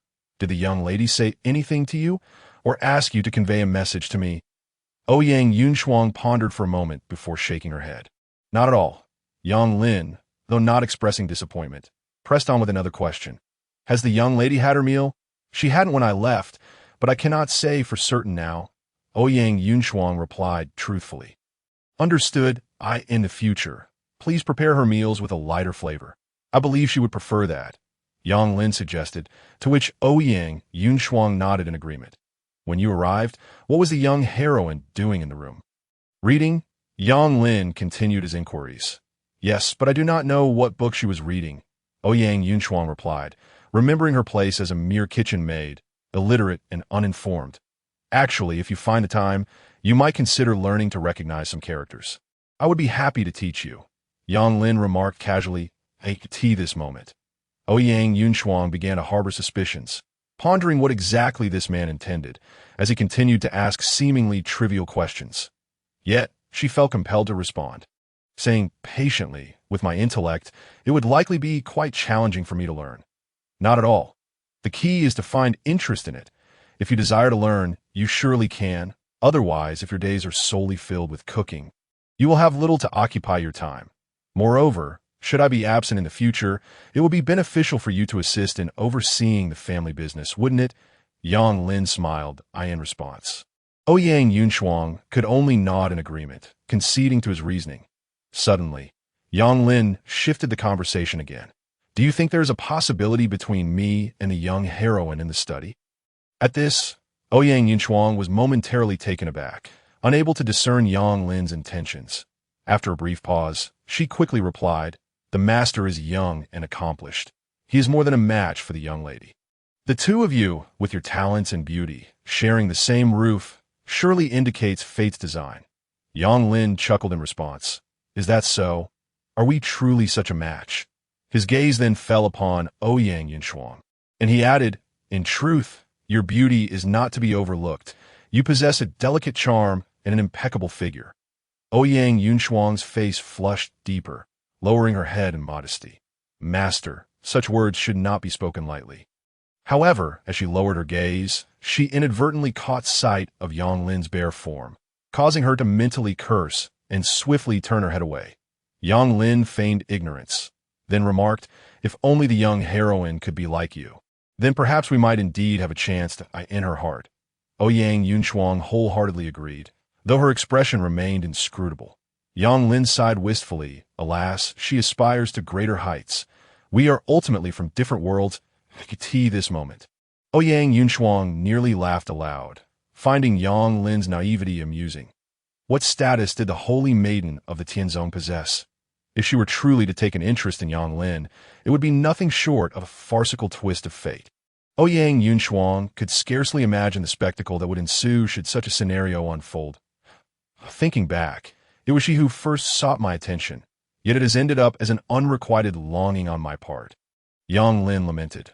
Upon hearing this, Ouyang Yunshuang maintained her composure. Her gaze lowered, though a flicker of something unusual passed through her eyes. Not only she, but others would inevitably depart, leaving perhaps only her by Yang Lin's side. After a moment of reflection, Yang Lin's gaze returned to Ouyang Yunshuang, and he smiled self-deprecatingly. "How astonishing it is to think that I managed to acquire such a lovely maiden like you for merely a handful of silver. Master, I must express my gratitude," Ouyang Yunshuang replied softly, her heart brimming with incredulity. "Do you believe I wish to remain here? The future is uncertain, but for now, escape seems impossible. That wretched Gu Qingyue is surely still watching me. At the slightest disturbance, she would undoubtedly act swiftly, say, is there a possibility that I could surpass her in strength in the future?" Yang Lin mused aloud, fixating his gaze intently on Ouyang Yunshuang's countenance. Ouyang Yunshuang hesitated for a moment before tentatively asking, "Is the young lady's strength truly formidable?" In response, Yang Lin did not answer directly, but instead laughed heartily, exuding confidence as he declared, "I will undoubtedly surpass her in time." "Without a doubt. The master certainly can," Ouyang Yunshuang said, feigning agreement and offering flattery. "Indeed, in thinking of it, you stand to gain as well. By following me, you could rise to a position of great prestige. A chef second only to the world's greatest. That title holds considerable weight," Yang Lin said, his excitement evident as he ruffled Ouyang Yunshuang's hair. Ouyang Yunshuang quickly lowered her head, adopting a shy demeanor, and responded, "Then I shall be the first to congratulate the master." Yet internally, she was already silently mocking him, realizing that while he may dream grandly, he lacked the means to achieve such aspirations. "By the way, I haven't asked if you've eaten yet," Yang Lin said as he gradually emerged from the bath, settling onto the nearby steps. "Yes," Ouyang Yunshuang nodded timidly, following Yang Lin's lead. "Come, sit here and join me for a bite." Yang Lin invited, and Ouyang Yunshuang complied. At this juncture, Yang Lin had discerned that something was amiss with this woman. How could she remain unperturbed after such a lengthy immersion in the blood of the ancient snow serpents? This was not the behavior one would expect from an ordinary woman. His earlier casual conversation had been an attempt to keep her submerged for a while longer, hoping to uncover the truth. Meanwhile, Gu Qingyue concealed herself in the shadows of the bathing area, seamlessly blending into her surroundings, undetected by anyone. Ouyang Yunshuang's fall into the bath was orchestrated by Gu Qingyue, who sought to exploit the opportunity to uncover any flaws in the enchanting maiden. Initially, Gu Qingyue had anticipated that Yang Lin, having absorbed such a quantity of snow serpent venom and faced with the sudden appearance of Ouyang Yunshuang, might succumb to temptation. However, rather than losing control, Yang Lin had shown genuine concern for her well-being, engaging in small talk. Although Gu Qingwei had always maintained an ethereal detachment from the mundane, akin to a celestial being gracing the earthly realm, Yang Lin's actions and words began to stir something within her heart, distracting her from noticing the flaws that Ouyang Yunshuang had inadvertently revealed. After finishing his meal, Yang Lin harnessed the true energy within him, cleansing the remnants of blood from his body. Yet, he recalled that this morning it had not been so easily accomplished, as he had needed water to wash clean. "Please wait here for a moment. I will fetch some water for you," Yang Lin said, glancing back at Ouyang Yunshuang, who was still busy tidying up the dishes he had used at tea this moment. Ouyang Yunshuang was covered in blood, her clothes stained crimson. "Thank you, master," she replied. Ouyang Yunshuang lowered her head for a moment and then obediently nodded. Yang Lin smiled, took the bucket from the bathroom, and walked outside. Meanwhile, Gu Qingwei, who remained in the bathroom, finally came to her senses after hearing Yang Lin's earlier words, her gaze falling upon Ouyang Yunshuang. Ouyang Yunshuang even mimicked a love-struck maiden, cupping her cheeks as if utterly infatuated with Yang Lin. This scene caused Gu Qingwei to frown. If this woman truly were a seductress, her acting skills were astonishingly superb. Before long, Yang Lin returned, carrying a bucket filled with water. After placing it down, he casually retrieved several garments from the jade pendant, which were left by Gu Qingwei for washing and were now perfectly suitable for Ouyang Yunshuang. "Once you are cleaned up, please change into these clothes," he instructed. As his words fell, Yang Lin seemed to recall something and continued. "Afterward, wear this outfit and go to the study to gauge the heroine's reaction." Upon hearing this, Ouyang Yunshuang's expression bore a hint of hesitation. "Master, will this be all right? It will be fine if she truly becomes angry. Just shift the blame onto me," Yang Lin reassured. "Besides, you are left with no choice. The heroine certainly won't hold it against you." After a brief pause, he added, "If the heroine does get very upset, just come find me, and I will explain." Although Yang Lin wished to inform Gu Qingwei of the situation, he feared that it might backfire if the heroine, out of spite, reclaimed the jade pendant and left. He would suffer a significant loss. Not to mention, he still had yet to finish the meat of that Millennium Snow Serpent. Ouyang Yunshuang, filled with disdain internally, nevertheless responded respectfully. "Rest assured, master, I will clarify things with that young lady and ensure she does not misunderstand." With that, Yang Lin refrained from saying more, placing the clothes down before returning to the pool to enter a state of cultivation. At this moment, Ouyang Yunshuang could only shyly glance at Yang Lin. Her cheeks slightly flushed. After all, she was about to change clothes with a man present, but a normal woman would surely exhibit such behavior. Ouyang Yunshuang was keenly aware that Gu Qingwei had been observing her in secret and knew she must not reveal even the slightest flaw. Thus, Gu Qingwei witnessed Ouyang Yunshuang discreetly retreat behind the screen in the bathroom to begin her preparations. Her gaze then shifted from Ouyang Yunshuang to Yang Lin, noting that he had truly entered a state of cultivation. Showing no inclination to sneak a peek, Gu Qingyue's opinion of Yang Lin rose another notch. She had never anticipated that Yang Lin could possess such composure, resisting the urge to steal a glance even after being poisoned. Wholly immersing himself in his practice, that it was worth noting that Ouyang Yunshuang was a maid purchased by Yang Lin, one who would readily present herself at his beck and call. Yet Yang Lin remained disinterested, still able to focus on his cultivation. Having traveled the world, Gu Qingwei had encountered many types of men, and Yang Lin's demeanor had already surpassed that of the vast majority. As dusk gradually settled, Ouyang Yunshuang had finished cleansing herself, donned fresh garments, and gathered her belongings to exit the bathroom. Soon after, the kitchen smoke began to rise once more. Gu Qingwei temporarily departed, returning to the study. As night deepened, two shadowy figures appeared outside the Yang residence. After confirming that the surroundings were clear, they scaled the wall to enter. However, this was of little consequence, as the next moment, two dull thuds echoed, and the figures fell directly into a mud pit in the courtyard. The pit, dug by Yang Lin while practicing the illusionary shadow stepping, remained despite not being used for a couple of days. The top layer of mud had dried and become brittle, and upon landing, the two figures stirred up quite a sound. Observing the pit beneath them, the two shadows likely wore expressions of confusion. How could a normal household have such a large pit? Just as they pondered this, a figure floated gracefully into view, appearing beside the mud pit in an instant. The two shadows were taken aback, their expressions turning serious, but as they attempted to escape the pit, they were forcefully pushed back down. When they finally regained their senses, they found themselves thoroughly embedded in the mud. With only their heads protruding to their horror, they also discovered that their ability to speak had been sealed, rendering them utterly voiceless. After completing these actions, Yin Luoxia turned her gaze toward the study, wondering why Gu Qingwei had not noticed such a commotion. Though perplexed, she did not rouse her, instead focusing on the bathroom. After all, this was Yang Lin's residence, and any intruders must be reported to him. Thus, a surge of true energy was sent forth, pulling Yang Lin from his cultivation. Upon opening his eyes, the first thing he saw was Yin Luoxia outside, prompting him to break into a smile. "Come here, we've had intruders," Yin Luoxia stated plainly. Hearing this, Yang Lin immediately grasped the situation and hurriedly donned his clothing to cover himself, swiftly flying out of the bathroom. Was it the previous black-clad guards? He instinctively inquired, knowing that they were members of the Mengyang Wang's faction, and with Lu Pei present, they should not have acted.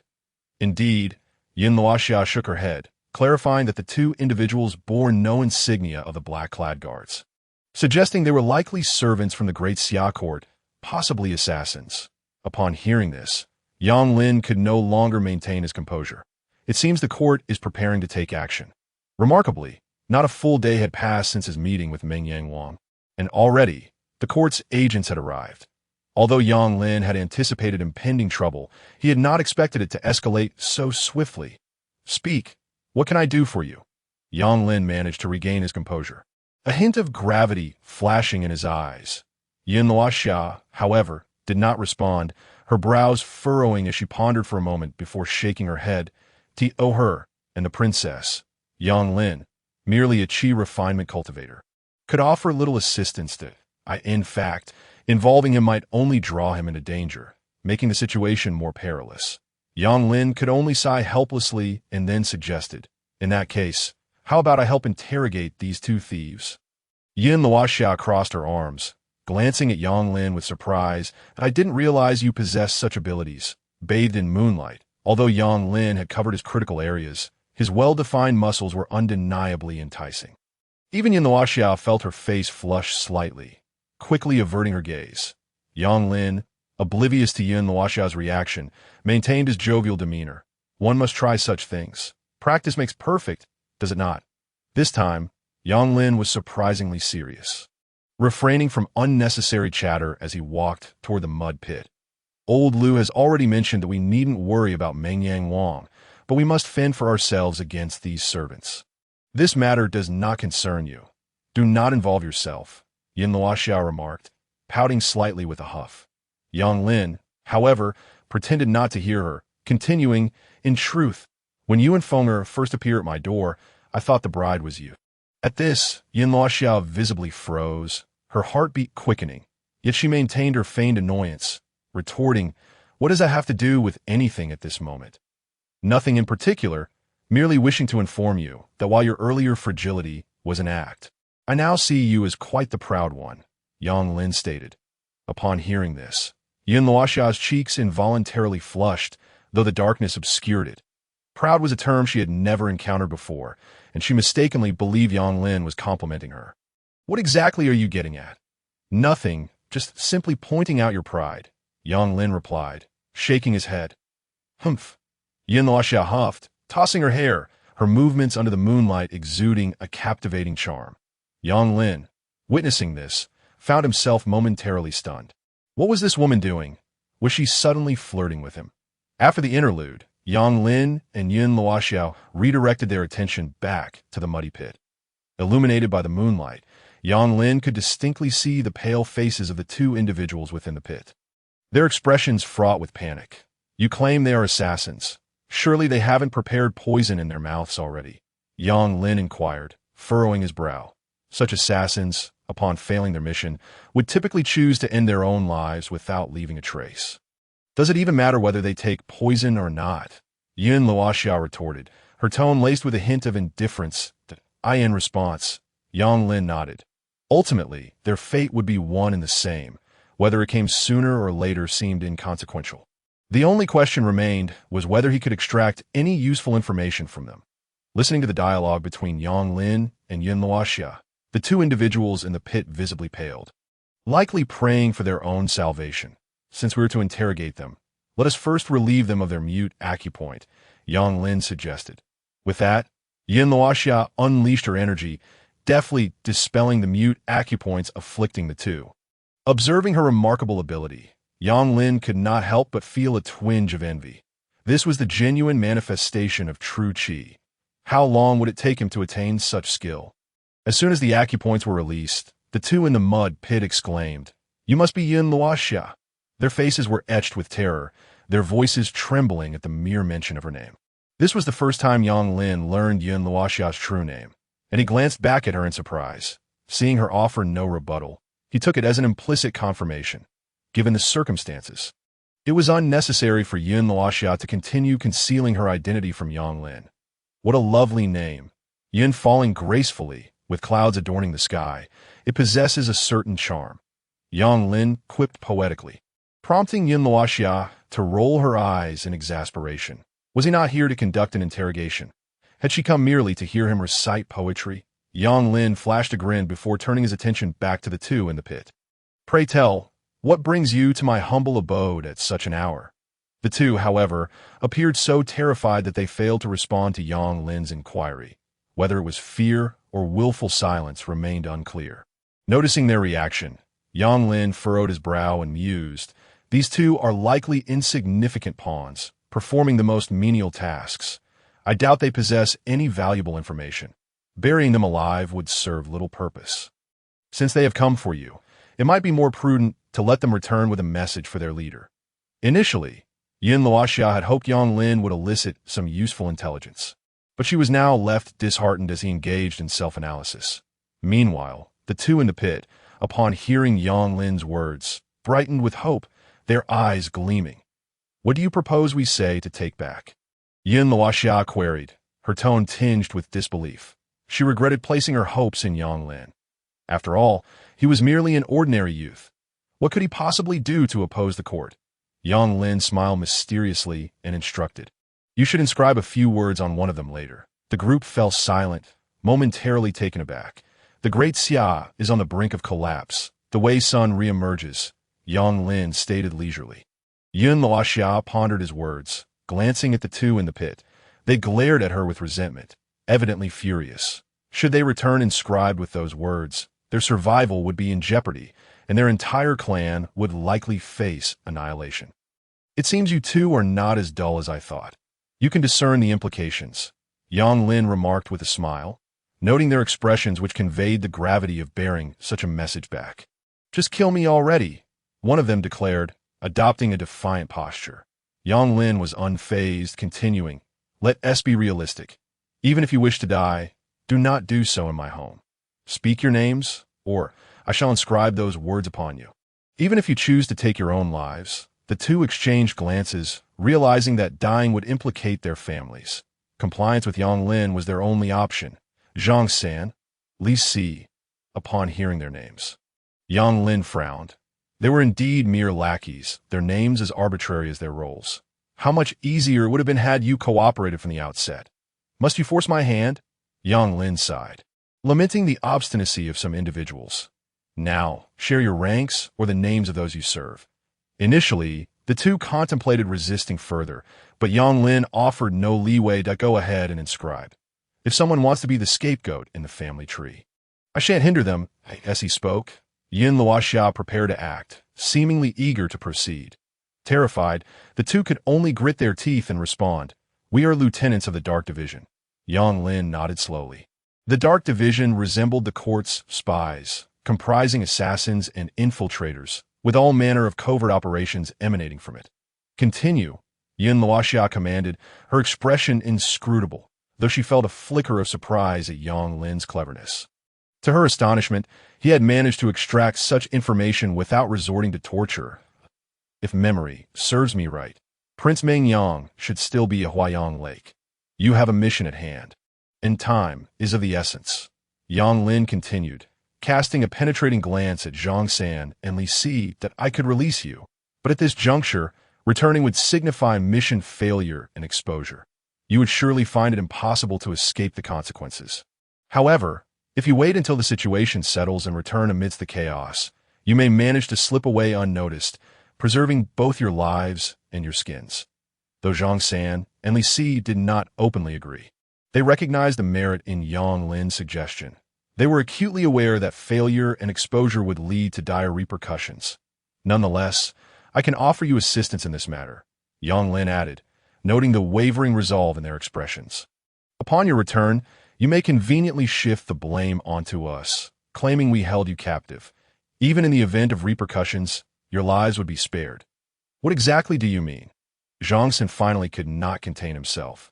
Fixing a serious gaze upon Yang Lin, that I mean no more than to present you with the facts, Yang Lin replied with a grin, though his smile elicited trepidation in both Zhang San and Li Si. If it were just the two of you, returning would likely lead to your demise. However, if the other lieutenants who follow suit fall into our hands, the law does not punish the many. The implications should be apparent. Yang Lin left his words deliberately vague, allowing them to draw their own conclusions that, in his view, capturing a couple was equivalent to capturing them all. This approach would benefit both Yun Luoxia and Feng Er, achieving two objectives with a single action. Are you suggesting we betray the Dark Division? Zhang San's expression darkened, a wave of discontent washing over him and Li Si. How curious. You're not exactly dull. Yet your expressions betray a lack of wit. Yang Lin sighed, observing them with a look that suggested they were as unyielding as wood. Zhang San and Li Si seethed with frustration. After a brief pause, Yang Lin continued, Did you not faint upon falling into the pit? What relevance do the subsequent arrivals hold for you?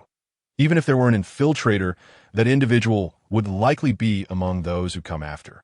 With that, Yang Lin had laid the argument bare. If Zhang San and Li Si remained oblivious, he could do little to assist them. Inscribe away. This opportunity may not come again. I Yang have always believed in mutual consent in business. Should you refuse, well, Yang Lin glanced at Yun Luoxia. Let us proceed with the inscriptions. Each shall receive 4 words. Very well. Yun Luoxia replied with a menacing smile, nearly startling Zhang San and Li Si into submission. The renowned assassin of the Wei Kingdom was no jest. Given their differing allegiances, they held a deep-seated enmity, and they could hardly believe Yun Luoxia would show them any mercy. What is it that you truly wish to know?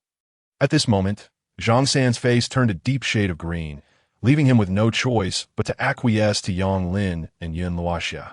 However, Yang Lin desired not just one of them, but both, and his gaze naturally fell upon Li Si. Don't look at me. I obey my elder brother, Li Si hastily exclaimed. At this moment, Zhang San's heart was likely bombarded by 1,000 curses. It's settled. Yang Lin turned to cast an inquiring glance at Yun Luoxia. Having done what he needed to do, the rest was now in her hands. He pondered whether he should withdraw should Yun Luoxia disagree. But ultimately he voiced, Do you need me to stay? That's fine, she replied. But if I remain, your and Feng Er's identities will be completely exposed. Chapter 82. A misunderstanding knowing is one thing. What can be done about it? Yun Luoxia snorted coldly. Though she claimed it was of no concern, she felt a tightening in her chest.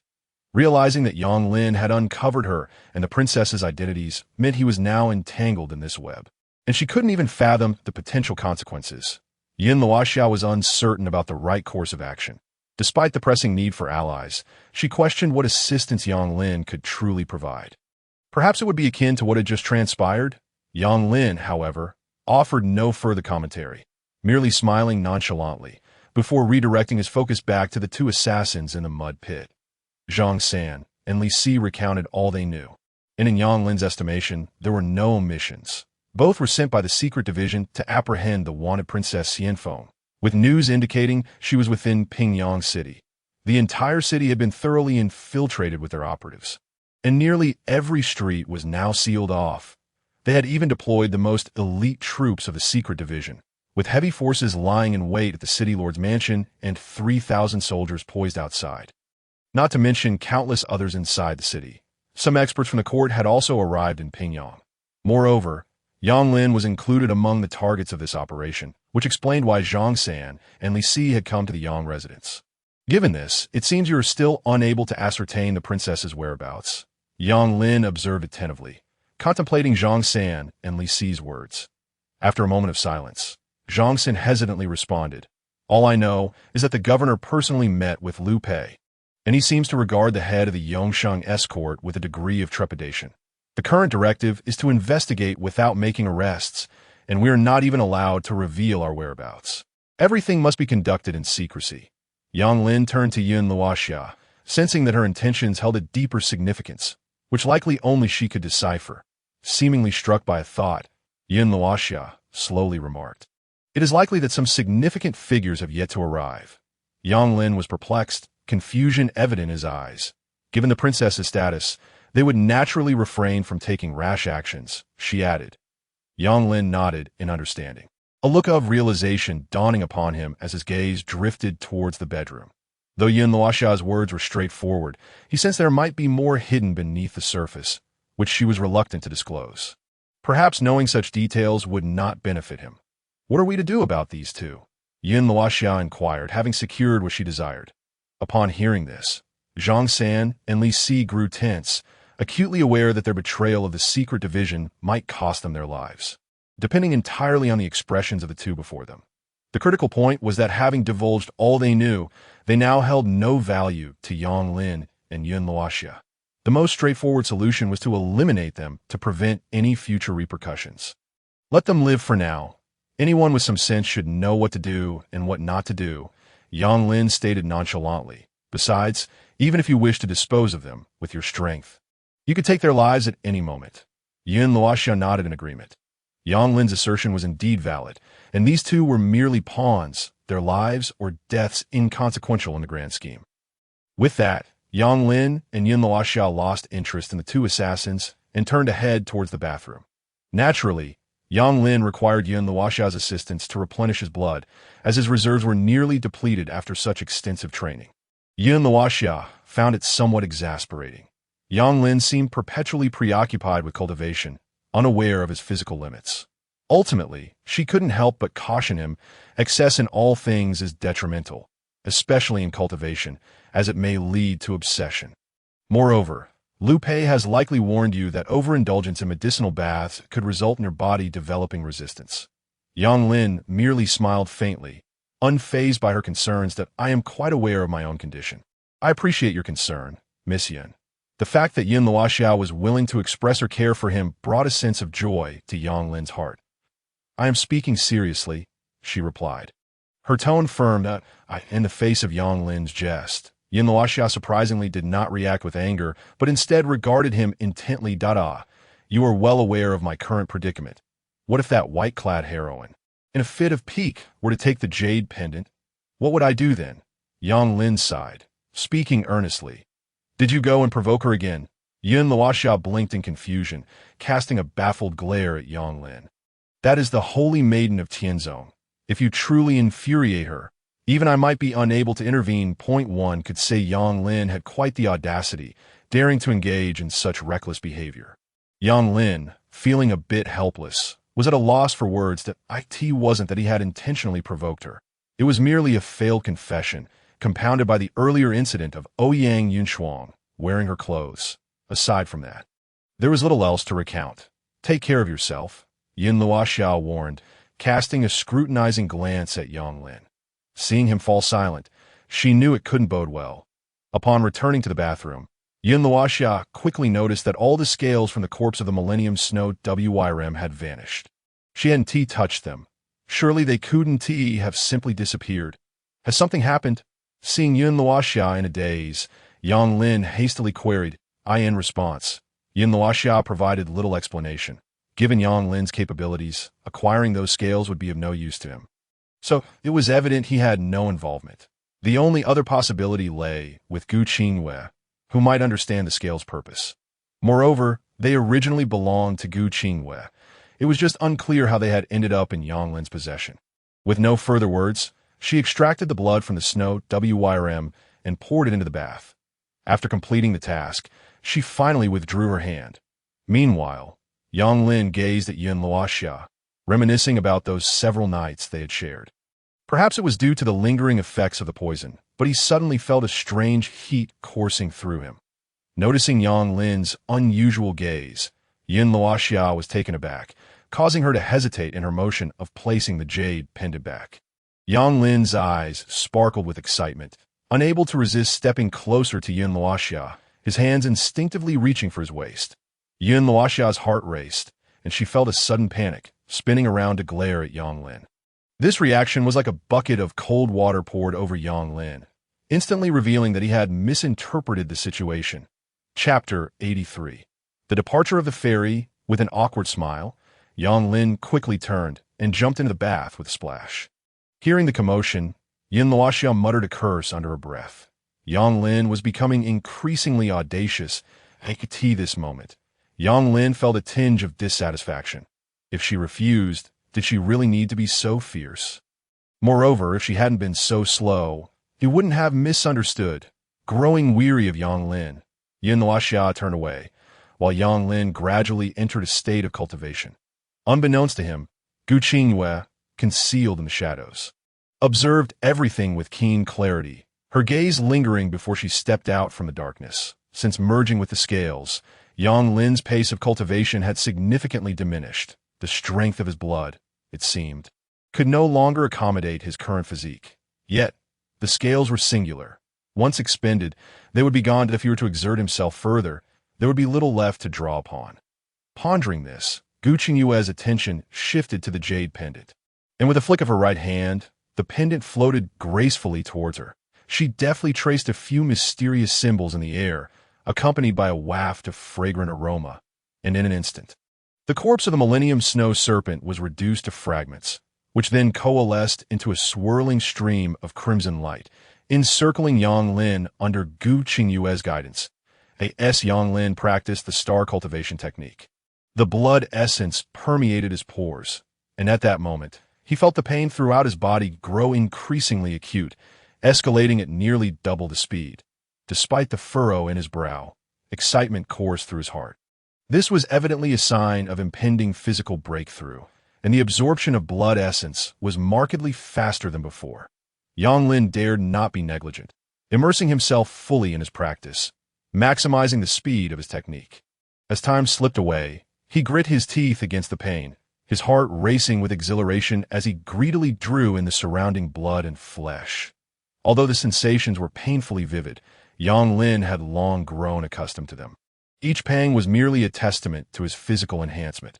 Observing from the sidelines, Gu Qingwei regarded Yang Lin with newfound respect. She understood well the agony of refining one's body, particularly at the threshold of a breakthrough. And it was evident that Yang Lin had endured in silence throughout the ordeal, a testament to his remarkable endurance. In her estimation, he would have succumbed to the pain and abandoned his cultivation. Perhaps even leaping from the pool in distress. Dawn began to break. Yun Luoxia emerged quietly from her bedroom and made her way to the bathroom to check on Yang Lin's state of cultivation. Finding no significant issues, she returned to her study, only to discover that Gu Qingwei had vanished without a trace. Even her aura had dissipated. "Have you left?" Yun Luoxia mused, her brow slightly furrowing. Outsiders are ultimately unreliable. She had once believed that an alliance with the princess would bolster her position, only to find herself disappointed that, in this light, Gu Qingwei seemed less dependable than Yang Lin. At least he had chosen not to depart without a word. Meanwhile, Zhang San and Li Si in the courtyard displayed a semblance of cleverness, having buried themselves in a pit while suppressing their presence, even feigning unconsciousness. By chance, Ouyang Yunshuang, emerging from the bedroom, immediately spotted the two heads peeking out. Exclaiming in surprise, Zhang San and Li Si were filled with trepidation, considering how they had concealed their presence to the point of invisibility, only to be discovered. However, it was entirely natural for anyone to be startled at the sight of two heads unexpectedly appearing in their yard. "What is all this fuss about?" Yun Luoxia interjected, appearing suddenly and speaking with irritation. Over there, Ouyang Yunshuang pointed to the muddy pit, her face etched with terror. Just pretend you haven't seen anything and attend to your own business. Yin Luoxia said calmly. Does the master know? Ouyang Yunshuang asked timidly, as though she understood Yin Luoxia's words. What do you think? Yin Luoxia replied, fixing Ouyang Yunshuang with a deep gaze. Just do your job. There is no need for you to concern yourself with other matters. Understood.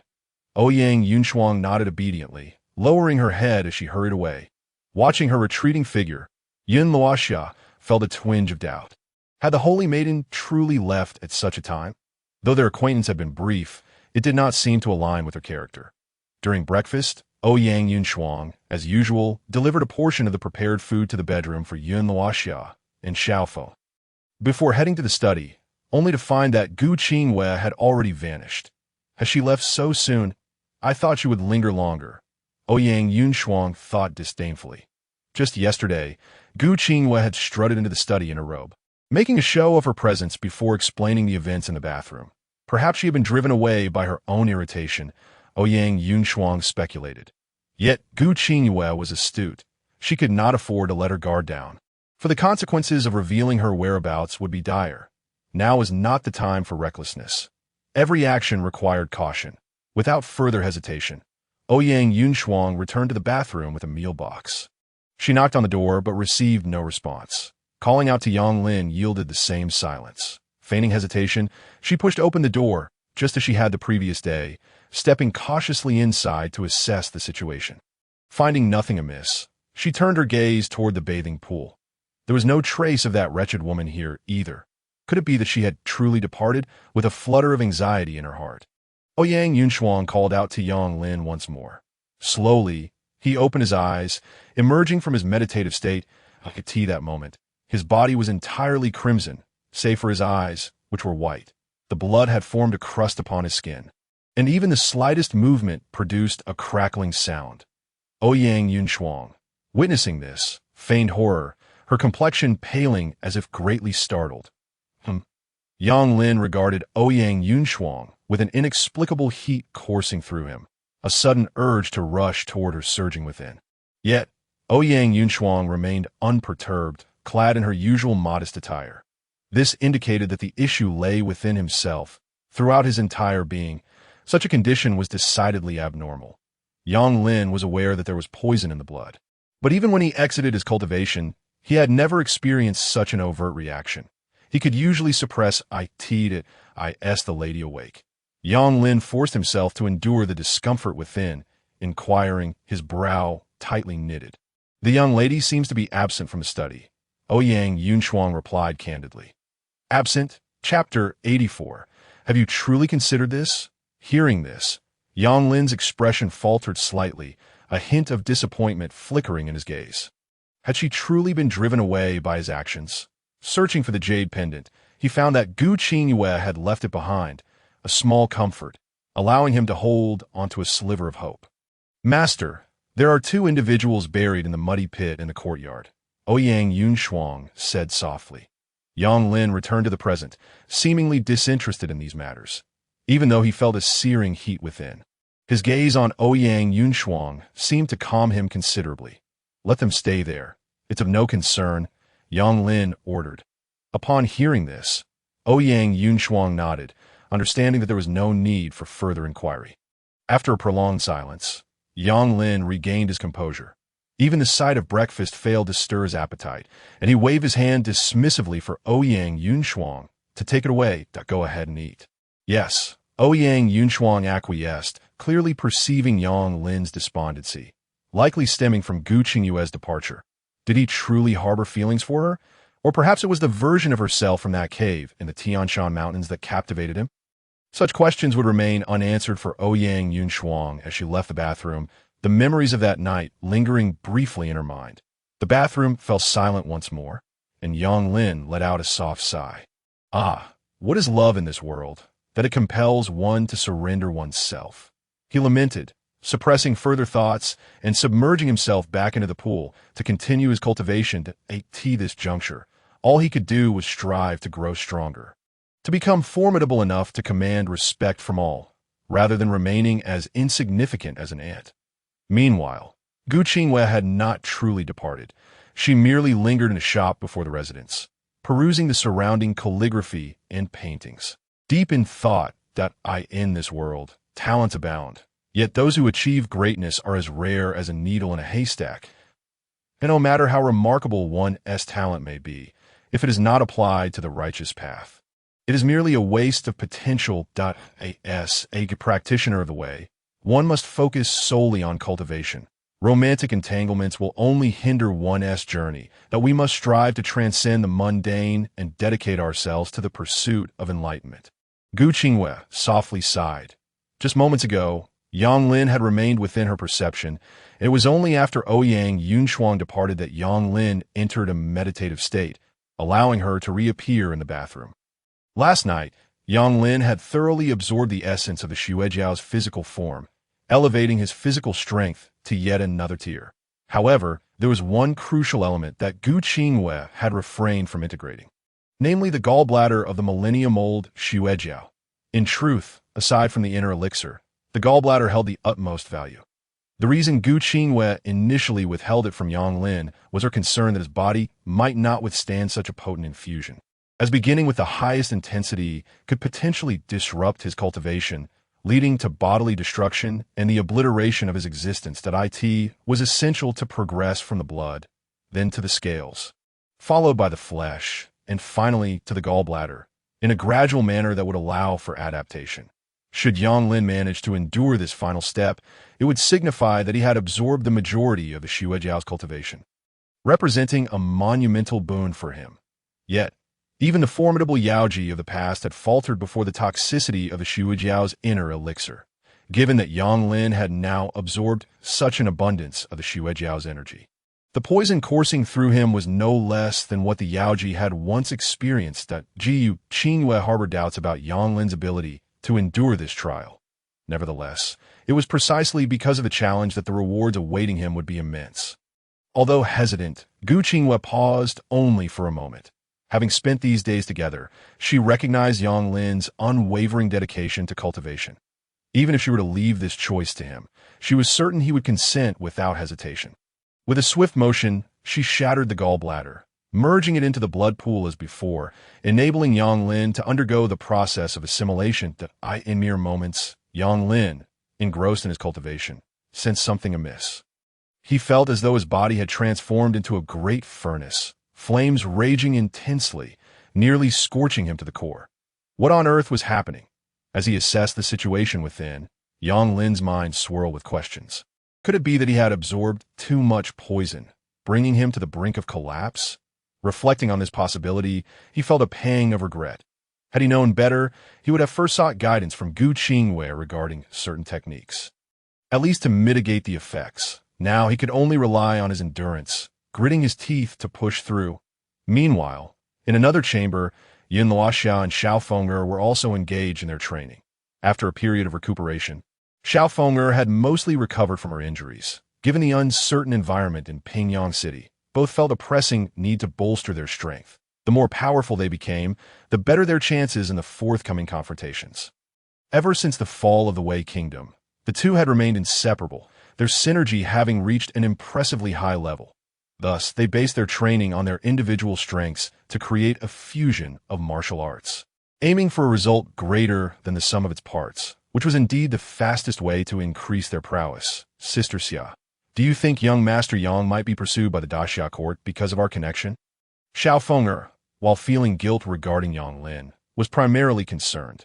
Moreover, the events of the previous night had irrevocably entangled Yang Lin in their plight, making a return impossible. It seemed Liu Pei had already mapped out a path for Yang Lin. He was likely to participate in an assessment and, barring any unforeseen circumstances, would join a sect.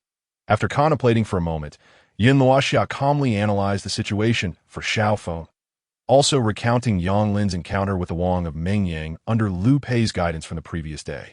Upon hearing this, Xiao Feng'er nodded, realizing that if this were indeed the case, it might not spell disaster for Yang Lin.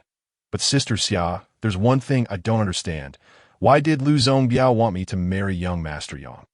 She inquired, pondering if there was a deeper significance behind it.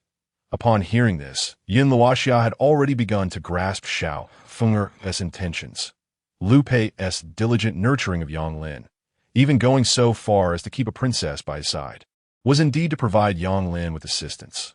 Rather than merely protecting Xiao Fenger, it seemed Lu Pei favored Yang Lin.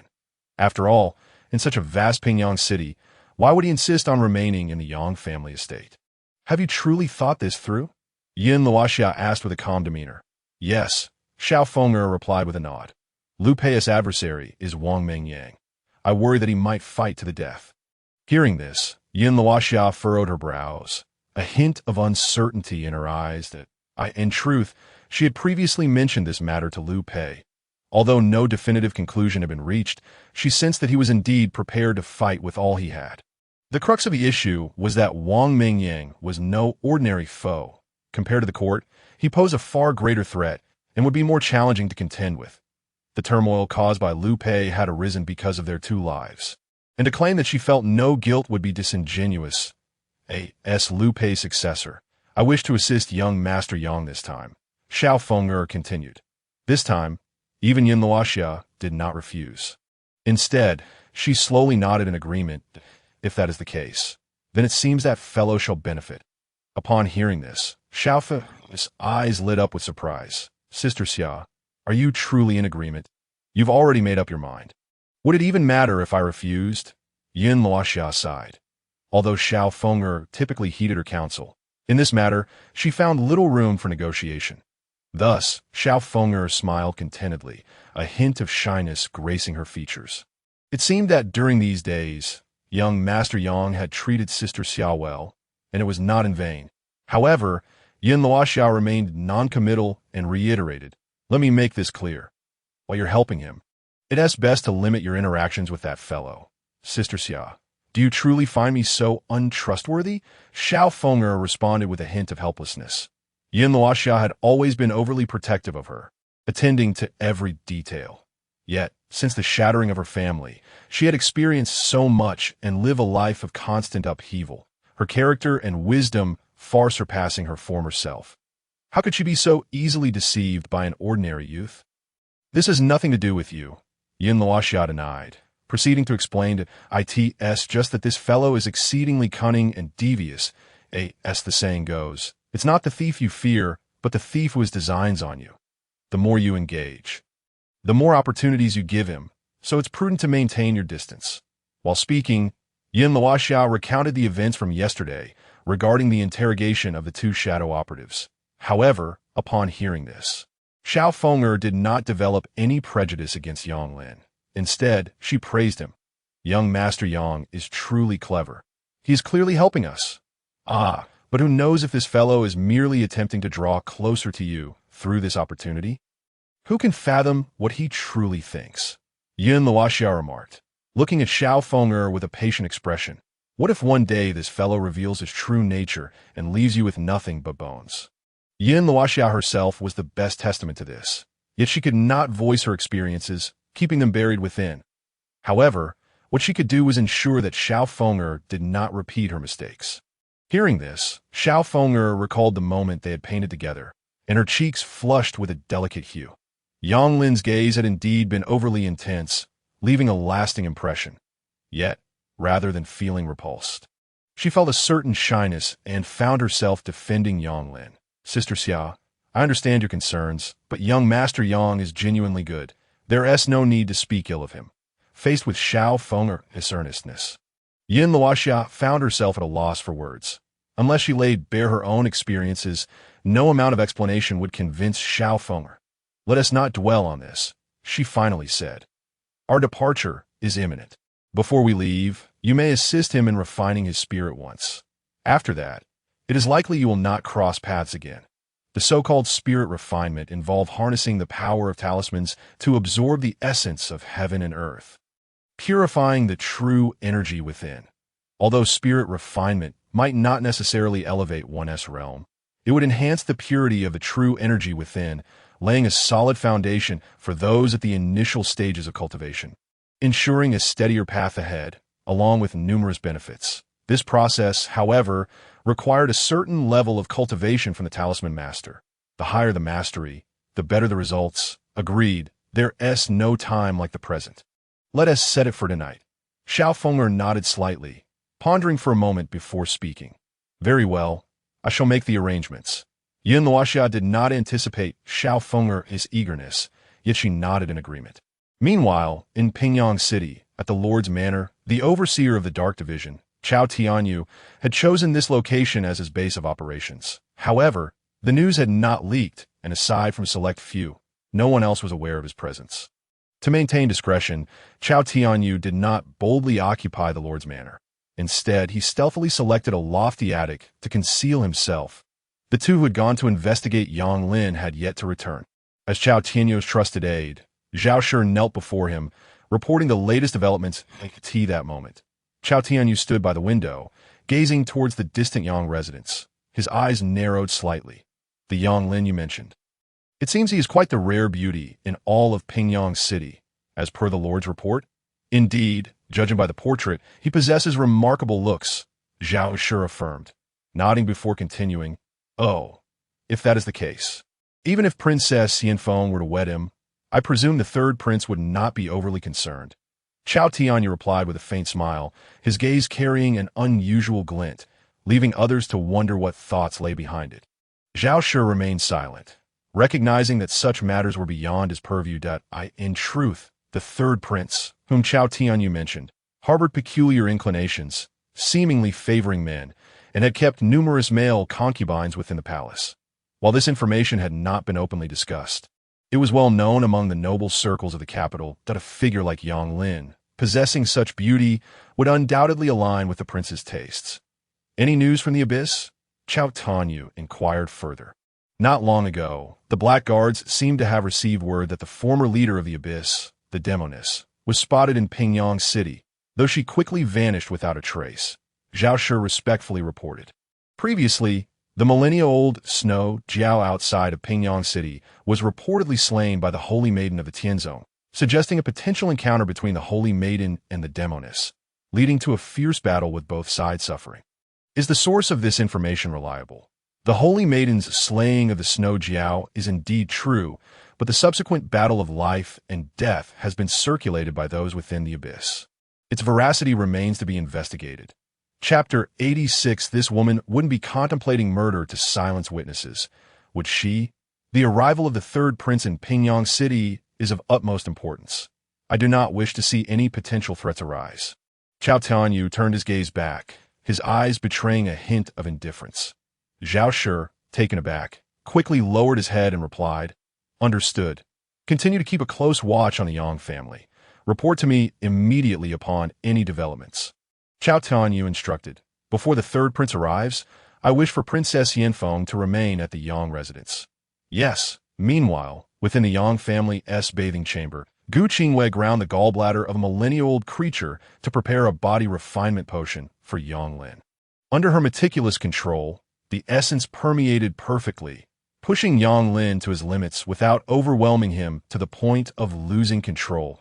At this moment, Yang Lin exerted every ounce of strength to operate the starry technique, channeling the absorbed spirit energy throughout his body, allowing every limb and bone to absorb it fully.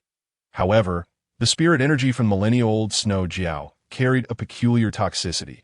Such unrestrained absorption made Yang Lin feel as though he might explode. Everything had reached a critical point. Had he not gritted his teeth and persevered, he would have likely succumbed to an outburst. Jiu Qingyue had long sensed this, and, with a single hand forming seal, released a wave of cool, true energy that gracefully entered Yang Lin's body. The energies and toxins that had reached their limit seemed to find a release, surging deeper within Yang Lin. Yang Lin was astonished to find himself momentarily more lucid. Could this be a sign of breaking into a new realm? Sensing the shift in Yang Lin's state of mind, Gu Qingwei frowned slightly, her worry evident. Although Yang Lin had crossed the critical threshold, the toxicity accumulating within him had not dissipated and would only increase with further absorption. Should it truly erupt, the consequences would be catastrophic. Yet having reached this juncture, Gu Qingwei had no path of retreat, nor did Yang Lin that he must endure this trial to tread the path of cultivation. Time flew swiftly, and the sky gradually darkened. Yin Luoxia emerged from her room and made her way to the bathing chamber, surprised to see Yang Lin still with his eyes tightly shut. Though taken aback, she did not lose sight of her purpose. Retrieving a nearby tub and placing it beside the bathing pool, the princess intended to refine Yang Lin's spirit tonight, and as being unclothed would yield the best results.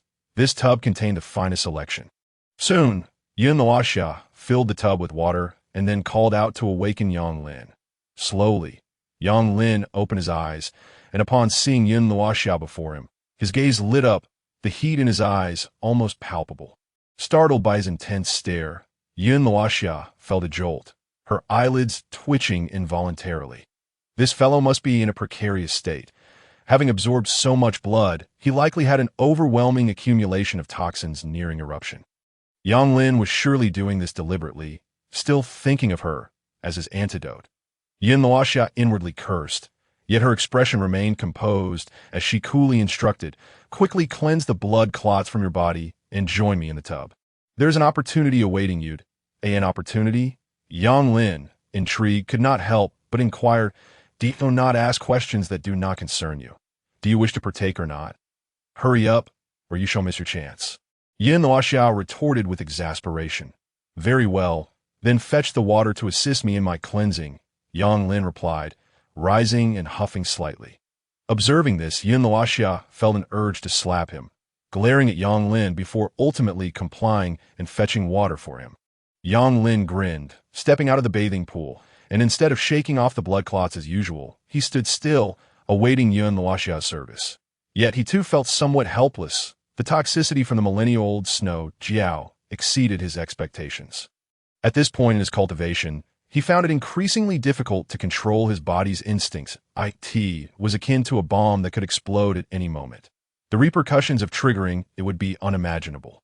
As Yin Luoxia poured several buckets of water over Yang Lin, cleansing his body, he finally cooperated to shake off the blood clots and wash himself clean. However, at that moment, without warning, Yin Luoxia sealed his acupoints. She even smiled at him, directly sealing his mute acupoint in front of him. Yang Lin's eyes widened in shock, momentarily speechless. Yin Luoxia offered no explanation, seizing Yang Lin's shoulders and tossing him into the tub. Is this woman planning to kill me to cover her tracks? Perhaps submerging me in the tub will reduce the evidence of the crime? Yang Lin thought, attempting to quell his rising fear. Yet, it did not end there. Yin Luoxia even blindfolded herself in the pitch darkness, unable to move or speak. It was a lie to say Yang Lin was not afraid. Even he would not believe it himself. Watching this unfold from the shadows, Gu Qingwei chose not to intervene, seemingly understanding Yin Luoxia's intentions. Shortly after leaving, Yin Luoxia returned to the bathing chamber with Xiao Fengge, both moving quietly without a sound. Meanwhile, in the kitchen, Ouyang Yunshuang observed the scene with a face full of questions. What are they planning? Both of their identities are extraordinary, and with Yang Lin in the bathing chamber, Ouyang Yunshuang pondered, suddenly gaining insight. Are they intending to refine Yang Lin's spirit? If that is the case, with Xiao Fengge's abilities, she should also be able to restore her own strength, if that were truly the case. Then an opportunity would indeed present itself. In fact, as early as when Ouyang Yunshuang discovered that Xiao Fengge was a talisman master, she had already entertained such thoughts. However, Gu Qingwei had been keeping a close watch on her, preventing her from finding an opportunity. While refining spirit energy is more effective for those of lower cultivation, it also depends on the talisman master's strength. Some powerful talisman masters can derive significant benefits even when refining spirit energy for advanced practitioners. At this moment in the bath, Xiao Fengge gazed at Yang Lin, who sat in the tub, her heart racing and her cheeks flushed. Nearby, Yin Luoxia observed the scene, her eyes betraying a hint of resentment. Sensing Yin Luoxia's emotions, Xiao Fengge quickly steadied herself and silently approached Yang Lin from behind. Forming seals with her hands, she concentrated her vital energy, and with graceful gestures, a layer of golden inscriptions began to materialize on the ground beneath the tub. Gu Qingwei, observing everything, couldn't help but reveal a look of astonishment upon noticing the inscriptions. Chapter 87. Refining Spirit Energy to the 6-turn cultivation array. The 6-turn cultivation array can harness the spiritual energy of heaven and earth, channeling it into the body, allowing immortal strength to contend with the forces of nature. Such a feat is not something an ordinary talisman master can accomplish. Every talisman master capable of executing the 6-turn cultivation array is a formidable being, possessing the stature to challenge the heavens and the earth. Of course, this does not necessarily imply a direct confrontation with the heavens or the earth, but rather the ability to seize spiritual power from the world, which can also involve cunning tactics. As time passed, the inscriptions beneath the tub became increasingly distinct, and soon the formation took shape. Almost instantly, the blood within the bath began to swirl, propelled by a powerful suction, soaring toward the tub. Even Gu Qingwei, hiding in the shadows, could sense the spiritual energy in the void converging in astonishing speed towards Yang L. This moment, Yang Lin lay in the tub. His features obscured, feeling a tumult of emotions. He was utterly perplexed by Yun Luoxiao's intentions, but suddenly he noticed a refreshing coolness spreading from the outside, and he felt invigorated. Even the heat within him had diminished slightly. Confounded, Yang Lin could only marvel at the situation, unable to discern any further action. Before long, mealtime arrived, and as usual, Ouyang Yunshuang brought the food, ultimately reaching the bathroom. She walked lightly, even bypassing the customary knock.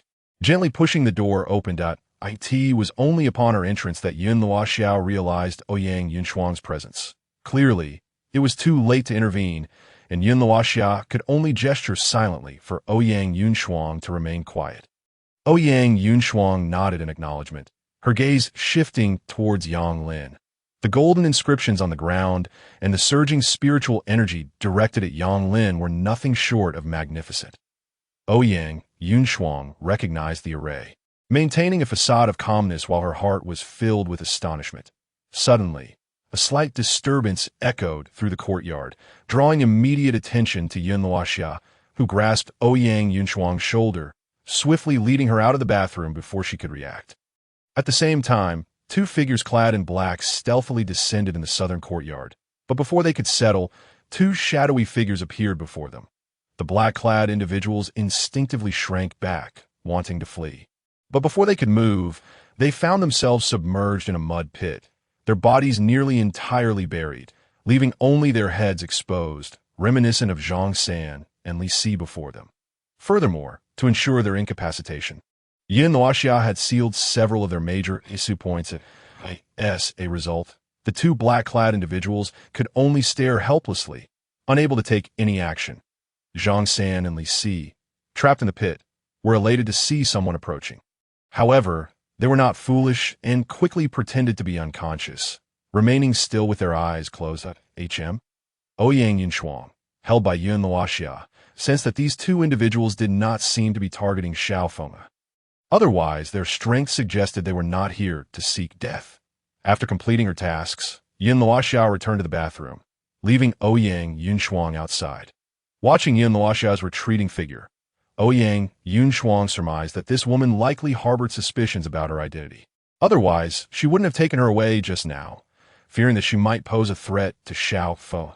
Yun Luoxia refrained from exposing her, perhaps due to a lack of fear regarding any potential schemes Ouyang Yunshuang might devise behind her back. As midnight approached, Yun Luoxia finally emerged from the bathroom with a pale Xiao Feng, swiftly returning to their quarters. Observing Xiao Feng's weakened state, Yun Luoxia mentally berated Yang Lin 1,000 times. Sister Xia, I'm fine. I merely refined spirit energy for the young master. It was no challenge for me, and there will be no after effect. In contrast to Yun Luoxia, Xiao Feng felt considerably uplifted. You are simply too good to him.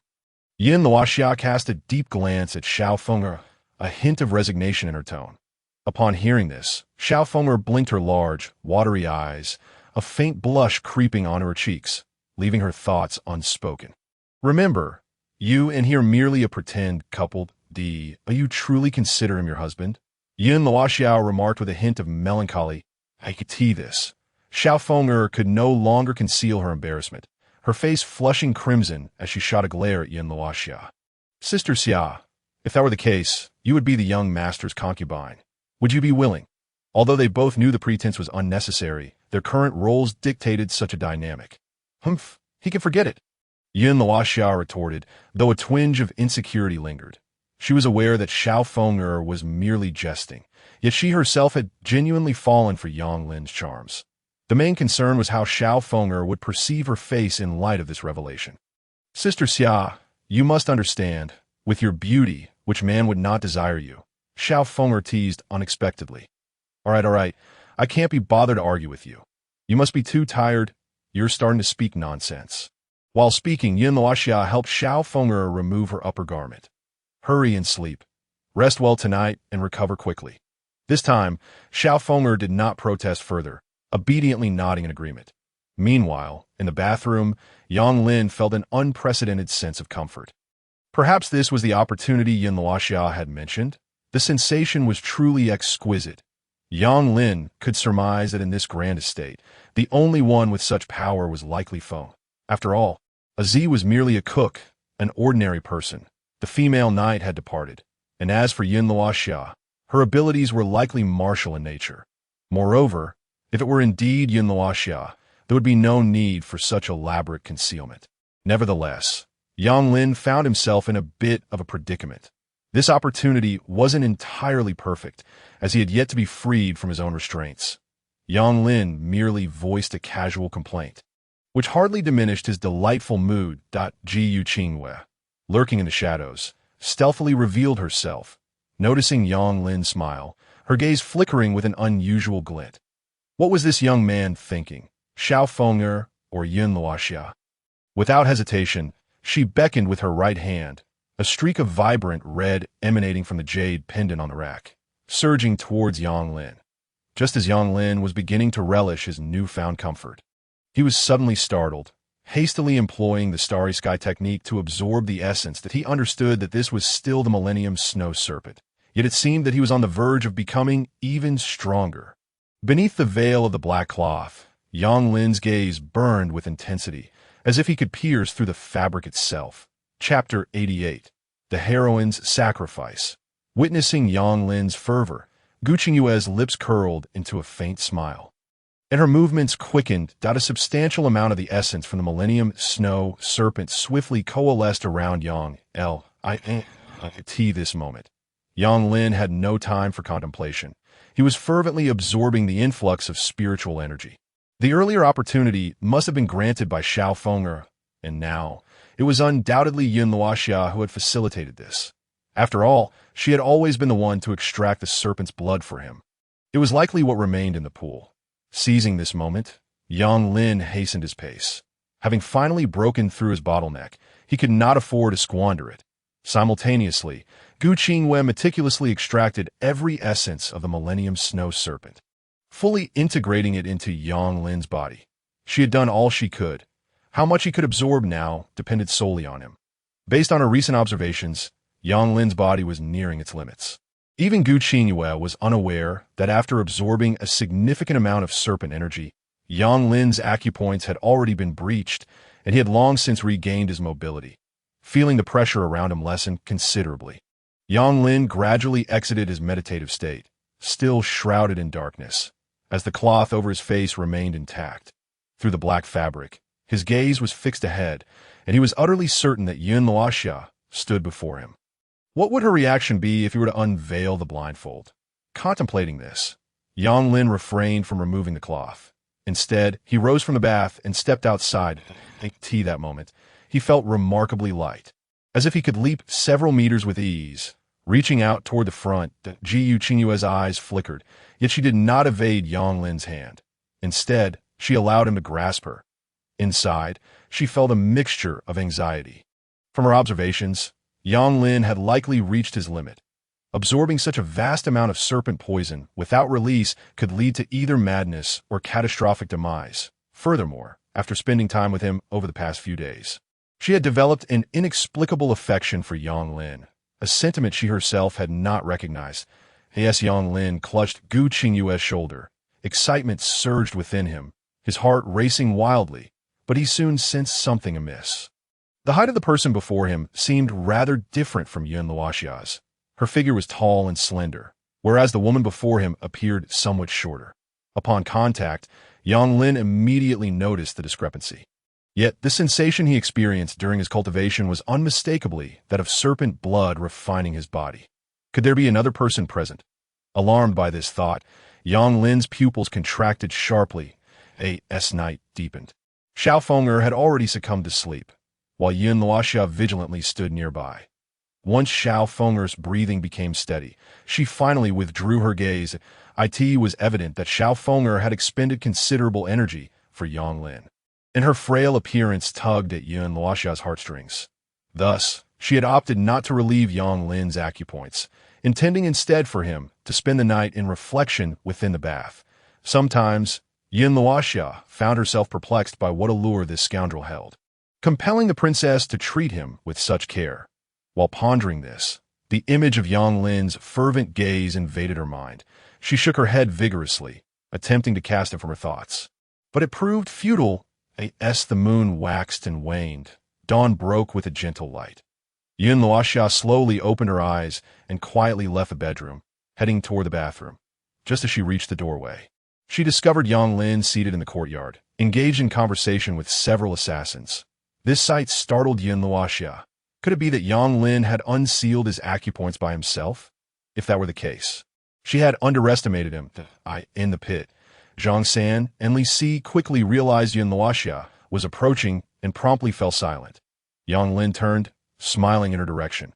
Only then did Yun Luoxia speak. Standing beside him, "Did you manage to extract any information?" The two newcomers were of the same rank as Zhang San and Li Si, having also come from the Dark Division. Yang Lin provided a brief explanation. "It seems they aim to ascertain my and the lady's whereabouts," Yun Luoxia surmised thoughtfully. "Indeed, as I suspected, but they also possess additional news. The Dark Division's overseer, Chao Tianyu, has yet to act, seemingly waiting for someone." At this revelation, Yun Luoxia's brow furrowed in contemplation. We know the identity of this individual. Based on the current clues, it is likely the third prince of the Great Xia, but this remains merely conjecture. The pawns before us seem unaware, Yang Lin continued. Observing the two newcomers in the mud pit, their faces were notably pale, evidently shaken from Yang Lin's interrogation. The third prince. Yun Luoxia's expression grew strange as she regarded Yang Lin. "If it truly is him, you must be cautious." Yang Lin turned, taken aback. "What about the third prince?" Upon hearing this, nearly everyone instinctively gazed at Yang Lin, their expressions mirroring one another's bewilderment. "Let me put it this way. If it really is him, he will likely take a keen interest in you. In this regard, my lady is certainly no match for you." Yun Luoxia smiled alluringly, causing Yang Lin's heart to skip. He realized that whenever she smiled like that, it rarely boded well. "The third prince has a penchant for keeping male favorites," Zhang San interjected, adding that this was no secret in the capital. Upon receiving this news, Yang Lin's expression darkened instantly. His countenance stiffening, he cast a resentful glance at Yun Luoxia. "What? Am I not complimenting you? Is that a problem?" Yun Luoxia chuckled lightly, teasing him. Yang Lin chose not to respond further, instead stealing another glance at Yun Luoxia before turning back, likely cursing her under his breath. In light of this, we must prepare. We cannot simply sit back and await our fate," Yang Lin declared, gradually rising to his feet and surveying the four assassins in the pit. "So, already have a plan?" Yun Luoxia inquired, her curiosity piqued. "While I may not be well versed in the news from the capital, nor do I know why they seek Feng'er, it appears our path to resolution may lie with the third prince." Yang Lin mused, stroking his chin with a deep gaze. Hearing this, Yun Luoxia furrowed her brow, as if grasping Yang Lin's implications. "What do you think? With your strength, could you capture the thief by seizing the king first?" Chapter 89. "If you remain silent, I'll take it as your acquiescence." Listening to Yang Lin's words, Yun Luoxia did not respond immediately. Instead, she directed her gaze toward the assassins in the mud pit. The two newcomers clearly had no intention of speaking, opting to lower their heads, their lips trembling in fear. It was Zhang San and Li Si who hesitated for a moment before speaking. With the third prince's arrival, he will undoubtedly be accompanied by the elite of the black-clad guards, and given the close ties between the prince and overseer Chao, it is improbable that he would allow himself to be placed in peril. Furthermore, the third prince also had 500 attendants, all of whom were skilled fighters, rumored to possess abilities of at least a profound realm. So, you mean to say that successfully assassinating him would be exceedingly difficult? Yang Lin mused thoughtfully. And what if there are many of them? The true threats are not as formidable. Yin Luoxia retorted dismissively, her gaze calm. Currently, the only real threat to my lady and me is that Meng Yangwang. What about Chao Tianyu? What is his level of strength? Yang Lin inquired further. Chao's abilities are unfathomable. No one knows his true realm. Zhang Xin quickly replied. Lic echoed his sentiment, affirming, yes, Lord Chao is the strongest among us in the Dark Division. Even the two newcomers chimed in, declaring that Chao Tianyu's martial prowess was legendary and beyond comprehension. Have you all been on the receiving end of his beatings? Is that why you're so fearful? Yang Lin quipped sarcastically. Chao Tianyu, a man capable of serving as the overseer of the Dark Division, is undoubtedly formidable. Yin Luoxia continued, pausing for a moment before adding, but when compared to Meng Yangwang, he falls significantly short. Hearing Yin Luoxia's tone, Yang Lin glanced back at her. So, you must have considerable confidence. Chao Tianyu, after all, holds the esteemed position of the governor in the court's clandestine division. In Yang Lin's view, his strength ought to be formidable. Although he remains uncertain about Yin Luoxia's realm of mastery, he cannot help but harbor preconceived notions, believing that one must not underestimate their opponent. What do you think? Yin Luoxia's tone even carried a hint of haughtiness, as if she regarded Chao Tianyu with utter disdain. Moreover, have you ever witnessed me being afraid of anyone?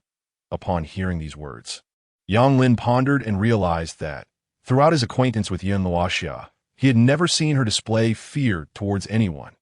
Even when encountering female heroes, she maintained her aloof demeanor, acknowledging Yang Lin's silent agreement. Yin Luoxia chose not to linger any longer, as she had yet to freshen up after waking. In any case, their plans were already set. They merely awaited the arrival of the third prince in Pingyang City to take action. Observing the woman depart, unwilling to exchange even a single word with him, Yang Lin could not help but feel a twinge of irritation, muttering a curse under his breath before retreating to his study. Meanwhile, in the kitchen, Ouyang Yunshuang prepared breakfast for everyone while eavesdropping on the earlier conversation. It seemed that Yin Luoxia harbored no fear of the third prince and his entourage. The only real threat likely remained with King Mingyang. Analyzing the previous dialogue, Ouyang Yunshuang sought an opportunity, one that would allow her to regain her strength. In Liz Xiao Fenger, she would likely need to first integrate herself into their circle and earn their trust. However, before that, she needed to ascertain whether Gu Qingwei had departed from the Yang residence. If that woman remained, Ouyang Yunshuang would not dare to take action, even if she felt confident. After closing the door to the study, Yang Lin made his way toward the bed within the moment he lifted the curtain. An exquisite visage came into view. Ji Yu Qingwei lay serenely on the bed, the covers draped over her shoulders. Resembling a celestial being descended to the mortal realm, stunningly beautiful, evoking a heart-stirring reaction with just a glance, devoid of any impure thoughts, leaving only admiration in its wake. Yang Lin smiled faintly, having noticed a slight flush creeping onto Gu Qingyue's face. She was clearly pretending to be asleep. That moment, his mood was particularly buoyant. The previous night, when he had removed his eye mask, Gu Qingwei had nearly been startled out of her wits. Fortunately, Yang Lin reacted swiftly, concocting a plausible excuse that allowed Gu Qingwei to extricate herself from the situation. After a moment of silence, Gu Qingwei did not deny it, but rather tacitly permitted Yang Lin to draw closer. At that time, Yang Lin had been suffering from the torment of Jiao poison, feeling as though he might explode at any moment. With a celestial being before him and the possibility of rekindling their past connection, it was only natural that he found it difficult to restrain himself. Although he was unsure why Gu Qingwei had initially rejected him, her current acquiescence was more than sufficient for Yang Lin. Reflecting on the enchanting moments of the previous night filled him with a sense of pride, and he reclined beside Gu Qingwei, gazing at her with contentment, unable to resist playfully brushing her nose with his fingers. As Yang Lin's antics continued, Gu Qingwei could no longer maintain her facade, abruptly opening her eyes to confront the man before her. When did you uncover my true identity? The so-called identity referred to the celestial being in the Tianshan cave, albeit one transformed into a demoness. Last night, Yang Lin had been somewhat dazed, yet he answered Gu Qingyue's question truthfully. Had it not been for their intimate encounter, he would never have realized that the celestial being before him was still untouched. Furthermore, he recalled that the celestial being in the Tianshan cave was also unblemished. This indicated that they were not the same person at all, although there had been some misunderstandings earlier and the cave incident had been accidental. Last night, Yang Lin chuckled, his gaze filled with anticipation as he looked at Gu Qingyue. Recalling the events of the previous night, Gu Qingyue's face flushed a deep crimson, reminiscent of a ripe apple. She hastily interjected, interrupting Yang Lin. Last night was also an accident. Upon hearing this, Yang Lin felt an overwhelming sense of helplessness. Despite having gained quite a bit from the situation, why was it that every woman who grew close to him was so prideful? Fine, if you say it was an accident, then let it be.